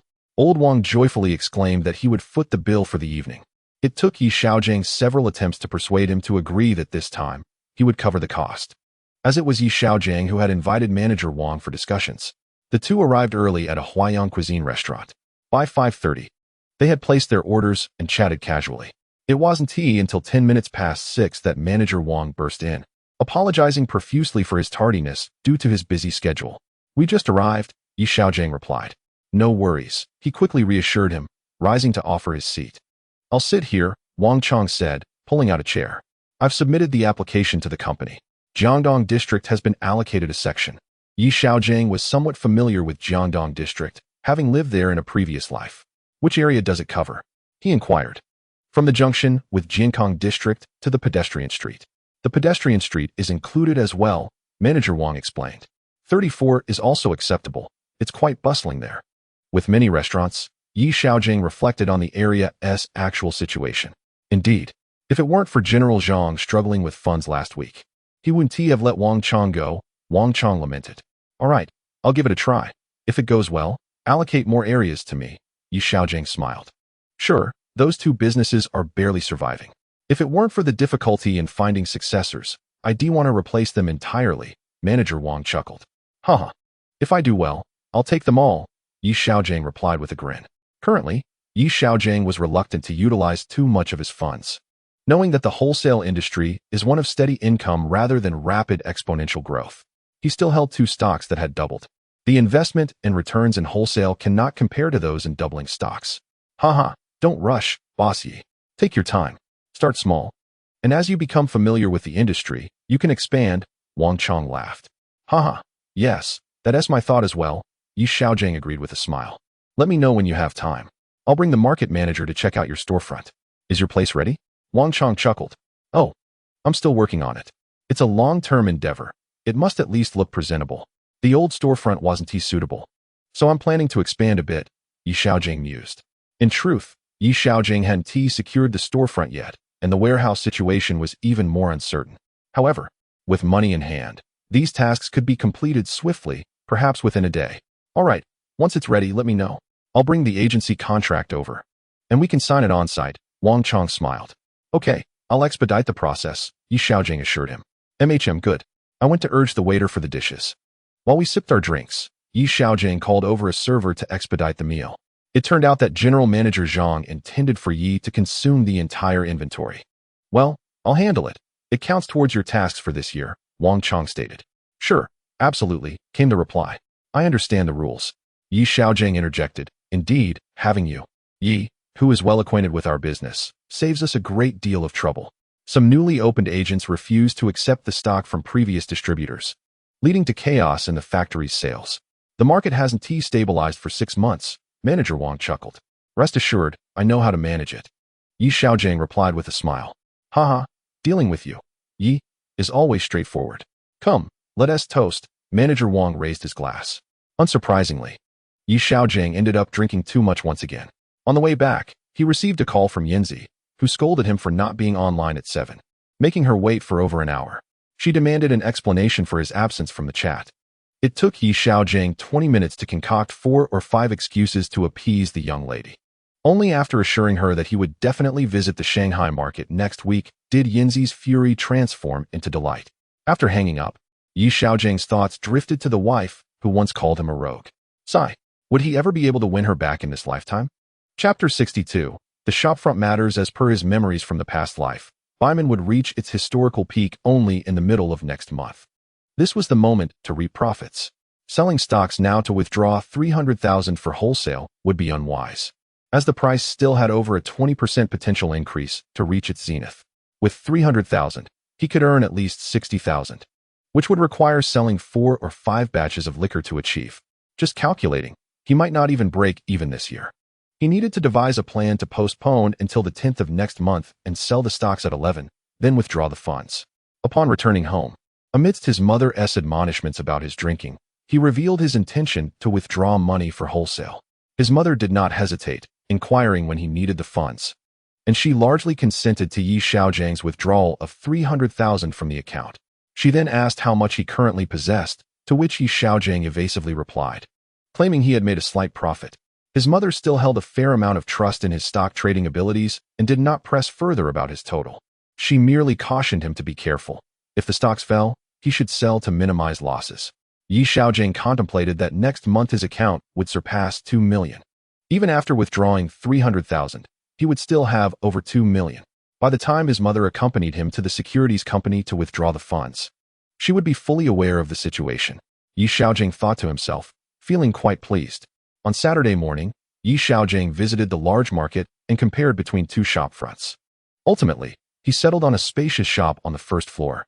He calculated that once he took over, minimal renovations would be required, just replacing the roll-up door with a more aesthetically pleasing one and installing a glass door, and the business could be launched. from the outside.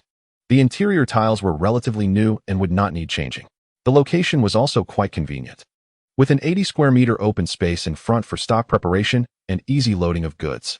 After making a phone call to connect with the current tenant, he learned that the transfer fee was 10,000 yuan, and the rent could be renegotiated with the market without any change in terms. The annual rent was 20,000 yuan for approximately 100 square meters, ample space for the shopfront.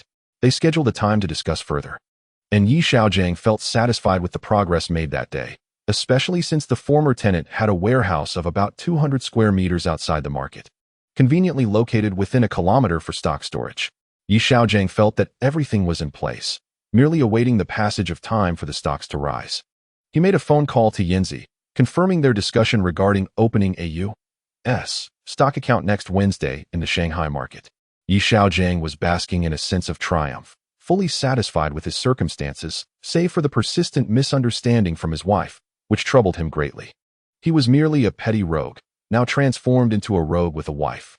Xiaogang pondered whether he should boldly reveal to her that he was her husband from a future life, or disclose several intimate secrets about his other wives.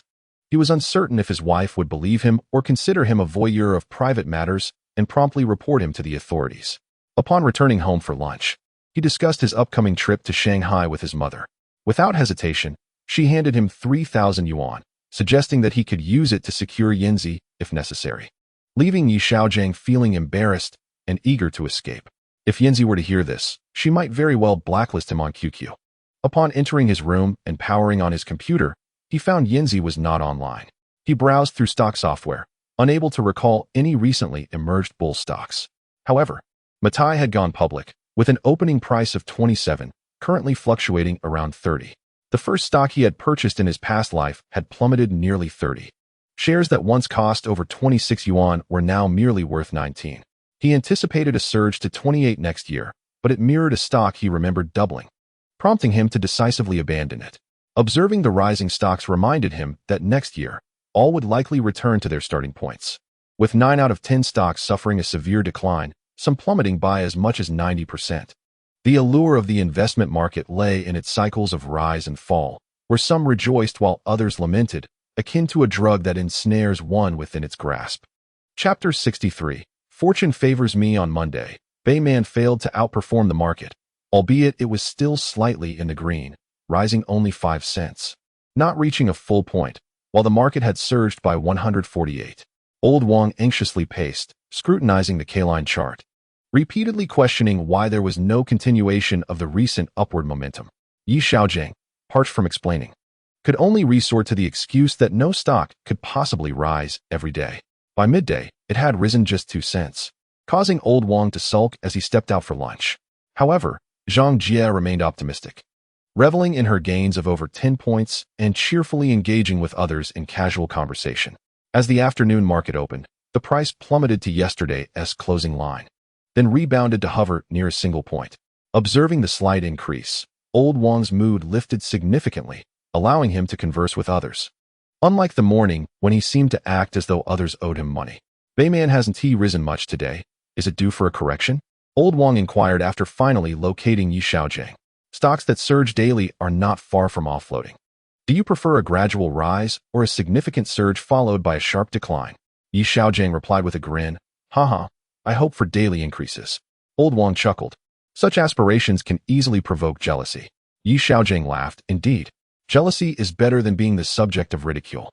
Old Wang mused. Haha, brother Wang, keep your distance. I wouldn't want you to get me into trouble. Xiaogang retorted. Haha, that won't happen. Despite the stock prices not rising that morning, the trading volume had not effectively expanded either. The likelihood of the main force consolidating during trading was considerable. The main force often relished shaking out the weak hands during low-volume fluctuations, and Xiaogang recalled how anxious he had appeared earlier that day. It is entirely unnecessary to have faith in a particular stock. One must consider various indicators and intraday fluctuations. Although Bayman did not experience an increase in the morning, there were no significant orders indicating a sudden sell-off, which does not concern me in the slightest, as Xiaogang articulated his analysis. I confess my ignorance. I had always thought that one merely sells once a stock has risen, rarely holding on to one for an extended period, especially when one has already reaped substantial profits. Lao Wang chuckled, stating that the peak of a medium-term trend is not formed in a day. Only after a prolonged period of consolidation will a pronounced bearish candlestick emerge. Conversely, a bearish candlestick during an upward trend merely incites a more vigorous counterattack from bulls. You see, Byman has not yet produced even a single bearish candlestick, indicating a strong intent from the main force to accumulate. Furthermore, the steel sector remains a popular domain, and the main force cannot afford significant corrections. They can only make minor adjustments to shake out a portion of the investors. Those who are steadfast in their convictions will not sell, Xiaogang remarked. The influx of capital into this stock is considerable. Such a vast amount of money is not merely playing around. It seeks substantial returns. Therefore, we must remain patient and await the main force to elevate our fortunes. Upon hearing my brother's words, I felt reassured, laughed Lao Wang. What has you so elated? Zhang Jie approached and inquired. Just engaging in casual banter with Wang Gu, Xiaogang replied. Oh, what were you up to this morning? Zhang Jie teased. I spoke to you twice this morning, and you ignored me, Lao Wang protested. I did not, did I? Zhang Jie countered. Perhaps I did not hear you. Lao Wang admitted sheepishly. This afternoon, Byman Steel is on the rise, Zhang Jie observed, glancing at the stock chart. Indeed, it remained stagnant in the morning, and I was contemplating selling. Lao Wang expressed his dismay. With a strategist like Xiao Yi by your side, you should not worry, Zhang Jie laughed. Haha. I figured it out myself without consulting Brother Yi, Lao Wang replied, a bit embarrassed. I could see your eagerness, Zhang Jie chuckled. Xiao Yi, how much further do you think it can rise this year? Others have suggested it could reach 2,500 or even 3,000 points. I cannot tell at this moment. The market changes too rapidly. It may surpass 3,000 points, yet plummet the very next day. Predictions of specific targets are mere illusions, Xiaogang remarked. How many times have analysts predicted certain points, only to witness a sudden drop below established support levels? They proclaim it is time to buy at the bottom. And by the time everyone reacts, those analysts have vanished without a trace. Indeed. Today's rise may lead to tomorrow's fall. No one can predict such fluctuations. Zhang Jie pondered. I believe this bull market is nearing its end, having surged from a few hundred points to over 2,000, a gain exceeding 100%. Many stocks have multiplied several times over, Xiaogang expressed with a sense of nostalgia. Xiao Yi, you must have made quite a profit these past few months. Even if stocks do not rise, we shall not go hungry, Zhang Jie laughed. Haha, if the Chinese stock market falters, one can always look elsewhere. Where can we find refuge? Xiaogang chuckled. Do not speak such discouraging words. With your good fortune and skills, you shall never go hungry, Zhang Jie responded. Where else is there? Hong Kong. That is still part of China. The United States and Japan have stock markets as well. Exploring and observing is never a bad thing. Xiaogang declared with ambition. American stocks, are they not fraught with risk? Zhang Jie inquired. They are similar. However, foreign stock mechanisms are relatively more robust. As Xiaogang observed, However, foreign markets operate on a T0 basis and lack limits on price fluctuations, which entails significant risks. Zhang Jie interjected. Countries like the United States and Japan also have Chinese companies listed. If necessary, one could always invest in Chinese stocks. Xiaogang chuckled in agreement. Indeed. However, foreign stocks require conversion into local currency. Zhang Jie appeared quite knowledgeable about the market. Yes, with current foreign exchange controls, individuals can only exchange a limited amount. Xiaogang lamented, the black market rates are exorbitantly high. Recently, he had inquired with several currency traders, discovering that $1 exchanges for approximately 82 yuan, while the black market rate approaches 87. My husband, Lao Lin, can exchange foreign currency, Zhang Jie boasted. Is there no limit to the amount? Xiaogang asked, astonished. Not quite unlimited, she clarified. He is engaged in foreign trade and frequently needs to convert currencies. Xiaogang felt fortunate, as if fate was favoring him. If he could connect with Zhang Jie's husband, he could save a considerable sum on currency exchanges. Chapter 64. Departure from Shanghai stock market on Tuesday and Wednesday. The Northern Man stock gradually ascended alongside the market. After surging to 97, the stock price fluctuated around 96. Xiaogang had booked a train for 3 in the afternoon. The journey of over 500 kilometers would take 7 hours. Yanzi had already arranged a hotel for herself, so she would simply check in upon arrival. As her school would not allow entry after 10, therefore, it was agreed that Xiaogang would find a hotel to stay overnight. Yinzi planned to visit him for dinner on Thursday afternoon. On Tuesday evening, his mother assisted in packing a few clothes and discreetly slipped him 500 yuan, fearing that 3,000 might not suffice. With no bank card available for intercity transactions, Xiaogang found himself with 4,000 yuan. He suddenly realized how inconvenient it was to lack modern conveniences like WeChat and Alipay. If he lost this money, he would be left homeless. Before leaving, his mother had tucked 2 condoms into his bag. Xiaogang stared at the 2 small items in his bag, feeling quite flustered. Thankfully, he discovered them in time. Had Yinzi found them in the hotel, he would have struggled to maintain his composure. He secretly stashed them at the bottom of his bookshelf and secured his bag before resting on a chair. In the morning, he checked the stock market and observed the performance of NetEase on the American Stock Exchange. Since its initial listing at 17 yuan, the price had plummeted to 8 yuan. By May of the following year, it was predicted to fall below 1 yuan, and prior to its suspension in June, it was projected to reach as low as 0.65 yuan. Some insiders claimed they could acquire NetEase shares for as little as 0.01 yuan. However, for Xiaogang, who had never even traveled to America, the prospect of purchasing shares at such a low price was utterly unattainable. At 2 o'clock, Xiaogang noticed that the Northern Man stock remained around 96. He turned off his computer, grabbed his backpack containing a few clothes, and headed directly to the train station. Upon arrival, he was just in time for ticket inspection and boarded the train promptly at 3. The lengthy journey of 7 hours unfolded. Xiaogang exchanged text messages with Yinzi, discussing trivial expenses before dozing off. He finally arrived in Shanghai at 9:50. A taxi ride from the train station to the vicinity of the school cost him 20 yuan, which he felt was exorbitant, suspecting a detour had been taken. However, having visited Shanghai only a few times in his previous life, he had no evidence to contest the fare and could only accept his misfortune. After locating the hotel and presenting the reservation information that Yinzi had provided, he was able to access his room by noon. Upon reaching his room, he sent a message to Yinzi, who promptly replied with a simple "Okay. Good night." Then there were no more messages.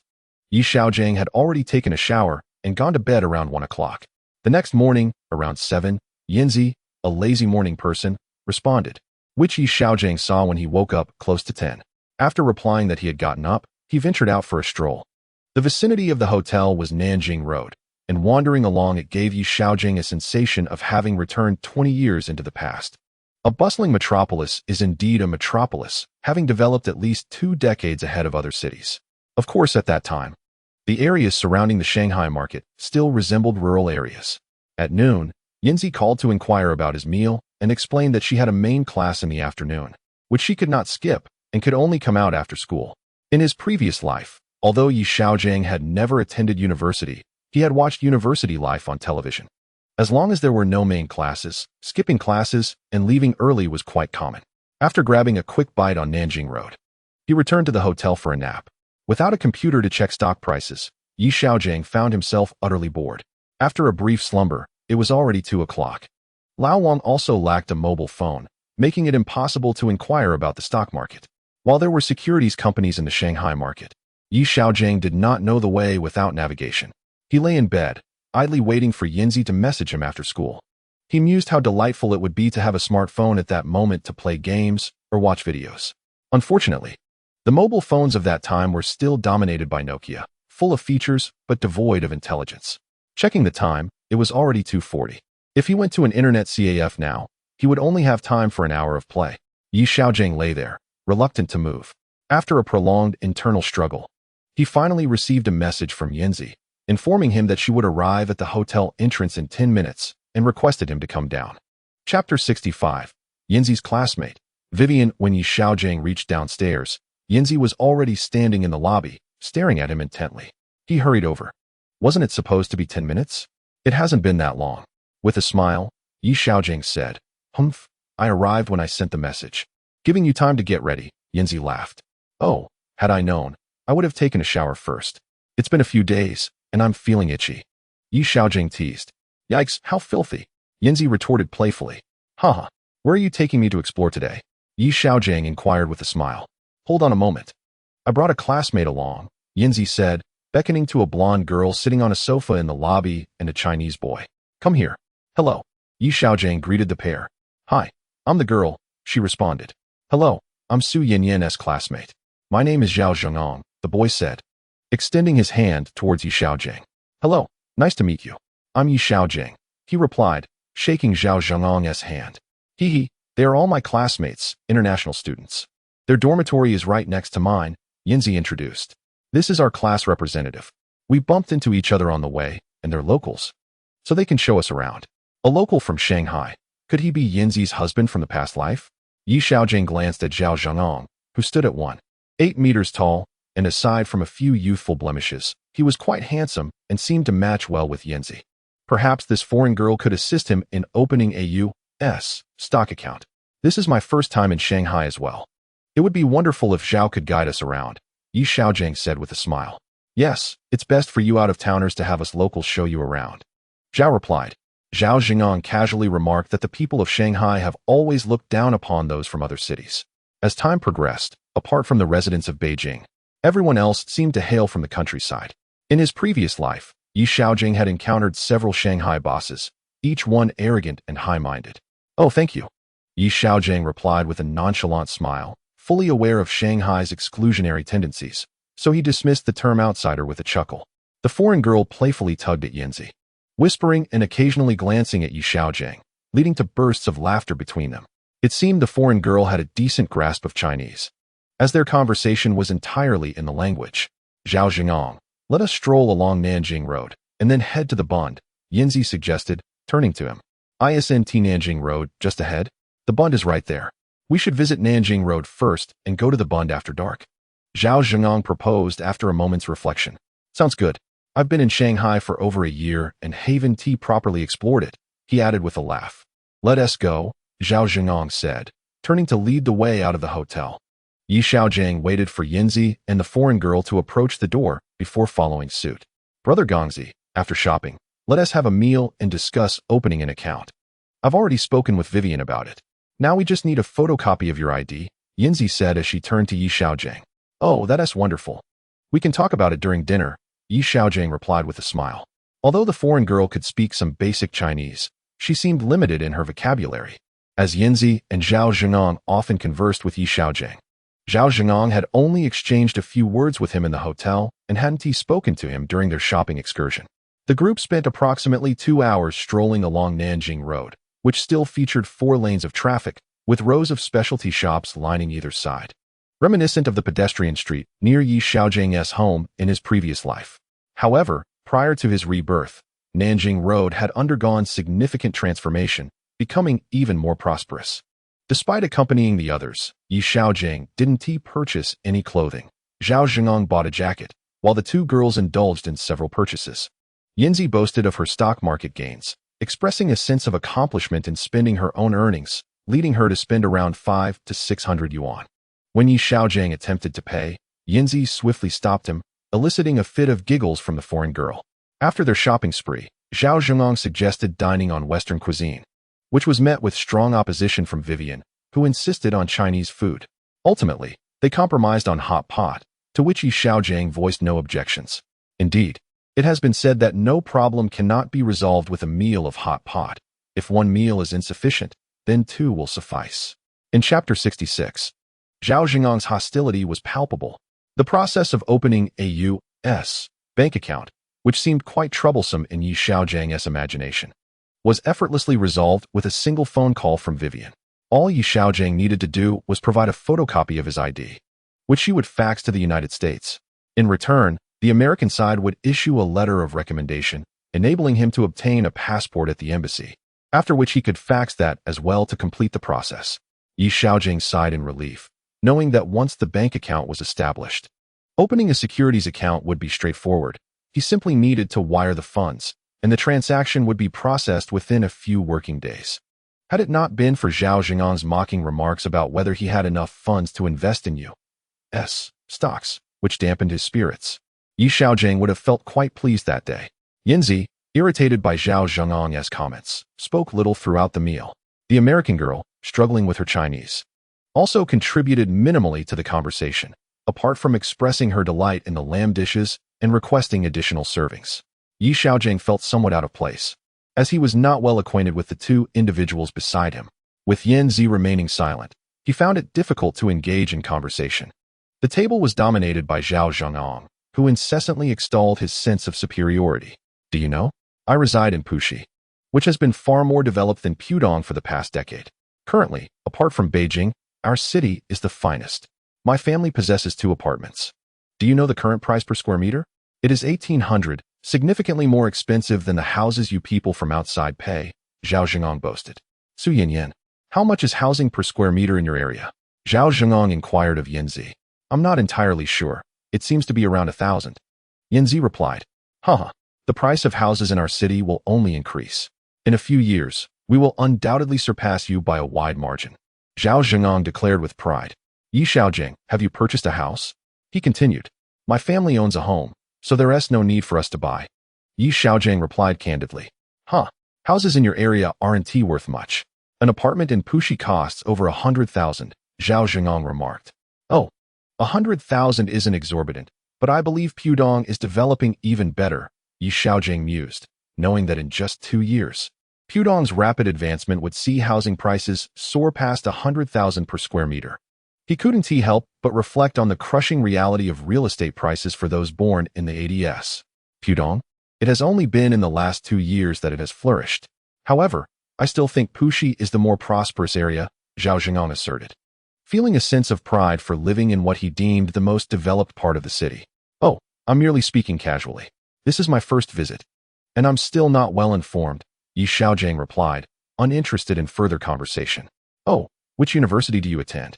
Zhao Zhengong posed another question. Oh, I didn't get into college, Yi Xiaojing answered honestly. Ah, so you didn't attend university, Zhao Zhengong said, shaking his head as he sipped his drink. Brother Gongzi is quite skilled at stock trading. This time, he advised me to invest in Baiman, and I made over 4,000. Yanzi interjected. Trading stocks at home. What is so impressive about that? Haven't you found a job? Zhao Zhengong probed. Not yet. I'm considering starting a small business, Yi Xiaojing replied. Ah, a small vendor. I see, Zhao Zhengong said with a dismissive chuckle, choosing not to continue the discussion. Zhao Zhengong. Yanzi snapped, her teeth clenched. Oh, I meant no offense. Zhao Zhengong replied, raising his hands in a gesture of innocence. Humph, Yanzi muttered, turning her attention to the hot pot. Zhao Zhengong glanced at the 3 of them and returned to his food. Are you planning to open an American account to buy American stocks? Yi Xiaojing asked casually. Yes, that is the plan. I'll open it first and see, he replied. You have little money. American stocks can be quite risky. Don't lose everything, Zhao Zhengong laughed. I'll just take a look. After all, it's money I earned previously. If I lose it, so be it, Yi Xiaojing responded, not wishing to prolong the topic. Oh, a few thousand is still a significant amount. Buying American stocks requires US dollars, and that means several thousand yuan, Zhao Zhengong noted. Yanzi, did you know? My uncle gave me $100 for the new year, worth over 800 yuan, he continued. Yanzi, engrossed in her food, paid him no heed. The current bank exchange rate is around 82. Each person can exchange up to $500. Yi Xiaojing shared what he knew about the market. Haha, do you have enough money to invest in US stocks? Would you like me to lend you my $100? Zhao Zhengong joked. Hee, thank you. But I'll manage for now, Yi Xiaojing replied, then handed a bottle of sports drink to Yanzi. Here, have some to cool down. It's quite spicy. Yes. Indeed, she agreed. Drink mine. I just opened this bottle and haven't had a sip yet, Zhao Zhengong hastily remarked as Yanzi accepted Yi Xiaojing's beverage. Attempting to open it twice without success, Yi Xiaojing took the drink back, effortlessly opened it, and handed it back to Yanzi. Thank you, Brother Gongzi. Yanzi smiled as she received the drink. Your classmate is quite the gentleman, Wei Weian commented. Hee, Yanzi giggled in response. Zhao Zhengong retracted his hand, which had been holding the drink, glancing between Yanzi and Yi Xiaojing. Chapter 67. A night stroll at the Bund after finishing their hot pot meal. Yi Xiaojing discreetly settled the bill without informing Yanzi. He then accompanied Zhao Zhengong to the restroom. Zhao Zhengong, either intentionally or inadvertently, inquired about the relationship between Yi Xiaojing and Yanzi. Yi Xiaojing deflected the question, referring to her as a neighbor.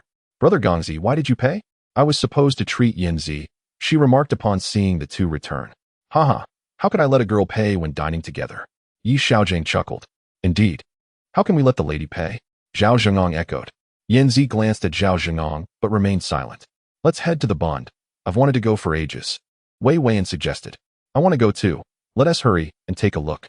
I've heard it's stunning at night, Yanzi urged, taking Yi Xiaozhang's hand as they headed outside. Zhao Zhengong followed closely, his eyes fixed on their hands, while Wei Weiyan walked behind with a smile. The bund was merely a few hundred meters from South Station. The group walked in silence, with Yanzi leading the way, hand in hand with Yi Xiaozhang, while Zhao Zhengong and Wei Weiyan trailed behind. In just 10 minutes, they arrived. So beautiful. Look at all those ships, Yanzi exclaimed, her excitement ignited by the nighttime scenery. Indeed, the port of Shanghai is quite renowned. It was a crucial hub for goods during the Republic era, Yi Xiaozhang elaborated. It's truly stunning. So many vessels. That light is enormous and bright. Yanzi pointed towards the Oriental Pearl Tower. That is the tallest building in Shanghai, the Oriental Pearl. Yi Xiaozhang noted, recalling his previous visit to the tower, which had only recently been completed. It's our iconic structure, standing over 400 meters tall, Zhao Zhengong interjected. Lujiazui will eventually develop into China's financial center, Yi Xiaozhang mused, reflecting on the possibility that Yanzi may have worked and lived in Lujiazui in his past life, while he had been burdened with debts. Such beauty. The skyline is magnificent, and all the lights are aglow. You can see a bit of it from school. But standing here is even more breathtaking. Yanzi reveled in the night scene. Indeed, seeing Shanghai makes me a bit homesick, Wei Weiyan remarked. Oh, is your home in New York? Yi Xiaozhang inquired with curiosity. Yes, New York is the financial capital of America, Wei Weiyan replied, her father working in the city. Let's stroll along the riverside, Yanzi suggested, pulling Yi Xiaozhang forward, prompting Zhao Zhengong to hastily follow. Noticing the trio had moved on, Wei Weiyan joined them. Are you aware that your aunt knows? Can I stay a few more days? I feel suffocated at school, Yanzi lamented while admiring the night view. Let's return on Sunday. The stock market opens on Monday, Yi Xiaozhang replied. Humph. Stocks are more important than me, Yanzi retorted, annoyed. Hee. You have a whole week off for National Day, don't you? Yi Xiaozhang laughed. Can't you wait until the 11th for us to return together? Yanzi asked. A week is too long. Soon I'll run out of money and end up living under a bridge, Yi Xiaozhang jested. Hee. If you're living under a bridge, you have to wait for me, Yanzi teased. Haha, are you suggesting we share a bridge? Yi Xiaozhang quipped, catching her grammatical slip. Oh, who would live under a bridge with you? Yanzi shot back, exasperated yet playful. Living alone, Yi Xiaozhang felt apprehensive about inciting Yanzi's ire, especially since he had only just resolved his account opening matters. It was crucial not to offend her. What are you two discussing? Zhao Zhengong inquired as he approached. Just admiring the scenery, Yanzi replied. Yi Xiaozhang was convinced that in a previous life, Yanzi must have married Zhao Zhengong. Observing their closeness, it seemed effortless for an exceptional local from Shanghai to pursue a girl lost in dreams of a better life. Yi, how many years do you think it will take for your city to catch up with ours? Zhao Zhengong jested. Yi Xiaozhang pondered this question for a moment, unsure how to respond. We're not from Shanghai, so what does it matter to us? Yanzi retorted angrily. Oh, I was just asking. Zhao Zhengong quickly clarified upon noticing her irritation. Yi Xiaozhang patted Yanzi on the back, shaking his head with a smile. She returned a smile before suggesting, let us stroll a bit more, then we'll head back to school. Are you going home? Zhao Zhengong asked, furrowing his brow. I'll accompany you a little longer. He added, do as you wish, Yanzi said, pulling Yi Xiaozhang along. Don't be upset, brother Gongzi. I don't know why he speaks so thoughtlessly, she pouted. It's all right. Yi Xiaozhang reassured her with a smile. In a previous life, you were someone's wife. I can't let my own flaws disrupt the course of history.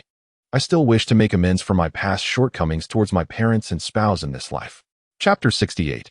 Yanzi's aspirations for the future. Did you know? I brought my computer to school, and it made everyone in our dorm envious. Yanzi exclaimed with a laugh. Indeed, even a fairy like you cares about worldly opinions. Yi Xiaozhang teased. Hee. I told Wei Wei that you gave it to me.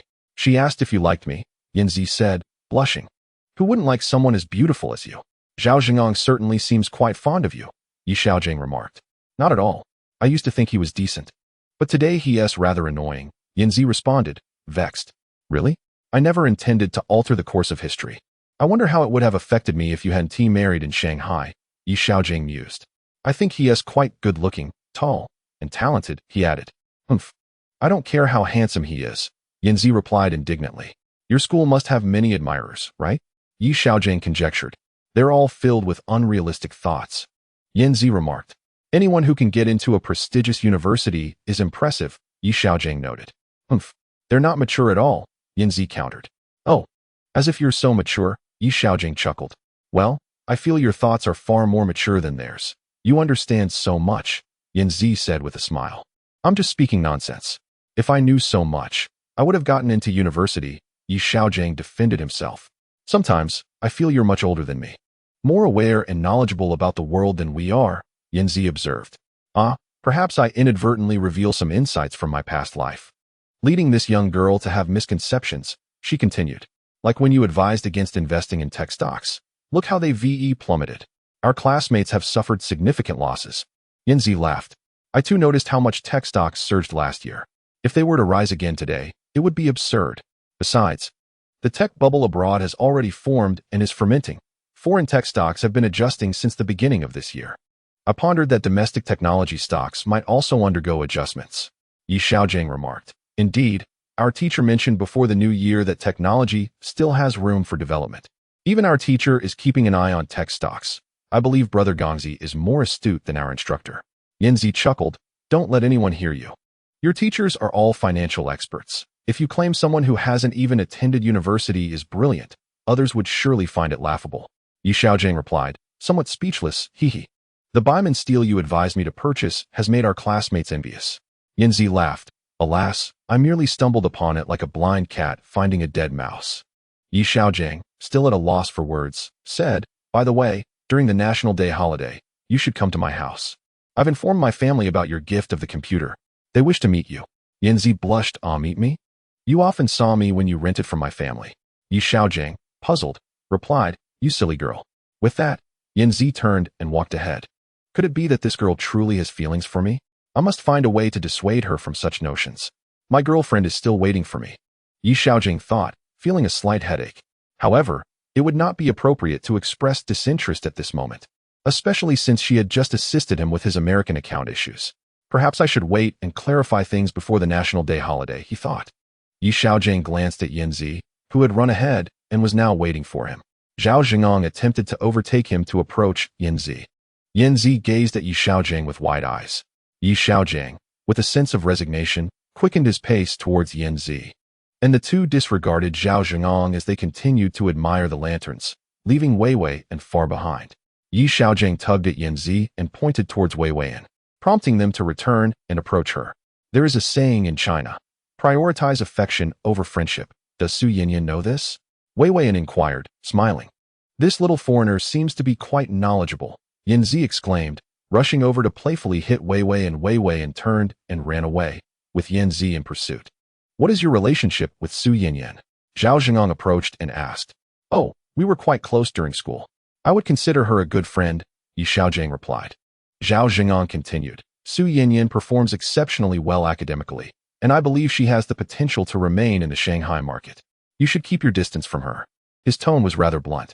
Perhaps it is just the two of us now. No need for pretense, he added.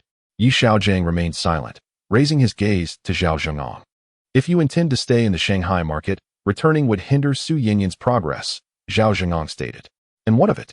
Yi Xiaogang felt the sting of disdain in his words. Thus, keep your distance from her. Allow her to flourish, Zhao Zhengong insisted. Why do you assume that being near me would stifle her growth? Yi Xiaogang retorted. Relying on stock trading? It's unlikely to yield consistent profits. When you're not making money, can you secure a good job? The major companies are eager to recruit our graduates. Unless you wish to be supported by Su Yinyan in the future, Zhao Zhengong said without courtesy. What authority do you possess to dictate others' lives? Yi Xiaogang felt a surge of anger. I hold no authority, but I do not wish to see my classmates deceived, Zhao Zhengong replied. It is none of your concern. Our matters do not require your input. Yi Xiaogang shot back, irritated. Consider this merely a suggestion. Reflect on it. Zhao Zhengong remarked before striding towards Yanzi and Wei Weian, who were still playfully tussling. Yi Xiaogang observed the three with a mixture of exasperation and contemplation, uncertain of his own feelings towards Yanzi. Even if I had my own thoughts, who are you to command me with your limited understanding of your own city? I could easily crush you with money, Yi Xiaogang thought angrily. In his previous life, he endured the disdain of others. Though he had profited from stocks in his second chance at life, few were aware of it, including Yanzi. who only knew he was making money but had no idea of the exact figures. Not even his mother knew the details. Chapter 69. Internal conflict. They wandered around the Bund until 9 o'clock, after which Xiaogang escorted Yanzi and Wei Wei and back to school. Throughout the journey, Xiaogang was in no mood to converse. Xiaogang took the opportunity to engage Yanzi in conversation, while she responded only briefly. Conversely, Wei Wei exchanged a few words with Xiaogang. As they approached the school entrance, Xiaogang glanced at Xiaogang, silently urging him to reconsider his thoughts. Xiaogang, in turn, chose to ignore the bothersome fellow. Noticing Xiaogang's discontent, Yanzi curiously inquired a couple of times, "Why not come see our school? We close at 10:30. Yanzi extended the invitation. "Yes, it's a rare visit," Wei Wei said. "I'll head back first. You two can explore. I feel it would be inconvenient for me to stay here." "Hee, you just want to avoid being scolded," Yanzi teased as she rolled up her sleeves. "Haha," Wei Wei exclaimed before dashing away. "Let us take a stroll inside. There are many people at our school in the evening." Yanzi blushed and invited. "Isn't it a bit late? It might affect your rest," Xiaogang observed, looking into Yanzi's eyes, revealing a hint of fatigue. No, I used to sleep late. I only fell asleep at 1 last night," Yanzi replied, prompting Xiaogang to recall that he had sent Yanzi a message at 1 o'clock last night. And she had responded immediately. Was she really waiting for my message? "Sleeping so late?" Xiaogang asked. "Yes, I only went to bed after receiving your message," Yanzi admitted candidly. "Oh, you were worried about me," Xiaogang mused, finding amusement in teasing Yanzi. Her flustered expressions were undeniably charming. "Humph, I'm just afraid you might get lost. Annie would make me pay," Yanzi retorted, her annoyance evident. "Haha, how would you compensate me?" Xiaogang laughed. "By buying a pig to make up for it, huh?"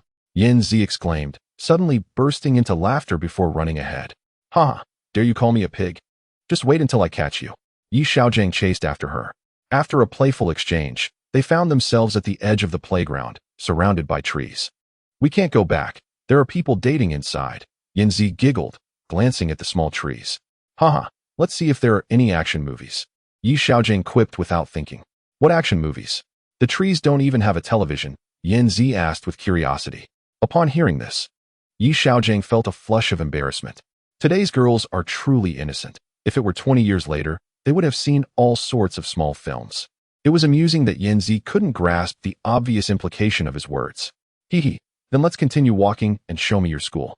Which building is the classroom?" Xiaogang quickly shifted the topic. "The building in front of the playground is the classroom. The cafeteria is behind it. And our dormitory is behind that building on the left," Yanzi pointed out, introducing the various buildings. Indeed, it was a prestigious university. Even the campus was larger than others. Xiaogang gazed at the numerous buildings, marveling at the sight. "Let's hurry, my classmates are coming," Yanzi exclaimed, noticing 2 individuals approaching and quickly pulling Xiaogang along. "They can be quite chatty, especially Lu Yan." "Humph, it seems your classmates aren't particularly close," Xiaogang remarked as he followed her. "Humph," she replied.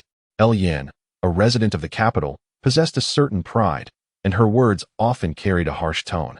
"We owe nothing to anyone," Yanzi remarked. "Let them say whatever they wish. It doesn't affect us in the slightest." "Humph, I simply don't like it," Xiaogang retorted. "Sigh, look ahead, there's a small grove," Yanzi pointed out. "We're not avoiding it, are we?" Xiaogang observed as Yanzi eagerly pulled him into the grove. It's more interesting to see how others engage in romance than to simply witness the individuals themselves," Yanzi laughed. Indeed," Xiaogang replied, somewhat speechless. The grove was enveloped in silence, occasionally broken by the sounds of a couple engaged in artificial respiration, entwined together. Yanzi felt her face flush. Although the darkness concealed them, the weight of their breaths was palpable. Even Xiaogang, a man of 40, felt a sense of discomfort. For despite his physical form being that of a 20-year-old, he had not experienced the company of a woman since his rebirth. In his previous life, he had still been a virgin at this age, and his body sensitivity surpassed that of these students. Yanzi's grip on his hand was now slick with sweat, and Xiaogang felt a dryness in his throat. He mused that if his wife were present, he would have acted decisively. They ventured deeper into the grove, but soon retreated, as the crowd within had only multiplied. Xiaogang considered that should they proceed further, they might indeed witness a live performance. Yanzi was at a loss, uncertain whether it was better to enter further or retreat outside. She felt the urge to speak. yet sensed that words were not appropriate at that moment. Xiaogang struggled to contain himself, tempted several times to surrender to his desires and press Yanzi against a tree for a kiss. Both stood awkwardly, their toes stirring the earth beneath them, while Yanzi lowered her head, her face aflame with embarrassment. "Let us go outside," Xiaogang whispered. Yanzi replied softly. As they prepared to leave, Yanzi suddenly tightened her grip on him, pulling him back and rushing into his embrace, causing Xiaogang to freeze, unsure of how to respond. He dared not place his hands on her, feeling the tremors in her body. Just as he was about to lean down to speak into her ear, Yanzi unexpectedly lifted her gaze, and their lips met. In that instant, Xiaogang felt a rush of warmth flood his mind, and he instinctively pressed forward, kissing Yanzi passionately. To his surprise, she reciprocated with equal fervor. Time seemed to dissolve around them, and after an indeterminate duration, Yanzi broke away, dashing out of the grove. As she reached the edge of the trees, she glanced back at Xiaogang, waving him over. He approached her, dazed. Yanzi, head bowed and cheeks flushed, made her way back to the dormitory, and only when nearing her destination did she inform him that she was returning to her room, urging him to head to his hotel and to meet her early the next day after school. With a final blush, she hurried back to the dormitory. Chapter 70. Zhao Xingang's dinner gathering. Xiaogang returned home, his mind swirling with thoughts, and it was only after a restless night that he finally fell asleep. He awoke at 6 in the morning, freshened up, and stepped out for breakfast. After inquiring with a few individuals, he located the securities company, only to learn that the market had dropped another point the previous day. The northern market had declined by 3 points, and he anticipated that if he encountered Old Wang, he would likely be bombarded with questions about the downturn. The market remained relatively weak, fluctuating downward throughout the day, settling at around 95. With 8 trading days left before the national day break, a final surge was imminent. By the 10th, it was expected to rise to 11 yuan. If it reached that price without any changes, he would sell, resulting in a balance of 2,500,000 in his account. Xiaogang contemplated the profits that 2 promising stocks would yield in the future, increasingly grateful for the second chance bestowed upon him by fate. However, by the time the midday trading session concluded, there was little change in the stock price, remaining stagnant at 951. Having already discerned the potential peak of the stock, he found himself merely passing the time. During lunch, he selected a modest eatery and ordered a couple of dishes, reflecting on his day while enjoying a bottle of beer. He then received a call from Yanzi, informing him that Zhao Xingang would be treating them to dinner that evening. In a gesture of courtesy for the meal he had hosted the previous day, Xiaogang now felt disillusioned with Yanzi's husband, Zhao Xingang, and found himself perplexed as to how Yanzi could tolerate such a temperament. Yet, considering his own wife had endured his shortcomings for 20 years, he promptly dismissed any further thoughts. The resilience of women is often beyond the comprehension of many men. After finishing his meal, he returned to the hotel and took a nap, which revitalized his spirits. The previous night had been restless, and waking up early had left him somewhat dazed at the securities firm that morning. Yanzi finished school rather early that day, calling before 3 to inform him of her release. She did not mention visiting the hotel, leading Xiaogang to speculate that perhaps the young girl felt shy. He, too, preferred not to spend time alone with her, fearing that he might succumb to temptation and betray his wife, a woman of exceptional character who had essentially single-handedly raised his parents and child. Apart from squandering resources, he had contributed little. It was not until nearly 5 o'clock that Yanzi texted him to come downstairs. Xiaogang chuckled at the message, realizing the girl's bashfulness. He recalled that the previous day, he too had lost his composure, attributing it to the enchanting environment and the allure of the moon. Upon exiting the elevator, he found Yanzi and Vivian waiting. After inquiring about the restaurant, which was nearby on Nanjing Road, the trio engaged in conversation about opening a trading account, during which Xiaogang handed over the copies he had prepared that morning for Vivian to fax. As one could only qualify for a stock trading account after establishing a trading account, they anticipated that without the passport documents arriving soon, they would not be able to finalize the process before the National Day holiday. As they bantered, the 3 entered the restaurant, where Zhao Xingang had reserved a private room. Within the room were 2 classmates Xiaogang had not previously met. After brief introductions, they settled into their seats. Zhao Xingang attempted to sit beside Yanzi, but she disregarded him, pulling out a chair to sit next to Xiaogang instead, nearly causing Zhao Xingang to grind his teeth in frustration. As the dishes were served, Zhao Xingang suggested they share some beer. Having consumed a bottle during lunch, Xiaogang had nearly exhausted its effects and raised no objections. He did, however, advise Yanzi against drinking, prompting Vivian to comment on Xiaogang's thoughtfulness, which caused Yanzi to blush and rush over to playfully strike Vivian. The young foreigner's Chinese was somewhat halting, yet he managed to interject at just the right moments. However, as the meal progressed, Xiaogang sensed something amiss. Xiaogang had barely touched his drink, while the other two persistently encouraged Xiaogang to drink, exhibiting an intent to not relent until he was inebriated. Just as Xiaogang was nearing drunkenness after 3 bottles, Yanzi admonished them for pressuring him to drink so much. It was only after Xiaogang downed 2 shots in a self-imposed penalty that Yanzi ceased her protests, though the concern etched on her face prompted Xiaogang to finish yet another drink. After his rebirth, Xiaogang had never consumed so much alcohol. His consciousness was nearly fading. In his previous life, handling an entire case of liquor had been effortless, yet now this body felt utterly disgraceful. Eventually, he lost all sense of time, only aware that he had struggled against the urge to vomit for an extended period until Xiaogang and the others could no longer drink. He was oblivious to how he returned home that night, as if transported back to 2020, with his wife still by his side. He held her close, repeatedly apologizing, vowing never to let her suffer again. He promised to earn money diligently, ensuring she would lead a happy life.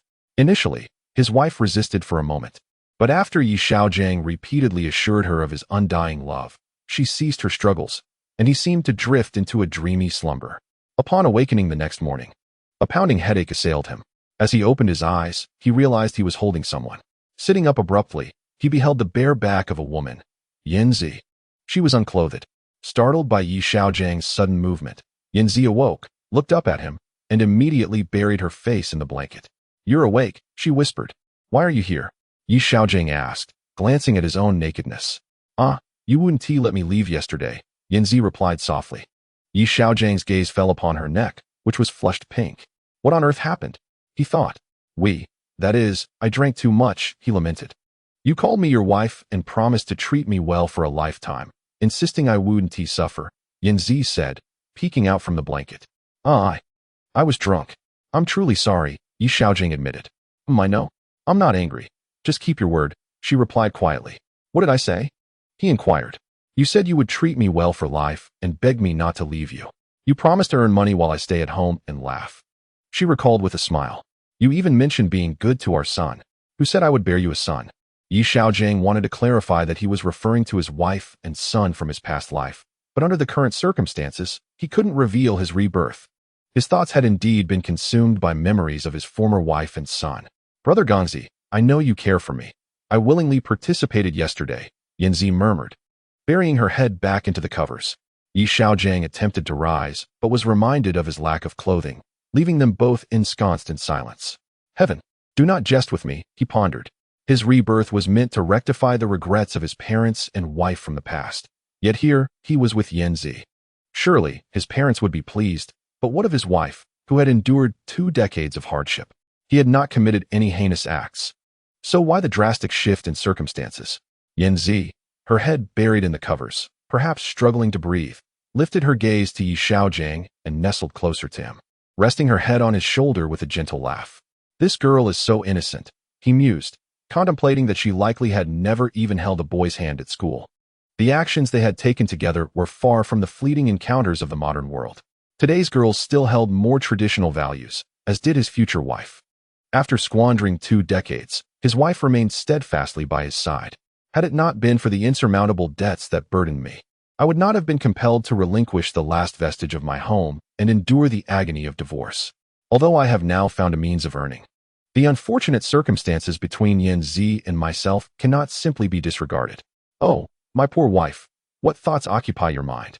Yanzi lifted her gaze to Xiaogang and inquired.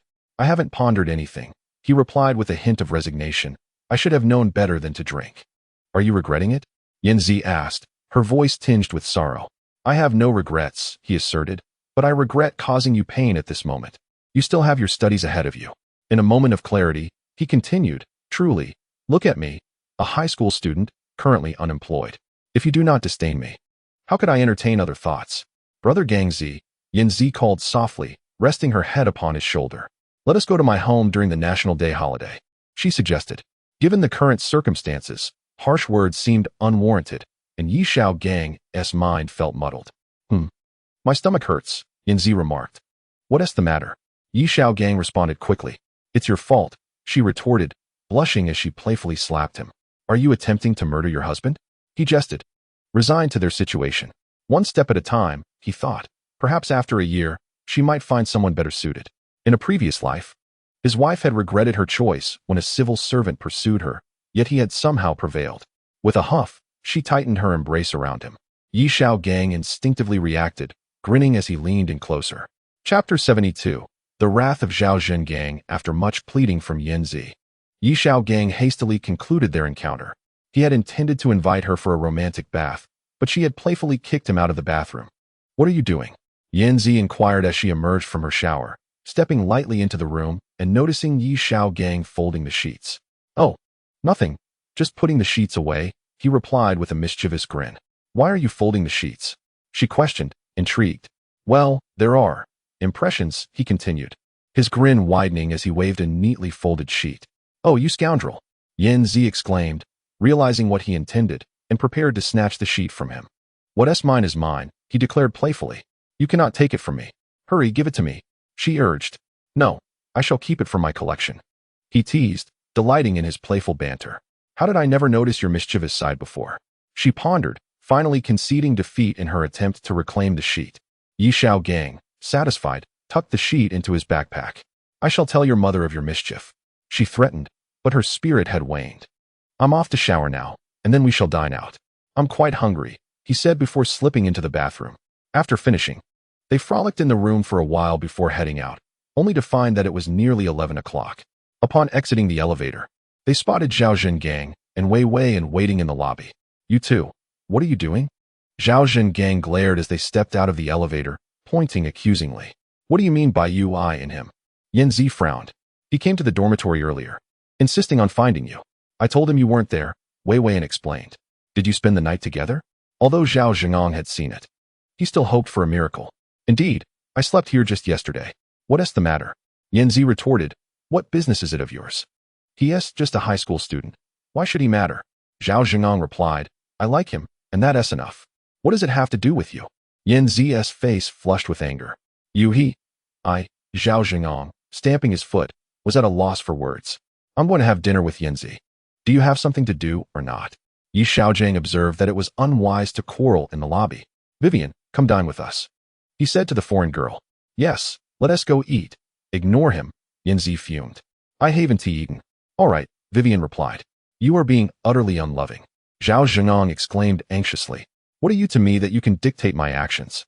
Brother Gang is my boyfriend, Yanzi said, her face turning crimson with fury. Why does he deserve you? Zhao Zhengang retorted. What is it to you? I choose him. Yanzi angrily pulled Yi Xiaogang, saying, let us go eat. Yi Xiaogang followed Yanzi out of the hotel, and Zhao Zhengang did not follow. The three of them did not look back, nor did they care for Zhao Zhenggang's feelings. You guys were together yesterday, Vivian whispered to Yanzi, causing her face to flush. She playfully swatted Vivian, saying, don't say such things. I merely took a nap. Then hurry up, Vivian teased, appearing quite seasoned. You want to fight? Yanzi chased after Vivian, intending to strike her, while Yi Xiaogang followed behind, grinning foolishly. This was hardly the time to assert masculine dignity, even if it made Vivian feel inadequate. At the restaurant, Yi Xiaogang ordered several hearty dishes. After drinking so much the previous day and possibly vomiting, he was famished, especially after working in the fields twice. He felt he could devour an entire ox. Vivian glanced at the dishes on the table, occasionally looking at Yanzi. The young girl eyed the food, and then Vivian, wanting to hit someone. Ultimately, after delivering a flurry of playful punches to Yi Xiaogang, she settled down to eat. After the meal, Yi Xiaogang felt invigorated. At this moment, he thought he could manage at least 2 more rounds with Yanzi. Once a person's desires are awakened, regardless of gender, they become insatiable. The young girl seemed to sense the spark in Yi Xiaogan's eyes and decisively chose to return to the dormitory with Vivian. Despite the fiery glances from Yi Xiaogang, she did not change her mind about returning with them. After escorting the two back to campus, Yi Xiaogang pondered in his room for a long time. The situation had spiraled beyond his control, And even if he wanted to abandon Yanzi to pursue his wife, he knew his mother's disciplinary measures would be unforgiving. He decided to take things one step at a time. For now, he would set aside thoughts of his wife and see if there would be a chance for reconciliation in the future. At the very least, bringing Yanzi home would surely delight his mother. Chapter 73. Where in the world are there no fragrant grasses? Nestled against a pillow that still carried Yanzi's fragrance and a quilt imbued with her scent, Xiaogang enjoyed a blissful and sweet slumber. When he awoke, it was nearly 3 o'clock. Bored, he sent a text message to Yanzi, shamelessly sharing every little joke he could think of, which made the young girl in the dormitory laugh uncontrollably. Vivian had initially been enjoying her time in Yanzi's dormitory, but eventually, she could no longer bear her incessant giggles and slipped back to her own room. Xiaogang pondered various strategies to persuade Yanzi to visit him that evening. However, Yanzi cleverly feigned a stomach ache, leaving Xiaogang in a state of despair after having harbored hope. It was understandable, given that a girl experiencing her first romantic relationship might struggle with excessive attention.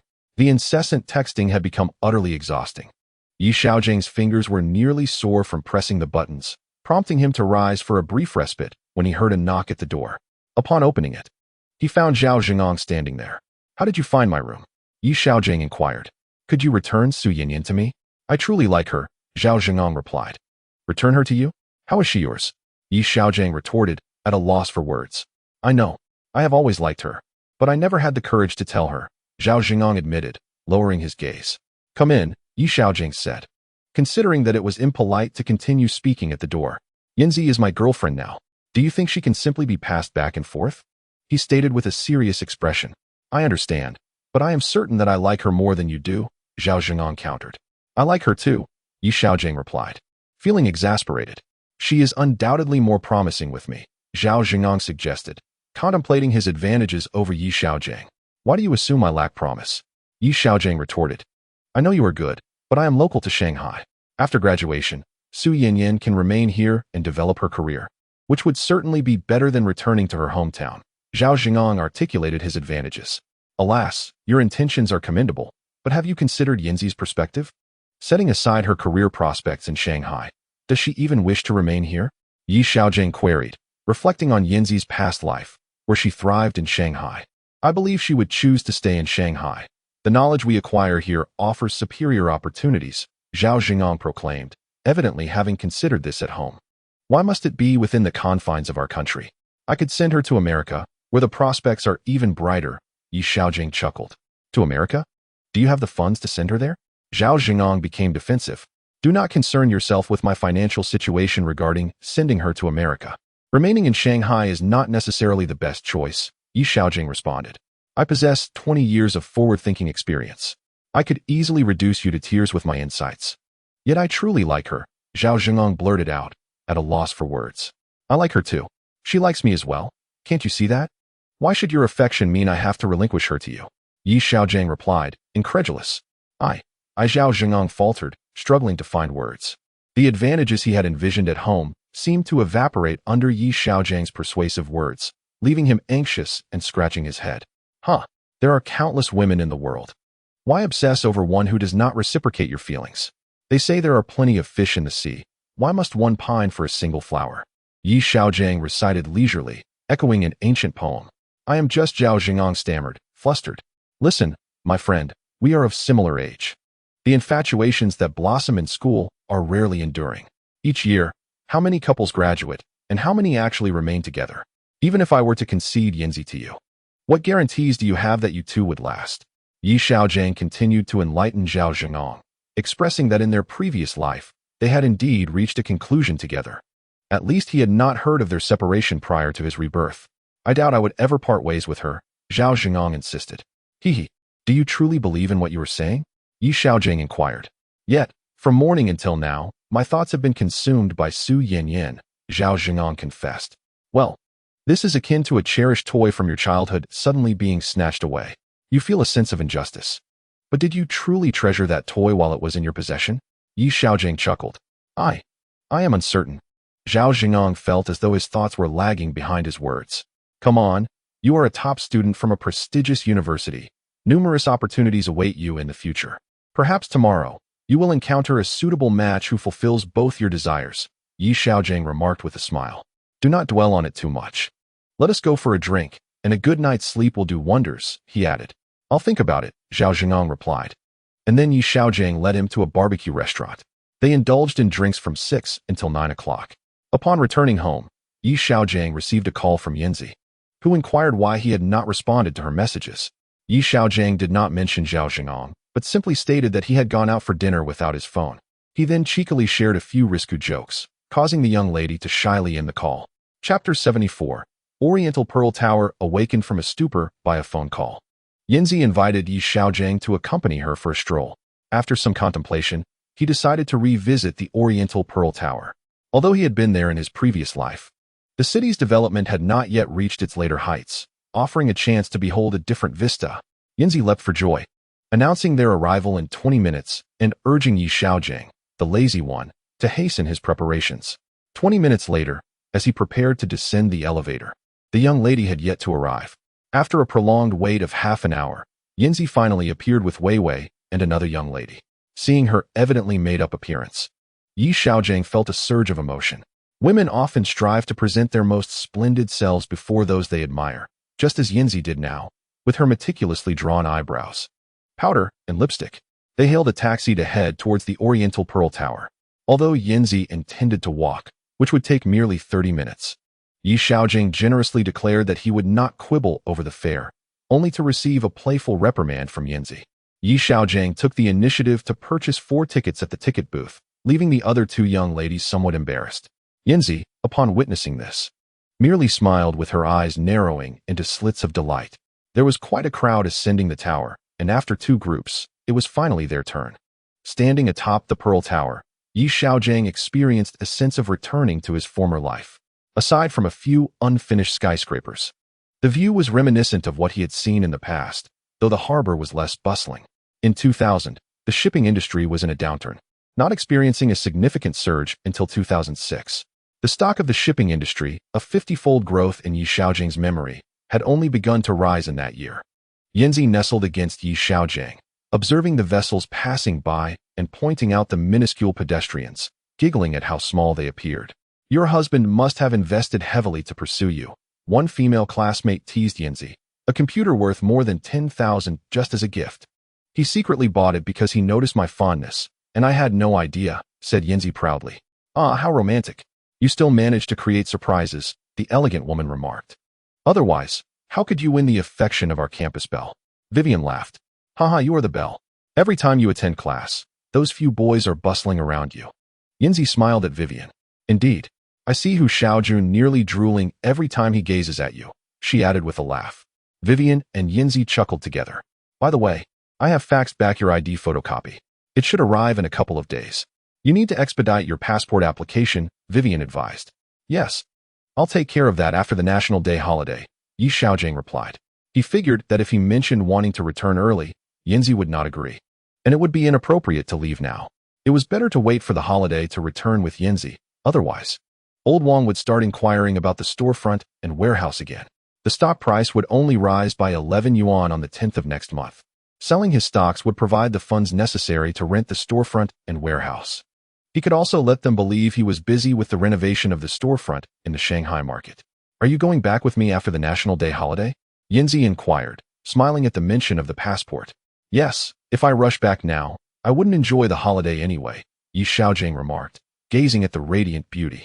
Humph. At least you know how to be sensible, Yanzi chuckled. All right, you two stop being mushy. It's almost lunchtime. Let us go eat, another classmate suggested. Yi Xiaogang checked his phone. It was already 11. The group took the elevator down from the Oriental Pearl Tower. Rather than going to a restaurant, they decided to take a taxi to City God Temple, indulging in various snacks until they could barely move. Then Yanzi proposed watching a movie. Vivian and another classmate found an excuse not to disturb them and went off to enjoy their own time. Yi Xiaogang and Yanzi watched a film, then strolled for a while. Eventually, under Yi Xiaogangs repeated insistence to return and rest, they resolutely headed back to the dormitory. It was Sunday, and classes awaited them the next day. Yi Xiaogang reluctantly returned to the hotel alone. After making a phone call home, he shared his plans to return with Yanzi after the National Day holiday. His mother was delighted and, after inquiring if he had enough money, invited both him and Yinzi to come home for dinner. Chapter 75. Bringing Yinzi home, there were only 4 trading days left before the holiday. The market had maintained a decline of less than 1 point each day for 3 consecutive days. However, Beiman had surged past 10 yuan, which excited Yinzi, who boasted about her foresight. Yi Xiaogang knew that after the holiday, from the 8th to the 10th, the stock would reach a peak of 11 yuan. As long as he sold it at that price, he wouldn't need to worry about any subsequent declines. After all, it would inevitably fall, and there was no need to keep track of it. On Wednesday, after much pestering and pleading from Yi Xiaogang, Yinzi showed a touch of kindness and spent a night at the hotel, which thrilled Yi Xiaogang. On Thursday, she slept until 11 in the morning. They had arranged for her to come over at 3 in the afternoon to take a ride back together. After all, she had been away for a month, and her parents missed their daughter. Yi Xiaogang decided not to sell his stocks today, knowing the peak would come after the holiday. At around 2, when Yinzi finished school, Yi Xiaogang checked out and went to pick her up, taking her to the train station for their journey home. They arrived home after 10 at night. Yinzi wanted to go back to her own house, so Yi Xiaogang took her directly there, which left his mother overjoyed. With a few thumbs-up gestures towards Yinzi, Yi Xiaogang tidied up a guest room before his mother returned to her own. He lingered in Yinzi's room until noon, prompting her to shoo him away. As he made his way back to his own room, he fancied he heard someone eavesdropping in his mother's room. The following morning, before Yi Xiaogang had even awoken, his mother returned with groceries, insisting that Yinzi eat lunch before heading back. Blushing, Yinzi offered no resistance and even helped his mother prepare some vegetables. At her request, Yi Xiaogang was led back to his room, while Yinzi wore an expression of resigned despair, fretting about the reprimands she might receive at home for staying out overnight. Though their families lived merely 10 minutes apart, it was only after Yi Xiaogang assured her he would accompany her back that she felt somewhat reassured. During lunch, Yi Xiaogang's mother piled Yinzi's bowl high with food, leaving her both amused and at a loss for how to start eating. After the meal, Yi Xiaogang mentioned his plans to rent a storefront after the holidays, piquing Yinzi's curiosity about his newfound ambitions in wholesale. She listened attentively, surprised by his aspirations, yet refrained from offering any suggestions. Later, she learned that Yi Xiaogang intended to visit her family that afternoon. Generously, he handed him 1,000 yuan to buy some gifts, deeming it improper to arrive empty-handed. Yinzi's father enjoyed smoking and drinking, so Yi Xiaogang purchased a pack of cigarettes, 2 bottles of liquor, and some health supplements for the elderly, jokingly likening the occasion to visiting one's in-laws, which caused Yinzi to blush and chase him for a few meters. However, as they neared Yinzi's home, Yi Xiaogang became unusually subdued and somewhat anxious, feeling more nervous than when he first visited his own in-laws. After all, he and his wife had shared a comparable social standing at that time, with his family having recently received compensation for their demolished home and owning 3 properties. In contrast, Yinzi's reputation as a student from a prestigious university overshadowed him, and her family, also beneficiaries of a demolition, possessed no fewer homes than his own. As their only daughter, Yinzi had been cherished since childhood, treated delicately, as if she might break.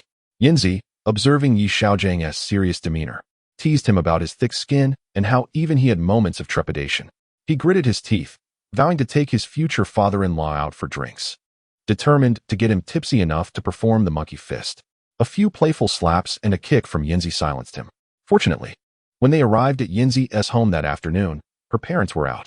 Grandma Lu, warm and kind, welcomed Yi Xiaogang, who called her grandma several times before retreating to his own room.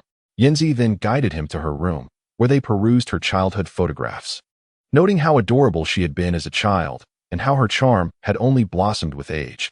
They even stumbled upon a childhood photo of the 2 of them together, prompting Yi Xiaogang to scrutinize it repeatedly, searching for any hint of a couple's resemblance, which only led to more playful wrestling with Yinzi and a generous share of affection. Grandma Lu visited them once, chuckling as she observed them nearly intertwined before leaving with a smile. It seemed that Yinzi's family was largely in favor of their relationship, which provided Yi Xiaogang with a sense of reassurance. As the clock approached 5, Yinzi's mother returned home. Upon seeing Yi Xiaogang, she greeted him warmly and, noticing the gifts he had brought, chided him for spending recklessly. Yi Xiaogang found comfort in the fact that Yinzi's mother appeared unchanged, reminding him of their pleasant 3 years of cohabitation during the family's relocation. Yi Xiaogang is considered to have grown up in their eyes. When Yinzi's father returned home from work and saw Yi Xiaogang, he was momentarily taken aback.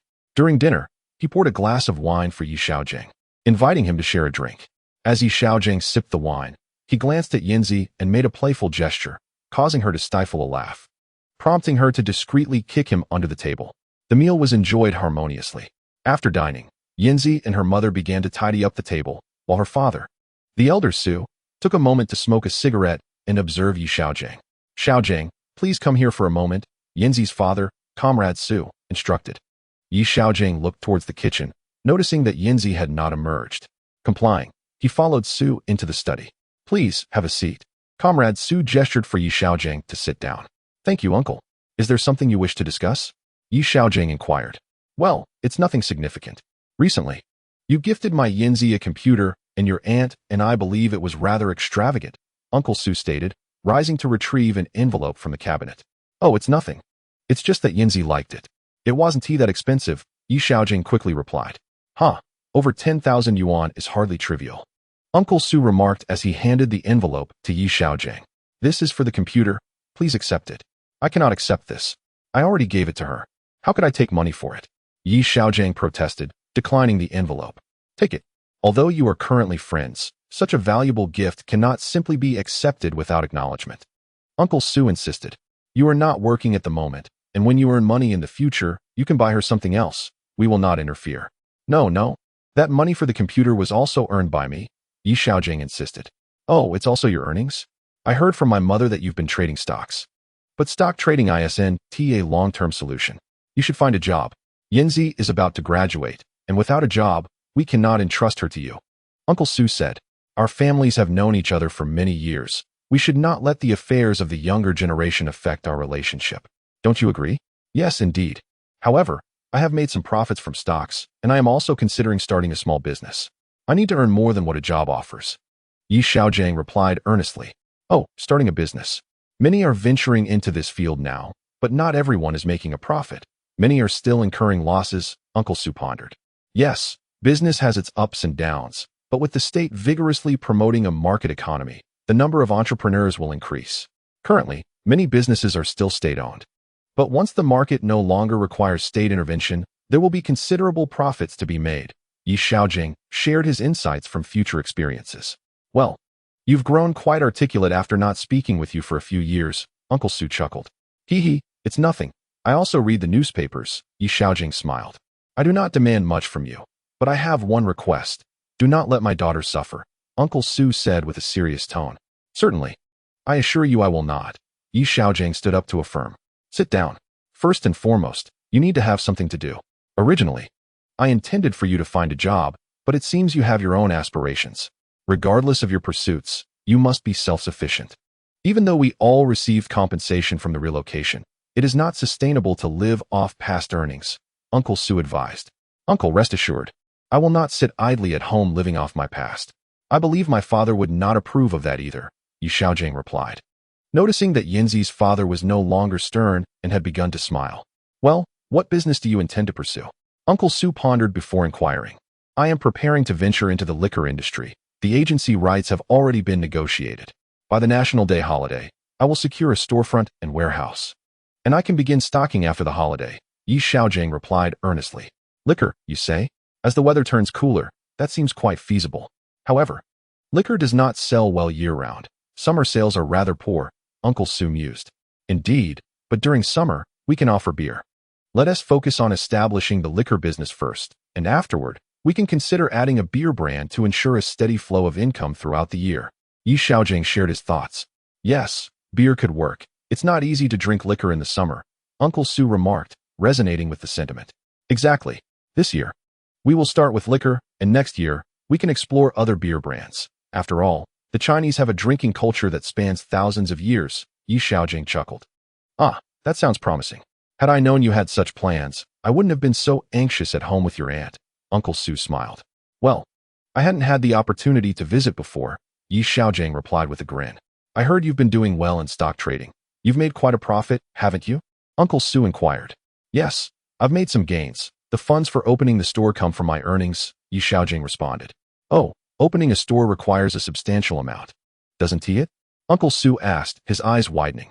Yes, the total cost, including rent and initial inventory, is about 500,000, Yi Xiaogang stated without much thought. What? 500,000? All from your earnings? Uncle Su stood up in surprise.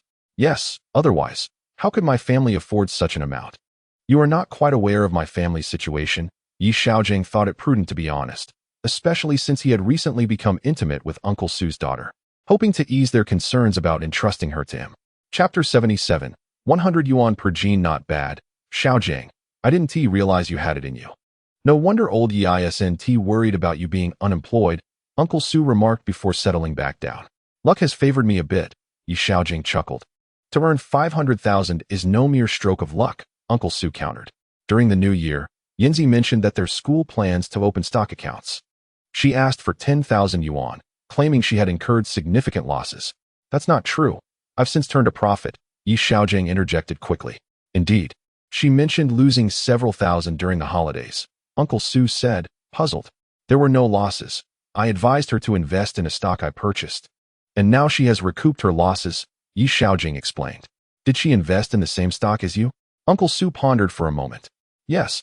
And she has made a bit of profit now, Yi Xiaogang confirmed. Oh, your stock trading skills are impressive.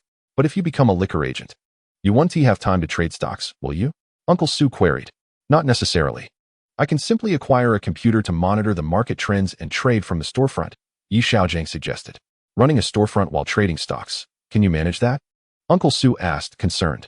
Yes, I can manage the storefront alone, but I will definitely need to hire assistants, Yi Xiaogang replied. Having operated a wholesale business for 2 years in a past life, he understood that certain expenses were unavoidable.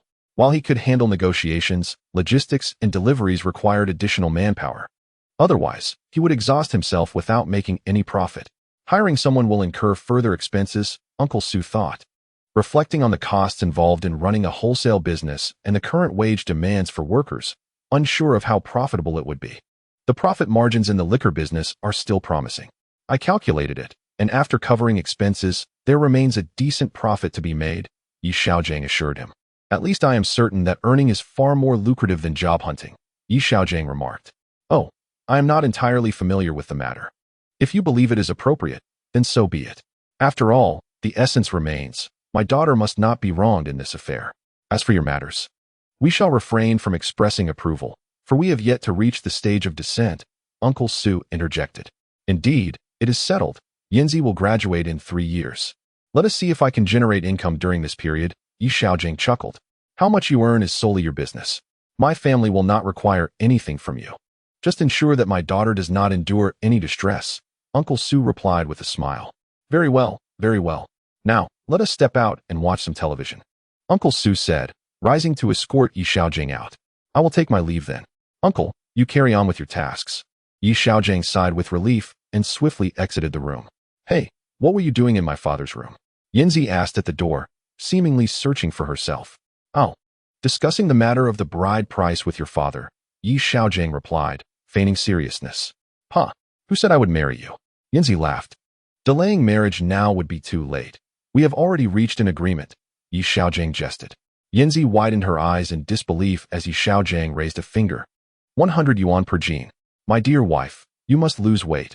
I cannot afford to marry you this year. I will hit you. Yanzi laughed, chasing after him.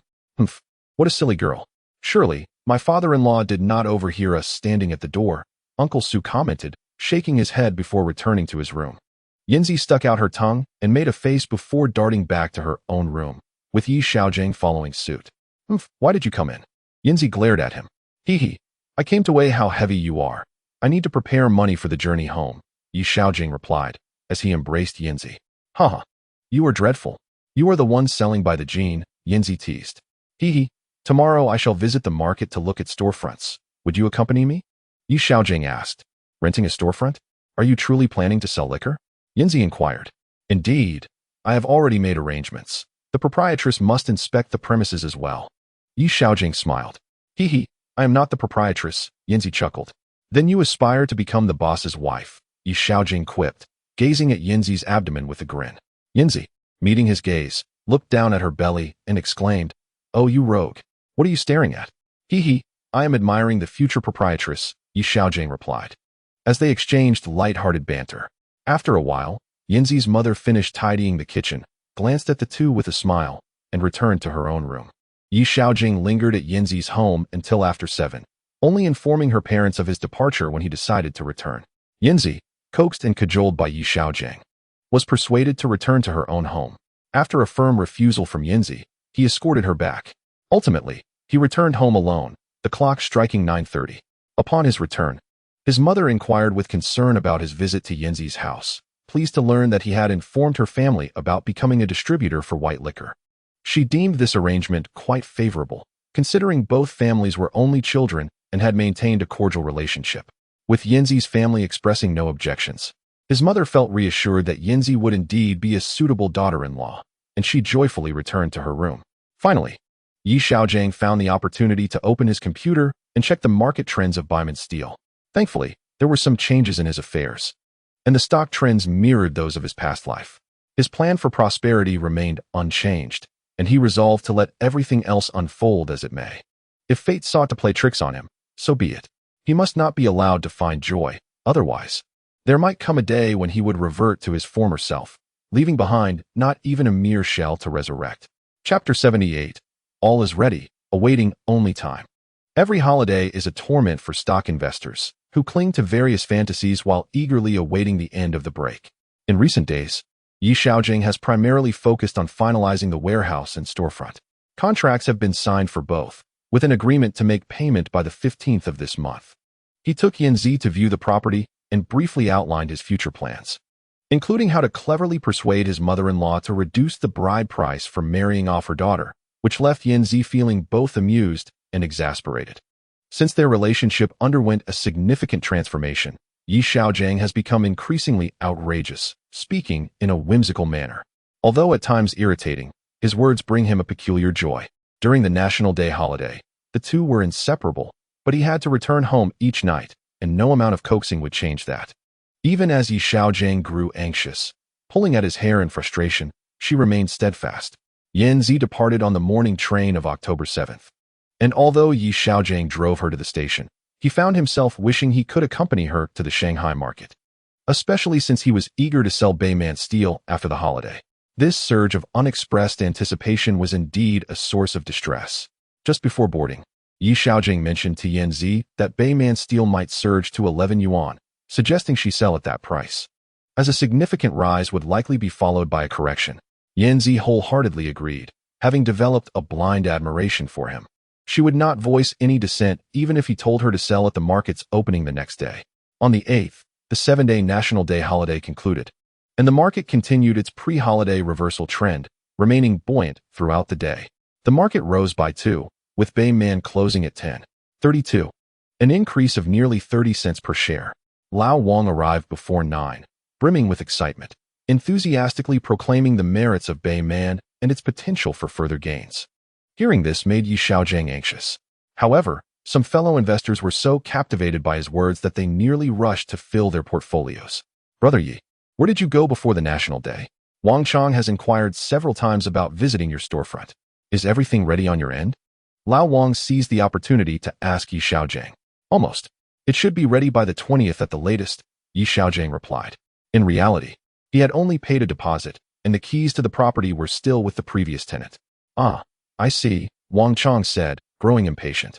The inventory from the previous agents hasn't been resolved yet, and I'm not sure how much stock you can handle. I still have tasks to complete this month. Lao Wang chuckled. Tell manager Wang not to worry. Excluding the previous agent's inventory, I will fill in whatever is lacking this month, Xiaogang assured him. In 2 days.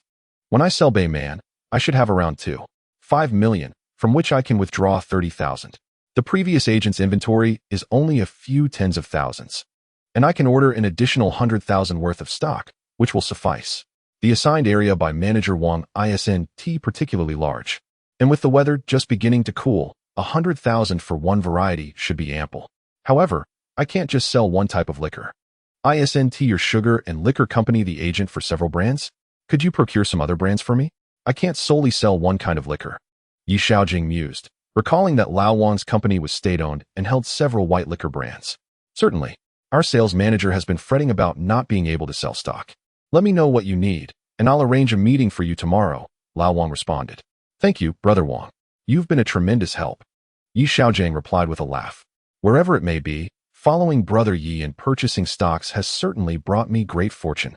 Even my wife has been speaking in a softer tone these days, chuckling, old Wang remarked. It is indeed a stroke of luck. Yet I sense that Baiman is poised for a correction, said Yi Xiaogang. Correction? The market has just rallied. How could such a robust stock experience a downturn? Old Wang pondered, perplexed, as Baiman surged while the market contracted, and now that the market is performing well, stocks are supposedly set for a correction. Indeed. Just observe how it has surpassed the 5-wave peak significantly.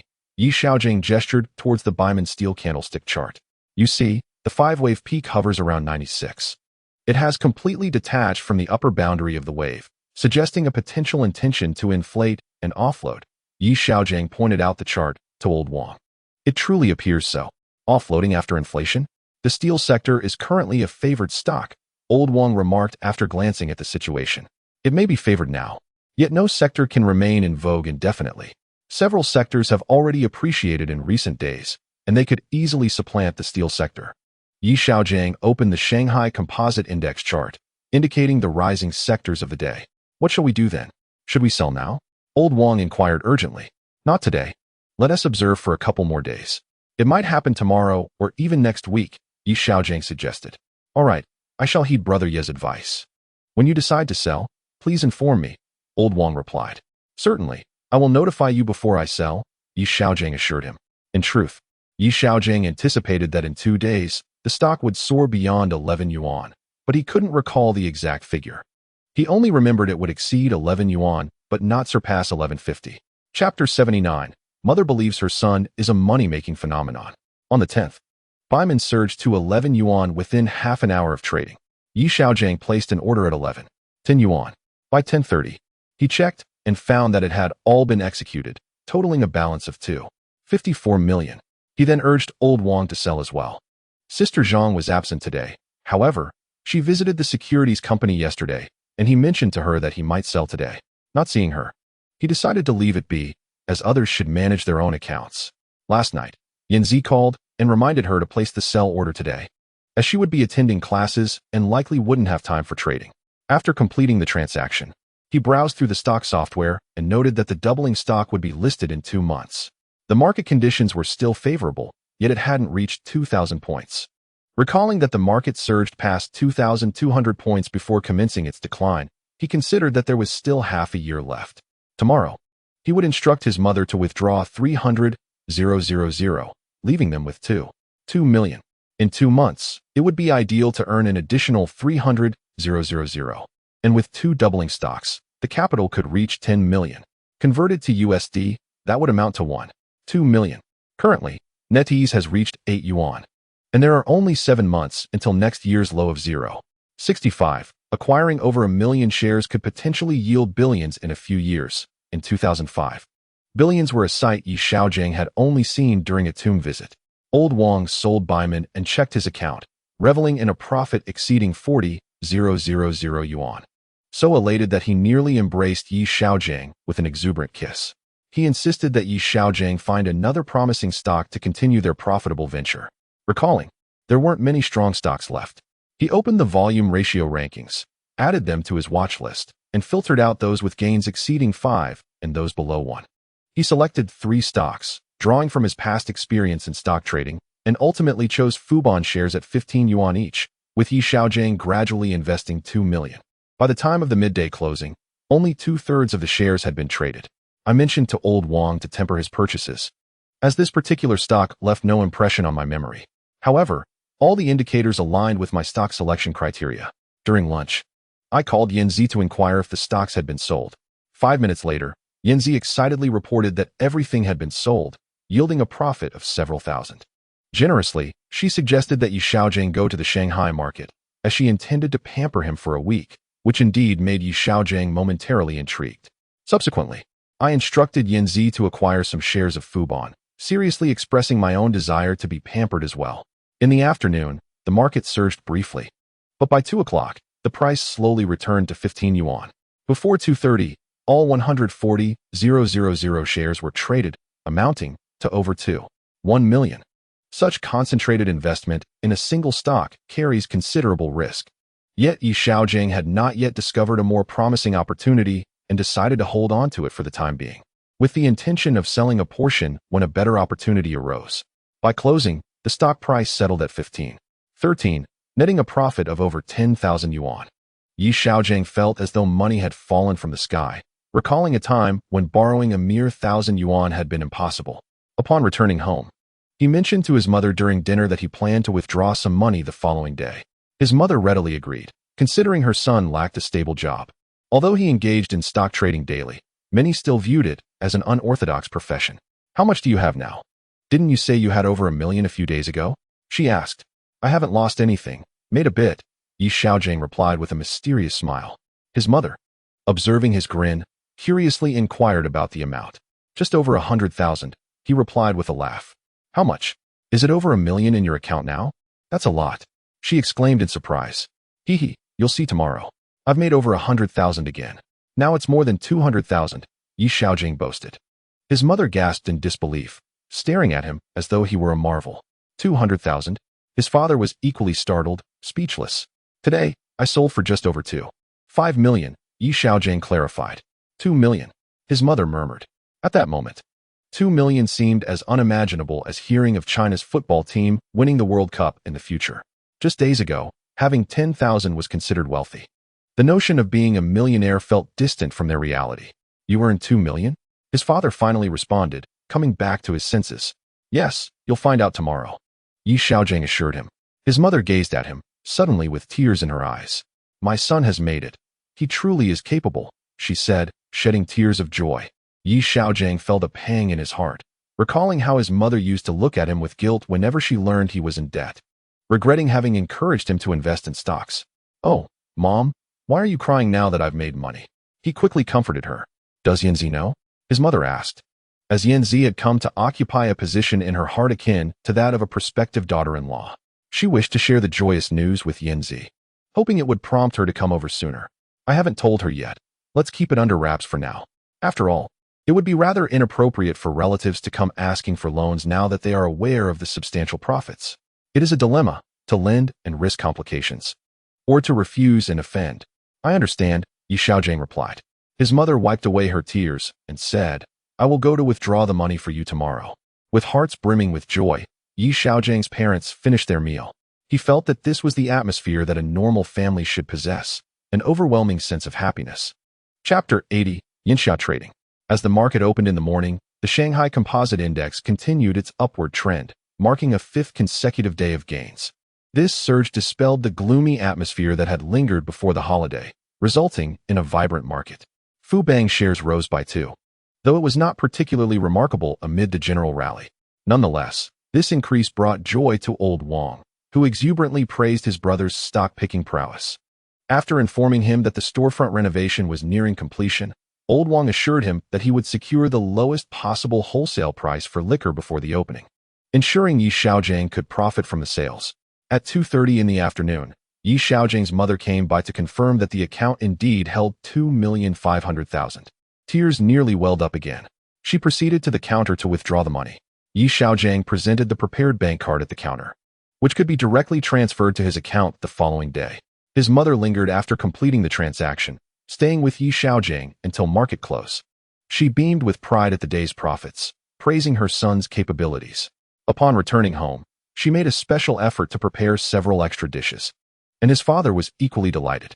Despite his mother's exasperated glances, he insisted on sharing a couple of drinks with his son. The following morning, after the market closed, Yi Xiaogang checked the bank and confirmed that the funds had arrived. He withdrew 380,000, planning to allocate 300,000 for liquor, while setting aside the remaining 80,000 for household expenses. His parents had endured a lifetime of hardship, particularly due to his past reckless spending. His mother had secretly shed countless tears in their room. The counter only allowed withdrawals of 50,000 per day, a considerable sum at that time. With freshly issued 100 yuan notes, he filled a small bag, which was nearly half full. Yi Xiaogang immediately went to the market, notified the previous tenant, signed a contract, and paid the transfer fee along with the warehouse rent. After settling these costs, only 3,000 remained. Holding the keys to the storefront and warehouse, Yi Xiaogang felt a surge of ambition, determined to reclaim what he had lost in his past life.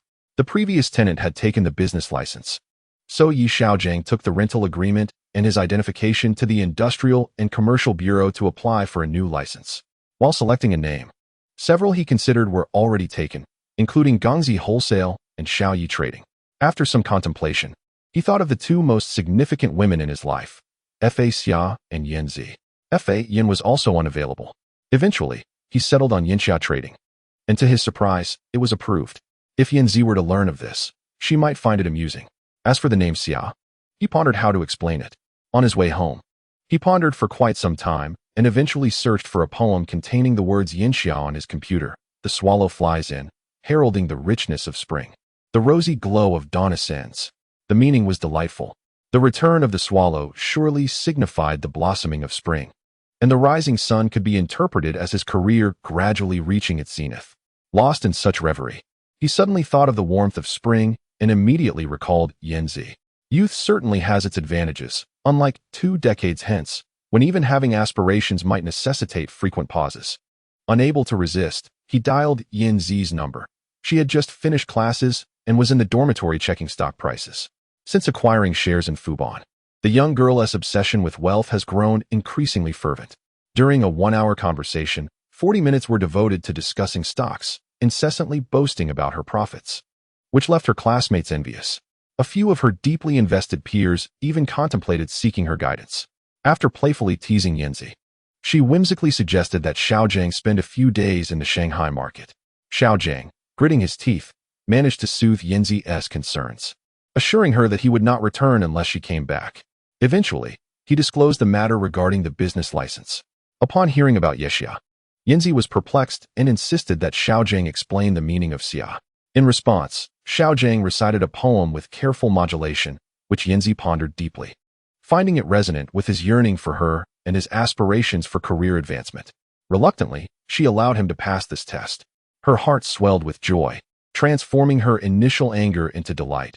She was quite satisfied with this name, but continually reminded herself, in Xiaojiang's absence, to keep him grounded and to refrain from pursuing any young ladies, lest he attract the attention of the authorities. Xiaogang promptly pledged to remain virtuous until his precious one returned, which made Yanzi blush as she finally hung up the phone. That evening, after dinner, he informed his parents about the successful rental of the storefront and the progress on the business license, to which they responded with cheerful approval. Chapter 81. Spending like water. Subsequently, Xiaogang tidied up the storefront, replaced it with a roll-up door, and installed a glass door. The floor tiles appeared to have been recently redone by the previous tenant, showing minimal wear. Once he finished, he contacted manager Wang, whose sales manager expressed satisfaction with the storefront and warehouse, readily agreeing to the collaboration between Wang and Xiaogang. After signing the contract, they headed to the former agent's warehouse, which housed over 90,000 worth of goods. Xiaogang, with a flourish, opted to pay by card, and manager Wang assured him that arrangements would be made to transport the wine to Xiaojiang's warehouse. In a jubilant atmosphere, Xiaogang readily consented to transfer the 12,000 payment for Wang's monthly wine quota. Following a successful handover, Xiaogang sought out old Wang and procured over 60,000 worth of several city-level brand wines from the liquor company. Observing the receipts, he noted that expenditures had reached 270,000, surpassing his budget by over 20,000. Money, it seems, is indeed difficult to earn and easy to spend. In just 2 days, over 200,000 had flowed away like water. He had yet to purchase workers and vehicles, which posed a significant headache. It appeared that the idea of having his mother save 80,000 would need to be quashed at the outset. With 6,000 remaining, a van would require at least 5,000, while workers' wages could be covered through sales returns. He inquired about several other wholesale laborers in the market, discovering that wages were reasonable, with over 700 being sufficient for simple labor. With the demand for labor outstripping supply, finding a worker for 700 was not difficult. By afternoon, candidates began to self-recommend, and he selected 2 men in their 30s. Their muscular frames making Xiaogang envious as he compared them to his own slender arms and legs. If only the heavens would grant him the ability to exchange bodies at will, he would seize the opportunity without hesitation, though he was uncertain if Yanzi would approve. The next day, he set out to examine the van. After careful consideration, I decided to visit a second-hand car market under the persuasion and assurance of a scalper. With a budget of 52,000, I managed to acquire 2 Wuling Sunshine vans. I have a fair understanding of the Wuling Sunshine. During my previous life as a wholesaler, I dealt predominantly with Wuling vehicles, known for their reliability, ample cargo capacity, and minimal mechanical issues. The only significant wear usually comes from tire degradation, with major repairs being a rarity.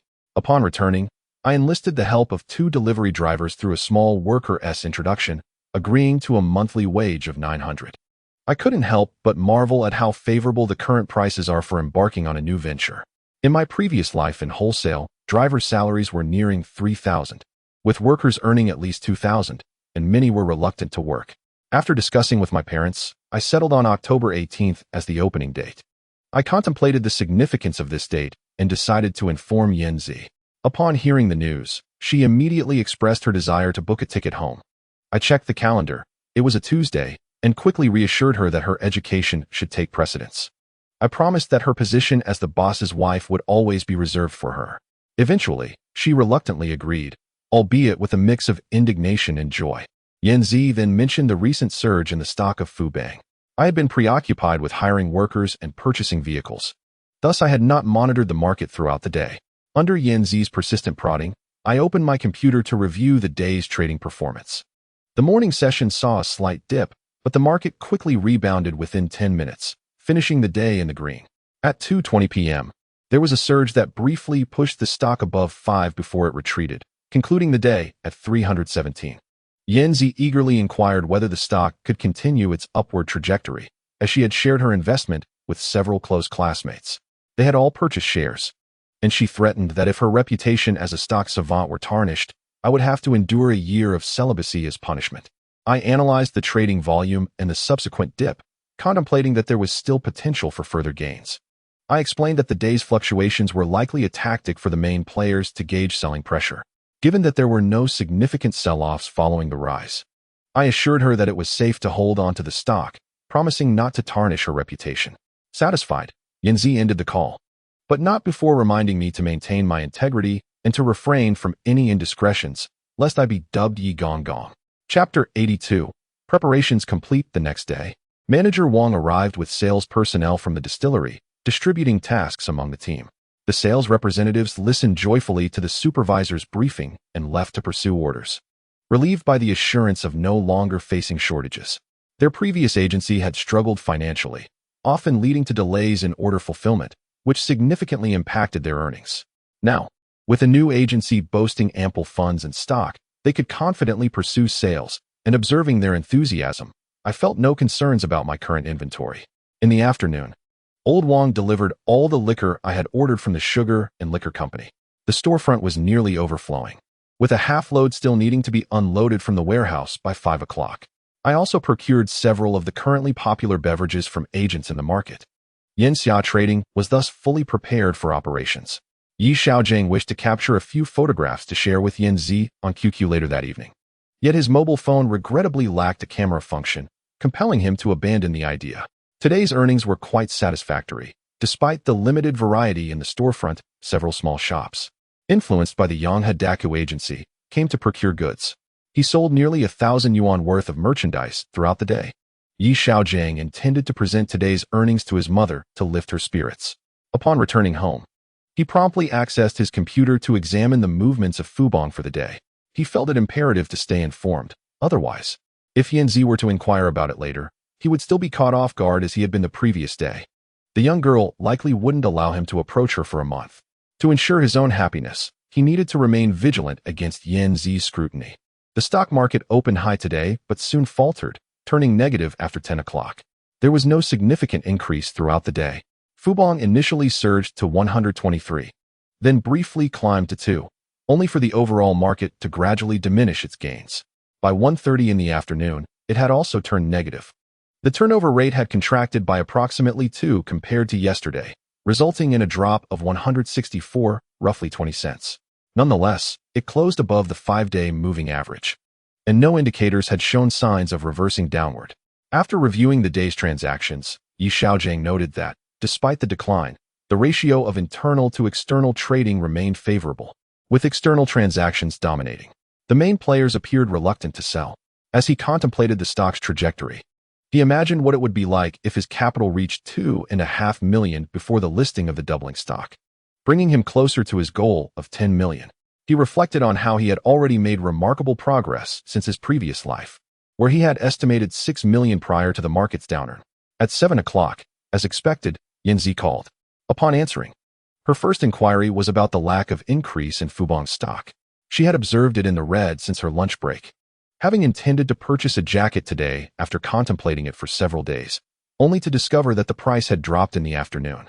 Xiaogang quickly reassured her that fluctuations in stock prices were commonplace and insisted that she must buy the clothing, confidently asserting that his successful business today had certainly yielded enough to cover her purchase. He deftly redirected her attention from stocks to his business. After learning that he had successfully stocked up on goods and made a profit, Yanzi considered staying at Xiaogang's residence for a night as a reward. He daydreamed about the romantic possibilities of exercising together, indulging in thoughts of other intimate gestures. With a burning desire and a sense of urgency, he inquired whether she could return this week.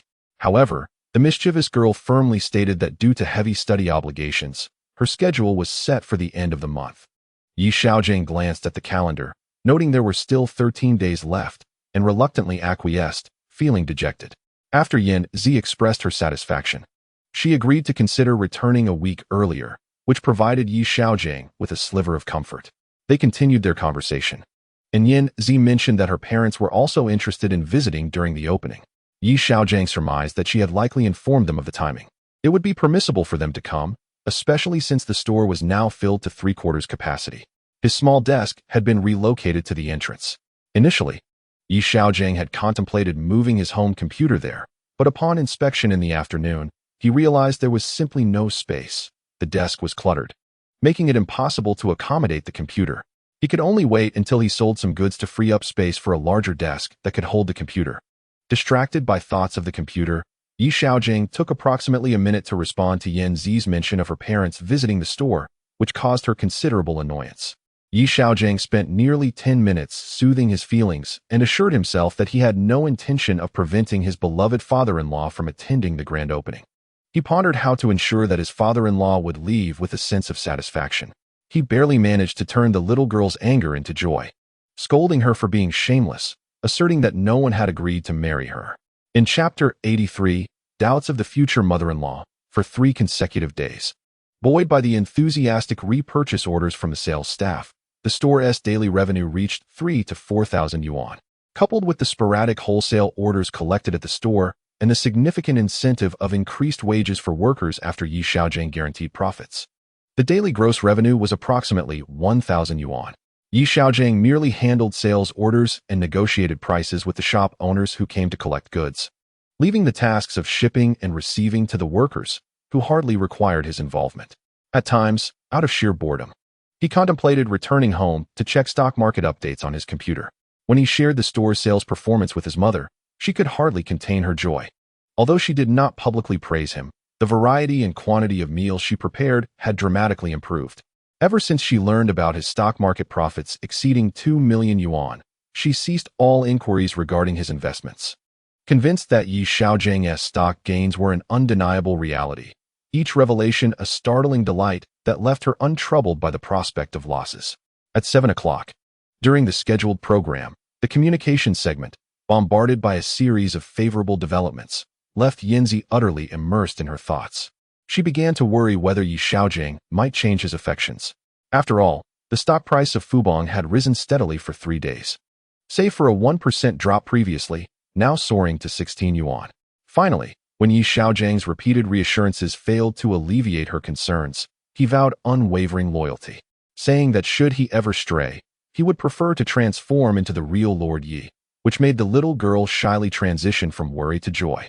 On the 17th, the Yanghe liquor Xiaogang had ordered from the factory arrived.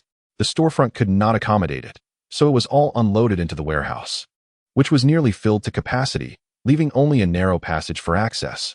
Observing the abundance of goods in both the warehouse and the storefront, Xiaogang felt exhilarated as his wholesale department was set to officially open the next day. Upon returning home, both his mother and father announced that they had taken the day off for the opening festivities, planning to purchase firecrackers to bring some merriment. Xiaogang felt delighted. having not had the opportunity to enjoy the celebratory sounds of firecrackers for many years due to prior bans. At 10 o'clock on the 18th, amidst the nearly deafening cacophony of firecrackers, the store officially opened. Many onlookers entered to browse the products, with Xiaogang promoting a discount of 12 on all items. The store raked in over 7,000 yuan just in the morning. The delivery driver was still out on errands, and Yanzi's parents had arrived by 8 o'clock. Witnessing the thriving business, her mother-in-law smiled even brighter than Xiaogang's mother. However, Aunt Yang also brought along her daughter, Xian, who had played with Xiaogang since childhood and was not at all shy. She continuously surrounded Xiaogang with lively chatter, while Yanzi's mother subtly inquired about the relationship. She also engaged in brief conversations with Aunt Yang through her mother's introductions. Aunt Yang's words hinted at the long-standing friendship between the two children, including their near engagement as toddlers, which caused Yanzi's mother to shift from overwhelming joy to a countenance filled with concern. After a hushed exchange between Swallow and her parents, her father cast a fierce glare at Xiaogang, instilling in him the unsettling impression that those eyes could be lethal. It was imperative to resolve the misunderstanding before Swallow's parents departed, otherwise, the delightful prospect of her staying with him for a night could swiftly devolve into the grim reality of Xiaogang becoming an unwanted suitor.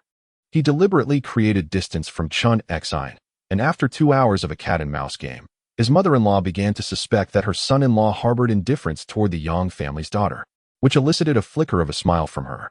The mother noticed this, and, after a few whispered exchanges with Swallow's mother, the latter's smile returned. In the afternoon, the delivery driver completed his rounds and handed over nearly 5,000 yuan in sales proceeds to Xiaogang. His parents, along with Swallow's parents and Aunt Yang, all joined in counting the money. Once the funds were verified, Xiaogang's parents were genuinely thrilled, while Swallow's parents expressed astonishment, accompanied by Aunt Yang's envious gaze. After a full day of business, with the driver returning for a second time, the total sales reached 13,000 yuan. Upon Xiaogang's revelation that the net profit was approximately 2,500, both the mother-in-law and his mother nearly embraced each other in tears. In a daze, Aunt Yang took her daughter home, marking the end of a successful sales day. Swallow's father insisted that Xiaogan's father should celebrate with a drink, and the latter, unable to resist the temptation, readily agreed. The group found a quaint little restaurant and enjoyed a harmonious meal together.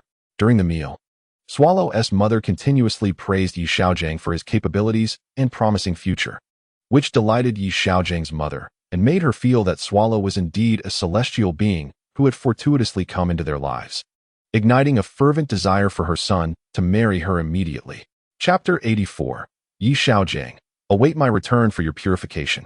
The dinner stretched until nearly 9 o'clock. In the midst, Swallow called, but upon learning that he was dining with her parents, she promptly hung up.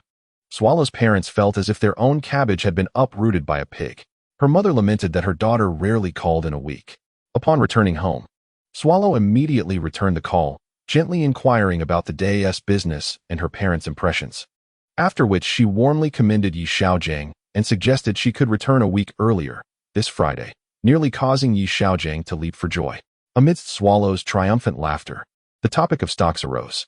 Conveniently, Xiaogang had opened his computer to check stock prices during the call and spontaneously elaborated on the promising prospects of Fubon and its unprecedented heights, filling Swallow with immense delight.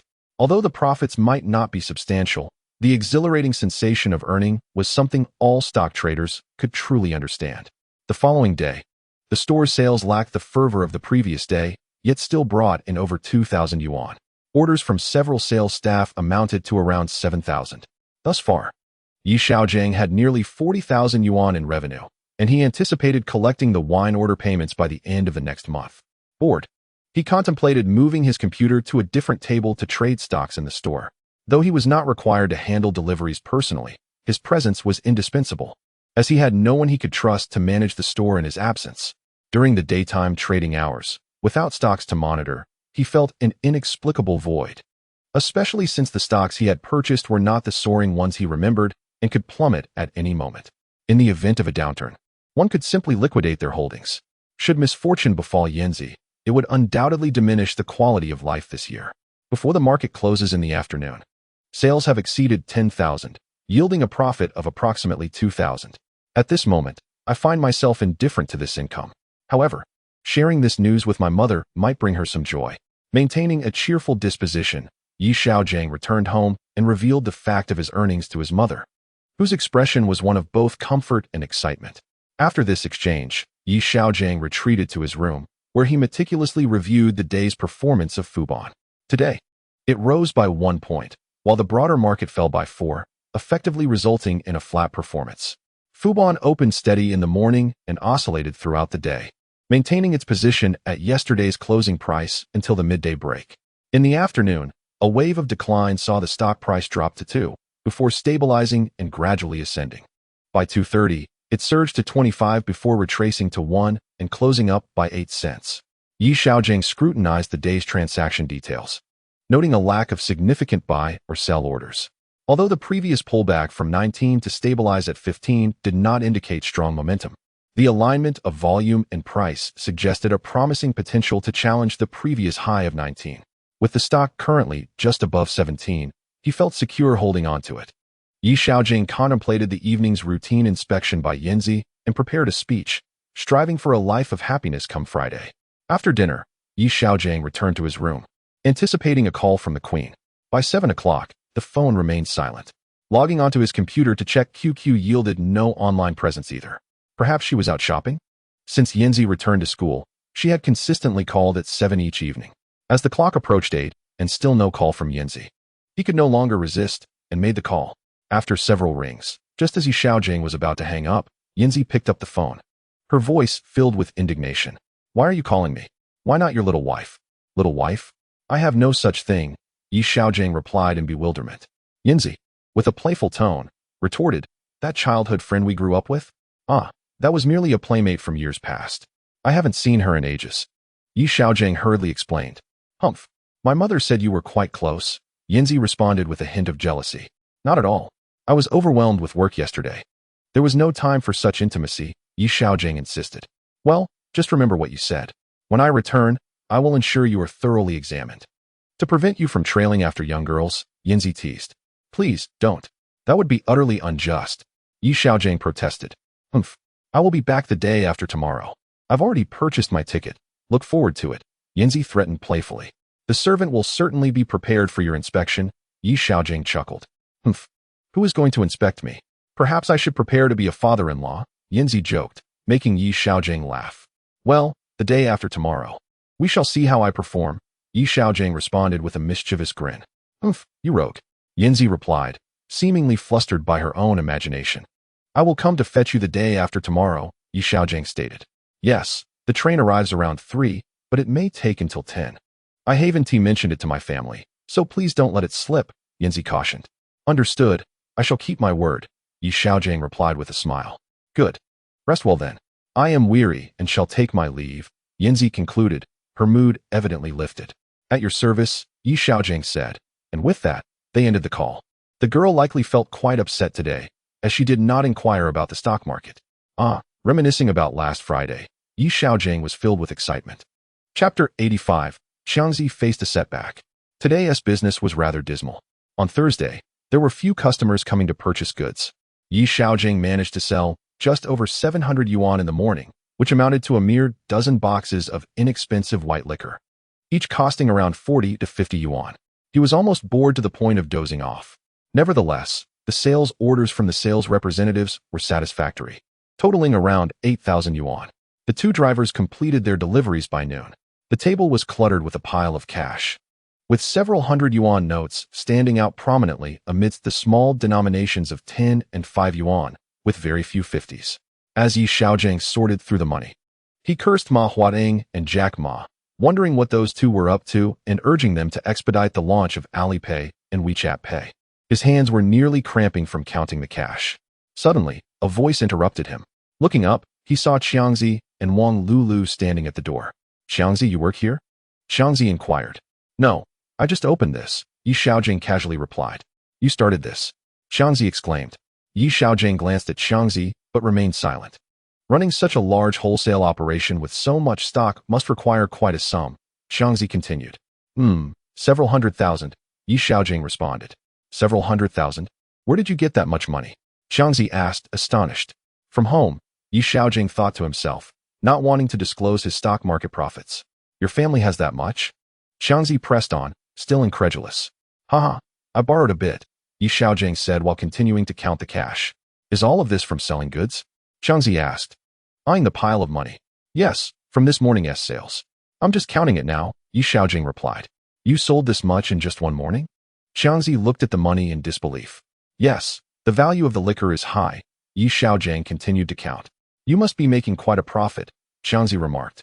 Not much, perhaps over 1,000 a day, Xiaogang considered, downplaying his earnings. Over 1,000 a day? Xiangzi exclaimed in surprise. Xiaogang glanced at the two of them and resumed counting. That sounds about right. Xiangzi, that's impressive, he said with envy. But it can't compare to your stable job where you receive a monthly salary. Unlike us, who toil from dawn till dusk for so little, Xiaogang replied. Over 1,000 a day? I only earn 1,000 a month, Xiangzi murmured.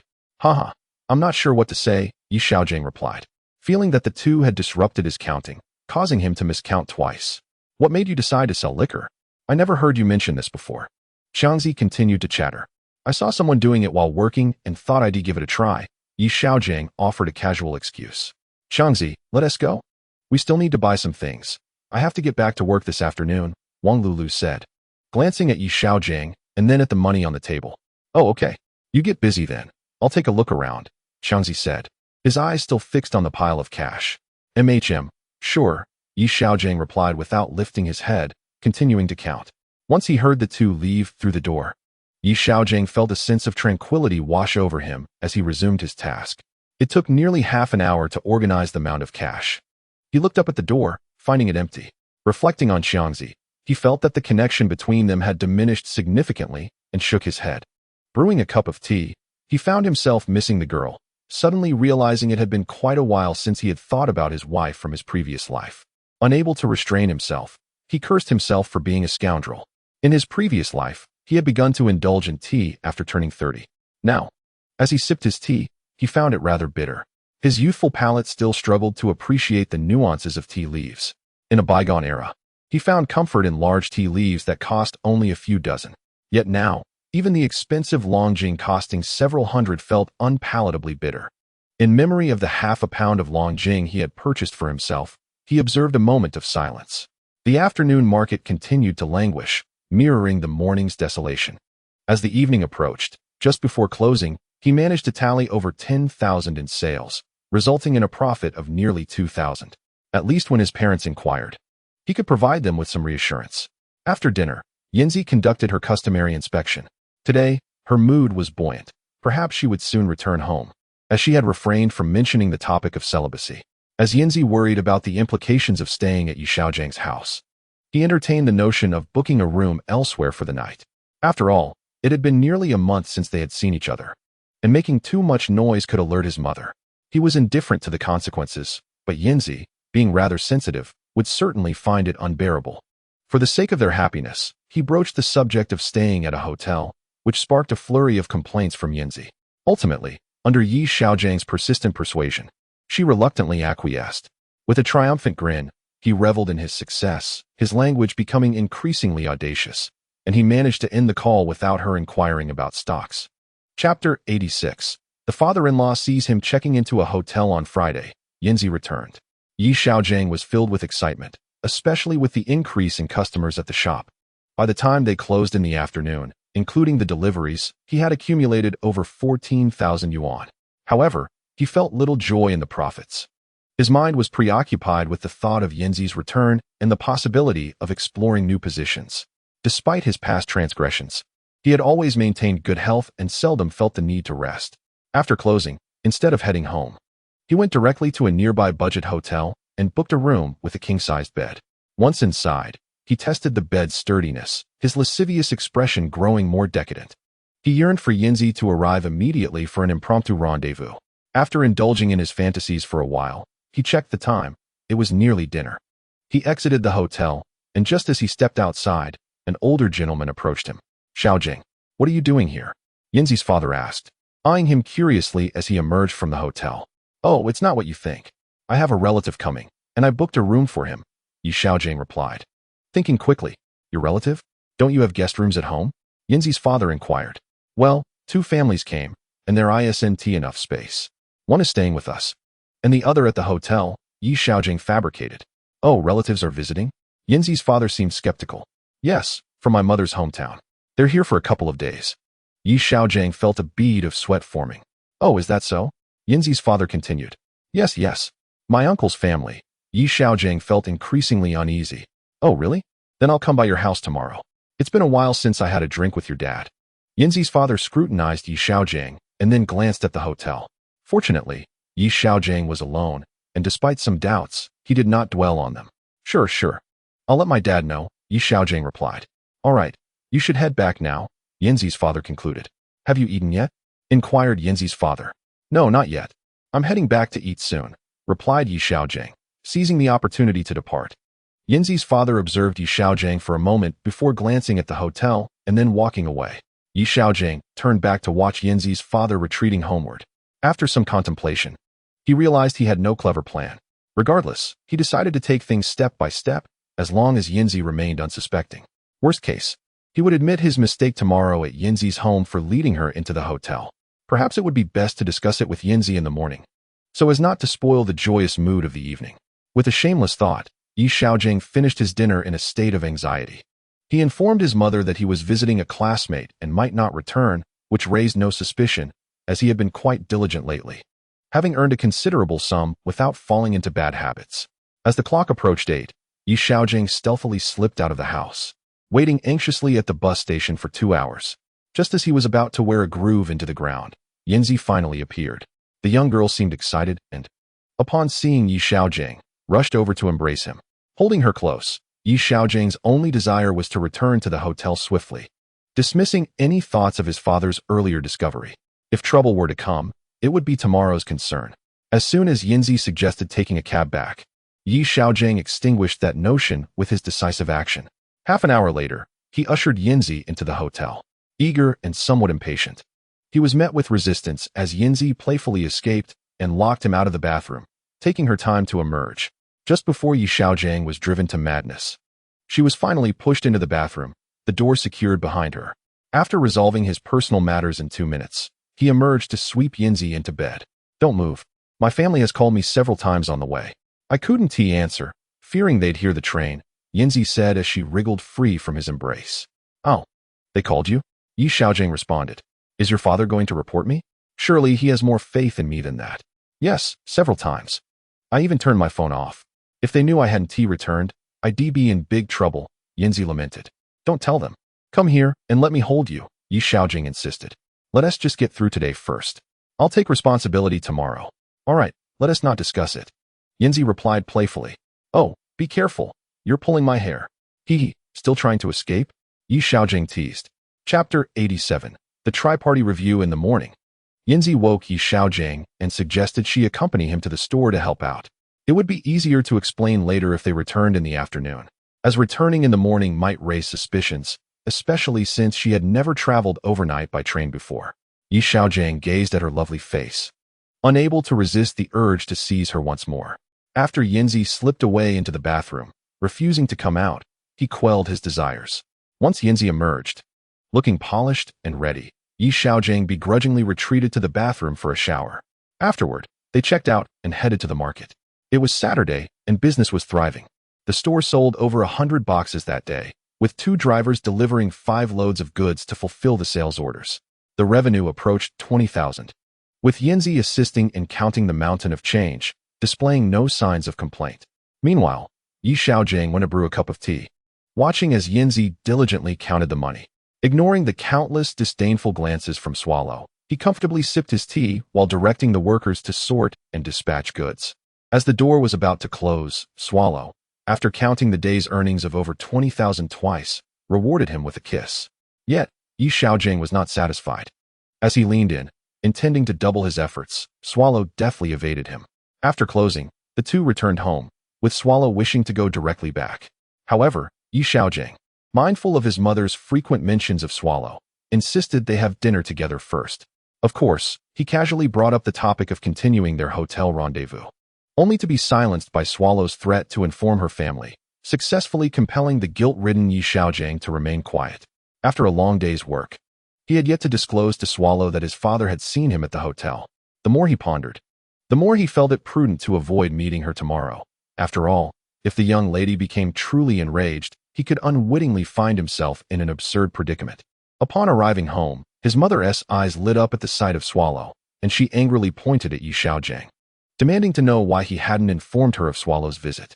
With little food purchased, it was only through the understanding nature of Swallow, who had advised Xiaogang not to inform his uncle and aunt, that his mother was pacified after playfully kicking him twice, and then taking Swallow's hand in joy.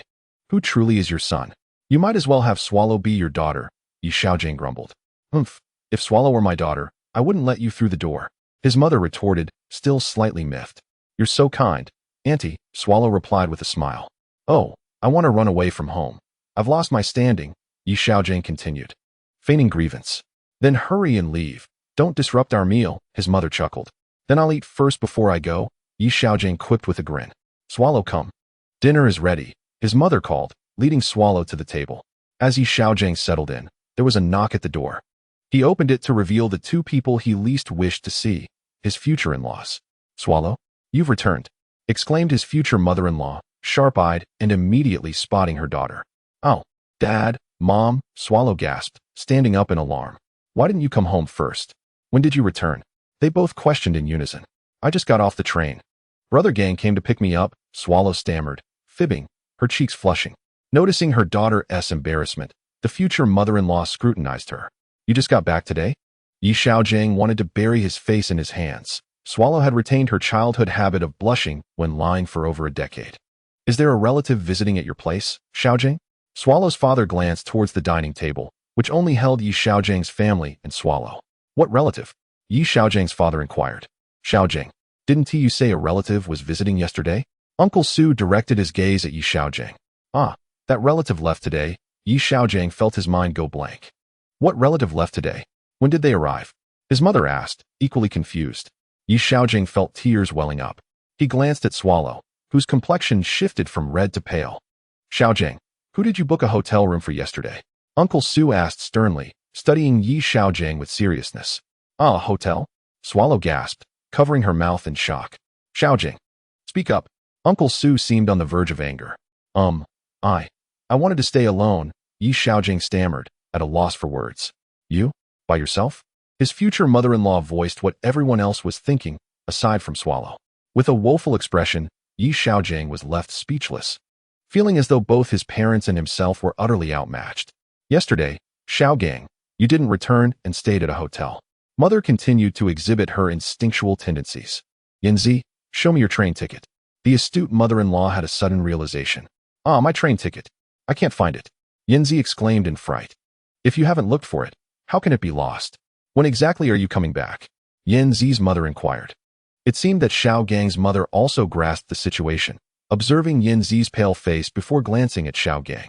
She nudged Xiaogang's father and directed her gaze towards Yanzi.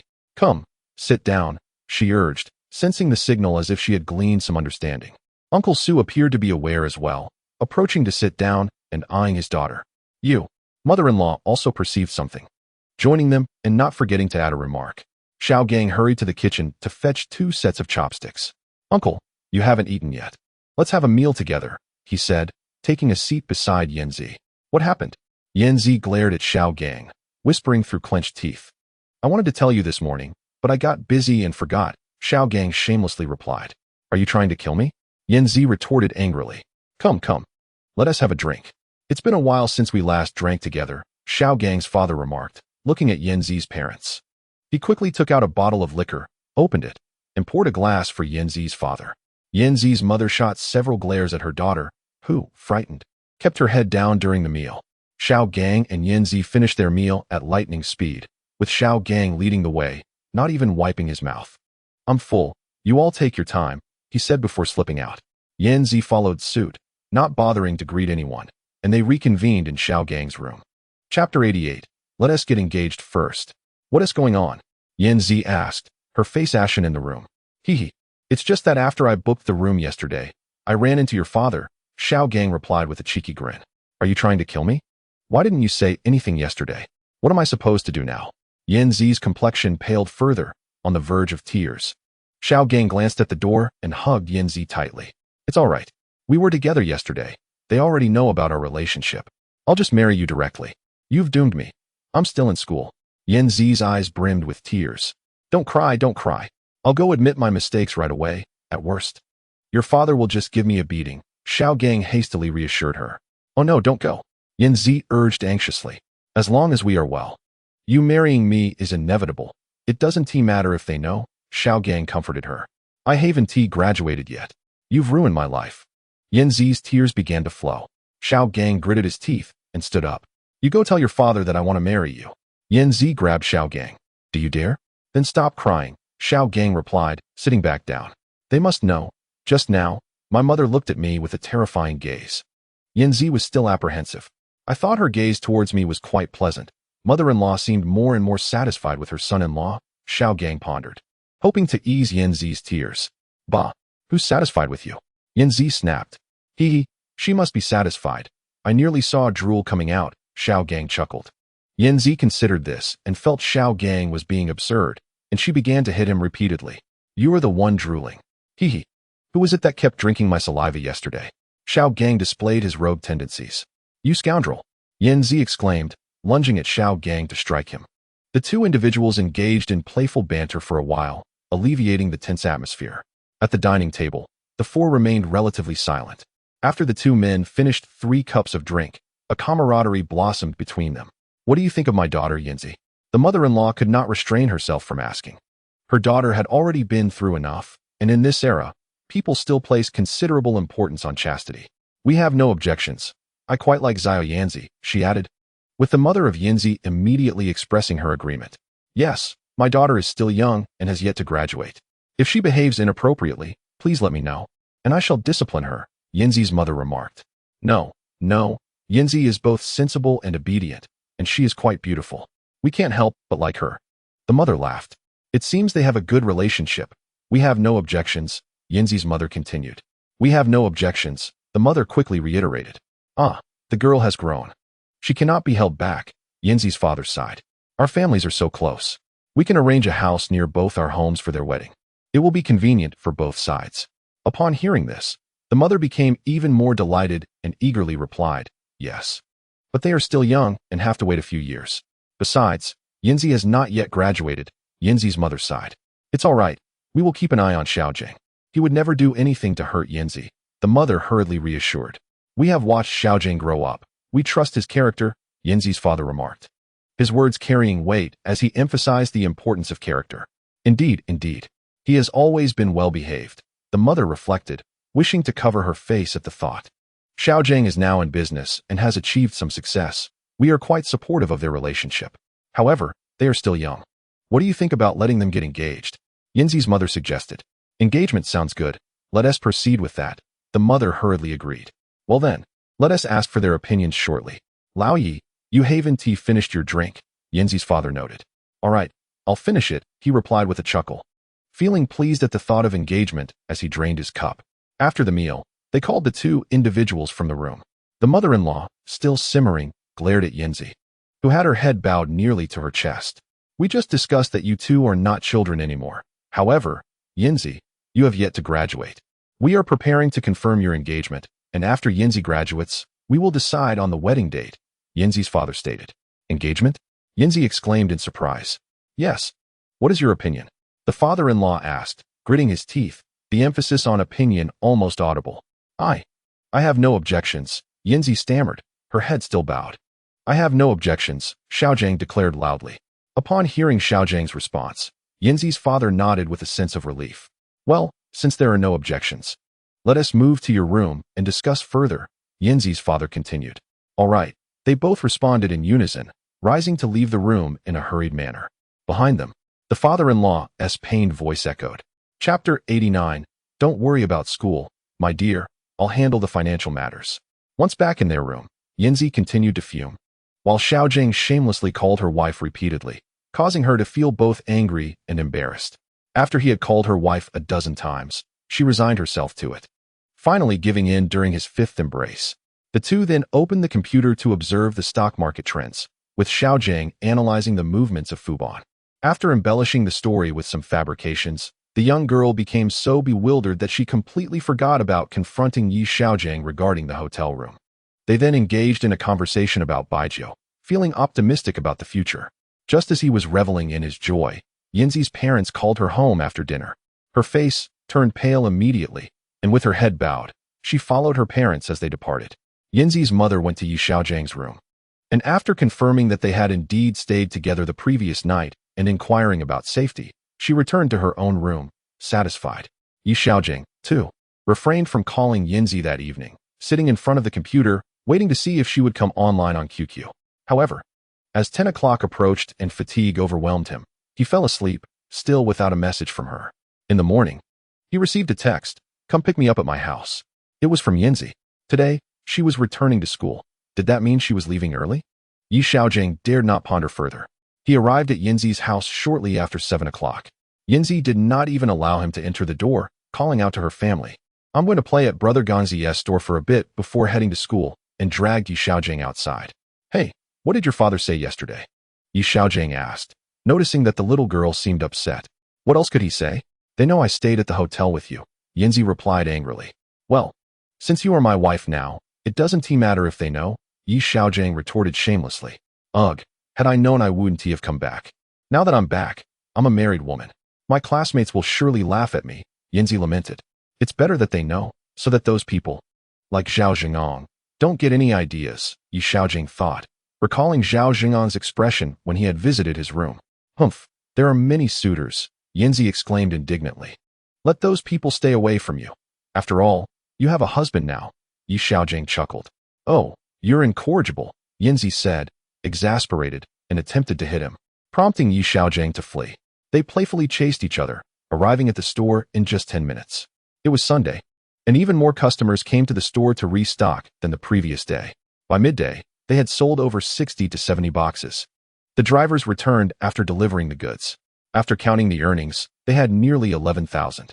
Yinzi remarked on how easy it was to earn money. Xiaojiang, with a flourish, patted his chest and declared, "Don't worry about school, my dear. Let your husband handle the finances. You need only to be beautiful at home." At that time, the term beautiful as a flower had yet to become prevalent in mainland China. It still simply described an attractive woman. Xiaojiang mischievously pondered how its meaning would evolve in a few years. Surprisingly, Yinzi was not offended by his words. She was simply delighted, encouraging Xiaojiang to earn more so that she could relax.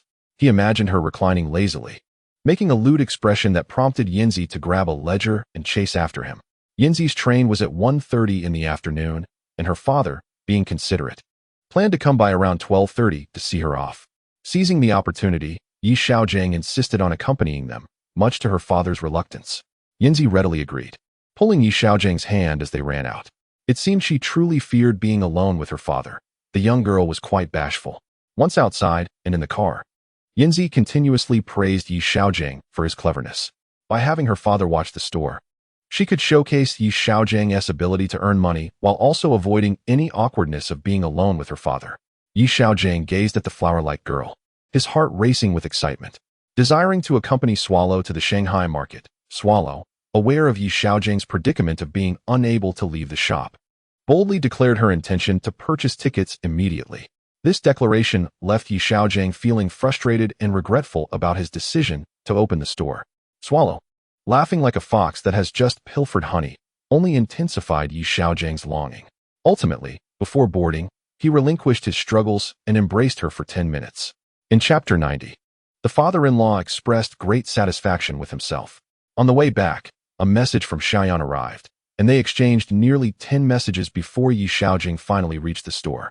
Uncle Su had truly come to treat the shop as his own, albeit lacking in management skills. He assisted with inventory, having already shed his outerwear. Xiaojiang hurried to take over the wine box, instructing the workers to handle it, while guiding Swallow's father to sit down, pouring him a cup of tea for a brief respite. During this time, a driver returned. On the table lay a bag filled with money, and Xiaojiang retrieved the delivery slip to count the cash. Swallow's father remained, sipping tea and eventually helping Xiaojiang count the money. As customers came to collect goods, Xiaojiang received payments and provided slips for the workers. The father, who initially assisted, began to take the initiative to count the money, growing more energetic as if he were engaged in his own work. He frequently inquired about daily sales and profits, satisfied with various aspects. He no longer wore the serious expression he had upon arrival, at least finding that the young man tending to his daughter appeared quite respectable. This sentiment became even more evident after two drivers had completed their deliveries, laying out the collected funds on a table. The enthusiasm for counting the money and reconciling the accounts surpassed that of Xiaogang. Once everything was settled, the day's retail income approached 30,000. And upon learning that profits exceeded 5,000, yesterday's discord vanished entirely. He clapped Xiaogang on the shoulder, inviting him to dinner at his home the following day, leaving Xiaogang pleasantly astonished. Swallow, having learned through a message that her father had been helping in the store and had not returned home, ceased her replies. As they closed the shop, Swallow's father bid Xiaogang farewell, and he did not dare to insist on his stay. Although he had toiled in the store all day, the events of the previous day, involving his clandestine encounter with Swallow, made him reluctant to appear before her family again. "Old Sue, why have you taken so long? What time is it?" Swallow's mother inquired upon her husband's return. I was at Xiaogang's shop for a while," Swallow's father replied. "At his shop? Were you not delivering our daughter?" Swallow's mother questioned, puzzled. He wouldn't let me deliver her. She dragged Xiaogang away, leaving me alone at the shop," he lamented, recalling his chaotic experience alone. "But you were not much help at the shop," Swallow's mother remarked. "Not entirely true. I helped count the money and reconcile the accounts." "You wouldn't believe it. This young man's wholesale business is quite profitable," Swallow's father chuckled. "How much did you earn today?" Swallow's mother inquired, curious about the profit. "Over 20,000 in sales." Xiaogang mentioned a profit of around 5,000. He replied, smiling. Over 5,000 in a single day?" Swallow's mother exclaimed in surprise. "Indeed. Business is flourishing. Customers have been non-stop," Swallow's father boasted. "Oh, such a thriving business," Swallow's mother remarked, somewhat astonished. "Indeed. You should have seen it." The drivers returned with cash that could fill the table, Swallow's father laughed. "Such lucrative earnings. The daughter truly possesses discerning judgment," the mother of Yanzi remarked with a smile. Even with good judgment, she shouldn't carelessly neglect her home," Yanzi's father retorted, still feeling aggrieved. What can be done now that matters have come to this? Our daughter has declared that they are sleeping apart," the mother of Yanzi commented. Sleeping apart? Do you believe that?" Yanzi's father replied. "If you don't believe it, what else can you do? I only hope nothing unfortunate happens." "I do not wish to become a grandmother so soon," the mother of Yanzi lamented. "I must find time to pay a visit and have a word with that young man." "This is unacceptable," Yanzi's father asserted. "Indeed. I too shall find time to speak with our daughter. Alas, as children grow older, they become increasingly bothersome," the mother of Yanzi sighed. "The older they get, the more disobedient they become. They sneak off on their own." "It's all your fault for taking Yanzi to Xiaogang's house so early," Yanzi's father remarked. "Lower your voice. Do you want your mother to hear?" "I am not afraid of her, but I still have my reservations," the mother of Yanzi quickly responded. All right, I understand." Yanzi's father chuckled as he glanced at his mother's room, smiling. Xiaogang is quite promising now. I initially thought he was unworthy of our daughter," the mother of Yanzi said with a smile. "Indeed, I find the young man quite agreeable now." Yanzi's father concurred with a grin. "He is honest and possesses a knack for business," the mother of Yanzi added. "Not bad at all," she concluded with a chuckle. Chapter 91. The former brother-in-law as a helper. As the days passed, Xiaogang's shop was steadily finding its footing, maintaining daily sales around 30,000. The monthly order volume brought joy to manager Wang Chong, alleviating concerns about stock shortages. Xiaogang's initial capital of 300,000 was nearing 400,000. The Fubang stock was also steadily rising, surpassing 20 yuan by the end of December. Xiaogang calculated that he was approaching 3 million, with just a week remaining until the highly anticipated stock debut. With the stock prices continuously climbing, Yanzi became increasingly enamored with the market. To reward Xiaogang, she returned home 4 times over the course of 2 months, causing her parents considerable worry. They subtly reminded Yanzi several times, but after a heated argument before her final return to school, she insisted on not using protective gear and warned him not to interfere with her. After Xiaogang feigned vulnerability and assured her of safety measures, she boarded the train back to school, her chin held high. At the end of the month, he encountered his former father-in-law and brother-in-law buying liquor. The brother-in-law still remembered Xiaogang as the rascal who had harassed his sister. After sincerely apologizing and offering a substantial discount, Yi Xiaogang successfully convinced him that it was merely an inadvertent encounter. They engaged in casual conversation, learning that the brother-in-law had recently been laid off from the factory and was currently doing odd jobs. Yi Xiaogang promptly extended a heartfelt invitation for him to assist at his shop, having known the brother-in-law well from his past life. Yi Xiaogang recognized him as an honest man with no ill intentions, someone who would open his heart to friends. After a day of contemplation, the brother-in-law agreed to work at the shop, and Yi Xiaogang offered him a salary of 1,200, nearly shocking him, as he had only been earning around 700 or 800 doing odd jobs. The more Yi Xiaogang acted affectionately towards his brother-in-law, the harder he worked, treating him as family. Suddenly thrust into the role of a hands-off manager, Yi Xiaogang felt a sense of emptiness and solitude. With the major stock debut approaching next week, he also sought to train his brother-in-law, secretly visiting the securities company several times, which left old Wang exhilarated, nearly leading to an embrace of jubilation. One consistently expresses uncertainty about the stock market in the absence of Yi Xiaogang. Yi Xiaogang meticulously examined the performance of Fubon, noting that after surpassing the significant threshold of 20 yuan, its upward momentum remained unabated. Analyzing the waves, it appeared to be in the midst of its fourth wave.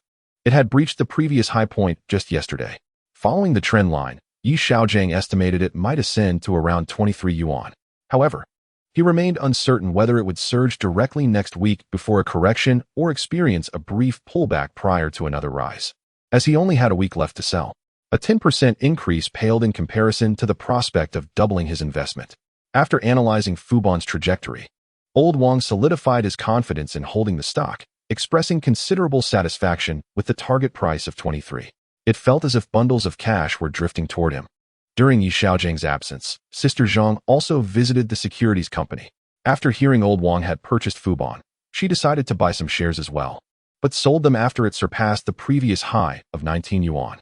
Old Wang remarked on not having seen her for a week, to which Yi Xiaojiang merely smiled in response, mindful that they were merely stock friends, and too close a relationship might give rise to misunderstandings regarding his intentions. Although Yi Xiaojiang had initially planned to enlist Sister Zhang's assistance in exchanging dollars, the timing was not yet appropriate. NetEase would not reach the anticipated 65 cents until May or June of next year, currently languishing around 3 yuan. With Vivian's assistance, both his American and U.S. stock accounts were now established, and everything was in place, awaiting the opportune moment. Yi Xiaojiang contemplated a trip to the Shanghai stock market, not only to indulge his own desires, but also to express gratitude to Vivian. However, he found himself unable to leave at present. While he could afford to neglect the stocks, his store required his constant attention. Although Yi Xiaojiang could sneak away briefly, he still needed to personally oversee the daily reconciliations. The young girl now harbored a strong infatuation for him, with their scheduled phone calls exceeding 2 hours each time. She had developed a formidable immunity to his relentless affection, especially regarding the term wife, which she had transitioned from resistance to acceptance. Yet, she steadfastly refused to utter the word husband.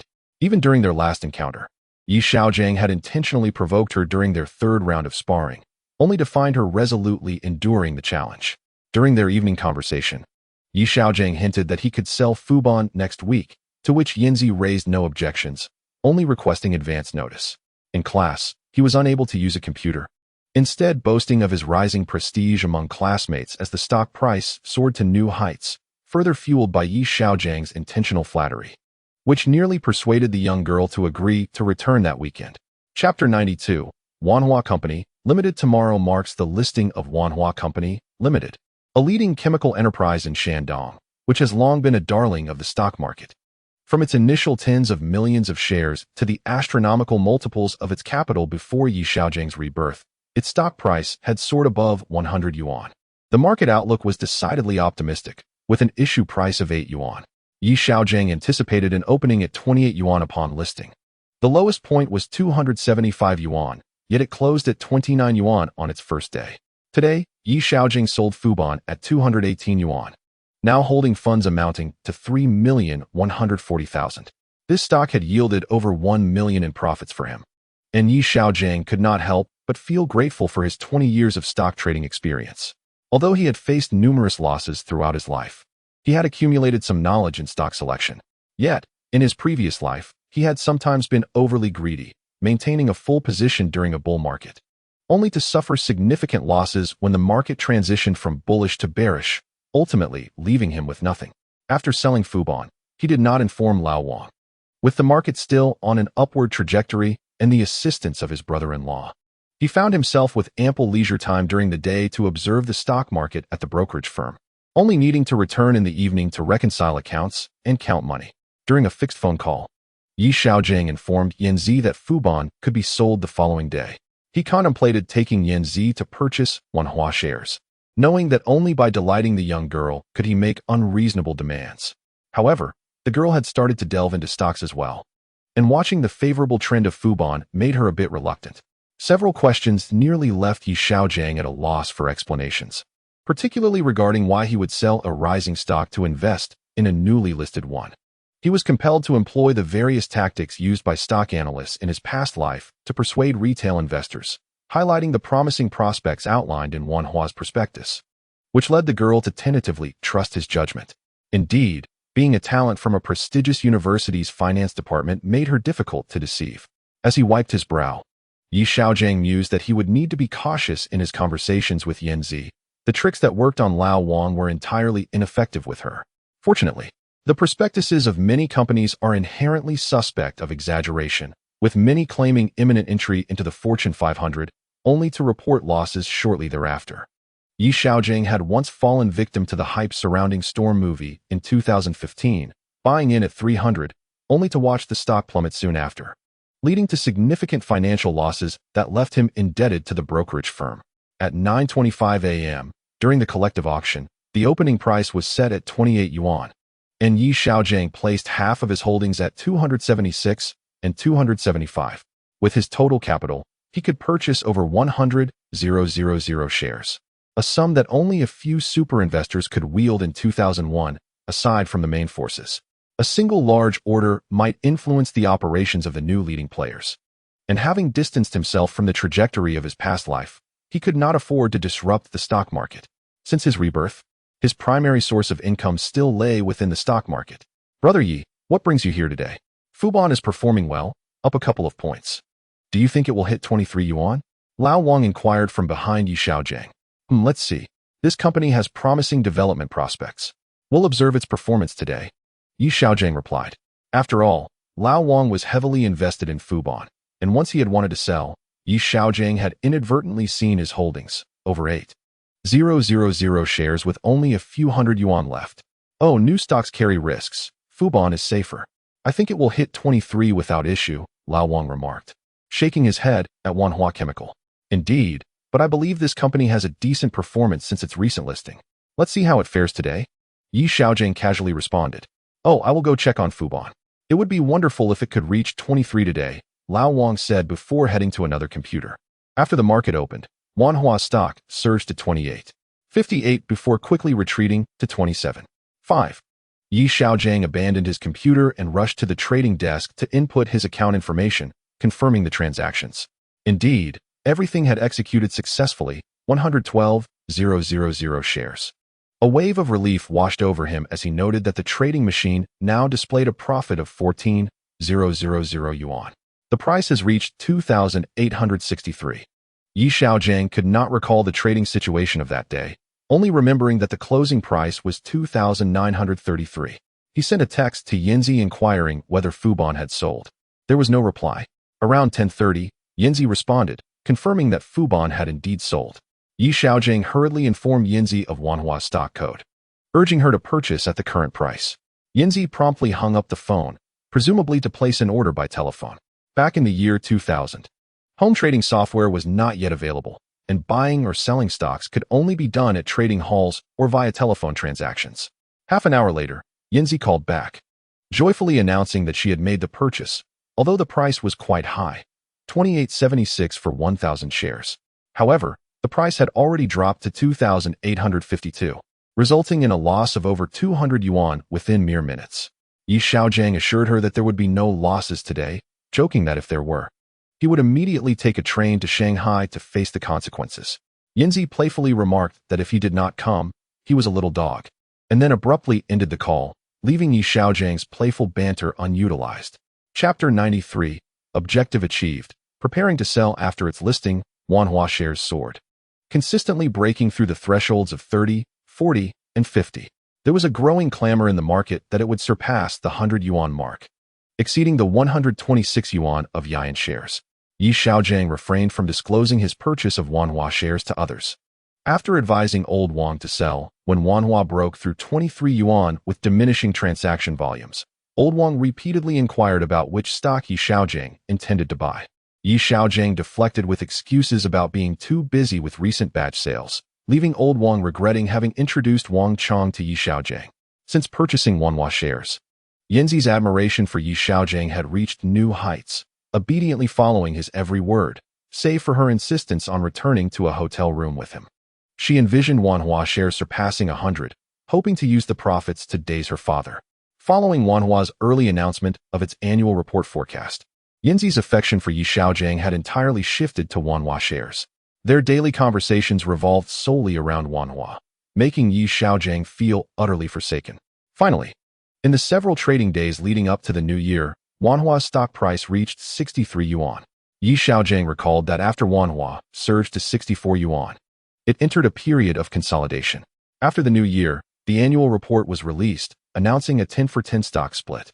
The price fell to 28 yuan, only to surge again to 40 yuan before declining with the market. After that, Xiaogang's memory became hazy, only recalling that in 2005, he checked the price, which had dwindled to 7 yuan. Of course, it later rebounded, and by the time of his reincarnation, the stock had multiplied several times over, exceeding 100 yuan. Had Xiaogang simply waited to buy in at 7 yuan in 2005 and rested thereafter, he could have lived without worry in his next life.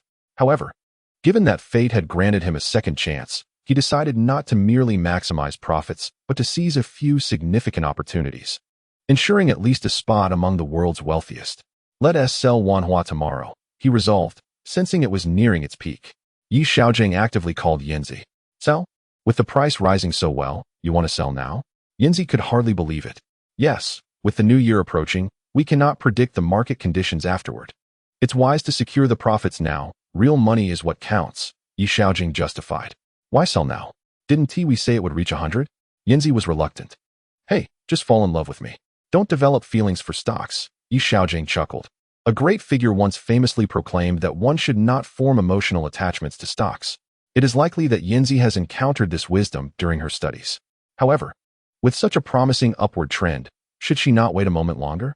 Yanzi remains in a quandary. Perhaps she should sell. The stock has already surged significantly and could correct at any moment.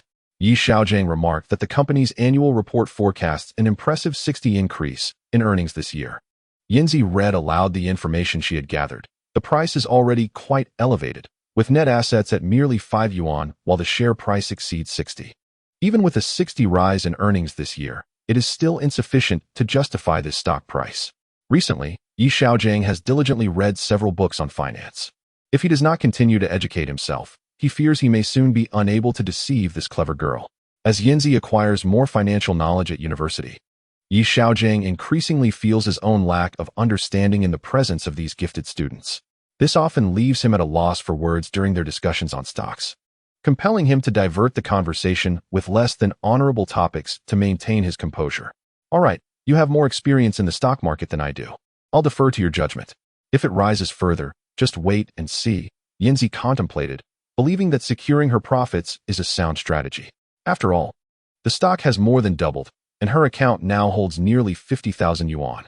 Among her classmates, including those from Beijing and Shanghai, none possess as much wealth as she does. Only a few close friends, like Wei Weian, are aware of her financial successes. Since establishing her reputation through Fubon shares, she has kept her investments in Wanhua to herself, and naturally, no one has followed suit. Fine, I'll just deduct from the dowry if I incur losses, Xiaogang smirked. Pleased with his objectives, he began to tease the young girl, having not seen her for nearly a month. His attempts to coax her back home were thwarted by her insistence on waiting for the holidays. Lately, he has felt an irresistible urge to pursue her. No dowry. Yanzi sensed his playful intentions. Although she occasionally enjoys this banter, it often leaves her feeling at a disadvantage. If I marry, I'll have to do the hard labor. Like washing socks that have been worn for a week, Xiaogang chuckled. Could you not be so repulsive? A week-old sock? Yinzi grimaced at the thought. Heh. And there's still half a month's worth of underwear. Yi Xiaogang continued. Ugh, you're utterly disgusting. If you keep this up, I'll head straight home. Yinzi pondered the notion with distaste. Well, I can wash them myself before you come back. Yi Xiaogang feared she might indeed decide to go home immediately. Such a slob. Yinzi playfully chastised him. Yes, indeed. I am simply in need of a good wife who can wash and cook for me. Yi Xiaogang lamented dramatically. Ugh, you're such a rogue. Yinzi exclaimed before abruptly ending the call. Chapter 94. The booming liquor market before the new year. After the morning session began, Wanhua continued its strong performance. Within 10 minutes, the price surged to 64 yuan, prompting Yi Xiaogang to set his sell order at that price. A minute later, he checked the transactions and noted a series of trades, ranging from 64.30 to 64.05. Gazing at the 19 million yuan in his account, he felt an overwhelming sense of disbelief. Did he truly earn all this? He stepped outside and smoked 2 cigarettes to calm his racing heart. The next doubling stock, Xinyan shares, would not commence until after the new year. Given its relatively small circulation, a trading volume like Wanhua's could easily scare off any would-be investors. Having glanced at the current stock price of Xinyan Company, it is indeed a dismal sight, with a turnover rate of 0.27 and a price of 131 yuan, fluctuating merely 7 cents within a day.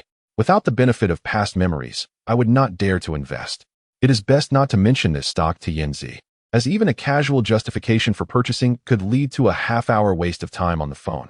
Yi Xiaogang continuously placed buy orders below the stock price, subsequently making several active purchases that nudged the price up to 132 before he halted. Following this, a few substantial buy orders emerged, only to be met with several sell orders that drove the price back down below 131. The buy orders Yi Xiaogang had set managed to execute directly. Upon realizing that the main forces detected something amiss, he closed the trading and spent half an hour in the lobby before repeating the operation. As expected, just like the previous transaction, after raising the price by 10 cents, the stock naturally ascended a few more cents, only to be subsequently hammered down again by multiple sell orders. Yi Xiaogang repeated this trading sequence 4 times, acquiring nearly 170,000 shares. After the afternoon close, he attempted to call Yinzi, but she did not answer.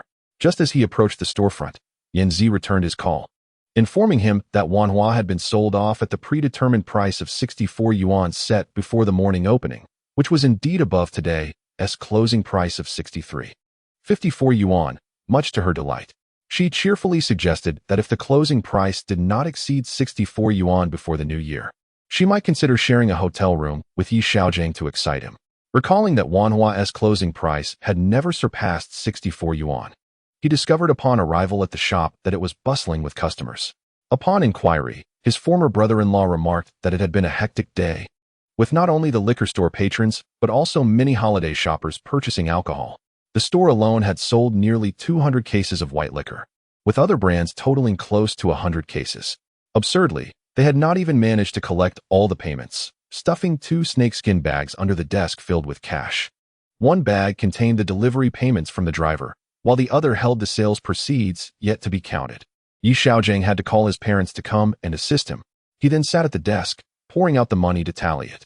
By the time his parents arrived, Yi Xiaogang's hands were cramping from the effort of sorting through half a bag of cash. So much money, so chaotic. His mother, glancing at the pile on the desk, hurriedly called for help, exclaiming that business was booming and they were overwhelmed. Yi Xiaogang, without lifting his head, urged them to count quickly and refrain from conversation. When his mother noticed his father was about to speak, she quickly intervened. The stock was sold out by 5 o'clock, and when a driver returned, he fetched another truckload from the warehouse, leaving only 20-some cases before customers cleared out. Yi Xiaogang instructed the driver to make 2 more trips, and another driver returned, with both vehicles making 2 rounds before the storefront was fully stocked again. By the time they finished counting the money and tidying up, it was already past 8 o'clock. The total sales revenue for the day amounted to 46,500 yuan. The remaining small change of 1 and 5 yuan was simply stuffed into a drawer. When his father stood up after counting, he was unable to straighten his back, bending over for a few minutes before finally standing upright. On the way home, Yi Xiaogang called manager Wang Chong to follow up on the goods ordered a few days prior, receiving a response that they should arrive tomorrow. He then made several calls to suppliers from whom he sourced goods for his own store, placing an order for another batch to be delivered directly the next day. In the midst of a conversation with Yanzi, who reproached herself for not answering a call at 7, she ultimately expressed her delight upon realizing that business was exceptionally good today, leaving her with no time to engage in phone conversations. After offering a few comforting words to Xiaogang, she contentedly ended the call. On the way, Mother calculated today's earnings. Upon Xiaogang's firm assurance that the net profit exceeded 8,000 yuan, she decided against returning home to prepare dinner. And the family of 3 opted for a restaurant to satisfy their evening meal. Chapter 95. The mischievous little sprite today, Xin Company, experienced a low opening during the morning auction, directly plummeting below 13 yuan, commencing at 12.98 yuan. Xiaogang placed orders for approximately 100 hands at each decrement from 12.95 to 12.90, varying between 95 to 110 hands.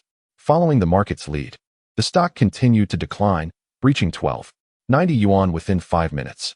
Xiaogang persistently placed buy orders, investing significantly to elevate the price back to 12.95 yuan before pausing. Other buyers then pushed the price into a horizontal range between 12.99 and 13 yuan. After 5 minutes, the price reverted to 12.90 yuan, maintaining a sideways movement. 20 minutes later, Xiaogang resumed his purchasing, once again pushing the price to 12.95 yuan before ceasing. This time, no one continued to elevate the stock price, which fell back to 12.90 yuan, where it lingered for about 5 minutes before descending to between 12.84 and 12.85 yuan. Before the morning session concluded, Xiaogang had acquired 230,000 shares. With the stock price rebounding alongside the market, it returned to 13 yuan. In the afternoon, after a brief surge to 13.1 yuan, it dipped back to 12.96 yuan. Xiaogang made minor purchases, accumulating a total of 400,000 shares by the close. He contemplated the successful establishment of his position by tomorrow, all through small transactions that would likely go unnoticed by the major players. He mused that by March of the following year, he could potentially double his investment, achieving a staggering sum of over 14 million, an unimaginable figure in his past life, now realized in 2001. He couldn't help but marvel at the whims of fate. After the market closed, he returned to the wholesale store, only to find his brother-in-law absent from the shop, instead assisting workers with inventory outside. Xiaogang promptly approached Lu Gu and inquired about his outdoor duties. "Why are you busy out here? There are customers inside. Just stay in the shop and let them handle things," he said with a chuckle. "Well, since there are customers, I came out," his brother-in-law replied, scratching his head. "Are there customers? But today, Mom and Dad are both at work. Your father-in-law is likely here," he thought as he turned back towards the store, contemplating how to greet his father-in-law. Suddenly, he spotted a woman. "What? Yanzi is in the shop? Have you taken a break?" Xiaogang joyfully asked. "Hee, just came back, haven't gone home yet. I wanted to check if you were slacking off," Yanzi teased, waving a receipt. "Wait a moment, I need to step outside," Xiaogang said, attempting to dash out. "Stop, where do you think you're going?" Yanzi exclaimed, feigning anger. "Hee, I'm just going to book a room," Xiaogang replied mysteriously. "Get lost. My dad knows I'm back today," Yanzi retorted with a laugh. "Ah, why tell them?" Xiaogang complained. "Uft. The school is on break. How could my father not know that?" Yanzi scolded playfully. "Ah, just kill me now," Xiaogang dramatically lamented. "Even if I did, it wouldn't matter. You still have to go back," Yanzi chuckled. "Alas, what a torment this is," Xiaogang thought, considering her to be a truly mischievous little sprite. And you still find it torturous to find me?" Yanzi laughed. "Ah, not torturous at all. It's quite sweet," Xiaogang replied, captivated by the radiant smile of the little sprite. After a brief exchange, Yanzi lowered her gaze to the receipt in her hand. A driver had just returned with several outstanding bills, totaling over 4,000 yuan. "It's quite normal," she remarked. "As the year draws to a close, some people find themselves short on cash for their purchases." Xiaogang agreed, noting, as long as they sign, it's fine to collect after the new year. "How much will this cost?" Yanzi asked, her expression turning sour. "Indeed, I've exhausted my dowry funds. It seems I won't have enough to marry this year." Xiaogang lamented with a grimace.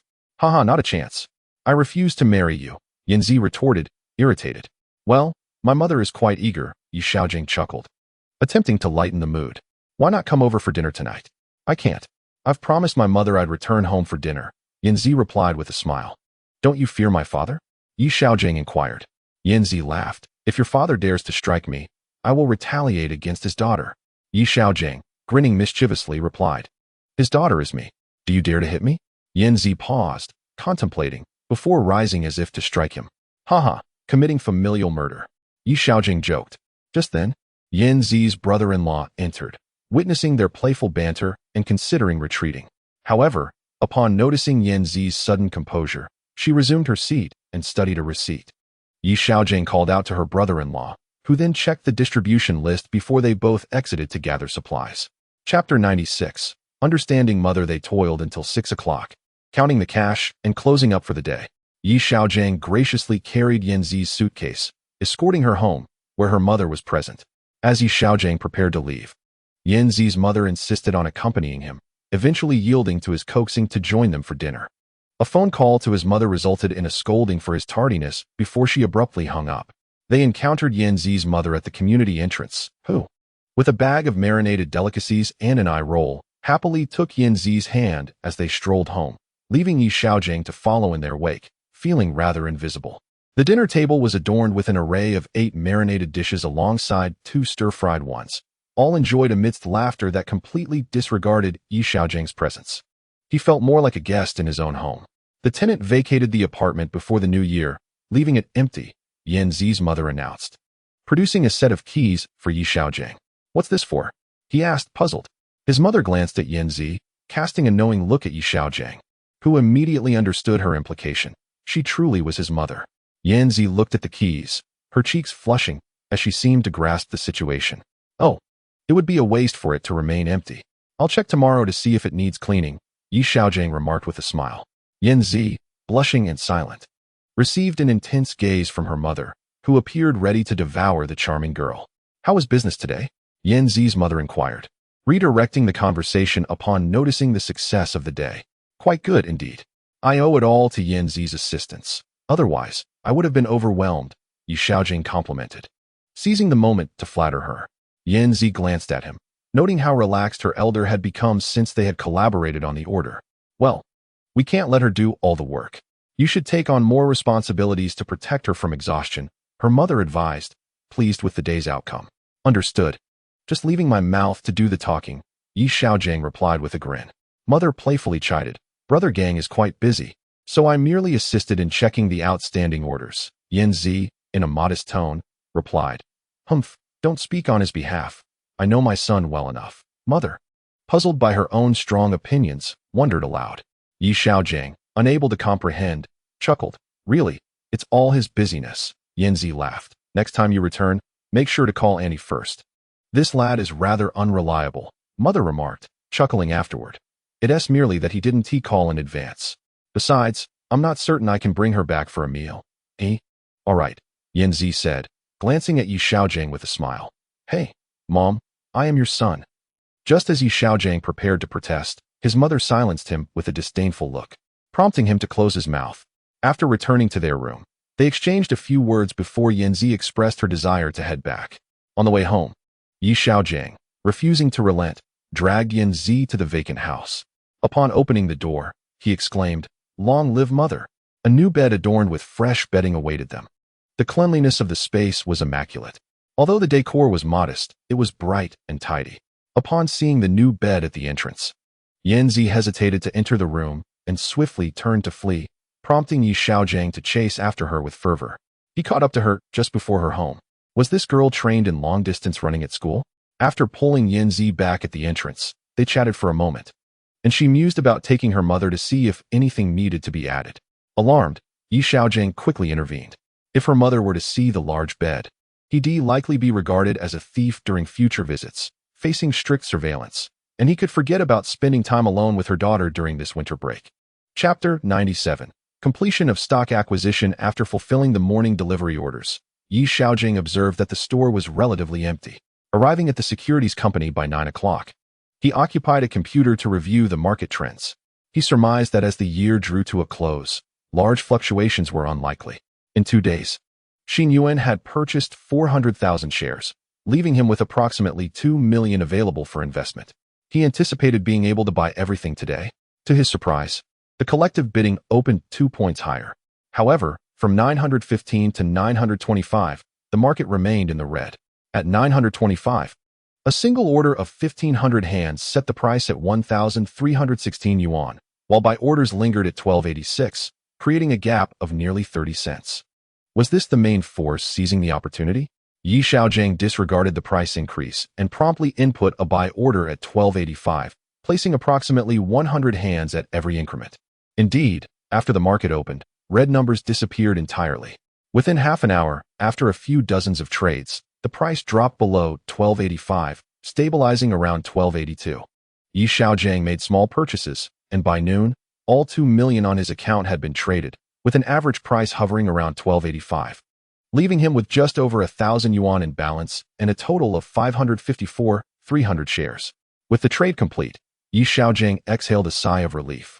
Over the past 7 months, from June until now, he had transformed an investment of 130,000 into over 7 million. With a potential doubling of assets anticipated in the new year, his fortune could reach over 14 million. The wholesale department, after 3 months of operation, had also grown from an initial capital of 300,000 to nearly 450,000. Xiaogang realized that life could indeed be like this. In his previous life, he had been trapped in a cycle of losses and debt. In this new existence, aside from slight deviations in matters of the heart, his financial success had far exceeded his expectations. As the midday trading session drew to a close, the stock price of Xiaogang fluctuated below 129. With his positions firmly established, Xiaogang closed his trading software and prepared to return to the store. Old Wang was present today and had made several attempts to inquire about Xiaogang's recent purchases, but Yi skillfully deflected the questions with the excuse that he had yet to finalize his decisions. This particular stock was expected to gain momentum only after the new year, and after reaching 28 yuan, it had plummeted dramatically. Such circumstances, if accurately predicted in terms of peaks and troughs, would inevitably arouse suspicions of insider trading. Nevertheless, Xiaogang engaged in a brief conversation with Old Wang and requested some of their company's goods, recognizing the high demand for alcohol during the holiday season. Old Wang was taken aback by Ye's order for goods worth 100,000, but ultimately pleased, as it would generate sales for their company. He assured Yi that the delivery would be arranged before the new year.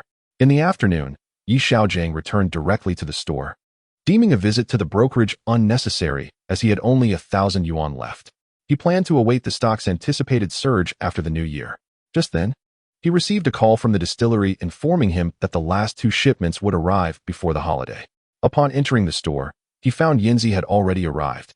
Accompanied by her father, Yi hurriedly attended to them, pouring tea and fetching water, while his future father-in-law remained busy, taking charge of orders without allowing Yi to intervene. Yinzi was focused on counting money and issuing invoices, leaving Yi feeling somewhat at a loss. While Yinzi alone was manageable, his confidence waned with her father present, preventing him from loitering aimlessly.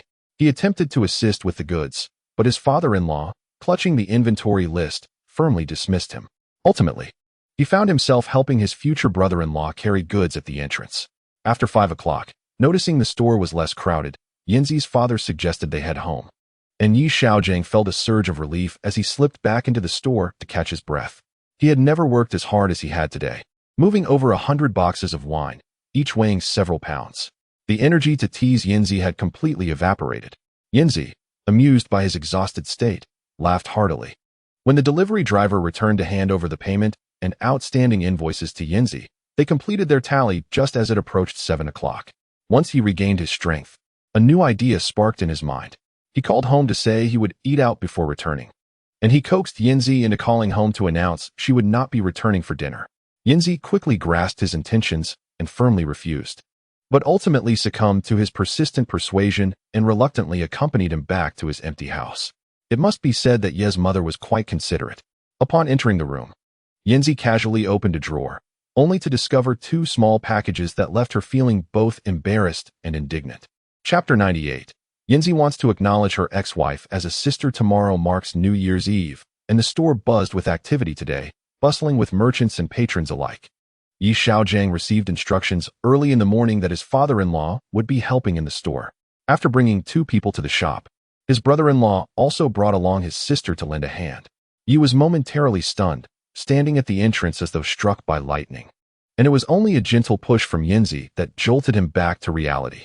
His ex-wife appeared to have completely forgotten her past indiscretions. With a polite smile, he called out to Boss Yi. In his previous life, his wife had addressed him in the same way. The familiar tone resonated deeply within him, filling Yi Xiaogang with a profound sense of guilt. The greatest regret of his past life was his treatment of his ex-wife. In this new life, he had hoped to provide a better existence for his parents and family, yet in a moment of foolishness, he had acted beastly towards Yanzi. He had thought that his wife would no longer be a part of his life, but now, after 2 decades, she stood beside him. Yi Xiaogang felt a wave of disorientation wash over him. Amidst the busyness, Yi Xiaogang made several mistakes, even misplacing the goods on multiple occasions, leading to Yanzi sending him out of the store to fetch the correct items.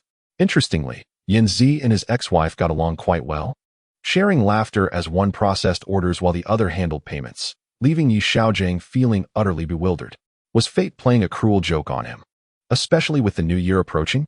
Inside the store, the team worked harmoniously. Yanzi took the orders, while his brother-in-law and ex-wife managed the inventory, and his father-in-law verified the shipping lists.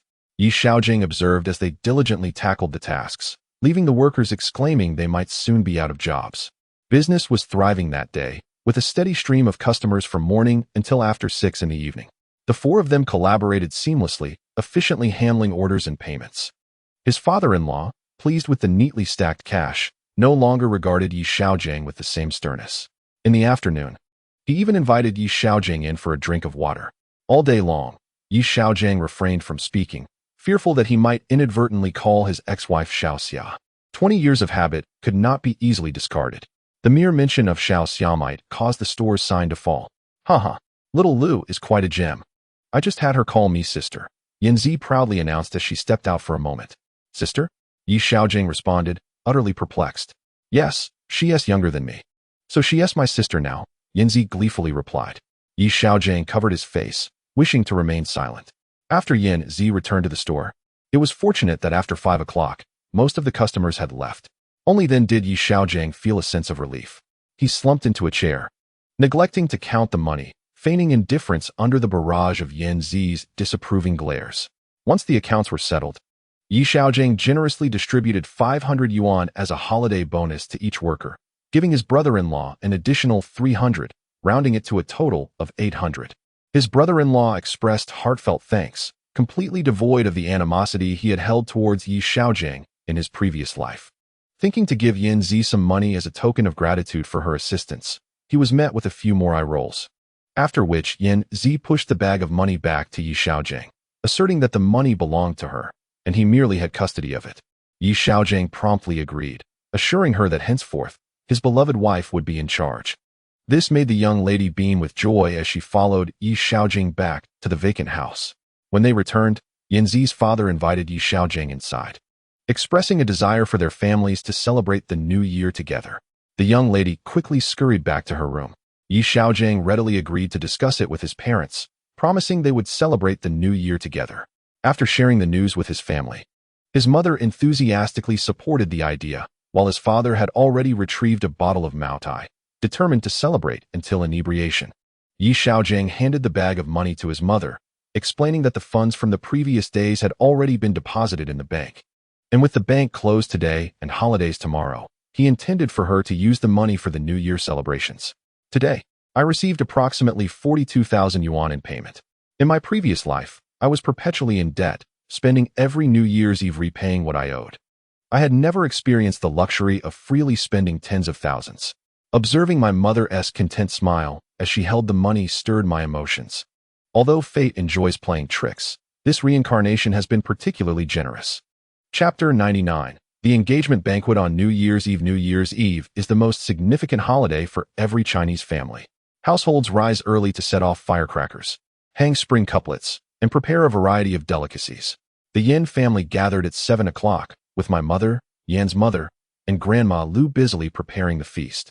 Our fathers engaged in a friendly match over tea and chess, while Yan and I, having nothing to do, were prompted by our mothers to venture out and buy fireworks. It had been over a decade since I last set off fireworks, and the sight of them filled me with nostalgia. After purchasing over 10 types, Yan had to tug at my sleeve to lead me away from the stall. We then visited several clothing stores, and at Yan's reminder, I bought each of our 5 parents a coat. I carried the fireworks and garments throughout our outing, lamenting my decision to buy fireworks first. In the afternoon, my mother called, urging me to return home to prepare for dinner. In the South, it is believed that the earlier one eats on New Year's Eve, the better. I silently praised my mother's wisdom, my arms nearly giving out under the weight of the fireworks. Before 3 o'clock, both families sat down to dine together. Each set of parents presented a generous red envelope to Yin and me, with Grandma Lu giving too. The atmosphere at the dining table was lively, and sensing the merriment, my future mother-in-law broached the subject of our engagement, asking Grandma Lu to choose an auspicious date. Beaming, Grandma Lu suggested that today was indeed the best day, causing Yin to blush and lower her gaze. My mother, demonstrating her foresight, stood up, retrieved the wallet I had given her, and presented 20,000 yuan to Yin's mother as an engagement gift, suggesting it could also be used to buy Yin several outfits. In 2001, 20,000 yuan could procure an abundance of clothing that would last a decade. My mother truly was generous. Yan's parents exchanged glances, their faces filled with joy as they graciously accepted. They, in turn, handed me a large red envelope as a token of greeting. Yin dashed into my room, and under my mother's watchful gaze, I realized what was happening and quickly followed her. Huh, you think you've won? Yin teased with a laugh. Hee hee. My dear wife needs to lose weight. She's ballooned to 200 pounds. I replied with a grin. 200? I'll beat you, Yin exclaimed, momentarily stunned as she recalled the 100 pounds dowry mentioned during the National Day holiday. Hee hee. A wife beating her husband? That's outrageous. I feigned tears. Uffed. Yin laughed and scolded me as the conversation continued among the others. Xiaogang is doing quite well with his business. He is shipping out so much every day.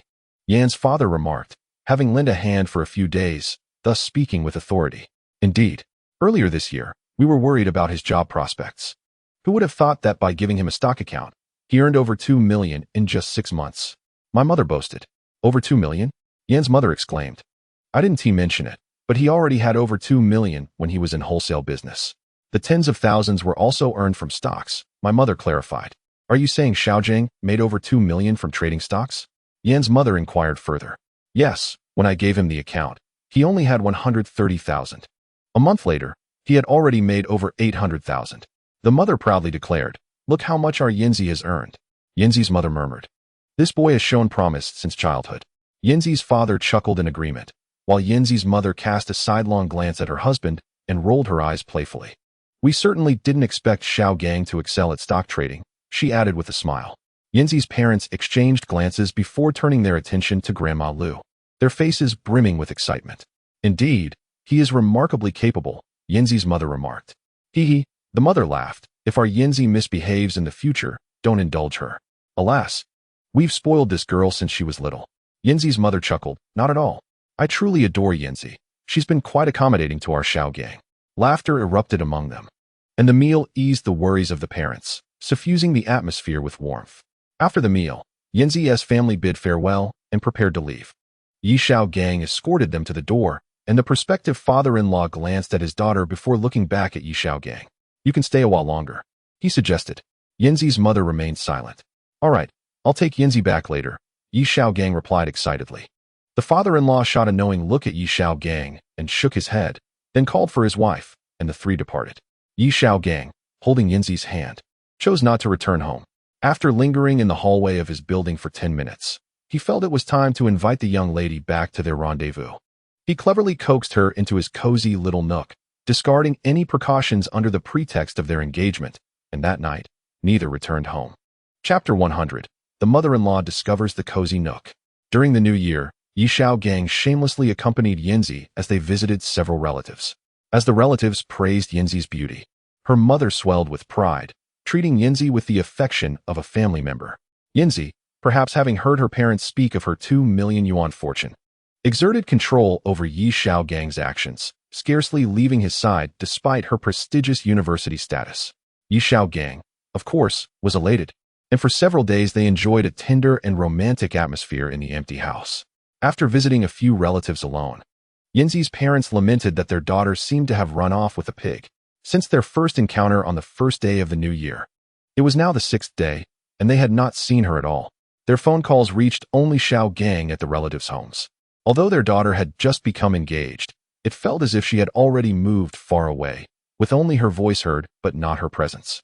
Yinzi also inquired why there had been no trading since opening her U.S. stock account. Yi Xiaogang mysteriously replied that the time had not yet come. Yinzi, not overly concerned, reassured herself that this charming rogue had already earned over $1 million. Initially startled by her mother's comments, she later reflected on how the stock Xiaogang encouraged her to purchase had all yielded significant profits, allowing her to relax and focus on keeping this scoundrel close. On the 7th day, Yinzi's mother returned to work. After reporting in, she couldn't resist and ran to Yi Xiaogang's home to find out more. Yi Xiaogang's father was equally bewildered, having assumed his son was spending the nights at Yinzi's house. This girl must be out of her mind. Yinzi's mother shouted into the phone at her husband. What happened? Yinzi's father asked, concerned. It's been days, and they haven't stayed home, Yinzi's mother replied anxiously. Where have they been staying? Yinzi's father inquired. I have no idea, Yinzi's mother exclaimed, nearly in tears. Where are you? I'm coming over, Yinzi's father insisted. I'm downstairs at Xiaogang's place, Yinzi's mother replied before hanging up and shivering in the wind. Once they met, Yinzi's father headed to the hotel at the entrance to inquire about their whereabouts. S. mother pondered over the several apartments allocated to Yi Xiaogang's family and decided to pay a visit. Indeed, upon knocking, Yi Xiaogang opened the door, revealing that his precious daughter was still in bed. Upon seeing her daughter still nestled beneath the covers, S. mother was taken aback, prompting to sit up abruptly and hastily dress. Without uttering a word, S. mother meandered around the house, eventually opening the bedside drawer, where she stumbled upon the most unwelcome sight, fixating her gaze on her daughter as she dressed. She then seized her daughter and made for the exit. Yi Xiaogang, bewildered, could only watch as the two departed his line of sight. After a day fraught with anxiety and no communication, he sent a text that went unanswered. Upon returning home, his mother learned of S. mother's visit and boldly declared that since they were already betrothed, was to be considered her daughter-in-law. This left Yi Xiaogang speechless. That evening, he accompanied his mother to S. home. The two mothers clasped hands and closed the door, engaging in conversation for nearly an hour before emerging. Ignoring the menacing glare of his prospective father-in-law, Yi Xiaogang slipped into S' room, where the two youngsters wore expressions of distress. After receiving a barrage of playful punches from, they were eventually summoned out by her mother, who only requested that they remain safe during school hours. With her head bowed and cheeks flushed, finally relented after Yi Xiaogang vowed to take full responsibility, prompting a slight softening in her parents' demeanor.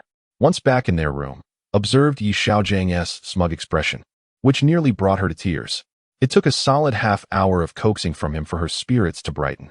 In the following days, S. parents adopted a more lenient approach towards their daughter, allowing Yi Xiaogang to indulge in his affection. Before return to school, Yi Xiaogang was invited to dinner at her home. Witnessing his attentive demeanor towards her parents gradually calmed and reverted to their previous cordiality with him.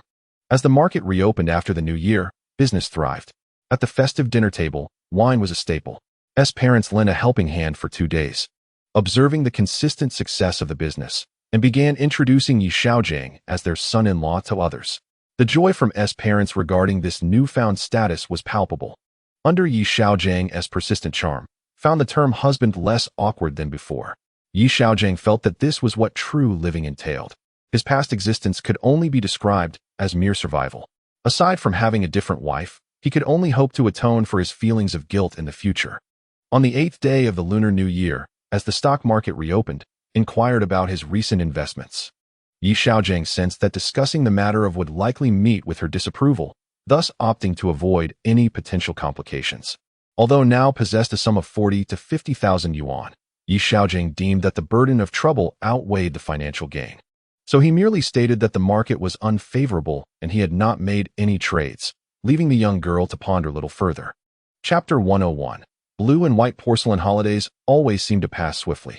The 10th marked S' final day off, as she would return to school the following day. Feeling a heavy heart, S' mood was undeniably somber throughout the day. Yi Xiaogang, attuned to her feelings, recounted amusing anecdotes from his past life and humorous moments he had seen in videos to cheer her up. Coupled with his earnest vow that any disloyalty would result in dire consequences, S' spirits eventually lifted, her cheeks flushed with embarrassment. Observing the bustling business in the shop, worried that Yi Xiaogang might lack sufficient cash on hand, and thus contemplated transferring funds from her stock account to assist him. This gesture deeply touched Yi Xiaogang, who nearly boasted about the fortune he would amass by the end of the month. In the afternoon, manager Wang Chong of Yanghe brought along a friend, the manager of Shuanghua Distillery, as the two factories were on the verge of merging under the auspices of the city. In a previous life, Yi Xiaogang was aware of the impending merger. However, despite the consolidation, both brands remained intact. Shuanghua Distillery Suzhou has always been a best-selling brand, one that Yi Xiaogang frequently indulged in. Today, he visited to observe the commendable progress of Yanghe, especially after a recent agency was relinquished to him in the region. He hoped to also secure the Shuanghua agency, as the territory was even larger than that of Yanghe. As the men engaged in discussion, Yanzi discreetly moved the bill to a corner of the room to calculate it alone. The three men chatted over tea and cigarettes. I too wish to take on several more brands, Yi Xiaogang remarked, feeling quite content with the Shuanghua brand. Although Shuanghua was acquired by Yanghe in his previous life, its sales performance was comparable to Yanghe's. If possible, I shall report back to the factory immediately. Manager Zhu of Shuanghua was elated. Excellent. We await your good news. Yi Xiaogang smiled. By the way, I heard your factory can handle contract processing, correct? Indeed, Zhu replied. A few years ago, the factory's performance was lackluster, so we allowed the distillers to select their base liquor in bottles for our bottling services. Zhu continued, mentioning that Shuanghua Distillery had produced a remarkable liquor, the blue and white porcelain, crafted by several distillers in their contract processing. Yi Xiaogang had sold it before and noted the substantial profits. The factory's ex-factory price was around 30 yuan, while wholesale was 62 yuan, selling at 108 yuan in the market. This liquor had yet to be released, and he envisioned making a profit of over 10 million in cash by the end of March, contemplating ventures in the alcohol industry. I would like to visit your factory sometime. I am eager to create my own brand. Yi Xiaogang smiled. That is certainly feasible. The factory currently has products available for contract processing. Manager Zhu's eyes lit up. First let us finalize the agency. Then I will visit the factory to see what delightful liquors you have. Yi Xiaogang laughed. Wait a moment. Manager Zhu said as he stepped outside to retrieve a barrel of liquor from his car. Try this. It is crafted by our factory's master distiller, and we serve it exclusively. It is generally not available for sale. All right. I have tried this liquor before, but could never purchase it, Yi Xiaogang replied enthusiastically. In his previous life, an insider from Shuanghua had brought him a barrel, and he found it remarkably smooth. You've tasted it? Manager Zhu chuckled. If we were to use this liquor for contract processing, it would surely sell well. Yi Xiaogang affirmed. This liquor is currently produced in limited quantities. If you truly desire it, we must negotiate with the factory. Sounds good. Once you secure the agency, let us visit the factory together. Yi Xiaogang smiled. After they left, Yanzi inquired what had prompted Yi Xiaogang to consider producing liquor. He could only respond that the profit margins were substantial. To prepare for the inflated bride price in the future, he felt compelled to earn as much as possible, hoping to please the young lady while keeping her shy. That evening, after closing up, he did not return to his own home, but went straight to his small abode. It seemed Yanzi's parents had tacitly accepted this arrangement, as they did not even call. Yi Xiaogang, however, made a call home, and his mother simply said she understood before promptly hanging up. As they prepared to part ways, the young lady was particularly forward that day, and Yi Xiaogang reciprocated enthusiastically. Eventually, the young lady was satisfied, and they sang conquer together. Afterwards, they chatted for a while. Dreaming of their future, the young girl succumbed to a deep slumber, enveloped in both psychological and physiological satisfaction. Chapter 102. The transaction completed. After bidding farewell to Yanzi as she returned to school, I assumed the agency rights for Shuanghua, resulting in an increased busyness at the store. Time flew swiftly. Following March 10th, Xingyuan's previously sluggish performance transformed dramatically, with 3 small bullish candles propelling the stock price to 14 yuan, subsequently reaching a series of consecutive trading limits. Over the course of 10 trading days, it doubled in value. Upon liquidating my holdings, I found myself with a substantial capital of 14.59 million yuan. After a 10-for-10 stock split, Wanhua shares plummeted from 30 to 28 yuan before reversing, now standing at 31 yuan. I recalled that this stock could potentially rise to 43. But my substantial capital posed a significant risk if entirely invested in one stock. After purchasing 200,000 shares for over 7 million yuan, The stock price retraced for 2 consecutive days, instilling fear in me and preventing further purchases. I dreaded the thought of creating a butterfly effect from my actions. Any misstep with major stocks could lead to dire consequences. I decisively chose to refrain from further investments. Once Wanhua reaches 43, it would be time to temporarily step away from the Chinese stock market. Currently, NetEase had fallen to just above 2 yuan, not long after my initial investment. It had been nearly a month since Yanzi returned to school. She had come back once, spending merely an hour at home.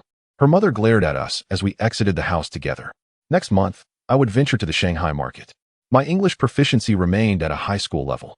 Even searching for NetEase's name would likely consume an hour. Collaborating with the young girl and the foreign lady seemed far more efficient. After several visits to the securities company, I finally encountered Sister Zhang.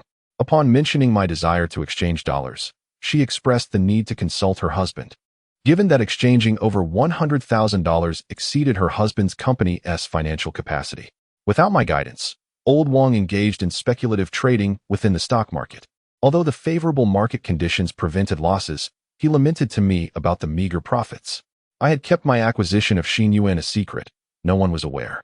With a convenient excuse of being too busy with wholesale to monitor the market, I evoked sentiments of regret from Old Wang.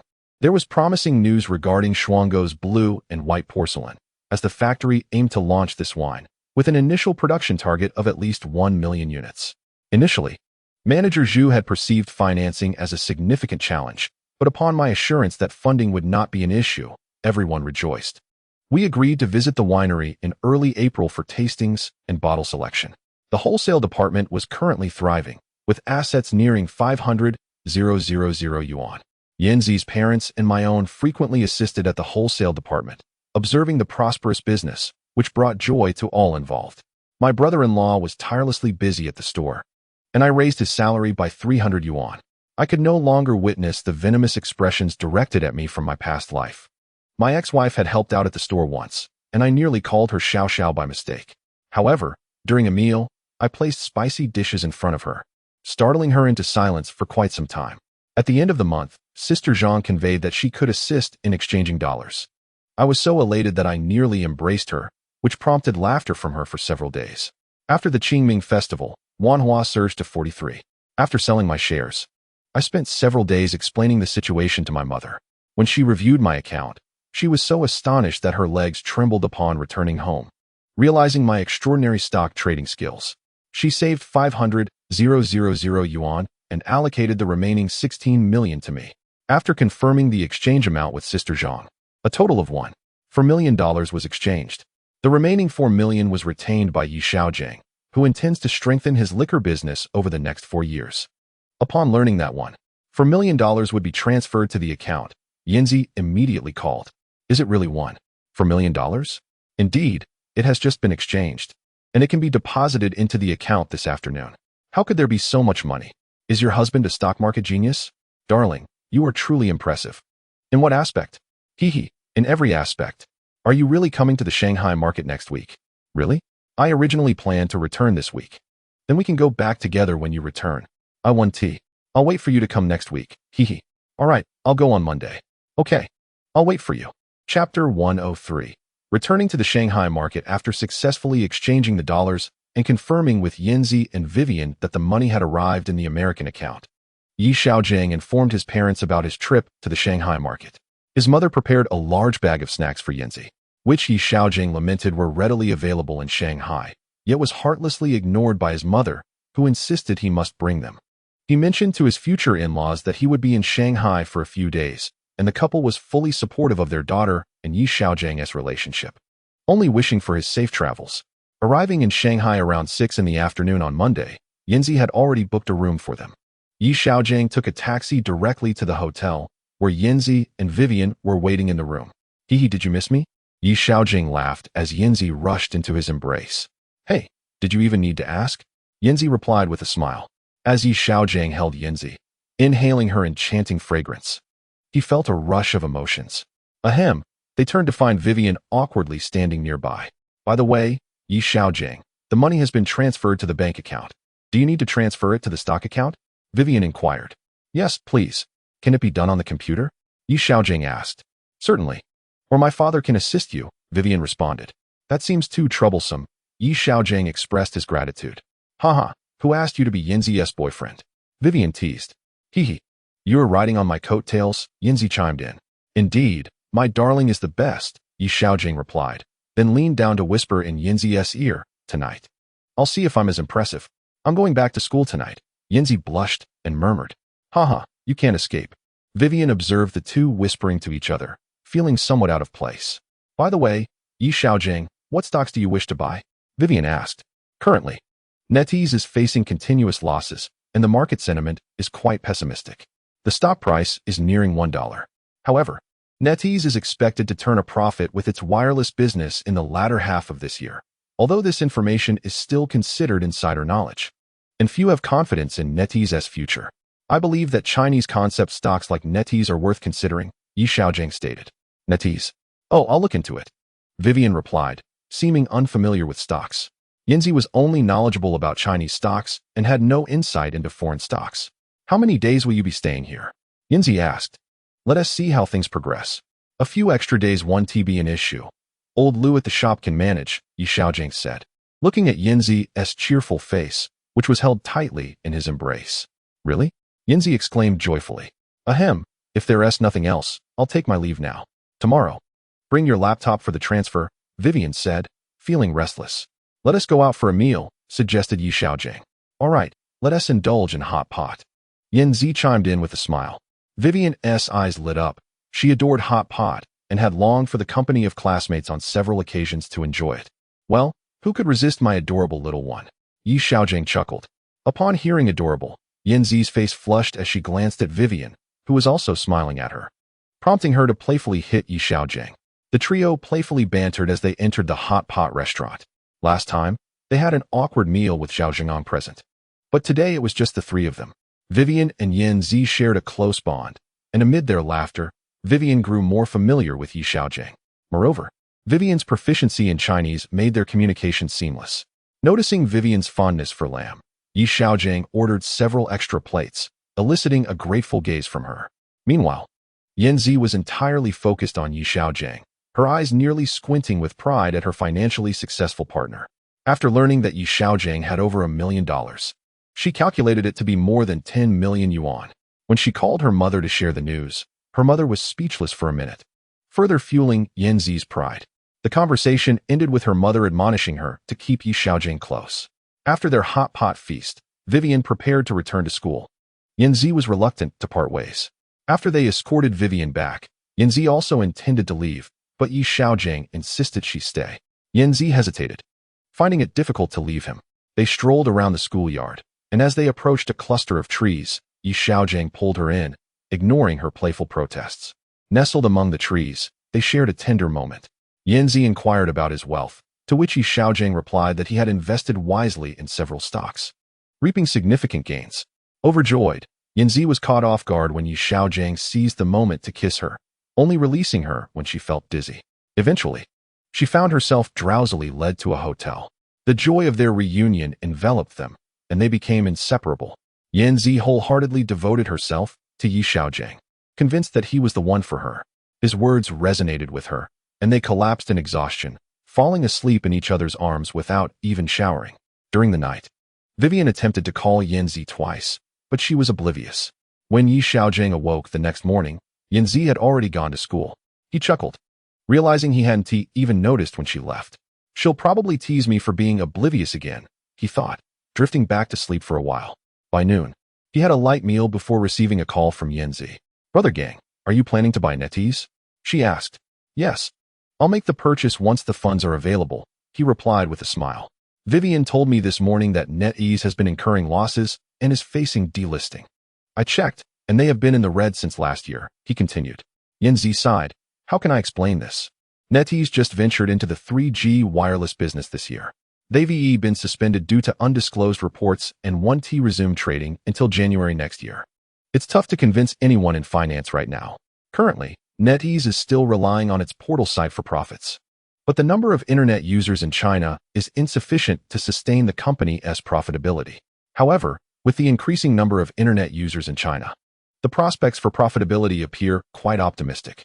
Xiaogang remarked over the phone that while the portal websites have begun to yield profits, NetEase's suspension of trading is not reliant on these portals. Rather, it is the digital network and wireless business that have contributed to its earnings. I am aware that the future of portal websites looks promising, but currently, their profit points remain scarce.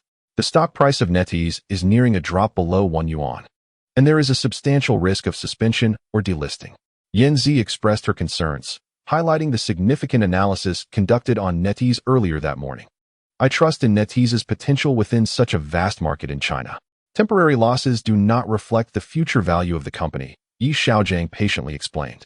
It is essential to convince Yanzi to ensure the plan's success. Otherwise, the young lady's outburst would be difficult to manage, especially since she only recognizes the 26 letters of the English alphabet. Gongzi, while I harbor no doubts about your stock trading abilities, it is crucial to remember that this company is listed abroad, where the United States has its own set of stock trading regulations, many of which contrast with those in China. Although you may find success in China, I fear Yanzi might become too anxious to articulate her thoughts. I understand. Let's not rush into this matter. Perhaps we can discuss it further later this evening. By the way, will Vivian be joining us tonight? The funds have yet to be transferred to the stock account, Xiaogang added. Yes, we can come by at 3 o'clock this afternoon, Yanzi replied, her disappointment evident. All right, what time are we leaving in the morning?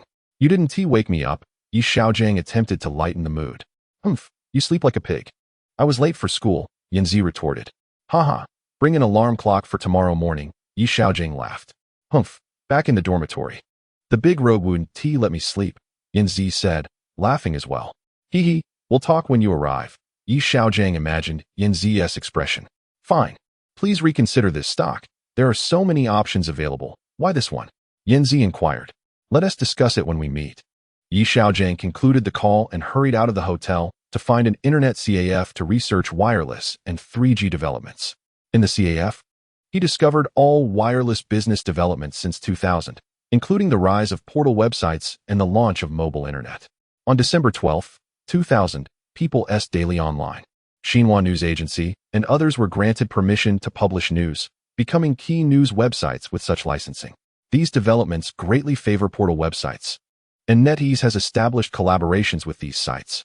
Xiaogang recalled that starting next year, NetEase would launch the online game Journey to the West, projected to generate nearly $30 million in profit, with the stock price surging by 50.05 on the day of the announcement, reaching $70 by 2005. Yet, currently, there is no information regarding NetEase's games online. Xiaogang held his head in frustration, pondering why Yanzi chose to study finance. His mind felt overwhelmed. He had never conducted such in-depth research on stocks in his previous life. After gathering a plethora of information, Xiaogang resolutely thought to himself that if he couldn't persuade her that evening, he would simply put her to sleep with his arguments. He would not be defeated by this young lady. He promptly shut down his computer and returned to rest, having spent an hour sifting through data, his head throbbing. He was determined not to let go of such a substantial opportunity represented by NetEase. Awakened from a slumber by the incessant ringing of the telephone, I found that Yanzi and Vivian had arrived. After Vivian opened her laptop and transferred funds into her stock account in front of Xiaogang and Yanzi, she promptly closed the computer, declared herself busy, and slipped away. Later that afternoon, I revisited the financial status of NetEase, discovering that it had incurred losses amounting to several $100 million since its listing over a year ago. Is it truly a viable investment? Yanzi could not restrain herself from asking. I still hold an optimistic view on the prospects of China's internet development, Xiaogang replied patiently. Then perhaps we should invest sparingly. There are many companies with substantial profits, Yanzi conceded. Xiaogang had already researched NetEase's stock price online that afternoon. It had fallen below $1, closing at 92 cents the previous night. It was perilously close to 65 cents. And he anticipated that the lowest point before the suspension of trading would dip below 60 cents. They could only afford to purchase a fraction for now and would seek Vivian's assistance for further transactions. Reluctantly agreeing, Yanzi transformed into a joyful spirit, enthusiastically inquiring about the sales of Baizhou, especially praising Xiaogang's ability to earn over 10 million in 6 months. After 10 minutes of playful squirming in his embrace, she morphed into a fierce wolf pouncing on a lamb. The pair only ventured out for dinner at 8, strolling along the Bund afterward. They reminisced about the awkwardness caused by Xiaogang's influence during their last meeting, which had serendipitously brought them together. As Xiaogang expressed his gratitude for Xiaogang's drinking prowess, the young girl could no longer contain herself and began playfully chasing him. That night, Xiao Yanzi found herself once again drawn back into Yi Xiaojiang's room, devoid of an alarm clock. Upon learning of Yi Xiaojiang's impending return to the Shuanghua distillery, she displayed an overwhelming enthusiasm, ensuring he was treated like royalty, and later nestled against his warm body, reflecting on the capriciousness of fate. In this rebirth, I had believed that my companion would solely be my wife, yet within just 6 months, I had become inseparable from this young girl. Resting her head on her beloved's arm, the girl felt an overwhelming sense of happiness, though she was perplexed by the decision to invest in NetEase. From every source of information, it did not appear to be a wise choice. Nevertheless, she harbored blind faith in Yi Xiaojiang's ability to generate wealth. Indeed, the number of internet users in China was witnessing exponential growth each year. However, the online reports were replete with negative news, indicating a high probability of suspension due to losses. The girl found herself in a quandary, unable to reconcile this with her current understanding of finance. Chapter 106. Shuanghua Blue and White Porcelain Liquor. Yi Xiaojiang accompanied Yanzi in exploring the entirety of Pudong until mid-April, when NetEase had not yet breached the $8 mark. My memory failed to capture the specific time of NetEase's trading suspension, only recalling that it was due to losses and an inability to present financial statements, leading to its suspension on Nasdaq until profitability was achieved and reports could be provided. Manager Wang from Yanghe and Manager Zhu had made numerous inquiries about the timing of their visit to the Shuanghua distillery. After discussing with Yanzi, they spent another weekend together before returning home on Sunday night. Once back, he contacted Manager Zhu to confirm their departure for Shuanghua town and the distillery the day after tomorrow. The Jiangsu Shuanghua distillery is nestled in the picturesque town of Shuanghua, characterized by its clear waters and blue skies, located on the northern bank of the Huai River, adjacent to Hongzhe Lake. It boasts stunning scenery and excellent water quality, making it an ideal locale for fine liquor production. Moreover, Shuanghua is one of the birthplaces of human civilization. On this sacred land once dwelled the drunken apes approximately 18 million years ago, followed by our human ancestors, the Xiaogang people, around 40,000 years prior. After spending a day settling accounts and outstanding bills at the storefront, I met with Manager Zhu the following day, and we set off for Shuanghua town. In recent years, the business had not flourished. The equity had once been sold to a renowned soy milk enterprise and was only recently reclaimed. The distillery's entrance was modest, allowing only a single vehicle to pass, a stark contrast to the later establishments. The distillery's director, a man in his 50s, greeted us warmly and began to elaborate on the process of brewing with the unique yeast, before delving into discussions regarding contract manufacturing. Manager Zhu mentioned the necessity of achieving a minimum production value of 1 million for the initial batch. The choice of liquor was flexible, but we would need to either produce our own bottles or collaborate with partner enterprises for their creation. The director, full of vigor, affirmed that funding was not an issue. The liquor we would use was the one Manager Zhu had brought. I needed to visit the bottle factory to select the designs. The director noted that the particular liquor was crafted by our distillery's master mixologist and had not yet been bottled. Our factory offered a price of 32 per gene, while we would handle the bottling process. Recalling from a previous life, I remembered that the market launch price for the blue and white porcelain was 36, inclusive of the bottle and packaging. Now, a single liquor unit commanded 32, indicating a significant markup. After fruitless deliberations in the office, I found myself unwell at the dinner table that night, having been ushered into drinking more than 10 cups without any food. As the locals in Shuanghua were quite the drinkers, toasting with double cups, I had no recollection of how I returned home. The next day, I visited 2 bottle factories and selected the designs for the blue and white porcelain bottles. In my previous life, these blue and white porcelain bottles had enjoyed a high wholesale price of over 60 and sold well for 5 to 6 years. Eventually, the price fell as several partners dissolved their collaboration. Once the packaging and bottles were confirmed, the cost was set at 6 yuan each, while the liquor price needed to be reduced to 25 yuan to match the previous market. Given that the blue and white porcelain was launched in 2007, the current prices still diverged significantly from those of that year. After engaging in a battle of wits with the elderly director, We finally agreed on a price of 24 yuan per jean for the first batch of liquor valued at 1.5 million. Each bottle would thus cost 30 yuan. After paying a production deposit of 300,000 yuan, I returned home to await news from the factory.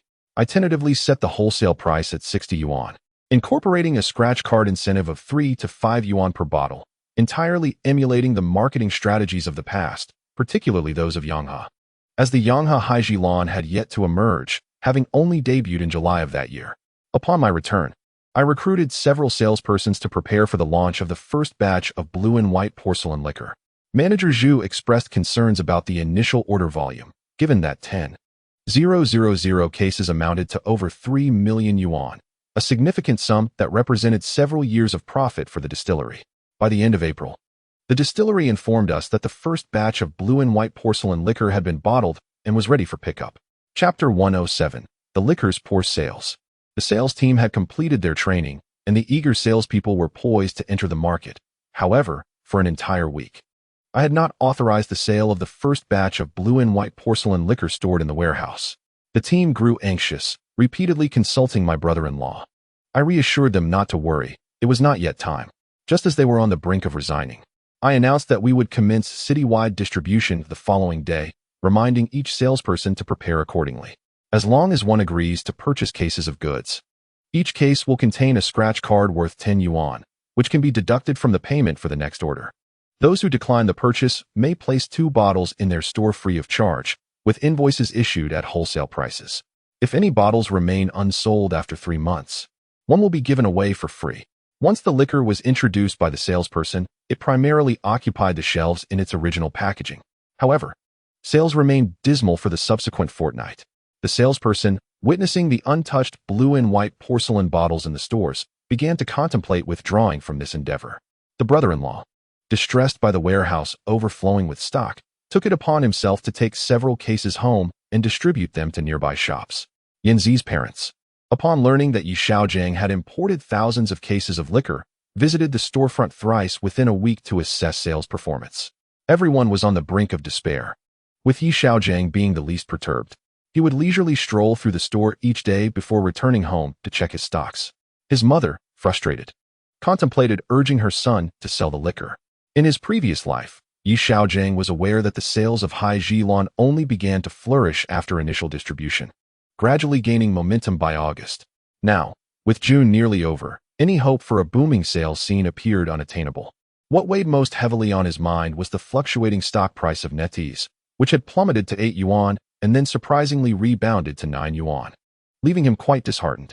Upon realizing the lack of market for the thousands of cases of liquor Xiaogang had procured, Yanzi hurried back. Observing the collective anxiety etched on everyone's faces, she found Xiaogang, with a cup in hand, aimlessly wandering about. Frustrated, she bypassed his small abode and returned to the Shanghai market. By July, NetEase's stock price had dipped below 7 yuan. Xiaogang placed a call urging the purchase of as many shares as possible below 6.5 yuan. The young lady, observing Xiaogang's obstinacy, remained in Shanghai, refusing to return. It was only after he pressed on and fully invested $1.4 million into NetEase that she finally took a break and returned. On July 27th, a more significant piece of bad news sent the young lady rushing to his small dwelling, crying for 3 days. NetEase had suspended trading. Xiaogang confined himself to his room for 3 days, soothing the young lady while diligently researching and analyzing the future of China's internet landscape on his computer. He even presented a comprehensive overview of future developments to her, which slightly improved her spirits, yet any further discussion was met with a cold shoulder. By the end of July, the Dujia distillery had successfully produced 10,000 cases of white liquor. Faced with the prospect of losing their biggest customers, they shifted their production line to their own white liquor. As days passed, by August 10th, blue and white porcelain finally began to sell, albeit at the cost of several hundred cases. With 3 months elapsed, the promotional activity of giving away a bottle to each store almost led Xiaogang's parents to lose all faith in their son's business acumen. However, post-August, every customer visiting the front shops and liquor stores would be invariably encouraged by the store owners to purchase blue and white porcelain. Once the store owners sold off their remaining stock, they proactively contacted the salesperson for more supplies. This unexpected turn of events filled the previously discouraged salesperson with exuberance as the number of active orders began to rise, particularly from restaurants, each ordering several cases daily. Under the enticing offer of 10 yuan per case, stores and supermarkets ceased the practice of purchasing by the bottle, witnessing daily sales. The young lady was drawn to the storefront by Yan Zi's father, and under the shameless harassment of the grinning Xiaogang, her defenses crumbled completely. That very day, she was taken back to his small abode. Aside from still harboring resentment towards Xiaogang for his insistence on purchasing NetEase stocks, he nonetheless allowed Xiaogang to indulge in a long-forgotten intimacy. Chapter 108. Hiring an accountant as the sales of blue and white porcelain increased. The daily influx and outflow of funds left the young girl overwhelmed, coupled with the incessant presence of idlers. She pouted at Xiaogang for a long while without acknowledging him, exclaiming, "What will you do about these accounts when I return to school?" Unconsciously, she had become quite the sloth. Though Xiaogang felt a throbbing headache from the pile of receipts and payments, he shamelessly replied, "Let us save it up until you come back." However, he had also been contemplating the substantial daily capital flow, with Yan Zi coming over daily to collect payments. He found himself with no respite. It was imperative to arrange for an accountant and cashier. Noticing the young girl sulking, he approached her with a beaming smile and suggested, "Let us hire an accountant. Indeed, it's time to sell the white liquor. During the summer, I could manage the lack of sales myself, but now, with such a significant volume of transactions daily, I'm overwhelmed," Xiaogang lamented, clutching his forehead at the pile of payments returned from morning deliveries. After some thought, Yan Zi agreed, recognizing that having a professional manage the accounts would be beneficial. Observing that she seemed no longer upset, Xiaogang leaned closer and hugged her, grinning. "I'll post a recruitment notice at the market entrance." Yan Zi struggled for a moment, but did not break free, nor did she exert herself too forcefully. She playfully slapped Xiaogang, saying, "You're quite thick-skinned. Hurry up, there are only a few weeks until school starts." "All right, I'll hug you again later." Xiaogang chuckled, delighted to see Yan Zi in a good mood, and grew increasingly audacious.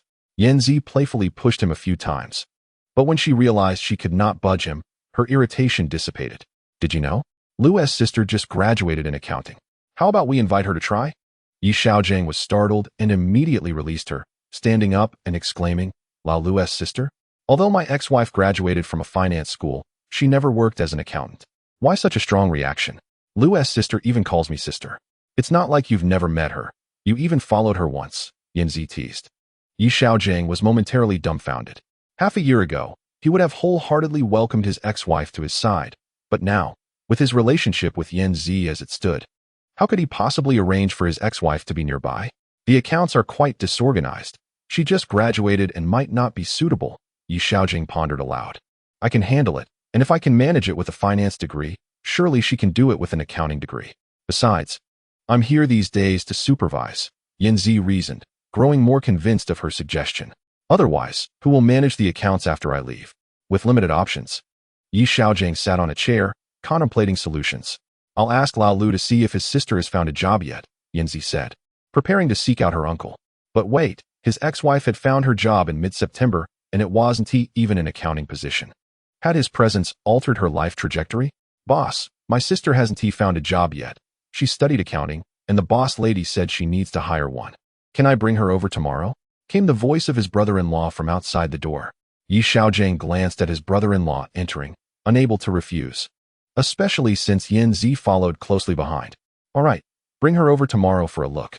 We need both an accountant and a cashier. And with Yan Zi returning to school soon, someone to manage the accounts is essential. Tomorrow morning, my sister and I will come over together." "Thank you, boss." My brother-in-law is quite thrilled, while Xiaogang feels a sense of sorrow. "If we were to meet every day, how would we manage? If I inadvertently reveal some of the little habits from our past life together, I would truly appear scandalous." "No worries. After all, we need an accountant. Having someone familiar is indeed more reassuring." Xiaogang laughs, while internally he feels like crying. "It has been ages since I last saw Lu." Yan Zi remarked with a smile, her joy evident. Chapter 109. Do not attempt to catch the falling knife. The brother-in-law was elated that his sister's job had been resolved, and even the pace of inventory distribution had doubled. "Why are you just standing there, doing nothing?" Yan Zi observed Xiaogang lost in thought, feeling her temper begin to rise. She glared at him. Yi Xiaogang hurriedly ran to Yanzi's side, bending down respectfully. "How may I assist you, my esteemed master?" "You rascal." Yanzi chuckled despite her irritation. She patted Yi Xiaogang on the shoulder, urging him to help her up. He quickly lifted his head and assisted Yanzi into a chair. "This month, we've sold several thousand cases of blue and white porcelain. Yet, our warehouse is still stocked with so much liquor. How are we going to sell it all?" "The warehouse costs 60,000 a year," Yanzi lamented, holding the new rental contract for the blue and white porcelain liquor. "Do not fret, it's only been a month. And we've already sold thousands of cases. The weather hasn't even begun to turn cold," Yi Xiaogang reassured her. "We brought in so much stock at once. And in the last 3 to 7 months, we haven't sold much. We even gave away several hundred cases. Your mother has expressed her concerns to me several times. Worried you might incur losses," Yanzi continued. Yi Xiaogang chuckled. During the previous months, simply delivering liquor to the store counters was sufficient, without any expectation of profit. We've already incurred losses for months. How much is that? The sales staff's wages are several tens of thousands. You now have money. But your mother earns less than 10,000 a year, Yanzi retorted angrily. Hey, without delivering liquor to the store owners, would they willingly promote it? Yi Xiaogang joked. Humph. I'll see how you boast when you drink it all yourself, Yanzi playfully scolded. Hee, human nature is unchangeable, Yi Xiaogang replied, shaking his head. By the way, I saw on NetEase news today that the online game we represent has entered public testing. Are we expecting to make a profit soon? Yanzi, still quite concerned about NetEase's stocks, commented. There's no need to worry. This year, NetEase has partnered with Mobile Dream Network, and with the addition of games, the prospects are exceedingly bright. Yi Xiaogang exclaimed grandly. But it hasn't resumed trading yet, Yanzi teased. By the way, several of our classmates are stuck with their stocks. The market has been declining for over 2 months now. It should stabilize soon, right? Yi Xiaogang pondered for a moment and shook his head. Since the market began its decline in June, there hasn't been a significant drop, but it has been consistently falling without signs of stabilization. Under such a downward trend, one should neither accumulate more shares nor attempt to catch the falling knife. Is even a company as robust as one not viable? Yanzi questioned.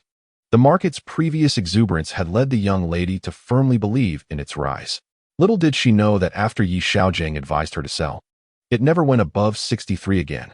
Now, with over 50,000 in hand, she gazed at the stock prices of her earlier purchases, which had significantly plummeted below their original prices, feeling somewhat tempted. Under the fallen nest, how can there be unbroken eggs? Yi Xiaogang recalled the numerous market crashes from his previous life. Each time he attempted to average down, he ended up purchasing at the peak. Today's investors have yet to experience the declines following several bull markets. Their luck-driven mindset clouds their rational judgment. Yanzi pondered, do you think it will continue to decline? It has risen for 2 years, although I cannot claim it will fall back to its starting point. The possibility of a 2/3 decline remains quite high. Swallows have been startled by such a significant drop. Indeed, it seems quite likely. After all, there are no market prospects for this year. Yi Xiaogang contemplated the trajectory of the Shanghai Composite Index in his previous life, predicting it would plummet to 1,400 points next year. The young girl fell silent. Sensing the heaviness of the topic, Yi Xiaogang glanced around the store, seeking something to amuse her. Let us visit Beijing during the National Day holiday. I've never seen the Great Wall, he suddenly suggested, realizing there were currently no worthy investment opportunities. The housing market remained at a low point, and owning a traditional courtyard home in Beijing was a dream only dared to be imagined in his past life. With a few million at hand, perhaps purchasing 2 courtyard homes would be a prudent choice, especially since they were not yet being speculated upon. The young girl's eyes brightened. Beijing, she exclaimed. Yes, indeed. I want to be a hero and climb the Great Wall, Yi Xiaogang replied with a smile. You lazybones. A sluggard would be more fitting, she quipped, eliciting laughter from her. Hey, it's your fault for not letting me sleep, Yi Xiaogang teased. I'll have you know, you're the one preventing my slumber, she retorted, playfully swatting at him. Chapter 110. The ex-wife and the best friend. The following morning, Yi Xiaogang and the young girl spotted his brother-in-law's ex-wife, Lu Faxia, standing at the entrance with another young woman. Come in, the girl called out. Yi Xiaogang opened the door. Bossy, the trio greeted him. Come in, he beckoned. The other young woman, whom Yi Xiaogang recognized as Mao Hui, was a close friend of his ex-wife in his previous life, boisterous and forthright. With a solid relationship with her, she had often scolded Yi Xiaogang. She was a certified senior accountant, though she too was likely fresh out of school. Just like his ex-wife. The young girl greeted her ex-wife warmly, taking her hand and leading her to the desk, with Mao Hui following closely behind. "Sister, look at these. They're just some petty accounts," the young girl remarked. Yi Xiaogang approached, observing that the records were primarily simple inflows and outflows. "You both are an accountant and a cashier. A typical accountant earns about 1,200. Even as a fresh graduate, I can offer you that. Just try to minimize errors and get familiar with the process." "All right, this is my classmate, also a graduate from the finance school. Can she work here?" His ex-wife asked timidly, not daring to meet his gaze. "Yes, she can. Let us give it a try. Mao Hui, you can start as a cashier." Yi Xiaogang replied casually. "Mao Hui, you know her?" the young girl inquired, intrigued. Mao Hui nervously lifted her head to look at Yi Xiaogang. "I don't know him," she stated. Yi Xiaogang suddenly realized he hadn't introduced himself. A moment of hesitation passed before he quickly thought of an excuse. "She resembles a relative of mine named Xiao Hui." He chuckled. "What is your name?" Yi Xiaogang asked Mao Hui. "My name is Mao Hui, but you can also call me Xiao Hui," she replied. "What a coincidence," the young girl remarked, puzzled. Yi Xiaogang interjected. "Oh, what a coincidence indeed. Your name also contains Hui." The young girl scrutinized Yi Xiaogang's expression for inconsistencies, but found none after a few moments. He felt the urge to escape. "You two get acquainted. I'll check the inventory," he said before making his exit. Ignoring him, the young girl turned to the documents. Do you know that Xiao Hui?" she asked, perhaps sensing the end of their conversation. "I don't know her. See, she doesn't even recognize me," Yi Xiaogang hastily replied. The young girl pondered for a moment. "No evidence, huh?" she smirked, turning haughtily back toward the store. Yi Xiaogang wanted to smack himself in the forehead. "I have made a concerted effort to limit communication with my ex-wife, yet I still nearly faltered. It seems prudent for me to refrain from entering the shop while Yan Zi is present. In my previous life, I consistently referred to Mao Hui by her surname. It is perplexing that I would now resort to calling her by her nickname. This afternoon, I observed that my ex-wife and Mao Hui were capable of managing the shop's finances. Yan Zi appeared to be quite at ease." Yi Xiaogang, feeling rather bored, playfully inquired if Yan Zi lacked ambition. Without a moment's hesitation, she replied affirmatively, admitting to her lack of career aspirations, which left Yi Xiaogang in contemplative silence for quite some time. "Since my rebirth, I have solely relied on memories of stock market trends and the successful trajectory of popular liquor from my past life, never contemplating a change. I have always believed that leveraging my knowledge could ensure my family's comfort for a lifetime. Over the past year since my reincarnation, everything has proceeded smoothly, devoid of any obstacles.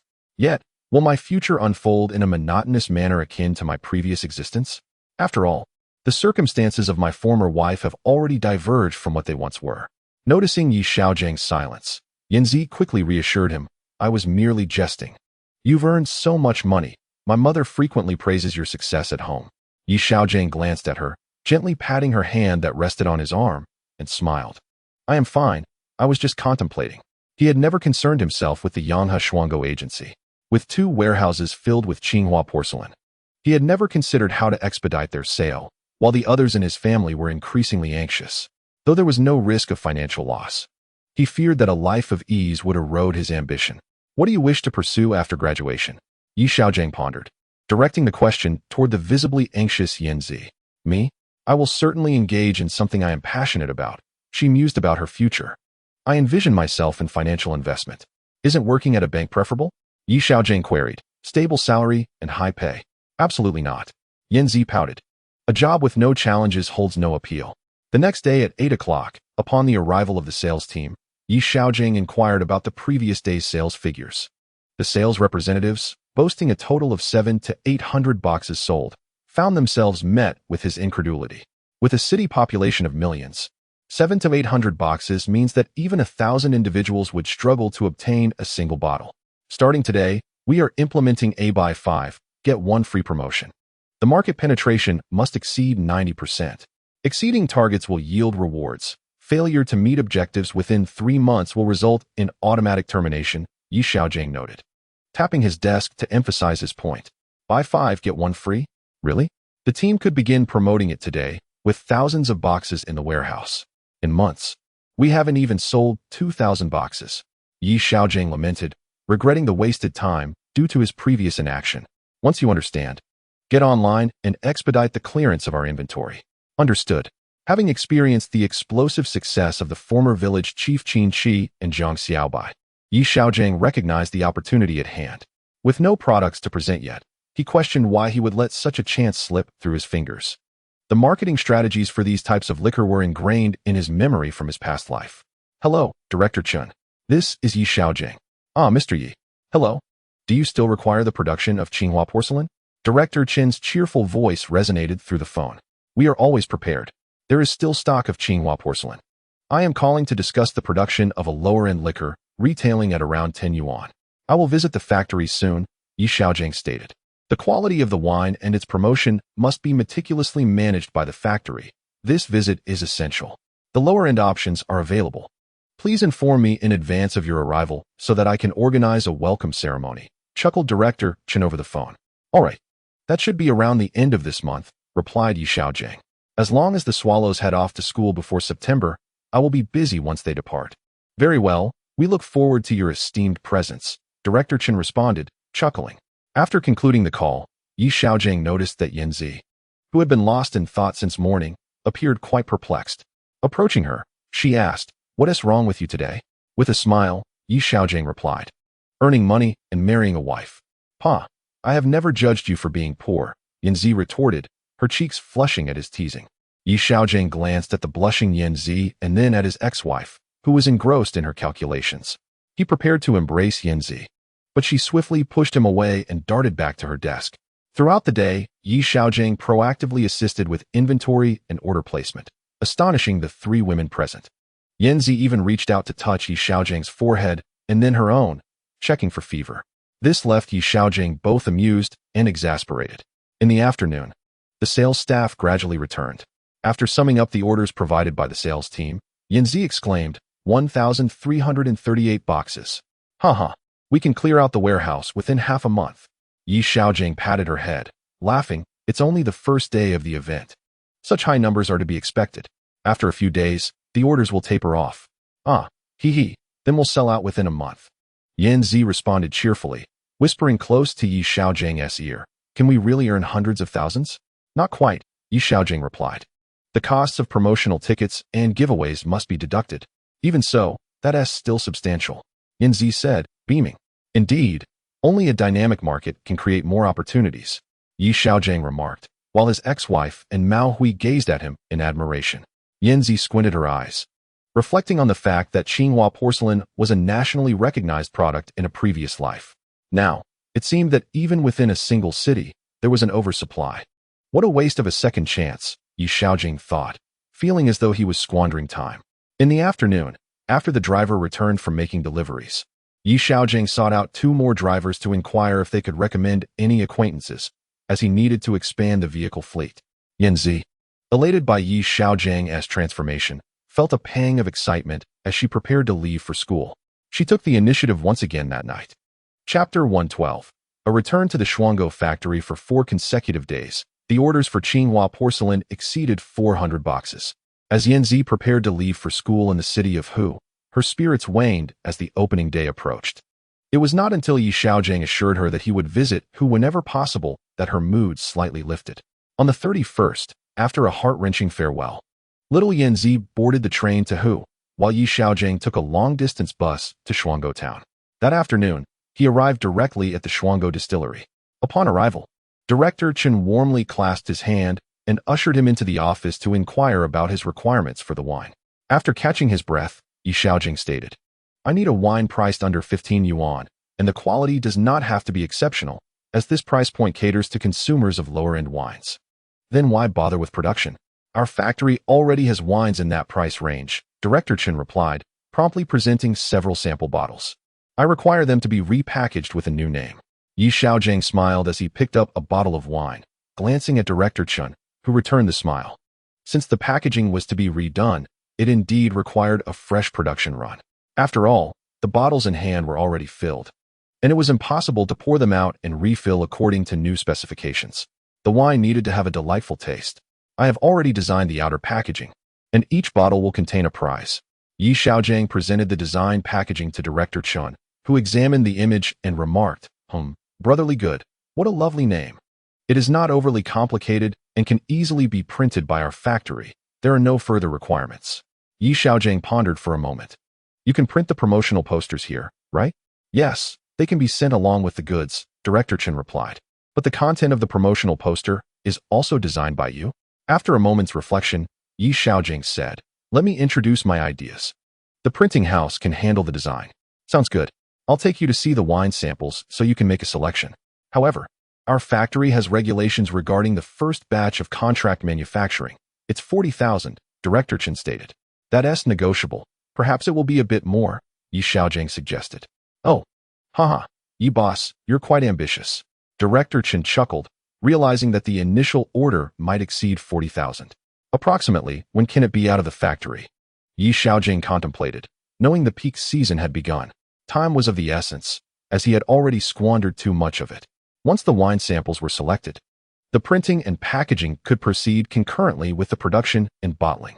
15 days should suffice for bottling, he added. Director Chen considered this.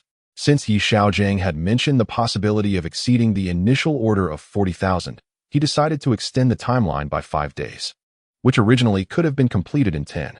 Let us aim for an initial batch of 500,000, but I hope to receive the goods in about 10 days.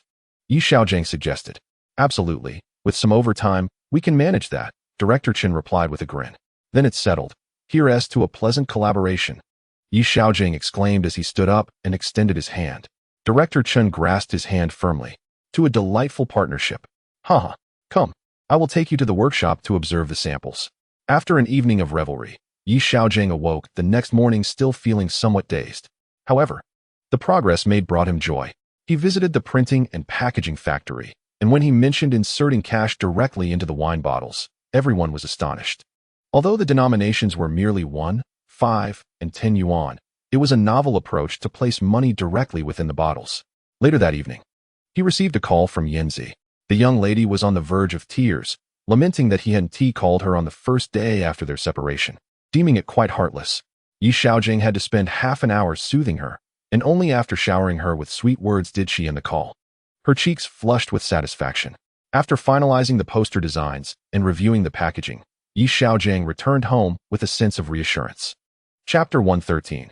As long as there's enough money on September 10th, there were fewer than 2,000 boxes of Qinghua porcelain left in stock. The new batch of Brotherly Good wine had arrived yesterday. Holding the accompanying posters, the two men engaged in a playful gesture reminiscent of a game. One displaying Brotherly Good and the other 666 in bold red characters against a white background, encircled by an explosion graphic.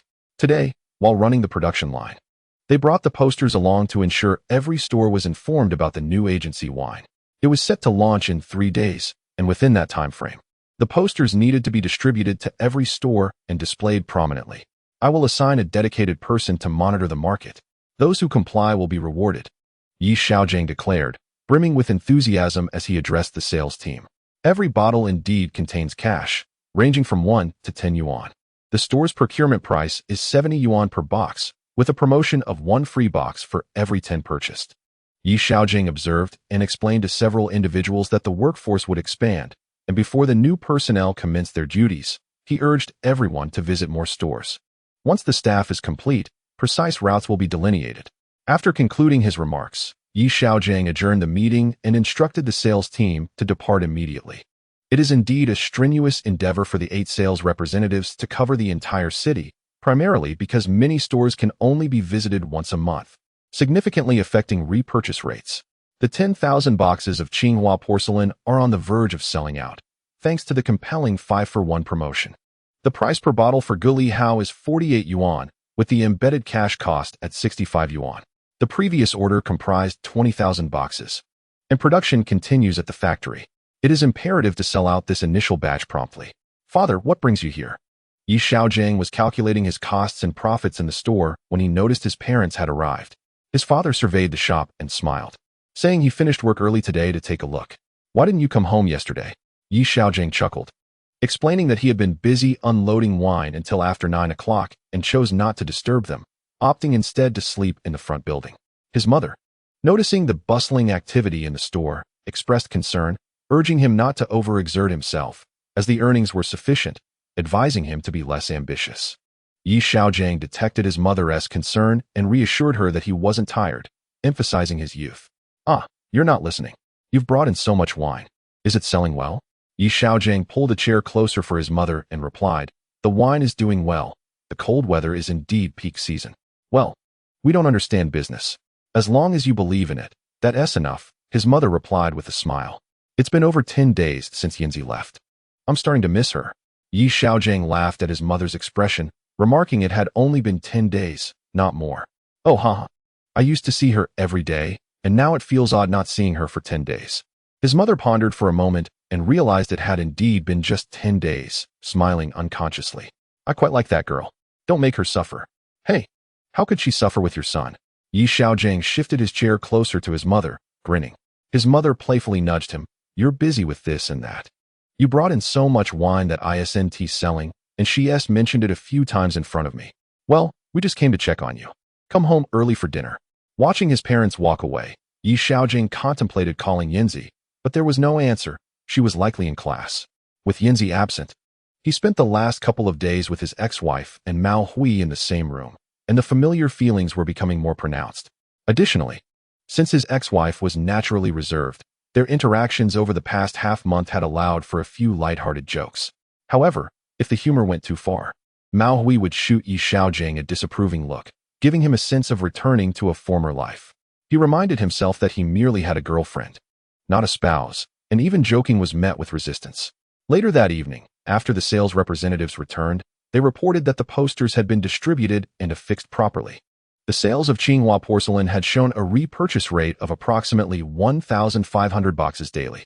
As Xiaogang wrapped up the business at the store, he received a call from Yanzi. Knowing that Xiaogangs mother missed her, she announced she would return this Friday night, which pleasantly surprised him. Chapter 114. The standards of my ex-wife's partner selection under the promotional efforts of the posters. 3 days later, Guli Hao Baijiu officially went on sale. Recently, anyone visiting the supermarket or convenience store to purchase liquor has been recommended a particular brand that surprisingly contains cash within the bottle. Priced at merely 148 yuan per bottle, it offers the chance to win a cash prize of 10 yuan.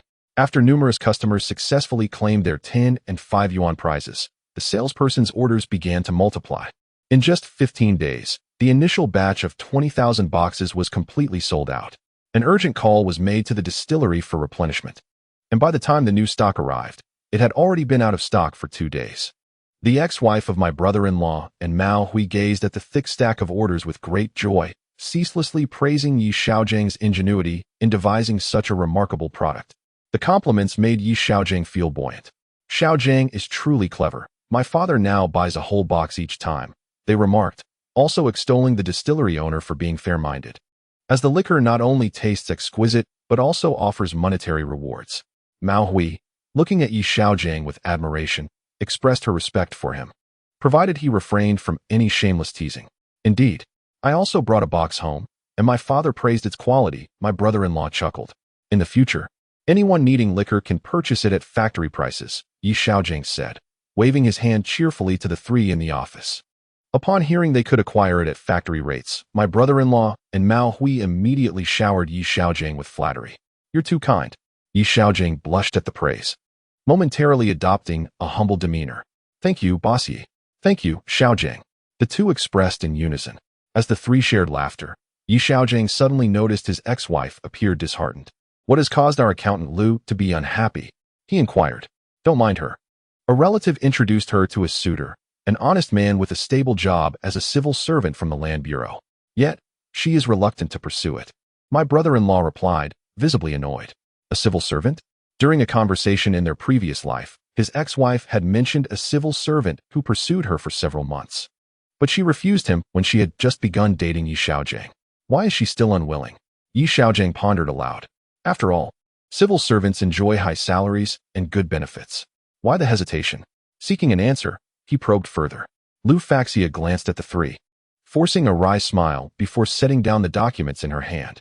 What is so good about being a civil servant? Earning just over 1,000 yuan a month. Idling away the day with a newspaper and a cup of tea? I have no interest in a man lacking ambition. Xiaogang was perplexed. In his previous life, he had shared her lack of ambition, often losing money in stock trading. It was only during his years in wholesale that he found stability, those being the happiest years for his wife. She had even suggested they expand their wholesale business together. Curiously observing his ex-wife's familiar face, he asked, "What constitutes ambition?"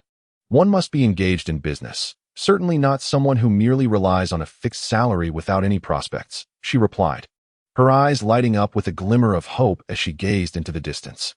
Xiaogang was taken aback.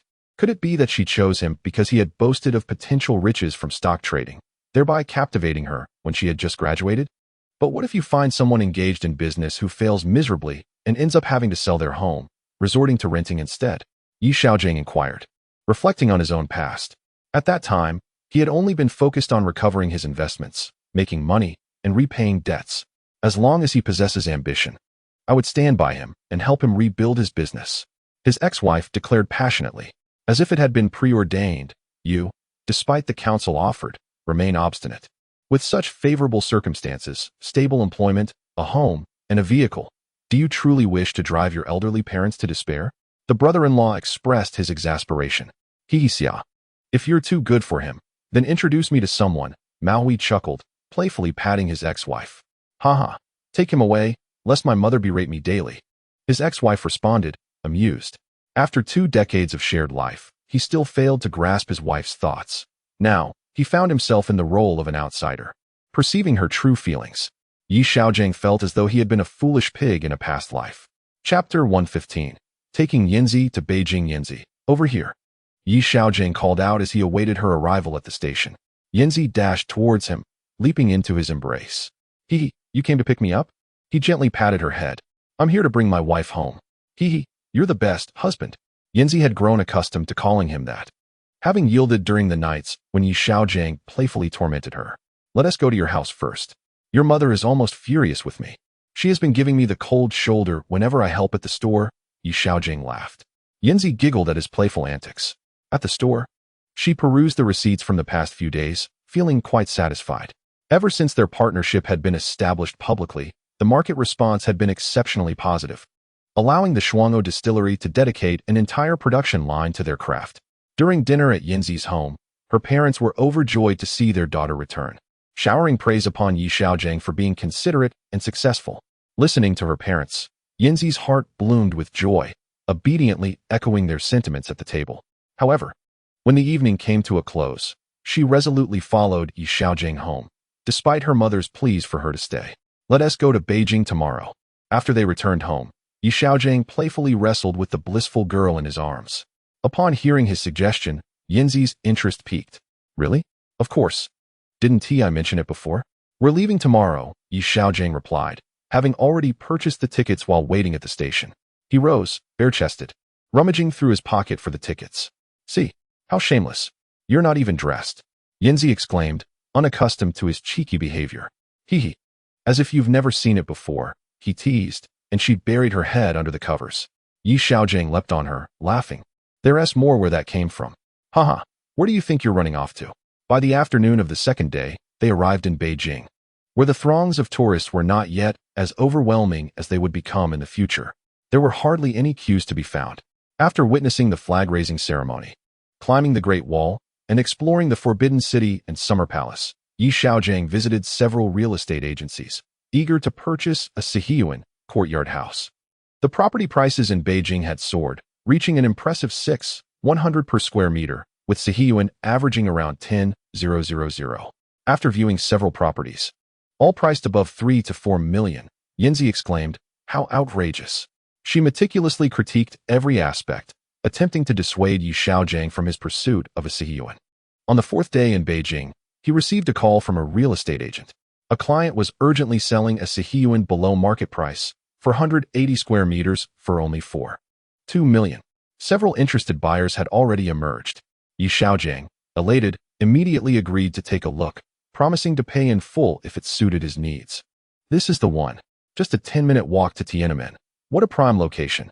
The agent, Xiaogang, gazed at the 2 affluent buyers with stars in his eyes. As Xiaogang and his companions entered the courtyard, a few individuals were already present, perusing the property. Lu Yan exclaimed upon spotting a familiar face, "Su Yan, what brings you to Beijing?" Yan Zi smiled at Xiaogang and replied, I'm here with my classmate. Then turned to the girl, just visiting Beijing. Lu Yan inquired. Glancing at the two, what about you? Yan Zi, holding Yi Xiaogang's hand, replied with a smile, my boyfriend insists on buying a house in Beijing. Lu Yan raised an eyebrow at them. But the property prices are quite steep. Is this your family's house? No, my cousin is looking to buy, Lu Yan clarified, pointing to a man in his mid-20s. Cousin, Yan Zi exclaimed, looking at Lu Yan's cousin. Oh, are you also considering a purchase? The agent, Xiaogang, hurriedly interjected. Addressing Yi Xiaogang, we are all just viewing properties. Nothing is finalized yet. Whoever finds something they like will proceed with the purchase. At this moment, the man glanced over, fixing his gaze on Yan Zi as he approached. Xiaoyan, is this your friend? My college classmate. I had no idea she was in Beijing, Lu Yan responded. Hello, I'm Xiaoyan's cousin, working at HSBC. Ignoring Yi Xiaogang, the cousin extended his hand towards Yan Zi. Hello, Yan Zi replied, briefly touching his hand before retracting it. Cousin, this is my classmate Su Yanyan, and this is her boyfriend. Su Yanyan, is this your first time in Beijing? The cousin continued to gaze at Yan Zi, causing her to shyly lower her head. Yi Xiaogang, noticing the cousin's persistent stare at Yan Zi, felt a surge of irritation. He grasped Yan Zi's hand and said to Xiaogang, let us explore the house. The cousin, witnessing Yi Xiaogang holding Yan Zi's hand, widened his eyes and remarked, You're here to look at properties? Can you afford it? It costs several million. It's not like the 1,000+ per square meter back in your hometown. Indeed, Lu Yan echoed, it's quite expensive. Yi Xiaogang, left speechless by their comments, turned to Xiaogang and said, let us take a look inside. Sure, follow me. This courtyard is said to have been built by a grand minister during the Qing dynasty. It was only returned to the owner a few years after being nationalized. Previously, it housed over a dozen families, so the surroundings are a bit chaotic, Xiaogang explained as they toured the property. Unbeknownst to him, the cousin had abandoned the agent who brought him and was now following Yi Xiaogang and the others around the entire courtyard. Chapter 116, What are you pretending for? Can you afford it? After viewing the property with the agent, Yi Xiaogang observed Yan Zi, sensing her deep admiration for the expansive courtyard, especially the osmanthus tree, which filled the air with its intoxicating fragrance. What do you think? Do you like it? He asked. Yan Zi stared wistfully at the courtyard. It's lovely, but it's too expensive. Back home, it would only cost about 400,000 to 500,000. Well, a courtyard in Beijing will certainly be pricier. Not everyone can afford such places like us locals, the cousin interjected. Yi Xiaogang chose to disregard him and focused on Yan Zi. If you like it, we should buy it.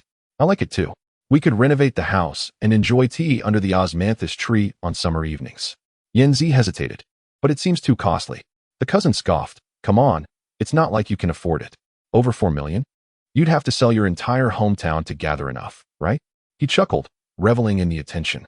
Yi Xiaogang glanced at the cousin, about to speak, but Yan Zi gently tugged at his sleeve, shaking her head. The cousin, undeterred, continued to boastfully address Xiaogang. Don't bother. They're just here to look. Xiaogang glanced at the attire of the two individuals, noting the absence of any designer labels, and felt a twinge of hesitation. Yi Xiaogang observed Yan Zi's anxious expression and sighed, inquiring whether the property owner had arrived. Xiaogang promptly responded that the owner was nearby and would arrive in half an hour. He suggested that they could call to arrange a meeting at the shop. Noticing Xiaogan's excitement, Yi Xiaogang smiled and said, let's head to your shop, cousin. What brings you here? The agent prompted him to go over, and his cousin replied affirmatively. As Yi Xiaogang followed the agent out of the courtyard, he overheard his cousin asking Yan Zi about her origins. Yan Zi, having heard the question, exchanged a mysterious smile with Yi Xiaogang, as if to caution him that there was competition. The three of them waited in the shop for 10 minutes before a middle-aged man arrived. This was Mr. Hu, the property owner. After Xiaogang introduced the man, he turned to Mr. Hu and said, these are Mr. Yi and Miss Su, interested in purchasing your property. Mr. Hu scrutinized the young couple, both in their 20s and seemingly not the wealthiest of individuals, and asked, are you looking to buy my house? Are you from Beijing? Yi Xiaogang chuckled and replied, yes. We are from Jinling City. We viewed the property and my girlfriend and I are quite satisfied, so we called you over to discuss. Upon hearing their intent to buy, Xiaogang excitedly exclaimed, are you really going to purchase it? Mr. Hu assessed the couple and, after a moment's thought, stated, I urgently need cash. The housing prices are already quite low. I can't accept less than 2 million. Yi Xiaogang glanced at Yan Zi, who shook her head in disapproval. Finding the price excessive, Xiaogang smiled broadly and remarked, in today's market, 2 million will be worth far more in 20 years. He continued, if we settle today, we can pay in full. Settle today? Full payment? Mr. Hu asked, astonished. Xiaogang, sensing the potential for a deal, grew even more animated. Yanzi tugged at Xiaogang's arm, shaking her head vigorously, her anxiety palpable. Yes, if Mr. Hu could lower the price a bit, we could finalize it now? Xiaogang urged. After considering, Mr. Hu gritted his teeth and proposed 1 million. For million in full, Xiaogang countered. If you sell to someone else, it might not be a full payment. Loans take months, even half a year. Xiaogang anxiously watched Mr. Hu in silence. 4.05 million. I can't go any lower. Mr. Hu declared firmly. Brother Gongzi, Yanzi implored, urgently pulling at Xiaogang's sleeve. Xiaogang gently patted her wrist and whispered, we can buy it. All right. Please leave the furniture for me. I quite like that set of chairs, he added thoughtfully, looking at Mr. Hu. Mr. Hu widened his eyes, astonished. You really intend to buy? Xiaogang immediately declared, I'll prepare the contract. Indeed, my girlfriend also likes it very much, Xiaogang affirmed. Mr. Hu entered with a cheerful demeanor, exclaiming with a smile that Boss Yi was indeed a young and accomplished individual. For it was rare to find someone who could readily produce over 4 million. Just as he spoke, the phone rang, prompting Mr. Hu to rise and step aside to answer the call. This is the contract, he said, as he handed it to Xiaogang, who in turn presented it to Xiaogang and Yanzi. In a hushed tone, Yanzi remarked to Xiaogang, are we really buying it? It's so expensive. Patting her shoulder, he chuckled. Well, it's because my wife likes it. When we grow old, we can sit in the yard with our grandchildren. And I'll regale them with tales of my drinking escapades with Xiaogang. Yanzi's face flushed immediately, exclaiming, what a rogue. Chapter 117. A threat from cousin Haha. If it weren't for Boss Ye's decision, this house would have been snatched up by someone else, Mr. Hu said with a smile as he returned from his call. Xiaogang, feeling anxious, promptly inquired, what does Mr. Hu mean? Mr. Hu, glancing at Xiaogang, replied with a hearty laugh, what is agreed upon cannot be sold twice. Xiaogang, elated, quickly handed a copy of the contract to Mr. Hu. Please take a look. Boss Hu, if it's satisfactory, I'll prepare for the transfer. Everything seems fine, Xiaogang remarked after reviewing the contract, returning it to Xiaogang. All right, please have a seat. With the weight lifted from his shoulders, Xiaogang exhaled in relief. It's fine. I have no objections. Mr. Hu examined the figures and, finding them agreeable, passed the contract back to Xiaogang with a smile. I'll have you sign the contract immediately. Once the payment is settled, we can proceed with the transfer this afternoon. All right, Xiaogang said, noticing that neither side had any objections, and he prepared the contract with an unmistakable expression of joy. By 4 in the afternoon, Xiaogang and Yanzi each held a copy of the property deed. How come my name is on it? Yanzi asked with a smile, glancing at Xiaogang as she held the deed. Of course, my wife's name must be included, Xiaogang replied, admiring her radiant smile. You are such a good husband, Yanzi said, her cheeks unflushed and without protest. Let us go see the house. I can move out within 3 days. There's really not much to move, Mr. Hu suggested with a smile, pleased to have resolved the housing matter. The trio visited the courtyard, inspecting several rooms. In truth, I have little to take, just some old belongings. I'm going abroad, and I can't take these things with me. I'll just find a vehicle to collect my personal items. You can come by tomorrow, and I'll hand over the keys, Mr. Hu said. Upon hearing this, Xiaogang and Yanzi exchanged delighted glances. All right, we'll see you tomorrow. That evening, back at the hotel, Yanzi called her mother to share the news about the house purchase. Upon hearing that over 4 million was spent on a courtyard, her mother anxiously exclaimed that it was far too expensive. However, when she learned that her daughter's name was also on the deed, she changed her tune, praising Xiaogang as a wonderful son-in-law and commending her daughter's good judgment. Yanzi then called Xiaogang's mother, who, while acknowledging the price was steep, expressed her approval as she saw how much Yanzi adored the house. That night, the young lady was playfully teased by Xiaogang until she was left in a blissful state. The following day, when they arrived at the courtyard, Mr. Hu was already waiting for them. After completing the handover of the house, they sat on a chair beneath the fragrant osmanthus tree, with the young lady nestled comfortably in Xiaogang's embrace, enchanted by his sweet words, particularly when he mentioned wanting to have a little Xiaogang of their own. She offered no objections, Is this house yours? A voice interrupted. Yi Xiaogang looked up to see his cousin, Lu Yin. How did you get in? Did no one invite you in? Yi Xiaogang remarked with a chuckle, country bumpkin. Although his cousin felt a bit awkward. The superiority complex typical of Beijingers prevented him from seeing any issue with entering uninvited. This is my home now. It seems we do not welcome you either. Yi Xiaogang retorted, issuing an outright eviction order. His cousin paused momentarily. Are you kicking me out? This is Beijing, country bumpkin. I could have you killed. And the police wouldn't care. Yi Xiaogang disregarded his words. Get out. Damn it, country bumpkin. Angering me will ensure your girlfriend doesn't graduate. His cousin shot back angrily.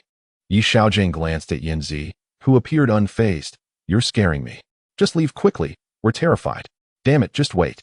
His cousin shot a glance at Yin Zi, saw she was indifferent, muttered a parting remark, and stormed out.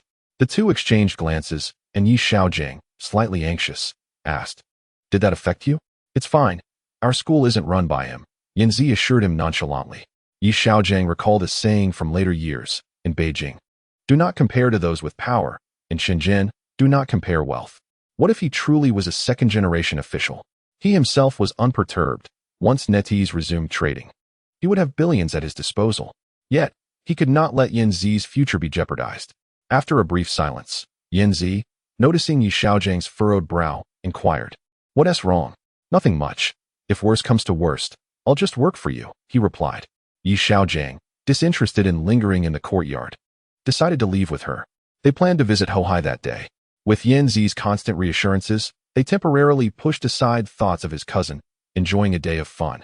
In the afternoon, they visited a renovation company to discuss their ideas for the courtyard, ultimately agreeing on a budget of 200,000, with a follow-up in 2 months to assess the results. As December drew to a close, Yi Xiaogang's white liquor had gained a reputation akin to that of the village chief from his past life, attracting wholesale interest from nearby cities. With a few capable individuals in his shop, he often found himself idly calling Yin Zi just to chat. Everything was going smoothly, apart from hearing that his cousin, Lu Yin, had been frequenting the city, persistently inviting Yin Zi to dinner despite her countless rejections. NetEase had turned a profit through its wireless business, though the resumption of trading was not yet announced. Yi Xiaogang, however, knew a preview would be released on December 31st, with trading resuming on January 2nd. Influenced by Yin Zi's anxious feelings, Yi Xiaogang resolved to join her in the city for New Year's Eve, which delighted her immensely. She called home to inform her family she wouldn't return for the holiday, successfully making her father feel despondent enough to drink half a gin of liquor. Upon exiting the station, a figure rushed into Yi Xiaogang's embrace. Did you know? NetEase is resuming trading the day after tomorrow. Yin Zi exclaimed joyfully. I told you. The Chinese internet still has potential, Yi Xiaogang said, holding the exuberant Yin Zi, who was beaming like a blooming flower. Yay, you're amazing, Yin Zi chirped, planting a kiss on his cheek. Let's go, a woman's voice interjected. Yi Xiaogang looked up to see Wei Wei and standing nearby, wearing an expression of resignation. Yin Zi turned back, giggling, okay. Seeing Yin Zi clinging to him like a sloth, Yi Xiaogang offered an apologetic smile to Wei Wei and, shall we? In a state of hunger, having not yet partaken in lunch, Yi Xiaogang remarked with a playful pat on Yin Zi, who soon realized his plight. Let us hasten. She urged, I shall take you to a delightful meal. The group exited the train station, hailing a cab to a nearby restaurant. Vivian, having already satiated her appetite, expressed her desire to leave, but Yin Zi insisted she join them. During their meal, they discussed the relentless pursuit of Yan's cousin. Vivian jestingly cautioned, be wary, for your rival is formidable. Yan's cousin is a distinguished alumnus of this institution, a perennial scholarship recipient, and a legend who secured a position at HSBC immediately after graduation. Even my wife dares to compete, Yi Xiaogang feigned a stern demeanor. This elicited laughter from Vivian, who playfully responded, Huh? You refer to her as your wife now? Noticing Yi Xiaojiang's dwindling conversation, Yin Zi focused entirely on him. By the way, yesterday, NetEase released its quarterly report. It can resume trading on the 2nd, Vivian noted. Indeed, I am aware. I came to observe the trading situation post-opening, Yi Xiaogang replied, urging, please eat. You must be hungry after skipping lunch. Yin Zi's concern for Yi Xiaojiang's appetite overshadowed any anxiety regarding NetEase's reopening. Vivian, you should indulge as well. We are dining on renowned Hangzhou cuisine, Yi Xiaogang encouraged. The group enjoyed their long-awaited lunch filled with laughter and chatter. After the meal, Vivian intended to return to school, and the couple escorted her to the school gate before preparing to head back to their hotel, relishing the holiday without the need to return to campus. As fate would have it, they had scarcely taken a few steps when Yin and her cousin approached. Ignoring Xiaogang, her cousin directly addressed Yanzi. What a coincidence. Su Yanyan, shall we dine together this evening? Xiaogang interjected, clearing his throat. Yanzi and I have made plans. We will dine and stroll along the bond. In truth, they had not mentioned their intention to visit the bond. After a fortnight apart, they had no intention of wasting time there. Are you also in the city? Her cousin finally acknowledged Xiaogang, frowning. Xiaogang, amused, responded, emphasizing, I am accompanying my girlfriend. Oh haha, join us then. We too shall visit the bund tonight. Her cousin replied nonchalantly. Indeed, we will, Yin added. Xiaogang regarded Yin with disdain, finding her particularly irksome. I shall accompany my boyfriend. We will not join you, Yanzi declared, taking Xiaojiang's hand and departing. Left behind, the two exchanged glances, their irritation evident. In their hotel room that evening, they lamented Yan's cousin's behavior. Xiaogang suggested an outrageous scheme, urging Yanzi to inform Yan's cousin that she had already borne 2 children with him. Hoping to dissuade him, Yanzi, enraged, pinned him to the bed, scolding, Are you trying to get me killed? The school forbids romantic relationships, let alone children. Yet, moments later, Xiaogang playfully restrained her, and they spent the New Year's Eve in a passionate embrace. The following day, they remained indoors, rising only by noon, preparing for the evening's trading session of NetEase. By 8 o'clock, Vivian was summoned to the hotel, and the group gathered around the computer, eagerly awaiting the 9:30 opening of the U.S. stock market. NetEase commenced trading at 0.75, subsequently surging upward. The opening trade had already reached a volume 5 times that of the entire trading day before the suspension. Half an hour later, it surged to $1, and Yanzi, filled with excitement, stared at the trading board, her breath almost ceasing as the price continued to rise. Haha, how much have we made? She exclaimed. Oh, it's still early. It's only been half an hour, replied Xiaogang, straining to recall the stock charts he had observed in future times. He remembered that on the first day, it climbed to $14 before plummeting to close at $0.99, followed by a correction that saw it dip to a low of $0.65. A year later, it ascended to over $70. As the three were consumed by euphoria, the stock price had already reached $14. In the face of their astonishment, Xiaogang decisively sold all his shares at $14. Why did you sell? Yanzi asked urgently. I too feel that now is not the right time to sell. Vivian added. The volume-price relationship is ideal. There is still room for an increase. Indeed, it must rise further. Haha, we've doubled our earnings. Over 10 million? Yanzi exclaimed, as if a shower of cash was drifting towards her, only to fly away before she could grasp it. The stock had remained above $14 for 5 minutes, but had yet to break through 15. Look, there are several large sell orders being executed, Xiaogang noted, finding excuses in the trading. But even if there is a slight pullback, it should continue to rise, especially since the overall market has increased by 5 during the suspension. Vivian pulled up the Nasdaq index chart. There are no stocks that only rise without falling, especially in the U.S. market. With T0 trading, it's possible to adjust positions and wash out profit takers, Xiaogang pointed out. Yanzi didn't fully grasp it. But seeing that Xiaogang had already doubled his investment, she had no objections. After all, he always said that money realized is money secured. Let us wait and see if there is a pullback, she suggested. Today's trading volume is indeed substantial, Vivian remarked. Just then, the stock price of NetEase took a nosedive. It quickly fell below $1, only to rebound to $1.25. Yanzi jumped up, exclaiming, the correction is over, buy quickly. Noticing Xiaojang's inaction, she urged. Hurry buy. Xiaogang chuckled, pointing at Yanzi. Take another look. Another wave of large orders crashed the stock price below $1, pushing it down to below $0.9. When it stabilized at $0.85, Xiaogang instructed Vivian to buy in. They acquired over 100,000 shares. The price then climbed back to $0.9, reaching $0.96, prompting Xiaogang to sell. 3 minutes after selling, more large orders drove the price back to $0.85, and Xiaogang advised to buy again. Until the lunch break, no further trades occurred. 2 hours later, trading resumed with a surge that propelled it to $1. However, faced with resistance at $1, it attempted to breach that level twice without success, leading Xiaogang to sell all his shares again. 10 minutes later, the stock reversed direction, oscillating between $0.85 and $0.95. Yan Zi observed the erratic movements of NetEase on her trading software, alternating between excitement and anxiety, her emotions mirroring the stock price's fluctuations. She completely lost track of how many trades she had executed and how much profit she had made, only wondering why the stock hadn't fallen after she sold, and why it hadn't risen after her purchase. It wasn't until Xiaogang made his final purchase at $0.86, acquiring over 1 million shares, that he sold after it broke the $1 mark. After that, no further trades occurred until the close, and the stock price mirrored his memories. $99. The young girl, filled with excitement, gazed at her account, her face paling in shock. $386,000. Chapter 120. Should we all sleep together? After the market closed, the trio, having endured 6 hours of tense trading, found themselves unable to sleep. With Vivian present in the room, neither of the two felt comfortable taking a shower. They sat on the bed while Xiaogang occupied the sofa, engaging in conversation. Yan Zi calculated the current foreign exchange rate and, once again, leaped from the bed into Xiaogang's arms. 31 million. Haha. We earned over 20 million in just one night.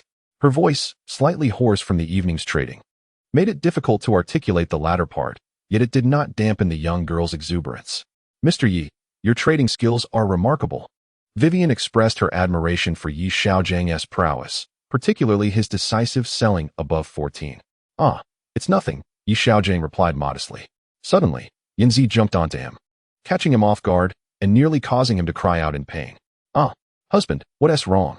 Yanzi noticed Xiaogang's discomfort, and without hesitation, the term husband slipped from her lips. Oh, it's nothing, Xiaogang reassured, glancing at his lower body and assessing that he should be fine. Vivian seemed to catch on to something and burst into laughter. Yanzi, observing Vivian's sudden amusement, looked down at her own knee and quickly realized what had just happened. With a sudden push, she leaped off Xiaogang. He felt another jolt of discomfort and could not help but cry out again. Vivian, unable to contain herself, fell onto the bed in laughter, clutching a pillow. Flushed and flustered, Yanzi fumbled about, wanting to check on Xiaogang while being aware of Vivian still being in the room. She withdrew her hand, her face reddening as she anxiously watched him. After a few minutes of recovery on the sofa, Xiaogang felt the pain subsiding and reassured Yanzi, "It's all right. I can still manage." Yanzi couldn't help but laugh, her cheeks flushed as she playfully swatted Xiaogang. Vivian, who had just stifled her laughter, found herself unable to hold back again upon hearing Xiaogang's words and collapsed on the bed, tears of mirth streaming down her face. "It's getting late. How are we going to sleep?" Xiaogang remarked, noticing the escalating hilarity around him and attempting to change the subject. "Of course, Vivian and I will sleep together." "What were you thinking?" Yanzi teased, playfully scolding him. "Haha, I wouldn't mind sharing a bed with such an exceptional gentleman," Vivian declared with a proud lift of her chest. The thought of the three of them together brought to Xiaogan's mind images from films he had seen in the future. Yanzi, noticing his captivated and mischievous expression, suddenly jumped back into his embrace. Xiaogang yelped, "I'll sleep on the sofa. I'll sleep on the sofa." Vivian, having just wiped her tears, burst into laughter again at Xiaogan's outcry. Yanzi stood triumphantly. "That'll teach you to think too much." Yet, she lost her balance and was pulled back into Xiaogan's arms. He whispered in her ear, "Quick, tell Vivian to go back. I want to see if I can still manage." Just as Vivian sat up, she saw the two whispering and, recalling something, Yanzi playfully pushed Xiaogang away and dashed back to the bed. Once again, Xiaogang found himself retreating to the bed, but ultimately, he did not experience the anticipated scenario of sharing the bed with two others. Crouched on the sofa, he had neither a mattress nor a blanket. The following noon, the trio, bearing dark circles under their eyes, finished their lunch and escorted Vivian back to school, only to fortuitously encounter Lu Yin and her cousin. Chapter 121. The transaction with Yin Zi Su Yin. "Is that you?" Lu Yan's cousin exclaimed, his eyes lighting up as he jogged over to speak with Yin Zi. However, upon noticing the dark circles under her eyes and those of her companions, he was momentarily struck dumb. "What do you want?" Yin Zi replied, her expression unwelcoming upon seeing those she despised. Is there something going on? Lu Yan's cousin asked, looking rather foolish. Nothing in particular. We're heading back for some sleep. Yanzi casually remarked. Sleep? Lu Yan's cousin was taken aback, his mind conjuring unwholesome images. Vivian, why didn't you return last night? Lu Yan inquired, noticing Vivian, who appeared as though she had just come back from her quarters. With an unruffled demeanor, Vivian replied, outside? Lu Yan also noticed the trio's dark circles and seemed to envision the same unhealthy scene. Vivian, you should return first. I'll go back to the hotel with Yanzi, Yi Xiaogang suggested, observing the conversation unfold and sensing something amiss. All right then, I'll head back, Vivian said with a yawn, turning to retreat to her dormitory. What about you two? Lu Yan's cousin remained dazed, exhibiting none of the astuteness expected of a prestigious university student. Yanzi glanced at Lu Yan before taking Yi Xiaojing's hand, declaring, let us go back. I'm tired. Yi Xiaojing smiled at Lu Yan and her cousin, following Yanzi as they departed. Cousin, aren't you supposed to accompany me shopping? Let us go. Lu Yan nudged her cousin, who was still in a stupor. Go by yourself. I have matters to attend to, he replied curtly, leaving Lu Yan fuming. Humph. What's so special about Su Yan? 3 people? Humph. A promiscuous lot, Lu Yan muttered indignantly as she watched her cousin walk away. Upon returning to the hotel, Yanzi never imagined the 3 of them could indulge in such a scenario. Naturally, she had never seen a film featuring such a theme. Once inside, she headed straight to the bathroom for a shower. Yi Xiaogang, however, entertained thoughts of the 3 of them together, sneaking into the bathroom with a mischievous grin. Amidst Yanzi's startled cries, sounds of heavy breathing filled the air. After sleeping until past 6 in the evening, the 2 awakened. Yi Xiaogang marveled at their endurance, having encountered no issues during their escapades. However, when he tried to slip into the bathroom, he was promptly kicked out. After dinner, Yanzi attempted to call Vivian back to the hotel, but Vivian, not wishing to be a third wheel, declined under the pretense of fatigue. Thus, the 2 were left to their own devices.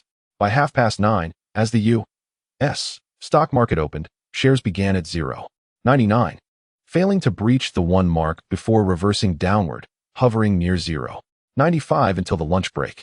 Yi Xiaogang nearly drifted off to sleep, while Yanzi remained fixated on the stock trading, her eyes never closing.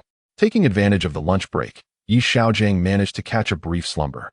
Just as he was enjoying a deep sleep, he was roused by Yanzi, and the 2 resumed their watch over the market. Yanzi complained, didn't we already make a profit? Why isn't it rising? Yi Xiaogang chuckled at the anxious expression on the young girl's face and explained.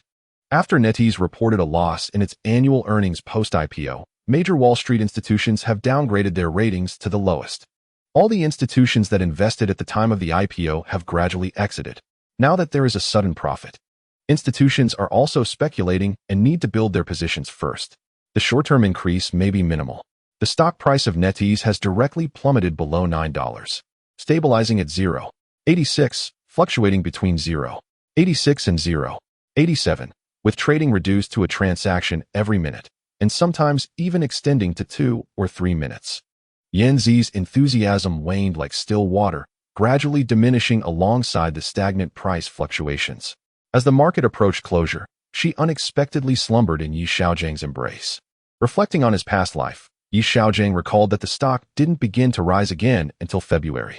With a month remaining, trading lingered between 0.08 and 0.95, while Yanzi had 10 days left before her winter break. Contemplating this, he gently shook Yanzi awake.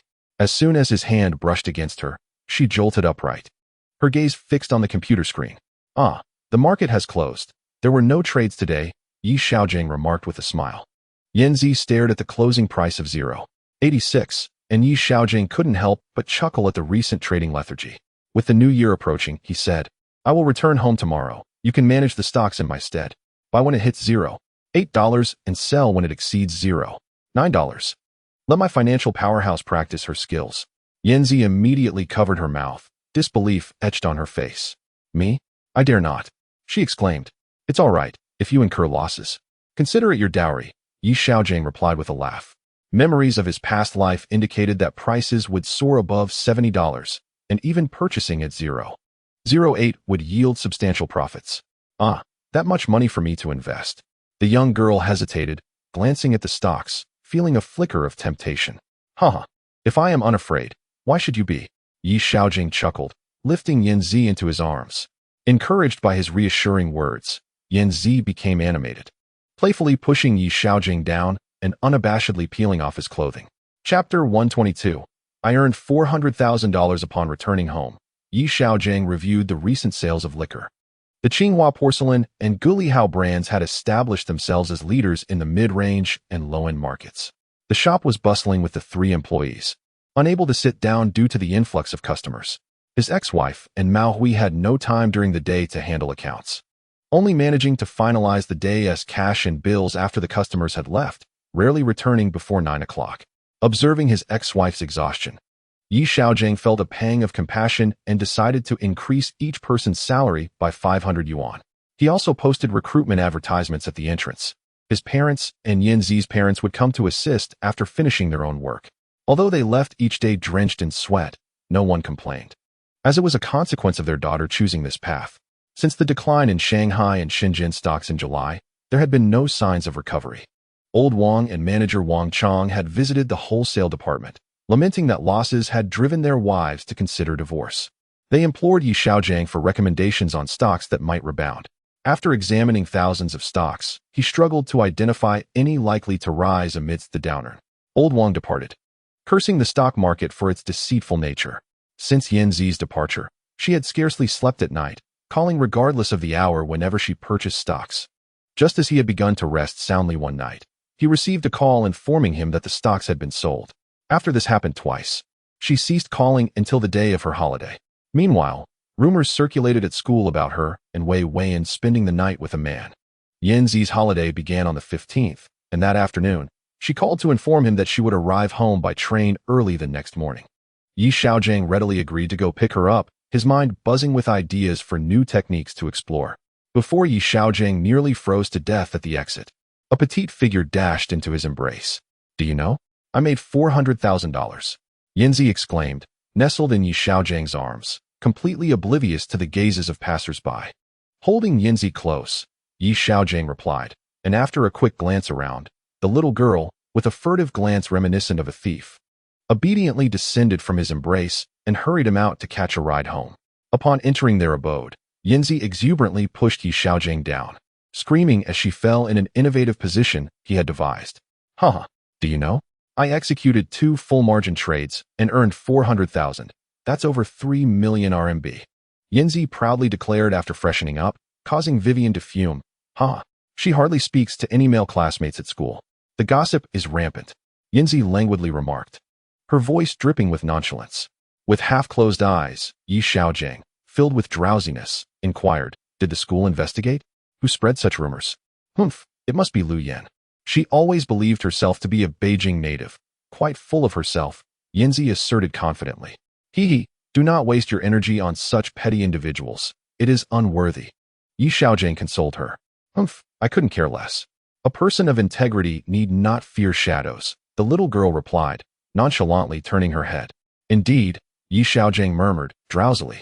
Sensing something amiss, Yinzi turned to see the lazy pig had fallen asleep. She vigorously shook him awake. Ah, what? Oh, hee, I fell asleep, Yi Xiaojing said. Yinzi pinched him playfully, lazy pig. Enough of your antics. I want to sleep. Stay and chat with me, humph. Hee, I feel rejuvenated.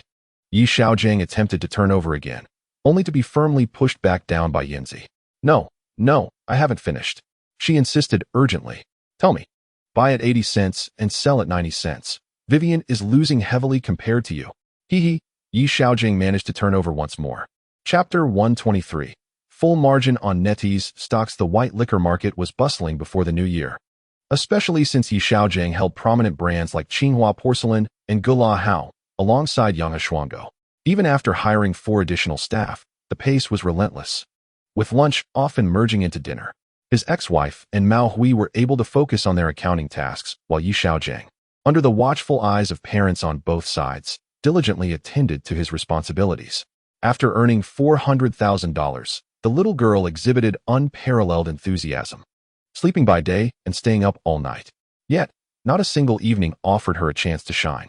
The stock price hovered between 0.85 and 0.92, and after countless disappointments, Yinzi frequently roused Yi Xiaogang to lament the stagnant stocks. When Yinzi's mother discovered her daughter was sleeping all day in Yi Xiaogang's room, deep concern surfaced. Frustrated beyond measure, she complained to Yi Xiaogang's mother. To her surprise, upon learning of Yinzi's daytime slumber, Yi Xiaogang's mother beamed with joy, inciting Yinzi's mother to gnash her teeth in frustration. She returned home, seeking to confront Yi Xiaogang, discovering that he was thriving, and all the burdensome tasks were left for her son-in-law to handle. Finally, just days before the new year, one morning, Yinzi's mother knocked on the door to find her daughter. After half an hour, when Yinzi finally opened the door and her mother saw the dark circles under her eyes, without a word, she took her daughter by the arm and led her straight back to her own home, and informed Yi Xiaogang to return home for dinner this evening. My daughter, have some chicken soup. You always enjoyed it as a child. And eat some beef. You've lost weight. After serving Yinzi half a bowl of vegetables, I cast a sidelong glance at the cautious Yi Xiaogang. Xiaogang, business has been rather hectic lately. Do take care of your health. Here, have a piece of fatty meat. I must say, my father-in-law is quite considerate, promptly opening a bottle of wine and insisting on finishing it with Yi Xiaogang. Yinzi's mother did not object, persistently encouraging him to drink while emphasizing the importance of health. As Yi Xiaogang absorbed his mother-in-law's repeated admonitions to prioritize his well-being, he felt more wrong than doughy. After giving the young lady countless hints, she finally grasped the adult complexities of the situation. In the fleeting moments of clarity, it seemed as if Yinzi had elucidated everything, chastising her husband for forcing her beloved son-in-law to drink. Finally, on the evening of February 5th, amidst Yinzi's exhilarating cries for a full buy-in, NetEase opened at 0.65. Yi Xiaogang immediately placed an order for 5.81 million shares at 0.75. With an average price of 0.685, the stock swiftly surged to 0.98 before retreating, and upon witnessing a profit exceeding $1 million, Yinzi's eyes blazed with excitement. Had trading not been ongoing, she might have overwhelmed Yi Xiaogang with her enthusiasm. After the midday close, both were in high spirits, engaging in an intense bout of trading. By the afternoon session, the stock price had dipped below 0.80. Yi Xiaogang sought to accumulate shares gradually between 0.75 and 0.80. He completed his full acquisition of NetEase shares just before the market closed, with a cost basis of 0.787. Not only was Yinzi trembling with excitement, but Yi Xiaogang also found it difficult to contain his composure. If he could hold the stock for a year without selling, he would amass a fortune upon selling at 70. In her exhilaration, Yinzi, realizing there was no one in China to share her joy with, called Vivian, who was across the ocean. Vivian was intrigued by their millions in stocks and curious about Yi Xiaogangs' singular focus on one stock. After a 10-minute conversation, Yinzi's phone alerted her to insufficient funds, prompting her to exclaim in dismay about her phone bill. The next day, neither of them went to the wholesale department. When Yinzi's mother discovered their absence while helping out, she silently purchased a case of wine to bring home. Chapter 124. The family goes to Beijing for the new year with 5 days remaining until New Year's Eve. The renovation company called to inform that the house had been completed and suggested an inspection and settlement of the remaining balance before the year end.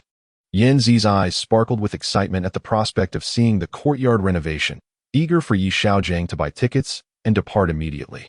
The fluctuations in NetEase's stock had been minimal these days, and they were now fully invested in nearly 9 million shares.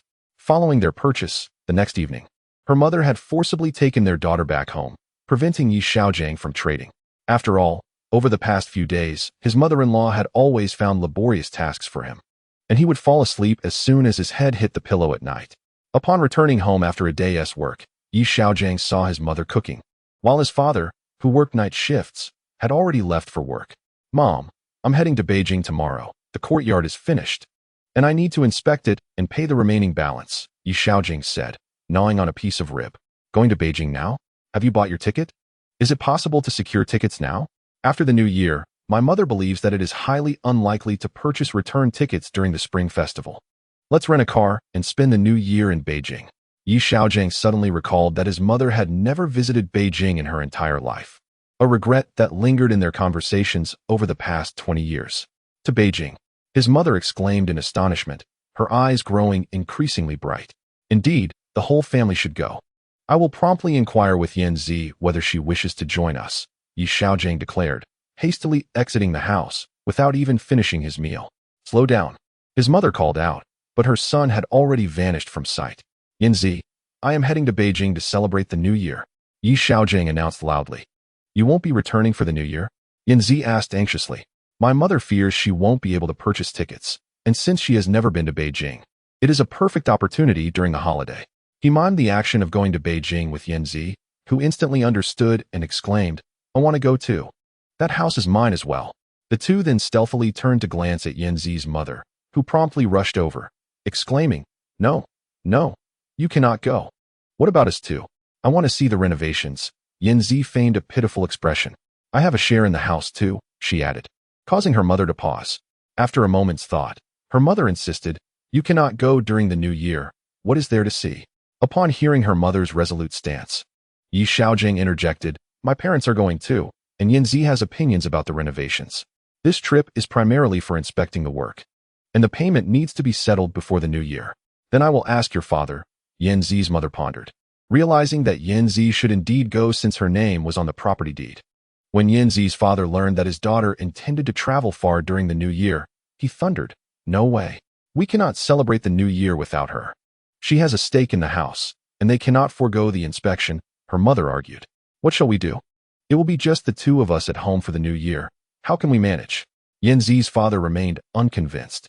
Hearing the argument between the two parents, Yi Xiaogang and Yanzi exchanged worried glances, with Yanzi nearly in tears, leaning on Yi Xiaogang and clutching his arm. "Do you really want to go?" he inquired. And an idea sparked in his mind after overhearing their conversation. "Of course I want to go. I designed the bedroom. I must go." Yanzi, on the verge of tears, struggled to hold them back. With a smile, Yi Xiaogang whispered something in Yanzi's ear, and after a brief moment of surprise, she suddenly exclaimed, "You are wonderful. What are you two doing?" Yanzi's mother, hearing her daughter's shout, hurried outside and was astonished to find her daughter clinging to Yi Xiaogang. "Haha. Brother Gang said that both our families will go to Beijing to celebrate the new year together," Yanzi joyfully declared. Chapter 125. The hasty departure. After hearing Yi Xiaogangs suggestion for both families to journey to Beijing, Yanzi's mother exchanged a delighted glance with Yanzi's father, who then watched Yi Xiaogang take their daughter, who had only returned home 2 days prior, out once again. She eagerly relayed the news to Grandma Lu, who was equally thrilled, proudly recalling her own school days when she had visited Beijing and met the great leader, Chairman Mao. The following morning at 7, Yanzi excitedly shook Yi Xiaogang awake and dragged him out to rent a car. To their astonishment, the total rental fee for 10 days amounted to a staggering 5,000 yuan. Yi Xiaogang contemplated the prospect of purchasing a vehicle and subsequently proposed the idea. After receiving a kiss from Yanzi as a reward, the couple visited several 4S dealerships. The current options for cars were rather limited, featuring brands such as Volkswagen, Tianjin Xiaoli, Daihatsu, and Fiat. Just as despair began to loom, they exited the Iveco dealership and made their way to the Buick 4S store. Upon entering, Yanzi was immediately captivated by a striking blue model, particularly as she settled into the central seat, leaning back in sheer enjoyment. Yi Xiaogang recognized this vehicle. It was the 8, launched in the year 2000, which had dazzled everyone upon its debut. The 8 had maintained its supremacy for 2 decades, boasting 7 seats, perfect for 2 families traveling to Beijing together. After a brief conversation with the sales consultant, they were assured of additional complimentary maintenance services. Following negotiations, the price was settled at 260,000 yuan. Once Yanzi saw Yi Xiaogang finalize the purchase, she rushed out, clinging to his arm, completing all the buying formalities. The saleswoman, impressed by Yi Xiaogang's decisiveness in paying in full, nearly pressed herself against him in exuberance, only to retreat in the face of Yanzi's watchful glare and Yi Xiaogangs burgeoning confidence after a year of development. After the vehicle was prepared, they were issued a temporary license plate valid for 15 days. Yi Xiaogang, beaming with pride, produced his privately acquired driver's license and boasted, "I, too, possess a license." Under Yanzi's admiring gaze, he started the engine and drove to her home. "Oh, how beautiful. It's so spacious inside. And these seats are incredibly comfortable." Yanzi's mother circled the car, visibly impressed. Once she settled into the plush middle seat, she, like Yanzi, refused to disembark. "Xiaogang is truly accomplished. You should temper your temper and refrain from bullying him," Yanzi's mother admonished her daughter. Yanzi felt tears welling. Did her mother not realize how much she had been subjected to?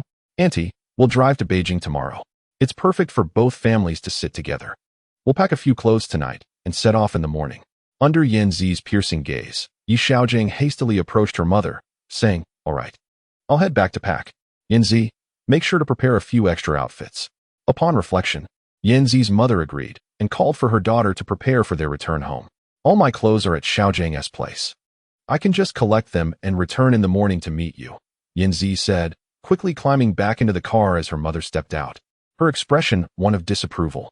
A minute later, she shook her head and headed home, thinking she might as well give up on her daughter. After returning to his own home, Xiaogang found that his mother had already packed 3 large bags along with pots and pans, even disassembling the gas canister to bring along. Mother, we have more than enough. Just a few outfits will suffice. We shouldn't be taking so much. Even if we were fleeing, he exclaimed, astonished by the pile of items at the door. These are necessities.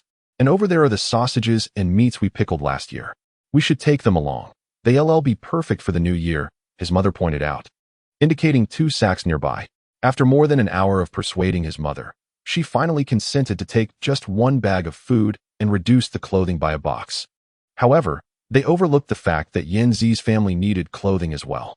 The following day, after filling half the trunk with their items, they arrived at Yanzi's house only to discover an even greater mountain of belongings. Just the sausages and salted meats alone filled 3 bags, and 4 suitcases were piled at the entrance. After much persuasion, comfort, and ultimately a bit of a temper from Yanzi, she reluctantly took several boxes back with her. Just before the trunk was on the verge of bursting, they finally set off for Beijing. Chapter 126. The beautiful house and the snobbish neighbors. After resting for a night in Hebei, they finally arrived at their courtyard in Beijing the following afternoon. It must be said that the professional renovation company had exquisitely captured the essence of a traditional Qing courtyard, adorned with a complete set of faux rosewood aesthetics. It was a courtyard that Yanzi had only ever seen on television. Her mother praised it endlessly, expressing a satisfaction with Xiaogang that elevated him to the status of her own child, relegating Yanzi to the role of merely a daughter-in-law. This was particularly evident after touring several rooms, where she noted the absence of a separate room for Yanzi, even feeling that Yanzi ought to share a room with Xiaogang. This room is truly stunning. The bed is enormous. Oh, there's even a wardrobe for clothing. This courtyard is spacious, and look at that grand osmanthus tree. The paint on these pillars is so shiny. Yanzi, why is there a bathroom in your room? Oh, and a place to bathe too. After inspecting the house thoroughly, Grandma Lu, satisfied, returned to her designated space, retrieving a package wrapped in red cloth. From it, she produced a large golden ring adorned with chives, insisting on gifting it to Xiaogang as a family heirloom. Only when Xiaogang's mother presented a gold bracelet to Yanzi, stating it was a family legacy meant for the daughter-in-law, did the blushing girl scurry back to her room, unwilling to emerge. The nearby residents observed the arrival of the new occupants who had disturbed the neighborhood for 3 months. A few elderly ladies stood at the gate, gossiping and shaking their heads upon realizing the newcomers bore no trace of a Beijing accent. The descendants of the once noble Manchu heritage lamented the decline of their illustrious lineage, finding the family increasingly irksome. Is there anyone in your family among the banners? An elderly man approached, swaying slightly as he walked. Oh, we are Han Chinese.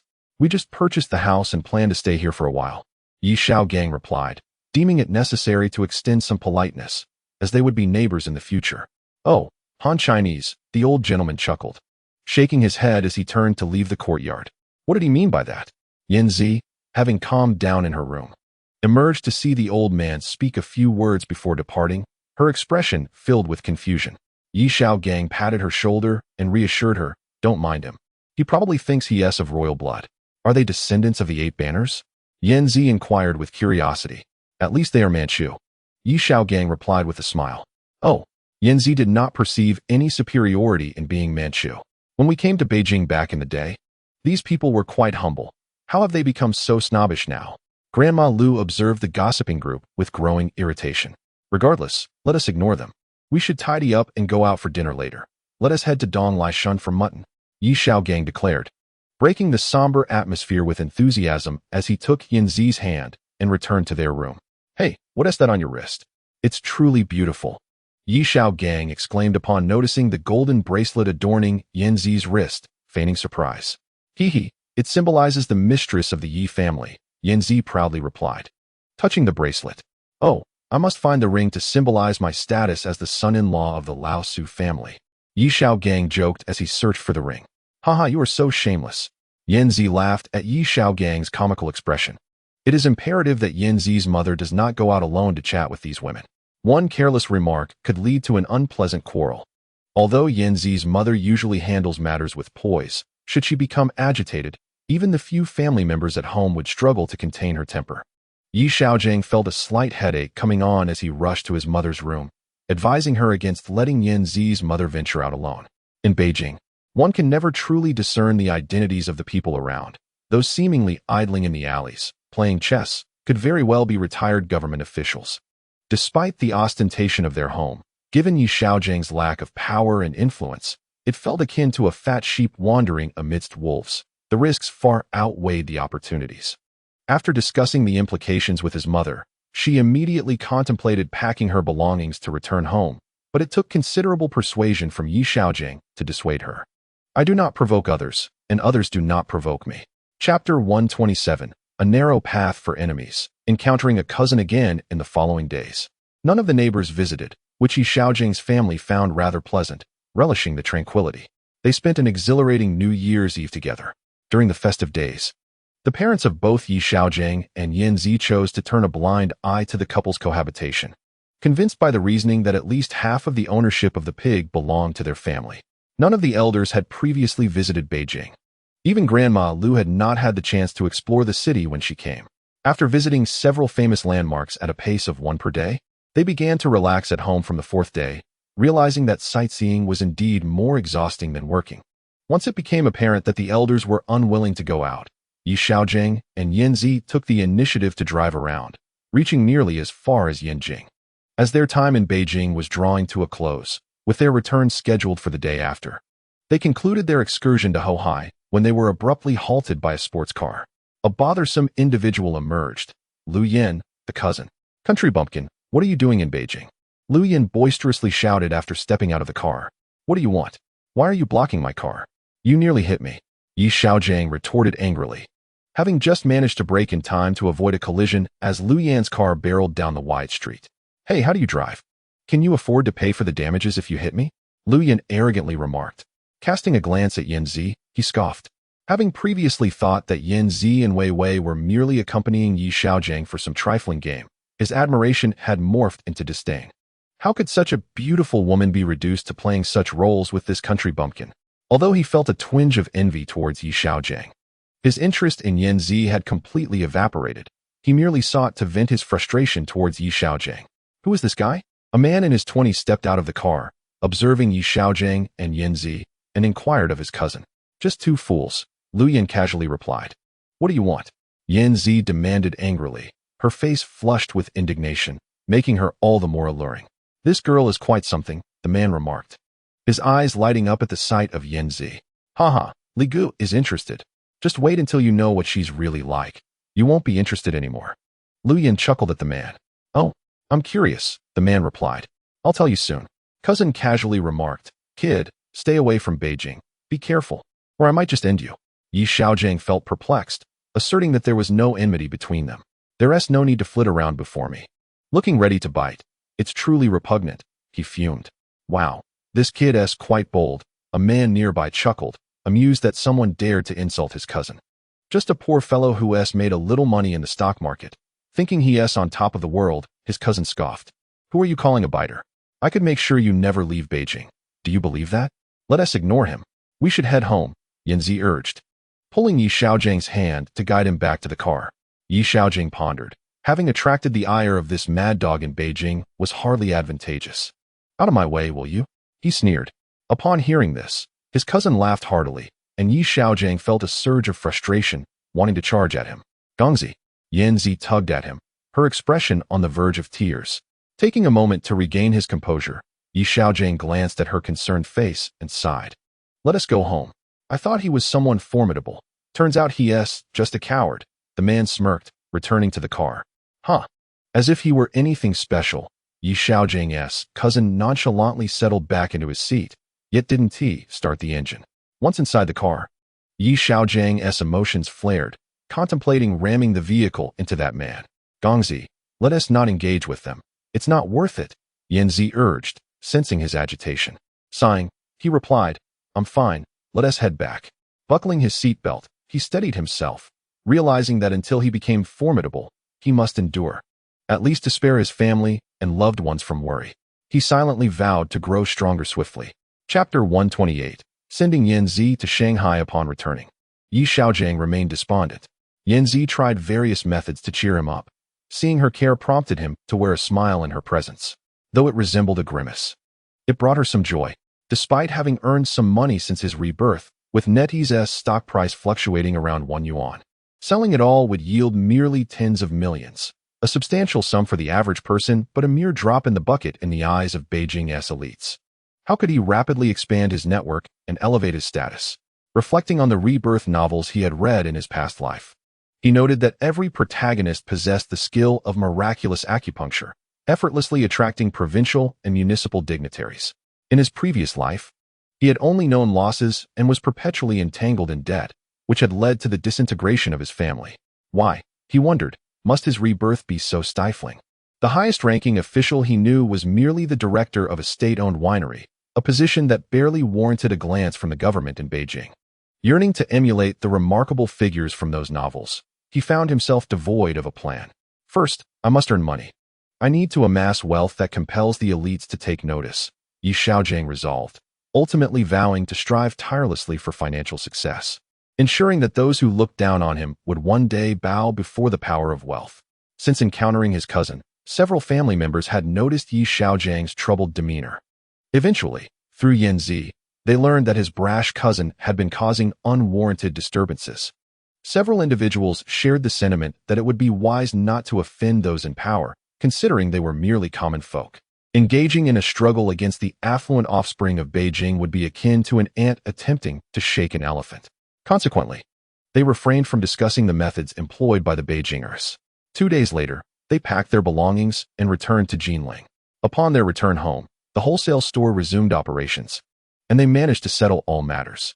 With the school term fast approaching, Yanzi, through the flurry of activity at the shop, found her spirits lifted, as the daily revenue was quite pleasing. Tomorrow I have to go to school, but I dread it. Before the holiday, rumors about me and Wei Wei were rampant. It's infuriating, and I really don't want to attend, Yanzi lamented. Ignore what others say. The school will investigate. If necessary, I'll take you to the city tomorrow. Yi Xiaogang pondered, realizing he must indeed visit the city, especially since his fiancée was being slandered at school.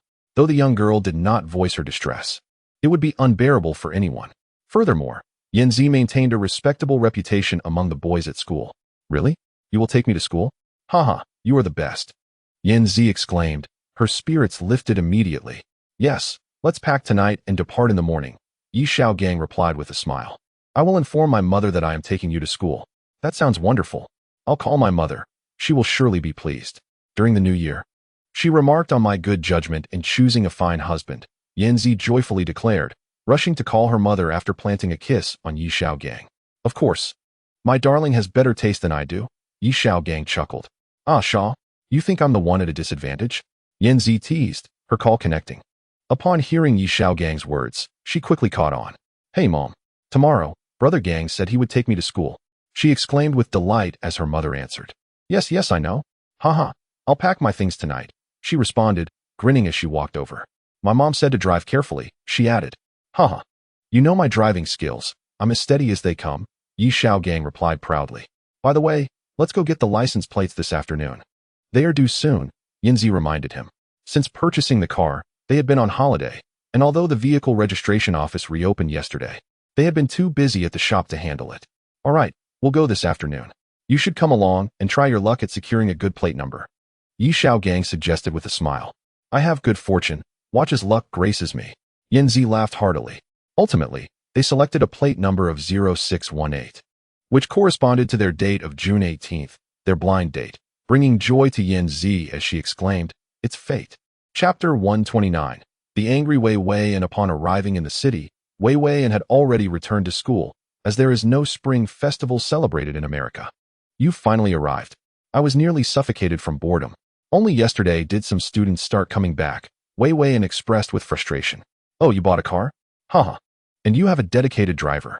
She teased, noticing Yan Zi's beaming smile. Stop grinning so much. You're practically drooling. No, you are the one drooling. Yan Zi retorted playfully.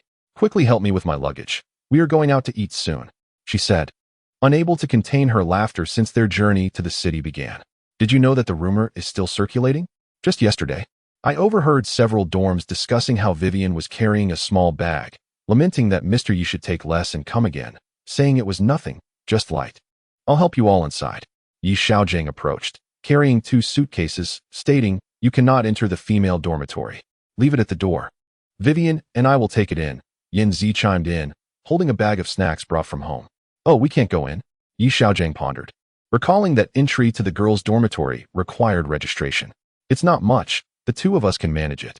Just turn the car around. We'll leave as soon as we're done, Vivian suggested. All right, leave it here. I'll go drive, Yi Xiaogang said, setting down the luggage and heading back to the car. Hey, it's that man with Su Yanyan and Vivian, one girl remarked, giggling. So disgusting, she whispered to her companion. That guy isn't anything special. How could Su Yanyan be with someone like him? Another girl replied. Yi Xiaogang overheard this conversation as he returned to the car, quickly glancing back at Su Yanyan and Vivian, who were glaring at the group of girls. What did you say? Yan Zi demanded, her voice raised at the first girl. What do you mean you don't know? Who in the school is unaware of it? Chun Shuiying retorted, her gaze fixed sharply on Yan Zi. Didn't you see the 3 of us sleeping together? Yan Zi shouted. Haha, I wouldn't dare to look. So open-minded. Mingling with Americans, you've become westernized. How impressive, Chun Shuiying shot back without yielding. You're talking nonsense without any evidence. Let us go inform the principal. Yan Zi fumed, trying to drag Chun Shuiying along. Why would you take me there? I didn't say anything, Chun Shuiying stammered, her fear evident at the mention of the principal. Classmate Chun, if you do not reveal who spread the rumor, I will contact our embassy to investigate this matter. It has already affected me, Vivian stated seriously. Ah, whoever said it, go find them. It wasn't me, Chun Shuiying said, glancing at the 2, starting to retreat. Yan Zi's face flushed with anger. Fine. I'll call the embassy immediately. Whoever spreads rumors will face consequences, Vivian declared, pulling out her phone and stepping aside to make the call. After a fluent conversation in English, Vivian put away her phone. The embassy will send someone this afternoon to negotiate with the school. I hope you will speak the truth when they arrive, she said, grabbing Yan Zi's luggage and heading back to the dormitory. Sighing, she thought, aside from relying on memories of stock market gains, she felt utterly lacking in other aspects. Where have all the connections and influential figures gone? After leaving the school gates, the trio felt disheartened. After a simple meal, Yan Zi considered that someone might investigate in the afternoon, so she bid farewell to Yi Xiaogang and returned to school with Vivian, planning to go out for dinner together after the investigation was complete. Yi Xiaogang, seeing he could do nothing to assist, returned to the hotel alone, feeling dejected. That evening, the 2 met up with Yi Xiaogang. The embassy has sent representatives. They are preparing to sue the school for defaming foreign officials' families. Following the investigation, the school is set to expel Lu Yin and others for their actions, and will report anyone who publicly insults others or fabricates facts. The police have responded by stating that student L Yin will face a prison sentence of less than 3 years, detention, probation, or the deprivation of political rights. The 2 expressed satisfaction with the school's handling of the matter, as it brought closure to an issue that had troubled them throughout the holiday. As they dined together, laughter filled the air, and afterward, Vivian returned to her dormitory alone. Yan Zi and Yi Xiaogang returned to the hotel, their impending separation igniting a fervent exchange of emotions between them. It was not until Yi Xiaogang awoke the next morning that he realized it was already past 10 o'clock. Yan Zi had already left for school.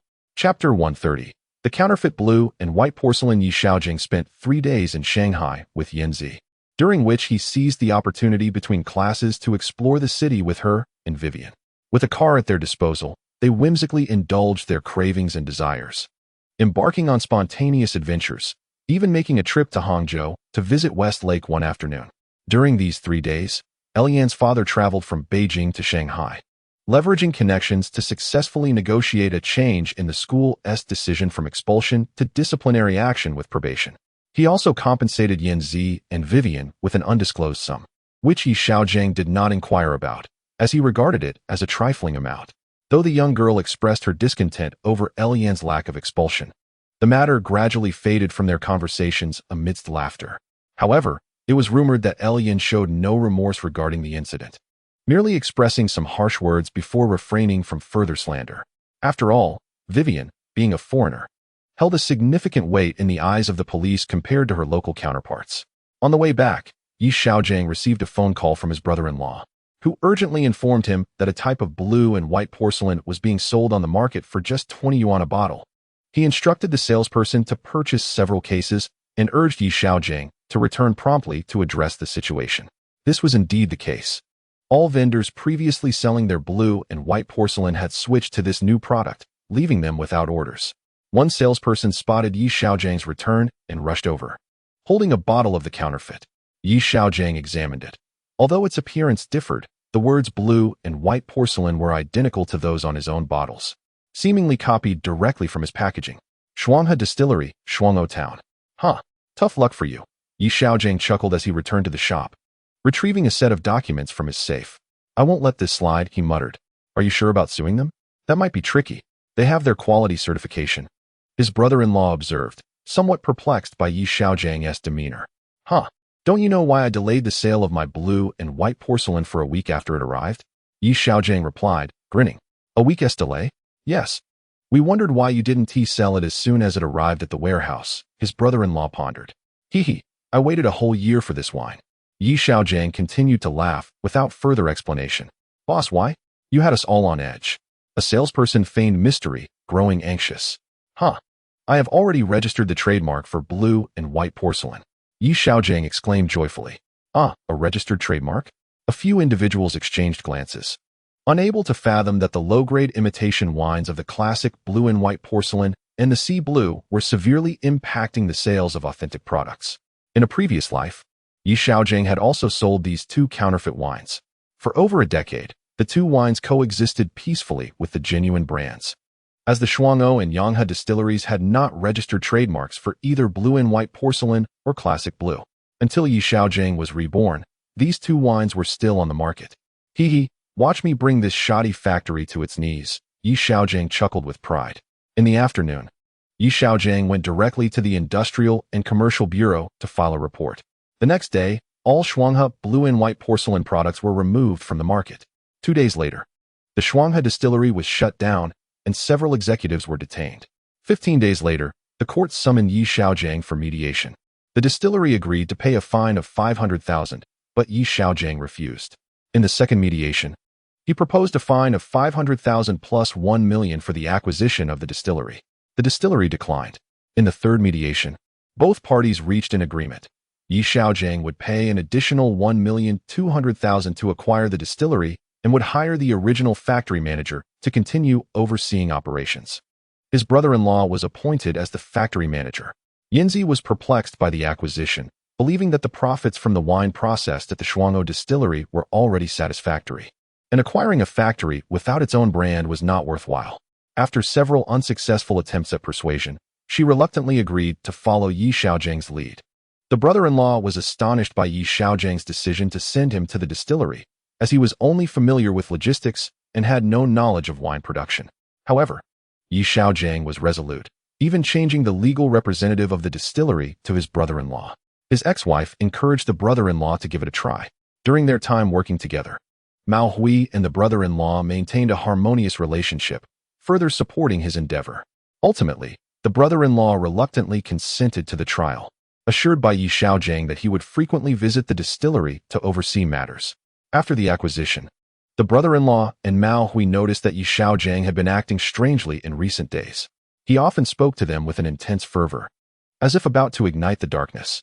He would muse about the void of distant horizons and the non-existence of corners of the sea, asserting that love and indifference were mere illusions. Then, in a tipsy moment, he would express how deeply he loved them. He would tell the brother-in-law that setbacks were stumbling blocks for the weak, but stepping stones for the strong. Mao Hui felt an increasing connection with the brother-in-law during their interactions. The brother-in-law, infuriated by Yi Xiaogang's teasing of Mao Hui, was further incensed that this detestable man already in a relationship with Yanzi, was speaking frivolously before his sister. Observing his sister blush and smirk at Xiaogang's words filled him with dread about a potential disaster. Do not squander our encounter, even if parting is inevitable. You cannot control the weather, but you can change my mood, the brother-in-law seethed. Watching his sister smile and bow her head, her cheeks flushed amidst Xiaogang's nonsensical chatter. His anger was on the verge of eruption as he directed a loud inquiry at the boss. The proprietress has been away at school for quite some time. When will she return? Haha. Mao Hui chuckled first, saying, It's still early. Remember this. Every day is the most beautiful day of the year. Xiaogang casually remarked. The farthest distance in the world is when two glasses clink, but hearts remain disconnected. Mao Hui's face flushed crimson. Observing Lu Fallon, who was furious and seemed inclined to hurl a bottle at Xiaogang, she implored, Boss, could you please refrain from teasing us? The proprietress will be back, and we risk losing our jobs. Xiaogang, taken aback, replied, Who is teasing you? Oh dear, shall we? Let us go to the restroom. Lu Feixia could no longer contain herself and stood up, pulling Mao Hui out of the shop. The brother-in-law glared at Xiaogang with disdain as the two exited the establishment, turning to grab 2 boxes of liquor to take outside. I'm just trying to reminisce about Jiang Xiaobai's creativity. I did not tease you at all, Xiaogang thought to himself in exasperation. Upon their return, the three ignored Xiaogang, who wished to explain but found no opportunity.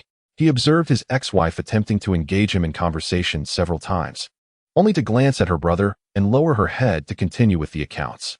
For 3 consecutive days, no one acknowledged Xiaogang, who, feeling disheartened, jotted down quotes from his memories of Jiang Xiaobai. 3 days later, after organizing the shop's tasks, he took his brother-in-law to the Shuanghe distillery. Director Qiu, this is the new manager I brought along. He will be overseeing operations here. Have the machines been calibrated? Xiaogang inquired as he led his brother-in-law directly to the office. They have been calibrated, and the fermentation tanks have been cleaned. We can commence production immediately. Director Qiu replied. Lu Gu, you will be responsible for quality control of the liquor from now on, Xiaogang said, producing the bottles and a stack of quotes he had collected from his memories. The distillery would primarily focus on producing 100 milliliter bottles, with 250 milliliter bottles also in the pipeline. All right, let me take a look at the bottle design, Director Qiu said as he examined the bottle. Will there be a market for this type of liquor? Currently, the 100 milliliter segment is dominated by Niulan Mountain Liquor, with various distilleries offering it mainly as promotional gifts. Xiaogang explained. The main selling point of this liquor will be the creative quotes inscribed on the bottles. He handed half of the quotes to Director Qiu and the brother-in-law. Who are you? The brother-in-law asked, receiving the quotes. Aren't these just flirty remarks directed at your sister? What is this guy up to? Xiaogang noticed the brother-in-law's puzzled expression. These will all be printed on the bottles. It's a significant selling point, he clarified. Boss, these are quite amusing. Director Qiu said after reading a few excerpts, finding them novel. I've never seen such things written on liquor bottles before. It's rather interesting. This liquor primarily targets a younger demographic, so we need to expedite production and aim to launch it in the market before summer arrives, Xiaogang asserted. In his previous life, Jiang Xiaobai's main selling point had been these quotes, and he was determined not to miss this lucrative opportunity. Lu Dajiuzi pondered over the quotes, wondering if he had misjudged this young man who seemed to be flirting with his sister. Wait a moment. Did he bring himself to this distillery to facilitate his pursuit of my Hui Hui? Chapter 132. Recite all these sweet nothings back to me when you return home. Half a month later, the first batch of Jiang Xiaobai liquor was officially launched, and it quickly captured attention. In every small supermarket, prominent displays feature these 100 milliliter transparent bottles of liquor.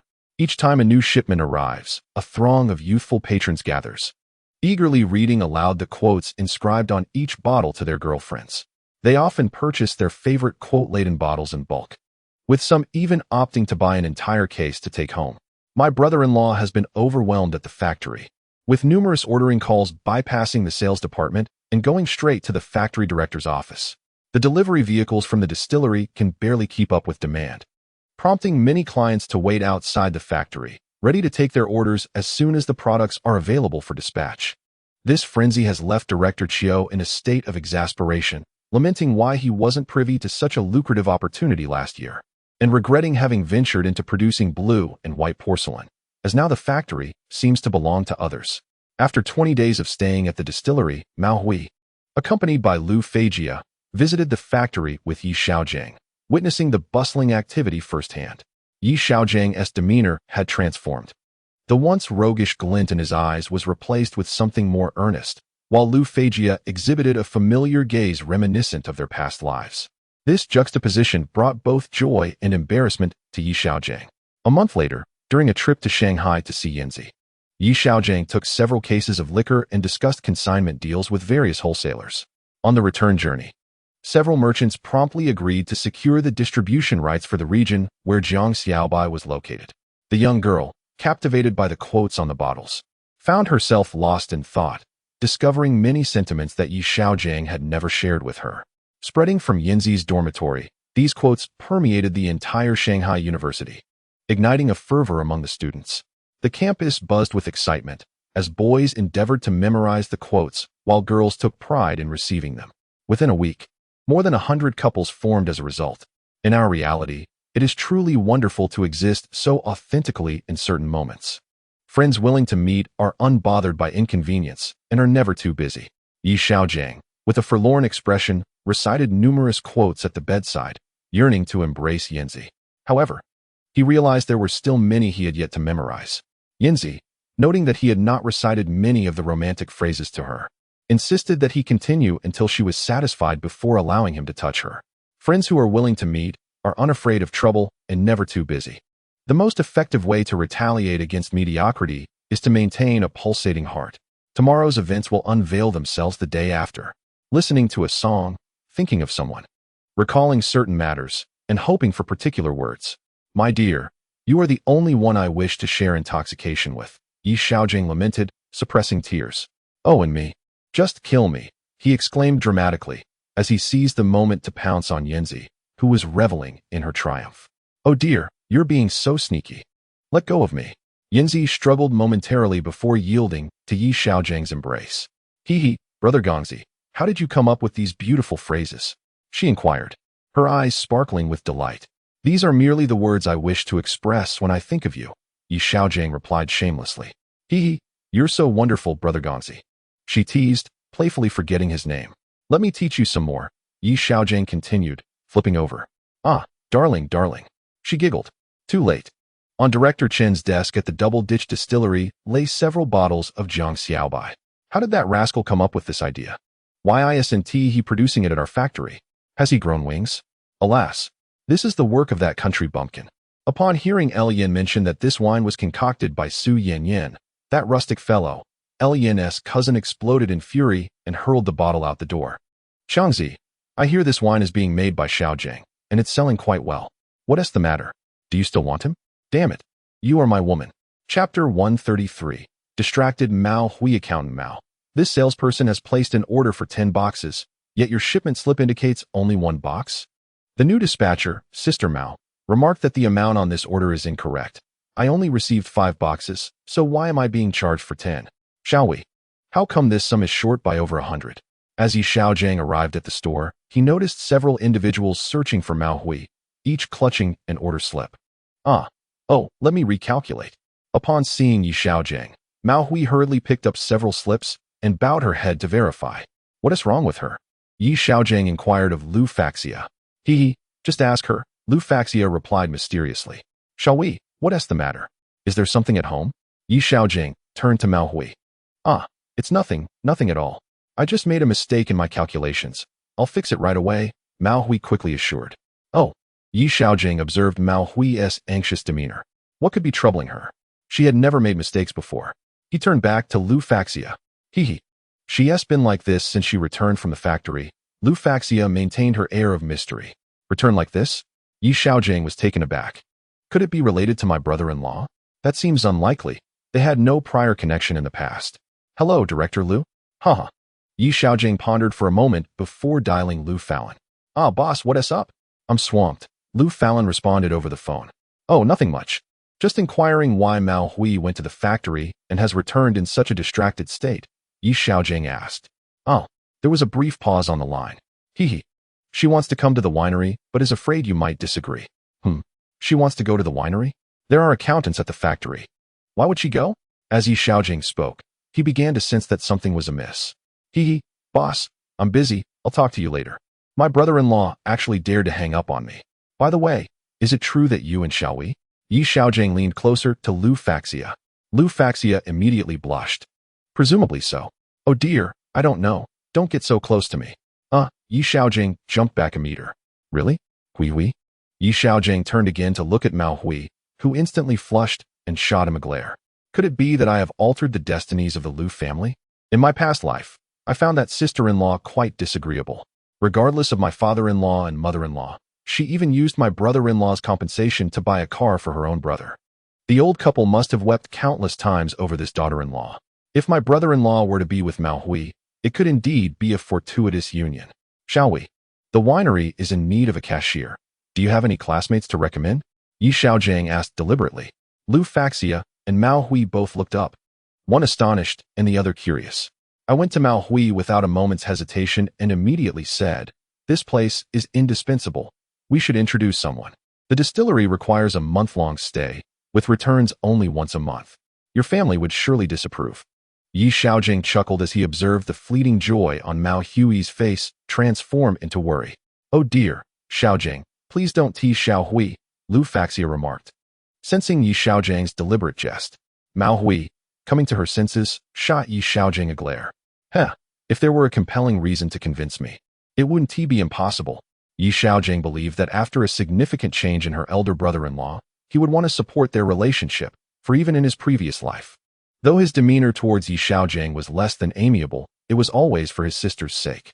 Despite his wife withholding funds, he had secretly assisted his sister numerous times. Mao Hui bit her lip. "I am dating Fa Lin and wish to go." Haha, why didn't you say so earlier? Have an accountant pick you up, and once you are settled, you can move over, Yi Xiaogang suggested with a mischievous grin. Mao Hui looked at Yi Xiaogang, his smile seemingly sinister. Really? Indeed, absolutely true. It's settled then. Xiaoxia, have your brother treat me to a meal, Yi Xiaogang shamelessly proclaimed. Hee. You can talk to my brother about that, Lu Faxia replied, while smiling at Mao Hui. Chapter 134. Never to the distillery by the end of March. Yi Xiaogang safely delivered Mao Hui to her elder brother-in-law, accompanied by Lu Faxia.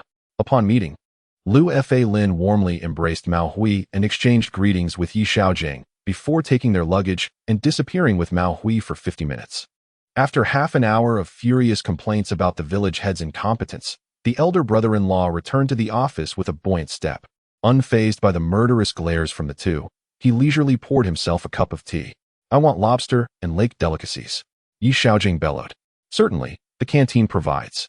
"Shamelessness can indeed be infectious," Lu Fa Lin retorted, having already succumbed to this affliction. "Damn it, treat us to the canteen." Yi Xiaogang fumed. Hee, busy are we? "Look at this order," Lu Fa Lin said, brandishing a list. "Quickly call Mao Hui back. We need to send her home." Yi Xiaogang rolled his eyes, conveying his thoughts to Lu Faxia. Lu Faxia chuckled. "I say, boss, why not bring my sister over too? I'd feel more at ease with her by my side." Lu Fa Lin regarded Yi Xiaogang with a similarly shameless expression, feeling somewhat anxious. "I refuse. I want to stay at home," Lu Faxia asserted. "I've already called Dad. They agreed for you to come as well." The elder brother-in-law seemed well prepared for this. "The shop can't function without Xiaoxia," Yi Xiaogang remarked, disregarding the elder brother-in-law's watchful gaze. "Finding an accountant is easy, but one for the factory is not, as they don't heed my words." The elder brother-in-law had found a ready excuse. "I refuse. I will never go to the distillery. It's too far. And there's no train back home," Lu Faxia insisted. "There are long-distance buses. It's quite convenient." "I've already discussed it with Dad," Lu Fa Lin retorted, growing impatient. "I refuse. I want to stay at the storefront. The new accountant over there needs someone to guide them," Lu Faxia insisted stubbornly. "Boss, talk to her," Lu Fa Lin said, turning to Yi Xiaogang. "You all discuss it. The shop cannot lack an accountant," Yi Xiaogang shamelessly declared. "We're leaving. We want to eat here." Lu Faxia stood up, ready to depart. "Oh dear, what are you doing over there?" "We've already discussed this with Dad," Lu Fa Lin exclaimed, growing increasingly anxious. "It's not feasible to come over now." In the store, the absence of staff was palpable. Yi Xiaogang smirked, while Lu Falin, observing the young man's grin, sensed that his sister might be in jeopardy. "I shall not concern myself with you any longer. I shall return and see what father has to say," Lu Fallon declared, throwing down his words with a sense of finality as he sank into a sullen silence. Will you treat us to a meal? If not, we shall take our leave. Yi Xiaogang stood up and announced, I have no time for that. If you can wait until evening, fine. If not, then return, Lu Fallon retorted angrily. Yi Xiaogang, equally exasperated, wondered who was truly in charge here. Xiaoxia, we are leaving now. You seem quite busy. If you fail to complete your tasks, I shall have you return to sorting merchandise. Very well, let us depart. Lu Fallon's sister, Lu Xiaoxia, stood up and walked away. Simultaneously, NetEase broke free from the $1 adjustment zone and began to ascend. It was now approaching $4. Countless nights, Yi Xiaogang was roused from slumber by excited calls from Yinzi, exuberantly declaring that NetEase's value had surpassed $1 billion. They would converse on the phone until dawn. Even Wei Wei had called several times, fervently praising Yi Xiaogangs' stock trading prowess and employing her American-style banter to stoke his desires, igniting a whirlwind of fantasies. Laughter from Yinzi occasionally erupted over the line.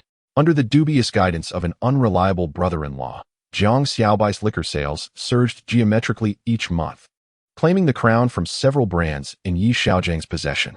For a time, Yi Xiaogang basked in the glory of success, his ambitions soaring high. However, when NetEase soared to $30, a sudden realization struck him. The much-anticipated 50-fold increase in stock value amounted to merely over 200 million shares. Selling his NetEase stock now would enable him to acquire the entire company's shares, leaving him with several hundred million to spare. As he gazed at the swelling wealth accumulating before him, Yi Xiaogang was beset by a feeling of helplessness. What was he to do? One could purchase a maximum of 499 shares. Exceeding 5 would necessitate approval from the Securities Regulatory Commission for any reduction in holdings. What then? Open 20 accounts? Yet, who would lift the burden of raising the stock price? Chapter 135. It turns out thoughts still linger deep below in an effort to recall the exceptionally lucrative stocks from his past life. Yi Xiaogang jotted down figures in his notebook. From 2004 to 2020, Tencent had increased 200-fold. Shipping stocks had risen 50-fold. Jiangxi Copper had seen a 30-fold increase. Bitcoin from 2009 to 2020 had exploded 1,000,000-fold. Lu TV and Storm had achieved dozens of times their original value, and the two vehicles had increased by over 10 times. Fixating on these memories of extraordinary stocks, Yi Xiaogang mused that, should history remain unchanged, he could squander his wealth 50 times over and still be considered affluent. Yet, was he merely to lie back and await fortune, living off his wealth until demise? In truth, even until death, his riches would remain unspent, unless a transformation occurred, leading to the collapse of these companies and a complete alteration of the stocks he remembered. At least for now, his family, Yinzi's family, and his ex-wife's family had already diverged from their previous trajectories. As time pressed on, it had now reached October 2003. On October 14, 2003, NetEase would breach 70 yuan, only to plummet to 30 after stock distribution. Yinzi had graduated.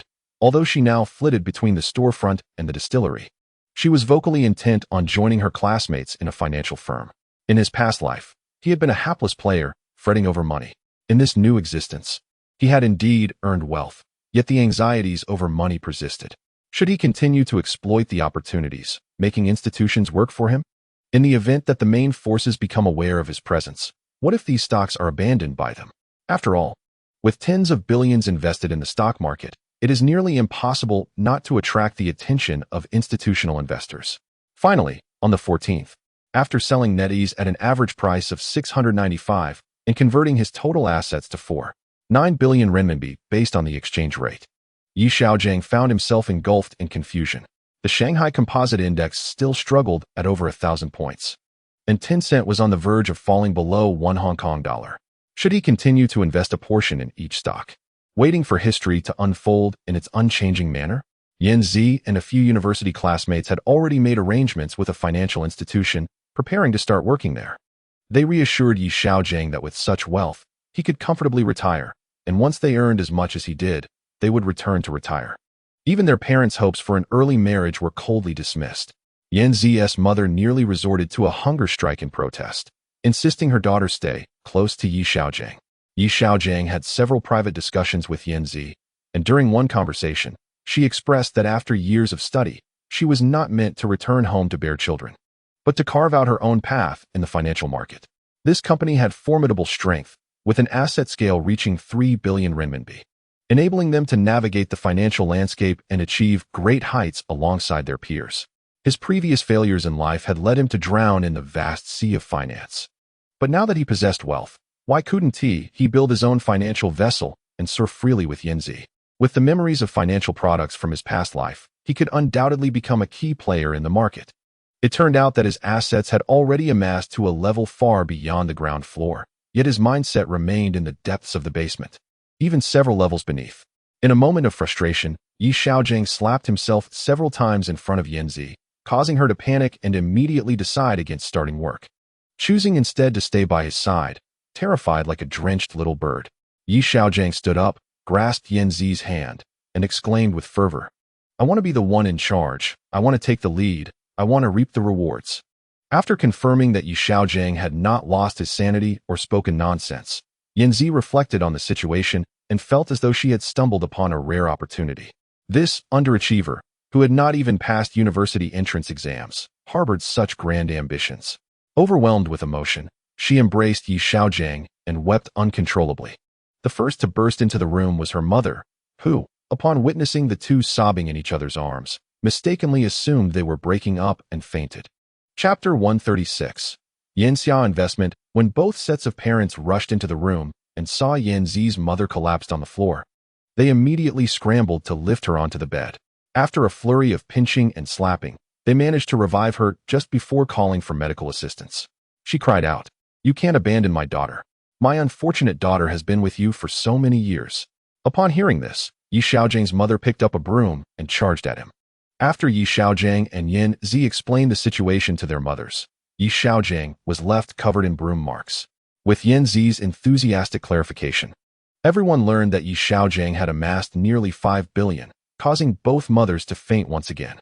After several rounds of discussion and deliberation, they decided to head to the Shanghai stock market, as the financial environment in Lujiazui was perfectly suited to be the starting point for Xiaojiang's grand blueprint. Yanzi immediately reached out to her classmates who were preparing to join that financial institution. The institution anxiously awaited the arrival of several reporters during the agreed-upon reporting time. Enduring the hours from morning until the end of the workday, the company owner erupted in frustration, cursing the so-called prestigious university for producing such untrustworthy students. Xiaogang directly went to the Lujiazui building and purchased a 1,000 square meter office space with cash. Under Xiaojiang's shameless persuasion and the reputation Yanzi had built among her classmates, several students were bewildered and unanimously agreed to venture forth together to carve out their own path. That same month, a sign for Yanxia Investment was hung at the entrance of the office building. One classmate, whose hometown was home to the leadership of the Shanghai Investment Office, upon learning that the total investment exceeded 3 billion, readily agreed to waive 2 years of tax and various other benefits, on the condition that they would not relocate within 5 years. After both sides established accounts at the branches of Galaxy Securities, Xiaogang proportionately distributed the 3 billion among the departments and lured Lu Faxia to the Shanghai headquarters. Upon discovering that his sister had been successfully deceived into leaving their hometown, her elder brother was stricken with grief, lamenting that he had harmed her. That night, after an impassioned encounter, Yanzi gazed contentedly at this academic underachiever, dreaming of a bright future. After discussing, they learned that a classmate from Beijing also wished to join them in their entrepreneurial endeavors.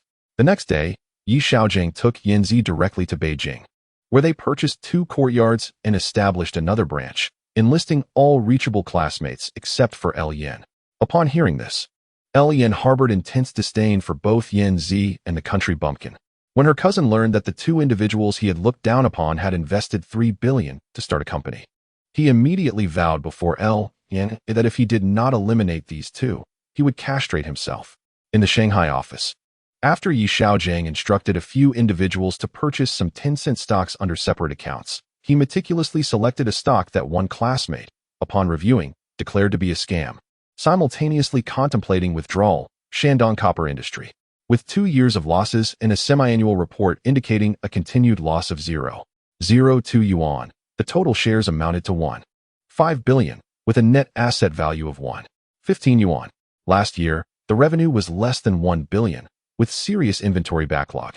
This year, The company faced a total loss, resulting in a delisting warning, with the current stock price at 186 yuan and a daily trading volume remaining below 1. Once Yan Zi and her classmates confirmed that Yi Xiaogang was not joking, she felt a wave of disorientation. After all, an academic underachiever is just that, ambitious yet lacking in intellect.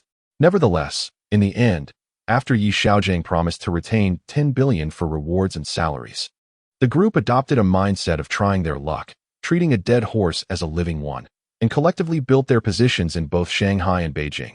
Yi Xiaogang promptly contacted the chairman of Shandong Copper Industry, and the two flew to meet and discuss collaboration. Upon meeting Yi Xiaogang, the chairman nearly suffered a heart attack, thinking this young brat was there to create chaos. Just before he was on the verge of despair, Yi Xiaogang presented his proof of funds and promised that the chairman could reduce his holdings by no more than 5% once the stock price increased tenfold. After Yi Xiaogang announced the successful establishment of their position, he released an announcement of profitability, pledging not to reduce his stake in the company's stock for 6 months and urging Yi Xiaogang to devise a way for the company to turn a profit this year.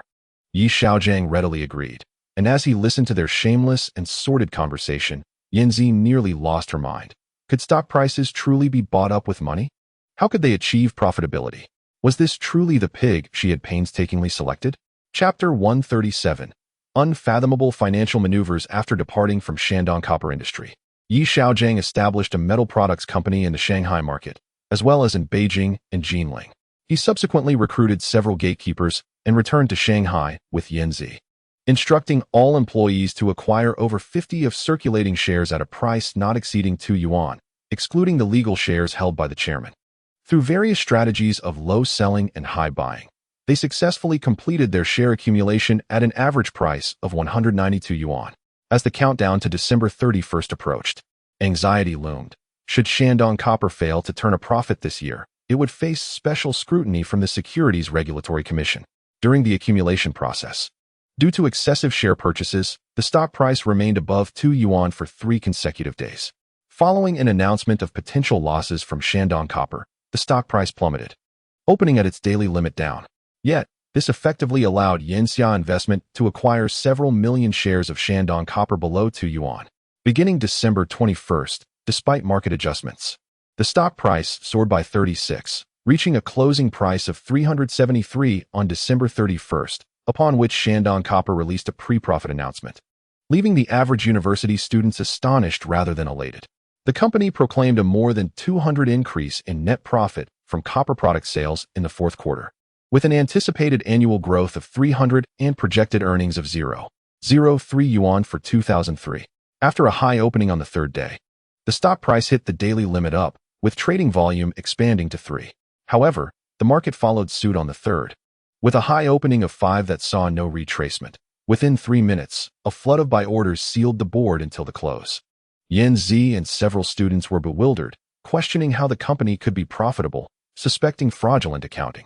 Yi Xiaogang repeatedly assured them of the authenticity of the profits. A month later, Shandong Copper transformed from its previously lethargic state, with the stock price reaching 5 yuan by the end of January. During the second wave of declines, Yi Xiaogang even instructed the students to intentionally disrupt the trend. After breaking below the critical 30-day mark, a torrent of sell orders flooded in, with everyone taking turns to trade, absorbing all the sell orders. On the third day, the price was pulled back into an upward channel. As the stock price ascended, the students felt capable of driving it higher, yet Yi Xiaogang intentionally prompted selling. Conversely, when they believed further selling was necessary, he encouraged buying. In essence, during the initial upward trend, he deliberately sabotaged the momentum several times, only to revive it when the technical analysts were in despair. When they thought the revival had concluded, he orchestrated a frenzied surge. The students felt utterly powerless before Yi Xiaogang's unorthodox methods, rendering their academic knowledge seemingly futile. One night, as Yan Zi neared madness, she vehemently berated Yi Xiaogang, only to be subdued by him and ultimately acquiesce. As the new year of 2004 approached, Yan Zi, on the brink of insanity, rallied her family to confront Yi Xiaogang, demanding to know why he had chosen such a precarious stock. They warned that if losses were incurred this year, future operations would be exceedingly challenging, as another year of losses would lead to even more severe consequences. unless the company could identify a profitable avenue or be acquired for transformation. They expressed their outrage at Xiaogang for agreeing to the conditions that required him to find a way to make Shandong Copper profitable. The company's sales were nearly paralyzed, leaving them to wonder who would be foolish enough to purchase a large amount of the company's inventory of copper products before December 31st. Moreover, it coincidentally enabled the company to turn a profit. Upon hearing that a failed venture could result in losses amounting to several hundred million, my mother-in-law was so frightened that she fainted. Several hundred million. During memorial rituals, some families only burn yellow paper, unable to part with the spirit money, especially considering that many people's monthly salaries remain below $1,500. However, after evaluating the holdings of both companies before the new year, deducting all expenses, the profit reached 150 million, causing my mother-in-law, just regaining consciousness, to swoon once more. Chapter 138. Do not engage in illegal activities after an unfruitful appeal. Yanzi returned to her room, channeling all her fervor to exhaust Xiaogang, ultimately pinning him down on the bed to extract the methods he employed to secure the company's profits. To her surprise, the shameless fellow fell into a deep slumber. Throughout the new year, Yanzi found herself utterly fatigued, torn between conflicting emotions, while Xiaogang watched her with a twinge of sympathy, refraining from revealing the reasons behind the company's sudden profitability. Even his desire to spend a couple of days in Beijing for the new year was mercilessly disregarded. At the Shanghai headquarters, Zhao Jing'an also entered the company. Xiaogang, feeling petty, did not allow Yanzi to go to the office alone. Fully aware that in his previous life, Zhao Jing'an was legally recognized as Yanzi's husband. His unreasonable attempts to prevent Yanzi and Zhao Jing'an from interacting on the same level caused her to feel both sweetly enamored and irate. On the first day back to work after the new year, Xiaogang generously distributed 5,000 yuan to each employee. The crowd erupted in cheers, appreciating this seemingly unreliable boss as charming side. Despite the chaotic operations, the unexpected profit of over 100 million brought them a small surprise. Darling, just tell me why Shandong Copper Industry was profitable last year. I promise to listen to you tonight while I make my 190-something attempts, Yanzi insisted. Hee. It's simply because the company suddenly sold off its goods. When someone buys, what can I do? Xiaogang shamelessly fabricated, while imagining the delightful outcomes if Yanzi complied. How could it be so coincidental? Do you think we university students are fools? Yanzi retorted through gritted teeth, aware that this was yet another of her attempts at seduction. However, this lecherous man would not fall for her charms. It truly is that fortuitous. Fate is beyond our control, she thought, feeling a strong urge to dose him with a potion of her own. Even if last year was muddled through, continuing losses this year would adversely affect our speculation. If the stock price is inflated and a loss notification is issued without follow-up buying, we would be unable to sell. You even promised the chairman that after raising the price tenfold, he could reduce his holdings. If no one buys, we will have to cover that 5 ourselves. What a tremendous loss that would entail. The more Yanzi spoke, the more agitated she became, tears threatening to spill. Rest assured, this year will certainly yield profits, and they will surpass last year's by several multiples, Xiaogang asserted confidently. You're just spouting nonsense, Yanzi shouted in rage. A few classmates peeked in, but upon meeting Xiaogang's gaze, they collectively turned back to their work. Yanzi stared at Xiaogang for a moment before walking dejectedly toward the studio. I won't concern myself with you any longer. But you promised me not to engage in illegal activities. Your parents are counting on you to support them in their old age. Rest assured, I will not partake in any illegal endeavors. Hey, don't go. Let us discuss those 10 yuan more. Xiaogan's shameless voice trailed behind her. That afternoon, following the market's close, Xiaogang announced a meeting. Later that evening, Shandong Copper would declare an expansion of its production capacity. Tomorrow, after a morning surge, everyone should sell, creating an impression that Shandong Copper was offloading shares under the guise of good news. At noon, a meeting would be convened to assess the closing situation, allowing only half an hour for lunch. Is it beneficial to sell? Is the offloading over? Zhao Jing'an inquired. Having been the academic representative at school, with commendable grades and respect among peers, he now led a group. He intended to manage this stock throughout the year, viewing the current fluctuations merely as a shakeout, especially since the stock had already seen significant gains. After taking a sip of water, Xiaogang remarked, last year, Shandong Copper barely navigated danger. This year, they are expanding production? A classmate raised a question that would be addressed later. For now, the collective aim was to elevate the stock price, potentially achieving tenfold or even 20-fold increases. It depends on market performance. If it plummets, we may need to lie low for a while, Xiaogang chuckled. Lying low? Does that mean no activity at all? Indeed. During this period, we might offer everyone a break or organize a trip, Xiaogang announced with a smile. After a brief discussion, the meeting was adjourned, and everyone returned to their analyses. Xiaogang shamelessly left with Yanzi, who felt utterly deceived, regretting not pursuing a direct position at a financial institution. Chapter 139. A sudden attack that night. Shandong Copper released an announcement stating that due to developmental needs, they would invest 100 million yuan to expand production. Social media platforms like Weibo and Tianyai erupted in jubilant reactions, with most comments optimistic, while a handful of detractors warned that the major players might exploit the good news to offload shares, predicting a market drop. Rumors circulated about companies facing bankruptcy and potential investigations by the Securities Regulatory Commission, escalating in intensity as the hour progressed. The following day, instead of the anticipated bullish surge, the stock opened high at 251, but quickly turned negative in 2 short waves. Xiaogang instructed the Beijing branch to suppress the stock price with over 1 million shares, driving it down to 2. Subsequently, the price gradually fell below 3, showing signs of breaking past 4. By the close of the afternoon session, a wave of selling, amounting to nearly 1,000 hands, pushed the stock down to 423. A meeting was held at noon to report on the situation, revealing that nearly 300 million shares had been traded from opening to the price suppression at 4. After the afternoon opening, an additional 20,000 shares were sold. Xiaogang then directed a minor buy-in to push the price back up to 2, accumulating over 1 million shares, before releasing another 30,000 shares, causing the price to drop back to 3, maintaining that decline until the market closed. The social media platform Tianyai was filled with scathing remarks, criticizing the weak major players and their inability to manage the stock effectively. Aside from a few individuals boasting about their foresight, the overwhelming sentiment was one of outrage. Yanzi and several classmates glared at Xiaogang amidst the online criticism, while he brazenly critiqued the poor insult skills of those who attacked him, dismissing their desire to retaliate.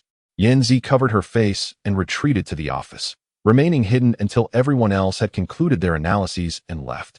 Upon returning home, she pressed Xiaogang for his thoughts, to which he callously replied, "It's been a long time since anyone has scolded me." Feeling distressed after 3 consecutive days of selling, the daily chart has plummeted back to the 5-day moving average, nearing the 10-day line at 461 yuan.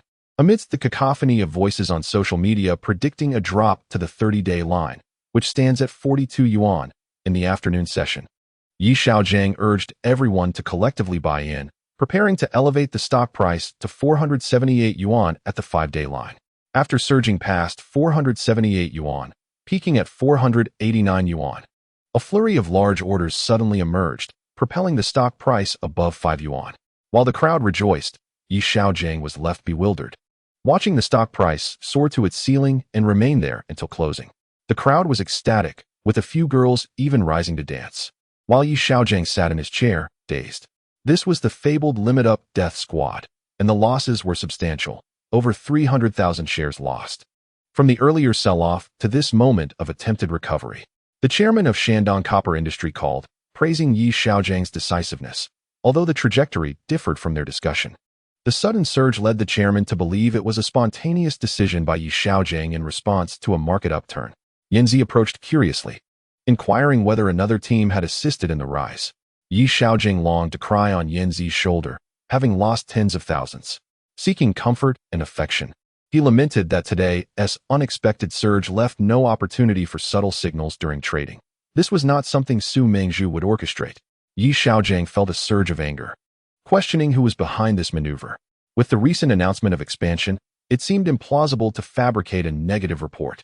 He felt frustrated, having meticulously planned, only to be thwarted by this sudden ambush. Chapter 140. Chicken pecks at chicken gazing at the closing price of 517 yuan. Xiaogang's mind was flooded with a torrent of expletives. The 5-day line had been pulled up to 486, and the price he had suppressed for a week was entirely consumed by this singular limit up. Hundreds of comments flooded social media in an instant, lamenting the so-called garbage main force that had shown a fleeting conscience, as they were utterly obliterated. Xiaogang scrolled through the messages, feeling the 1,000 horses gallop through his mind again, with even a few pseudonymous accounts admitting to driving the stock price to its limit up, advising others not to overly credit them. Sitting before his computer, Xiaogang silently vowed that if they dared to pull such a stunt again tomorrow, he would retaliate fiercely. Holding 60 of the circulating shares, he was no longer intimidated by these specters. After returning home, Yanzi inquired about the day's events, repeatedly confirming whether it was Xiaogang who had caused the limit up. Upon confirming it was not his doing, she expressed her astonishment. The Limit Up Death Squad had just gained notoriety in their circle, and she had never encountered such a force before, though it felt as if they had already gained a fearsome reputation. Anxiously, she asked what to do next. Xiaogang had no immediate solutions and decided to take it one step at a time, hoping tomorrow would not be excessive and that the other party would profit and depart, chalking it up to his misfortune. On the second day, the market opened high at 532, surging to 544. Xiaogang was incensed at the appearance of this band of mischief makers. A few orders at 444 drove the stock down to 535, followed by several orders at 777 and 222 that pushed it back down to around 53. With no further news from the opposing side, Xiaogang remained still. After consecutively selling several hundred shares, Xiaogang was astonished to see the opposing side list all their sell orders from 1 to 3 at a staggering 999. He slammed the table in fury, cursing, "Where did these fools come from?" Several trading peers gazed at the numbers and then at Xiaogang, as if witnessing madness. What on earth were these two parties engaged in? Xiaogang then instructed a few classmates to drive the stock price down to 517, the closing price from the previous day, and placed a buy order at 58.58, hoping the opposing side would comprehend his intent. Indeed, mere minutes later, small sell orders began to pour in. After Xiaogang placed his buy order at 5,858 twice, substantial sell orders from the opposing side emerged. By the end of trading, the sell orders had diminished significantly. Damn it, this time the loss is in the hundreds of thousands. I hope this bunch of incompetent fools can be satisfied and stay away from this stock in the future. A few classmates, curious, inquired about the meaning of these actions. Xiaogang shared with them some stock market terminology he had researched online, writing them down for everyone to confirm and remember, before convening a meeting to review the day's trading. Today's earnings were satisfactory. After the high price sell-off in the morning, he managed to acquire quite a bit at 517. If the opposing side completed their transactions from the morning, it could offset yesterday's losses, thus perfectly resolving this ambush incident. Only Yanzi stared at Xiaogang like a monster. The comments on social media condemning the main force had increased significantly, with the most common being curses like short-lived ghost. Others mentioned eunuch and invincible east. There was an overwhelming sentiment of pessimism, with many believing that the main force had driven up prices merely to offload their stock. As everyone watched Xiaogang fixated on the distasteful comments online, they exchanged sympathetic glances with Yanzi, igniting her anger. She prepared to return home to administer her family's discipline. Once the review concluded, Xiaogang resolved to clear out the unreliable leftover stocks and, after 10:30, raise the stock price according to the trend, having previously discussed this strategy with the chairman. Meanwhile, in the office, a few individuals sat in silence, smoking, until one raised his head in fury, exclaiming, "This beast is hoarding everything. He deserves no good end." After returning home and enjoying a meal, Xiaogang, in high spirits, stared at Yanzi, eager for a confrontation. However, met with her rolling eyes and resistance, he was thwarted. Frustrated, he continued to pester her, only to receive stronger resistance, prompting him to retreat to the corner of the bed, casting a pitiful gaze at Yanzi. Chapter 141. The Greedy Novice. After the market opened in the morning, Xiaogang placed over 1,000 buy orders at 517 and awaited the opposing side to sell. After waiting several minutes without any movement, he gritted his teeth and cursed. These greedy fools. They could already be profiting at this price and yet refused to budge. After another 10 minutes of silence, he had no choice but to raise the price above 525. 10 minutes later, still no movement. Infuriated, Xiaogang considered smashing the stock. Let these fools suffer the consequences.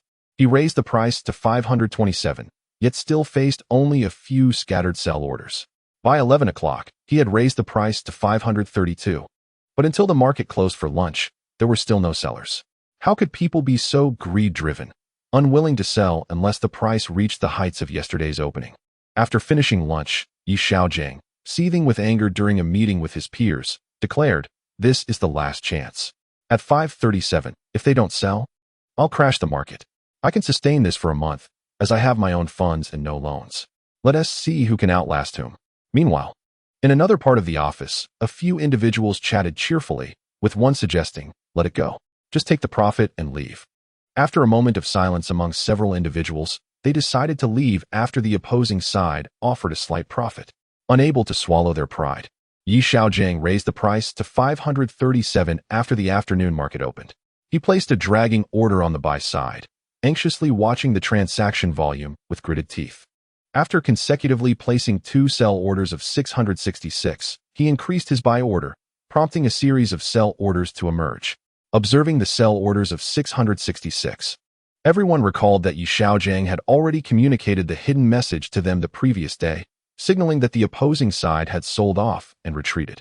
As they witnessed Xiaogang's frustrated demeanor and heard him muttering curses, they all turned their gaze towards Yanzi, who, feeling the collective scrutiny, playfully slapped Xiaogang, causing everyone to burst into laughter.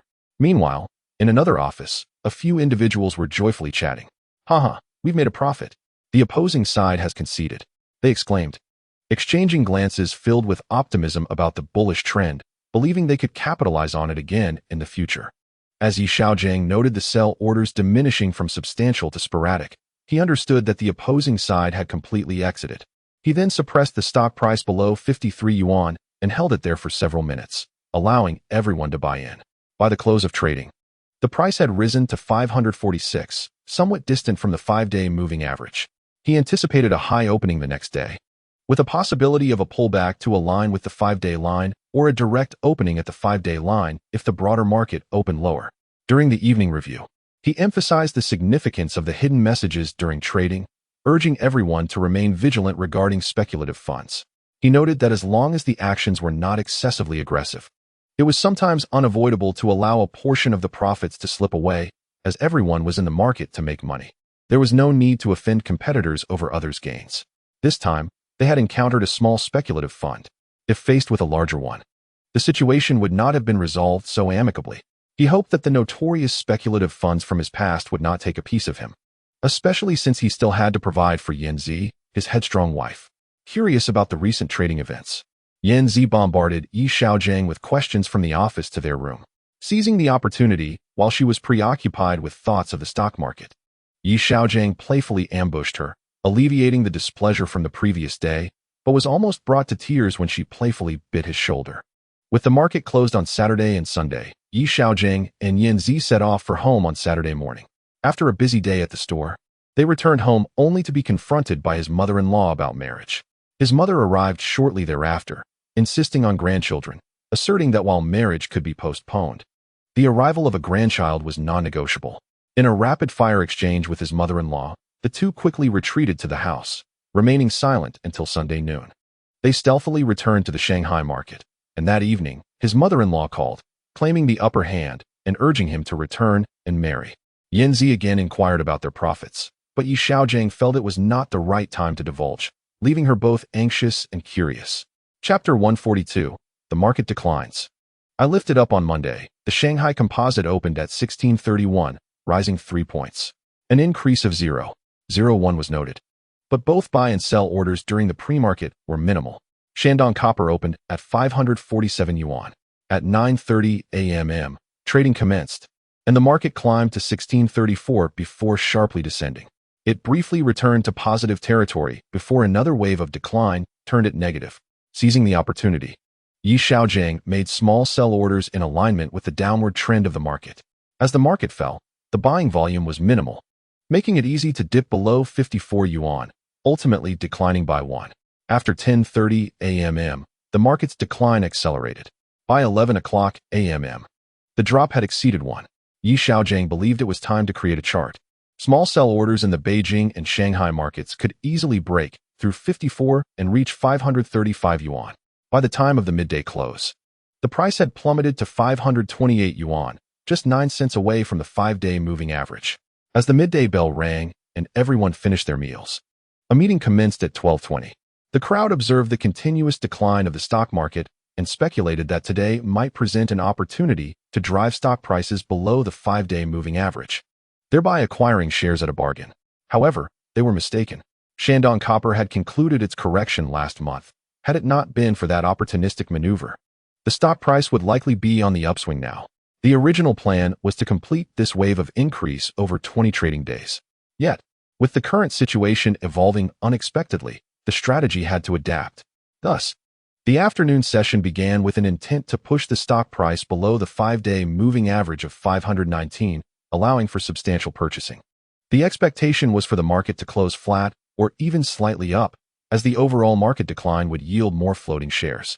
The strategy involved initiating the sell-off from Beijing, while we awaited the stock to dip below 519 before making significant purchases. It was imperative to elevate the price above 53 yuan, prompting further buying from Beijing. It was anticipated that we would eventually push the stock down before pulling it back up around 540 yuan. After expressing this plan, Xiaogang surveyed the room for dissent. To his surprise, everyone seemed eager to voice their opinions, including his own queen. The notion of a declining market while our stocks ascended was not to be disclosed to retail investors, who might speculate that there was either a major player or undisclosed good news. Naturally, this would attract numerous opportunistic buyers. True to form, the queen could not contain herself. She suggested a slight dip of a few cents before the eventual rise, ensuring that retail investors felt the pressure of a stock's rise and subsequent fall. Typically, retail investors are drawn to strong stocks. Our strategy of a downward movement followed by an ascent would easily instill a sense of impending downturn followed by another drop, which we aim to exploit to deter retail participation. If there were significant speculative buying, we could afford to drop the price a few more cents until the momentum faded.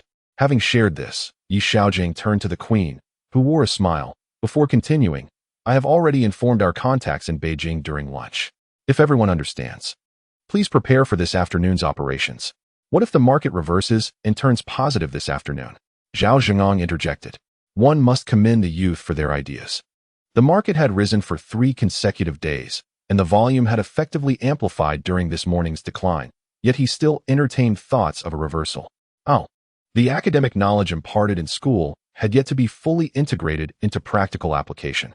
If the market were to rebound this afternoon, we would undoubtedly follow suit. After all, the correction had concluded at the end of last month, and operating against the market held no merit. Should the ascent cease and the market reverse, we could indeed continue to sell off, as a high market surge would facilitate breaking through the psychological barriers of retail investors. After articulating his thoughts, Xiaogang glanced around the room. Seeing no opposition, he turned to the queen, who haughtily ignored him. Women can be rather petty. It's not as if I withheld the reasons behind Shandong Copper's profitability, he mused, contemplating her silence. As the afternoon progressed, the market continued its descent. Following a sharp drop past 230, the index unexpectedly breached the psychological threshold of 1,600 points. Although the group was actively purchasing, they began to question whether they should indeed be buying, considering the opportunity to acquire even more shares at lower prices. When the index fell below 1,590 points, Xiaogang instructed 2 departments to collaborate in purchasing, forcefully elevating the stock price by a single cent. In a mere 3 minutes, the stock price was established at 552 yuan, as speculative buying surged forth. Chapter 143. The rationale behind payments to shell companies in the post-market analysis meeting. There was palpable concern among the attendees regarding the impending market trends. The market had declined by 2 today, and it was highly probable that it would continue to fall tomorrow. The peak for Shandong Copper in this cycle was anticipated to be around 58 yuan, which was alarmingly close. If there were a counter-trend rally, it would likely face selling pressure from retail investors eager to take profits. Xiaogang had been preoccupied with a thought throughout the day, a lingering sense that there was some significant good news from a past life. Yet he hesitated to ascertain whether it pertained to this year. The entire afternoon was spent in recollection, but he found himself at a loss.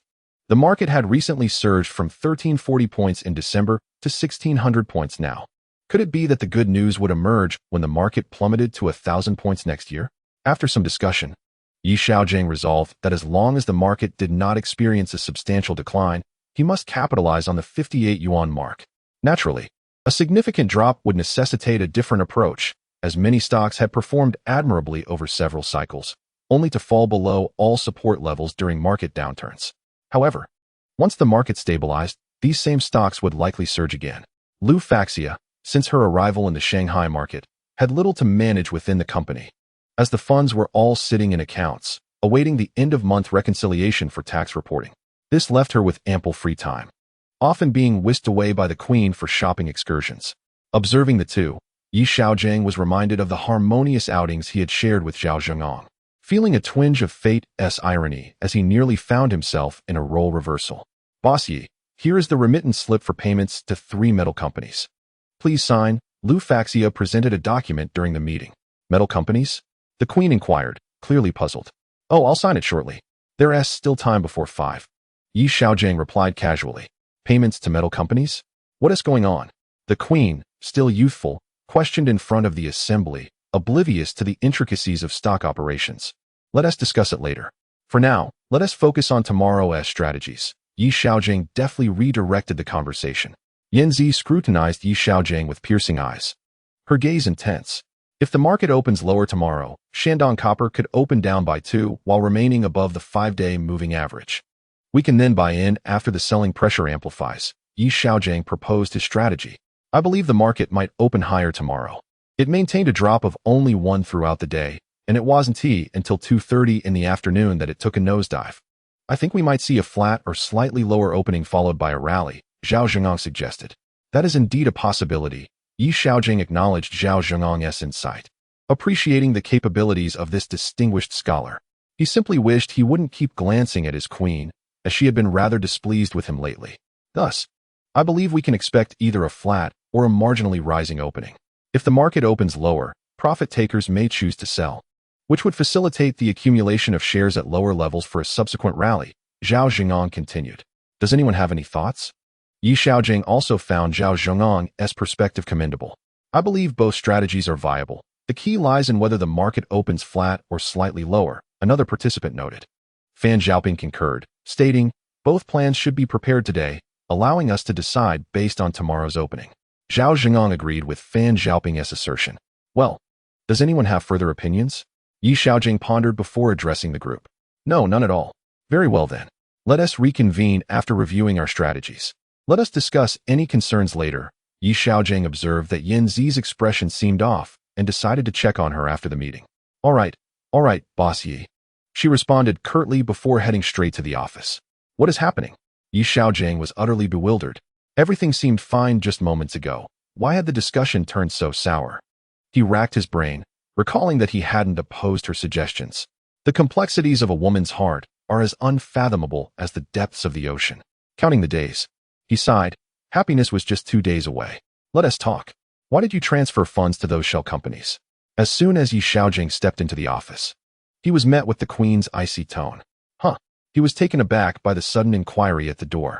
Those companies you were just about to wire money to. She fumed, her face flushed with anger as she stood abruptly. Oh, it's for purchasing goods, diversifying our operations, he replied with a smile, closing the door behind him. You're buying from companies that don't even have a single worker? One has only a couple of security guards. What goods are you procuring? Her frustration was palpable, her face reddening further. Calm down, let us discuss this rationally, Xiaogang said with an affable grin. Is this related to Shandong Copper Industry? Yanzi remained standing, glaring at him from the edge of the desk. Dear, please don't be angry. Have a seat, and let us talk, he coaxed. But his playful demeanor only seemed to infuriate her more. You're implying I should sit down? Yanzi glared at him, her patience waning. She slumped onto the sofa, feeling utterly defeated.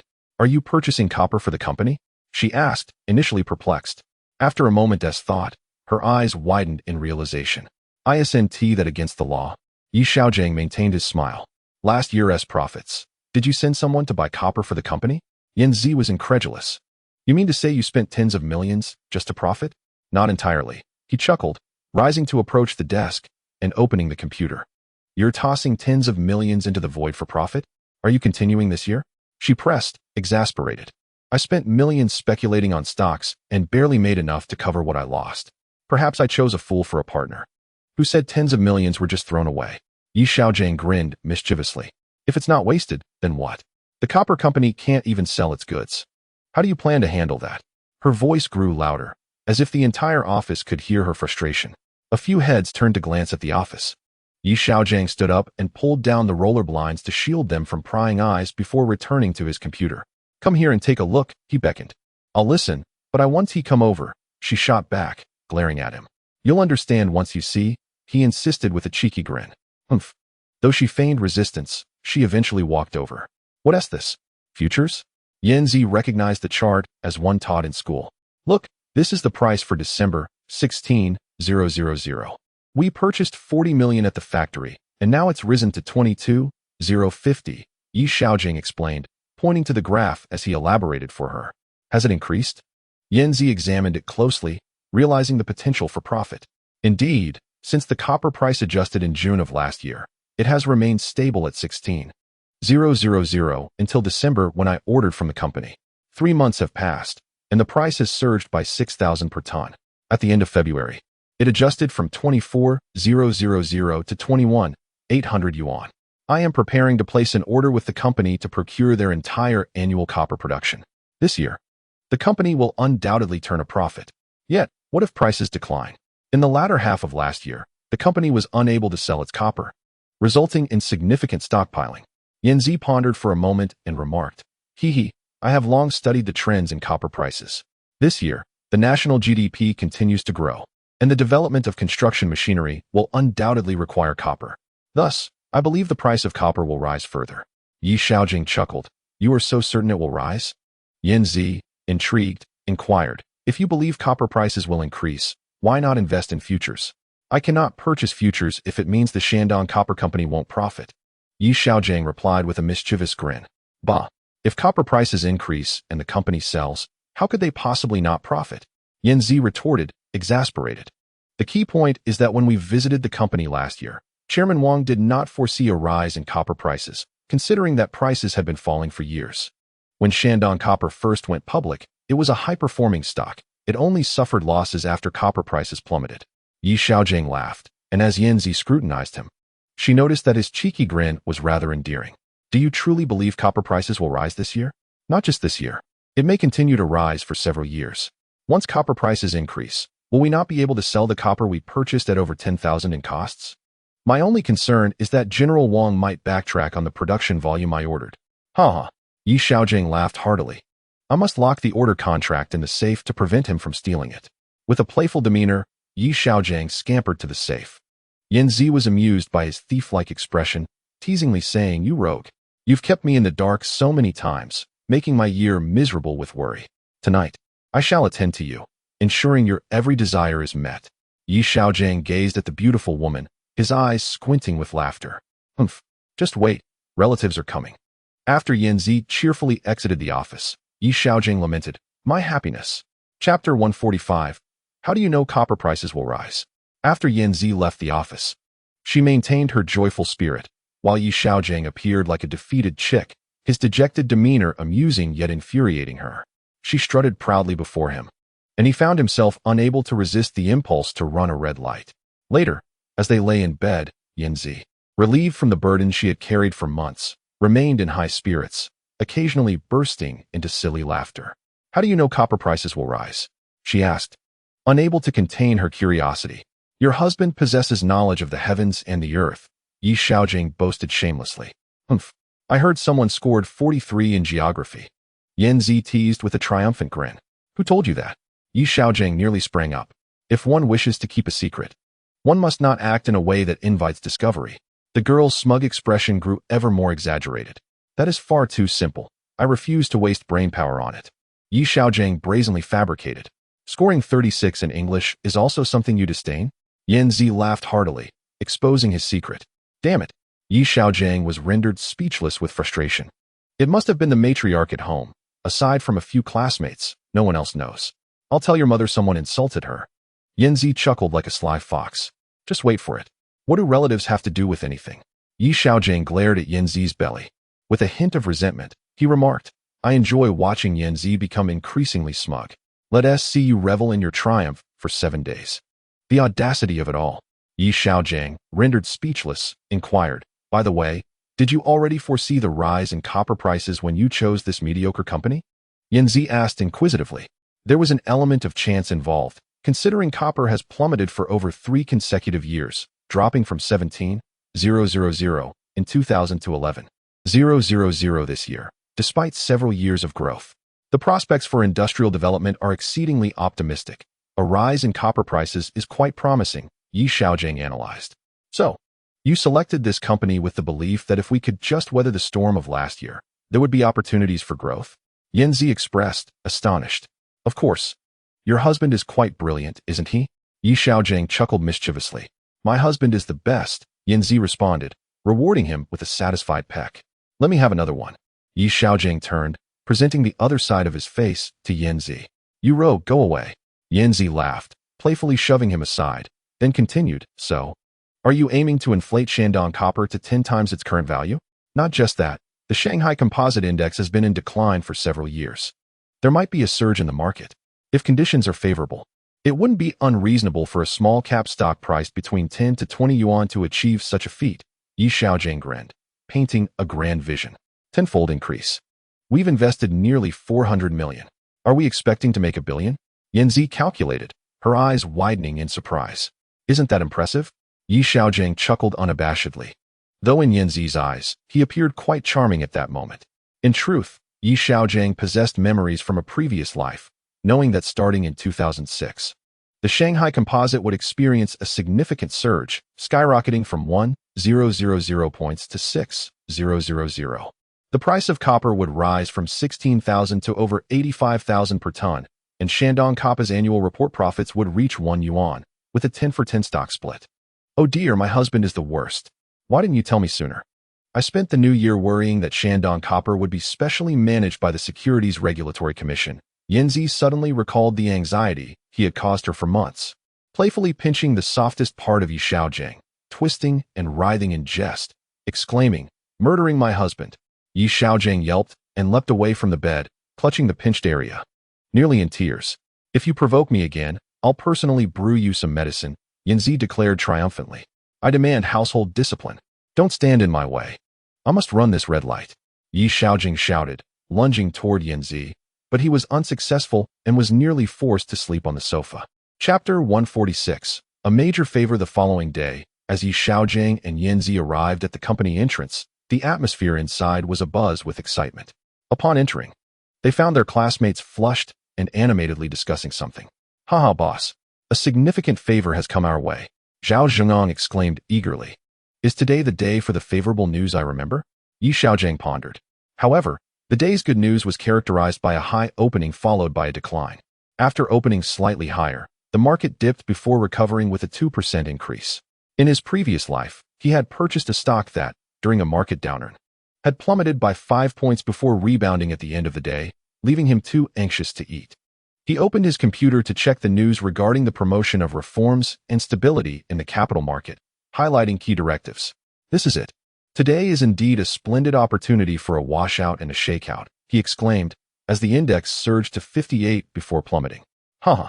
Xiaogang laughed heartily, but suddenly, the office fell silent, with several individuals staring at him in disbelief. A favorable outcome leading to a market plunge? Can it really be done? Initially, Yanzi couldn't contain herself. She felt that if this object were not her husband, she would want to slap it against the wall so forcefully that it would be impossible to pry it off. Indeed, one must not disrupt the trend. Chuckled Xiaogang foolishly. The onlookers regarded Yanzi with sympathy. The young girl gritted her teeth, cursing the extravagant men. Upon calling the Beijing office, the person in charge immediately sensed they were speaking to the wrong individual. Since the market downturn in 2001, this was the only instance of a national bailout. And one had to wonder if this fellow had lost his mind. Yanzi also pondered whether her prolonged silence had driven this guy to madness. Rest assured, when it reaches 58 yuan, we shall strike. At the very least, we will break the 5-day moving average, Xiaogang continued to exclaim foolishly. The crowd exchanged glances and shook their heads, urging one another to seek employment. Their boss had clearly lost his sanity. At 9:30 a.m., the market opened high at 1,630 points. Xiaogang's team propelled the stock price to 567 at the opening, with hardly any sell orders above. The market surged, with over 300 companies reaching their upper limits. Shandong Copper had been rising in recent days, and social media was already abuzz with calls for price limits. If the investors on the platform were to discover that Xiaogang intended to crash the market, the expletives would surely be abundant. After the high opening, the market surged forward. Just as it was about to reach 1650 points, Shandong copper also soared to 58 yuan. In the face of the crowd's helpless expressions, the Beijing branch was the first to initiate the sell-off. In an instant, numerous sell orders flooded in. The buy orders were completely filled, even rising by 5 cents to 58.5 yuan. Xiaogang called for the Shanghai market to continue the sell-off, just breaking below 58 yuan. Suddenly, a large volume of sell orders emerged. The stock price plummeted below 57 yuan. The crowd halted and turned their gaze toward Xiaogang. A call from Beijing came in. Xiaogang waved his hand, instructing the traders to refrain from acting for the time being.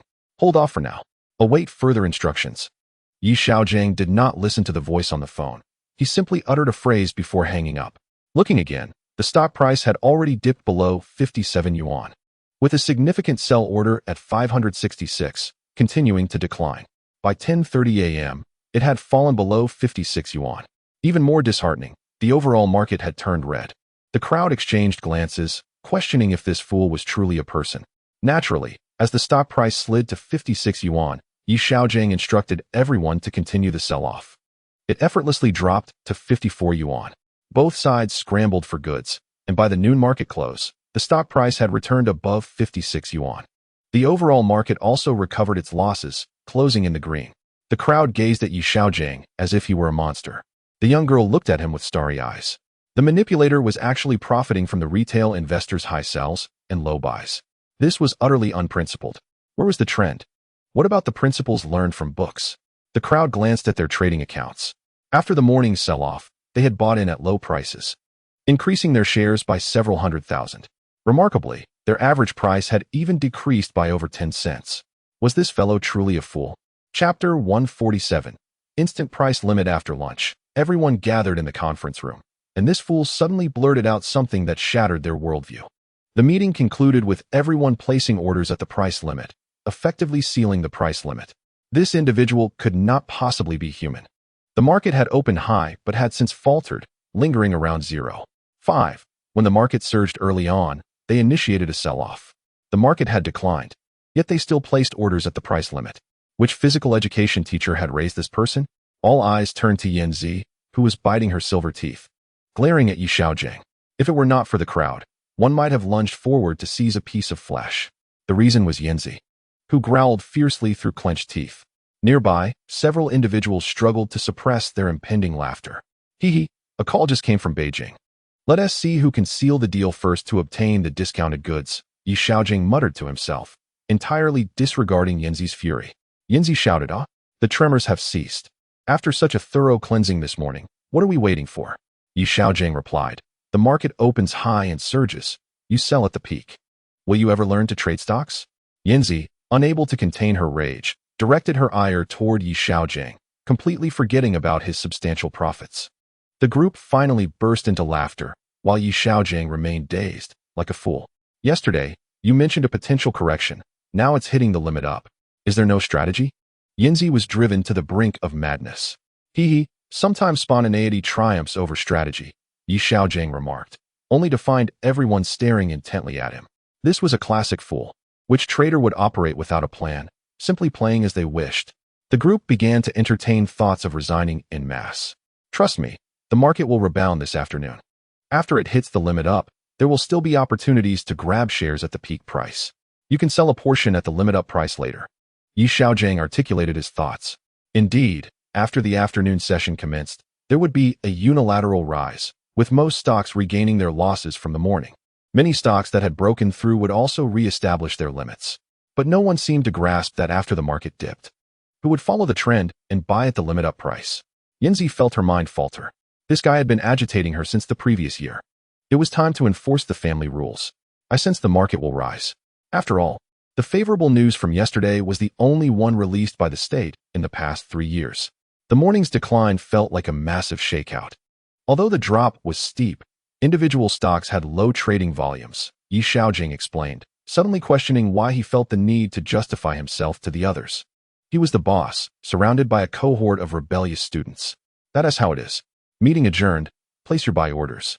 Anyone who fails to purchase this month will see a reduction in their earnings, Xiaogang concluded and slipped out under the focus of everyone's gaze.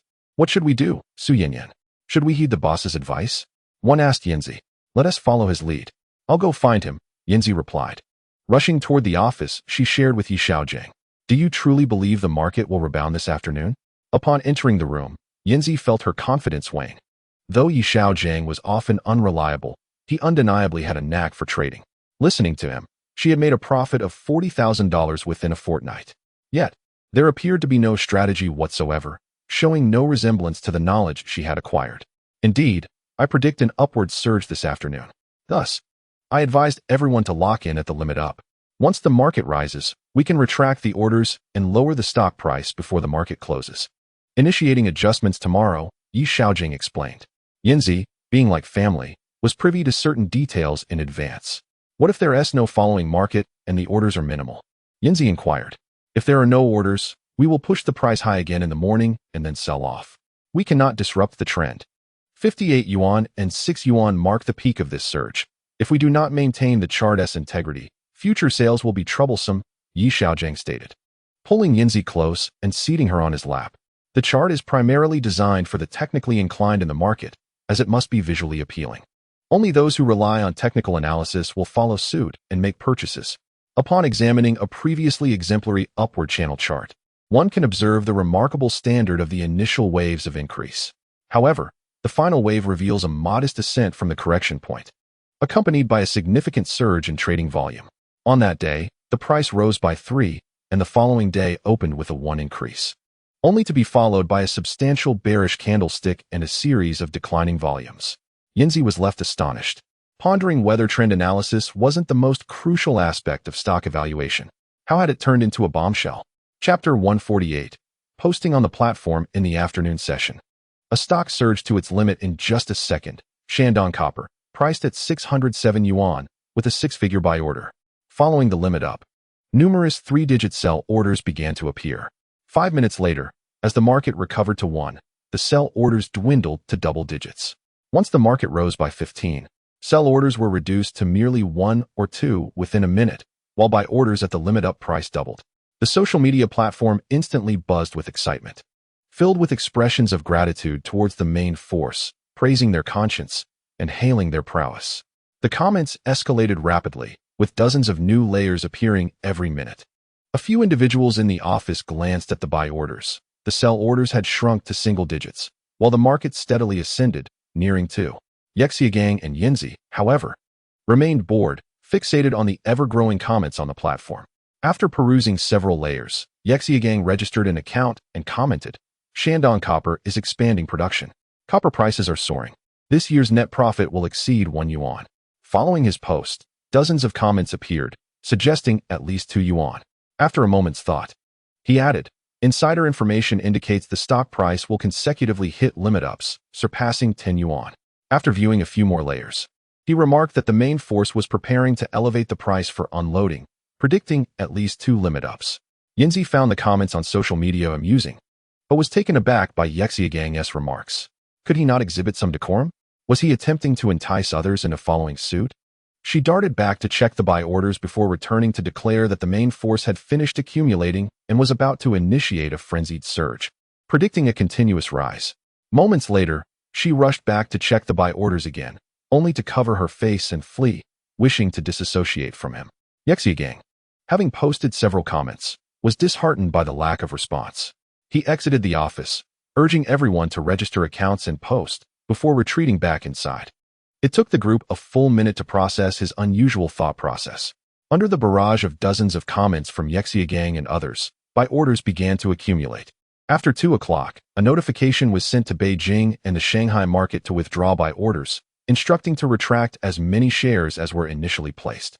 20 minutes later, the volume of shares traded was no longer confined to the 2 subsidiary firms, as the market ascended to 2, continuing its upward trajectory towards the morning's peak. At 2:30, the market experienced a surge, and Shandong Copper found itself with minimal sell orders.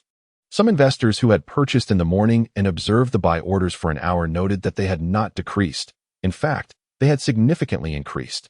They could relax, play cards, sip tea, or even take a nap at home. At 2:45, a notification reached Beijing and the Shanghai market, a sell-off. In under a minute, the stock price plummeted below the limit-up price, reverting to around 5, before briefly climbing to 7, only to experience a large sell-off that drove it down to 3. After dropping to 6, another wave of selling turned the price red before it settled at 1. The atmosphere on Tianya was immediately charged with chaos. The main players were unloading their shares. Quick, run. Just this morning, I had made a purchase. The main players have met their demise. Before the market closed at 3 o'clock, the stock price soared from 23 to 104, only to close at 546, breaking below the 5-day moving average. It settled between the 5-day and 10-day lines, leaving behind a shadow like a lightning rod. On the platform, the main players have completed their sell-off at the limit up. A significant downturn is imminent. Tomorrow, place your sell orders at the limit down and flee. The main players are doomed. Their liquidation is complete. Let us all await our fate. Under the disdainful gazes of the onlookers, Xiaogang instructed everyone to review the statistics. Stating that he would take his leave, he pulled Yanzi out, who covered her face throughout.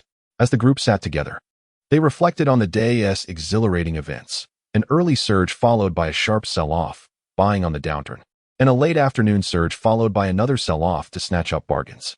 Such antics could only be executed by those reckless enough to attempt them. Several lamented that their university education had been in vain.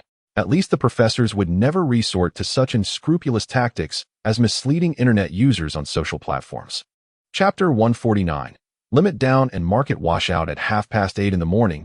Once everyone had gathered in the conference room, all eyes were fixed on Xiaogang. Curious to see what new tricks he had up his sleeve, they were both apprehensive and intrigued. True to form, despite their slight mental preparation, they were taken aback by Xiaogang's words.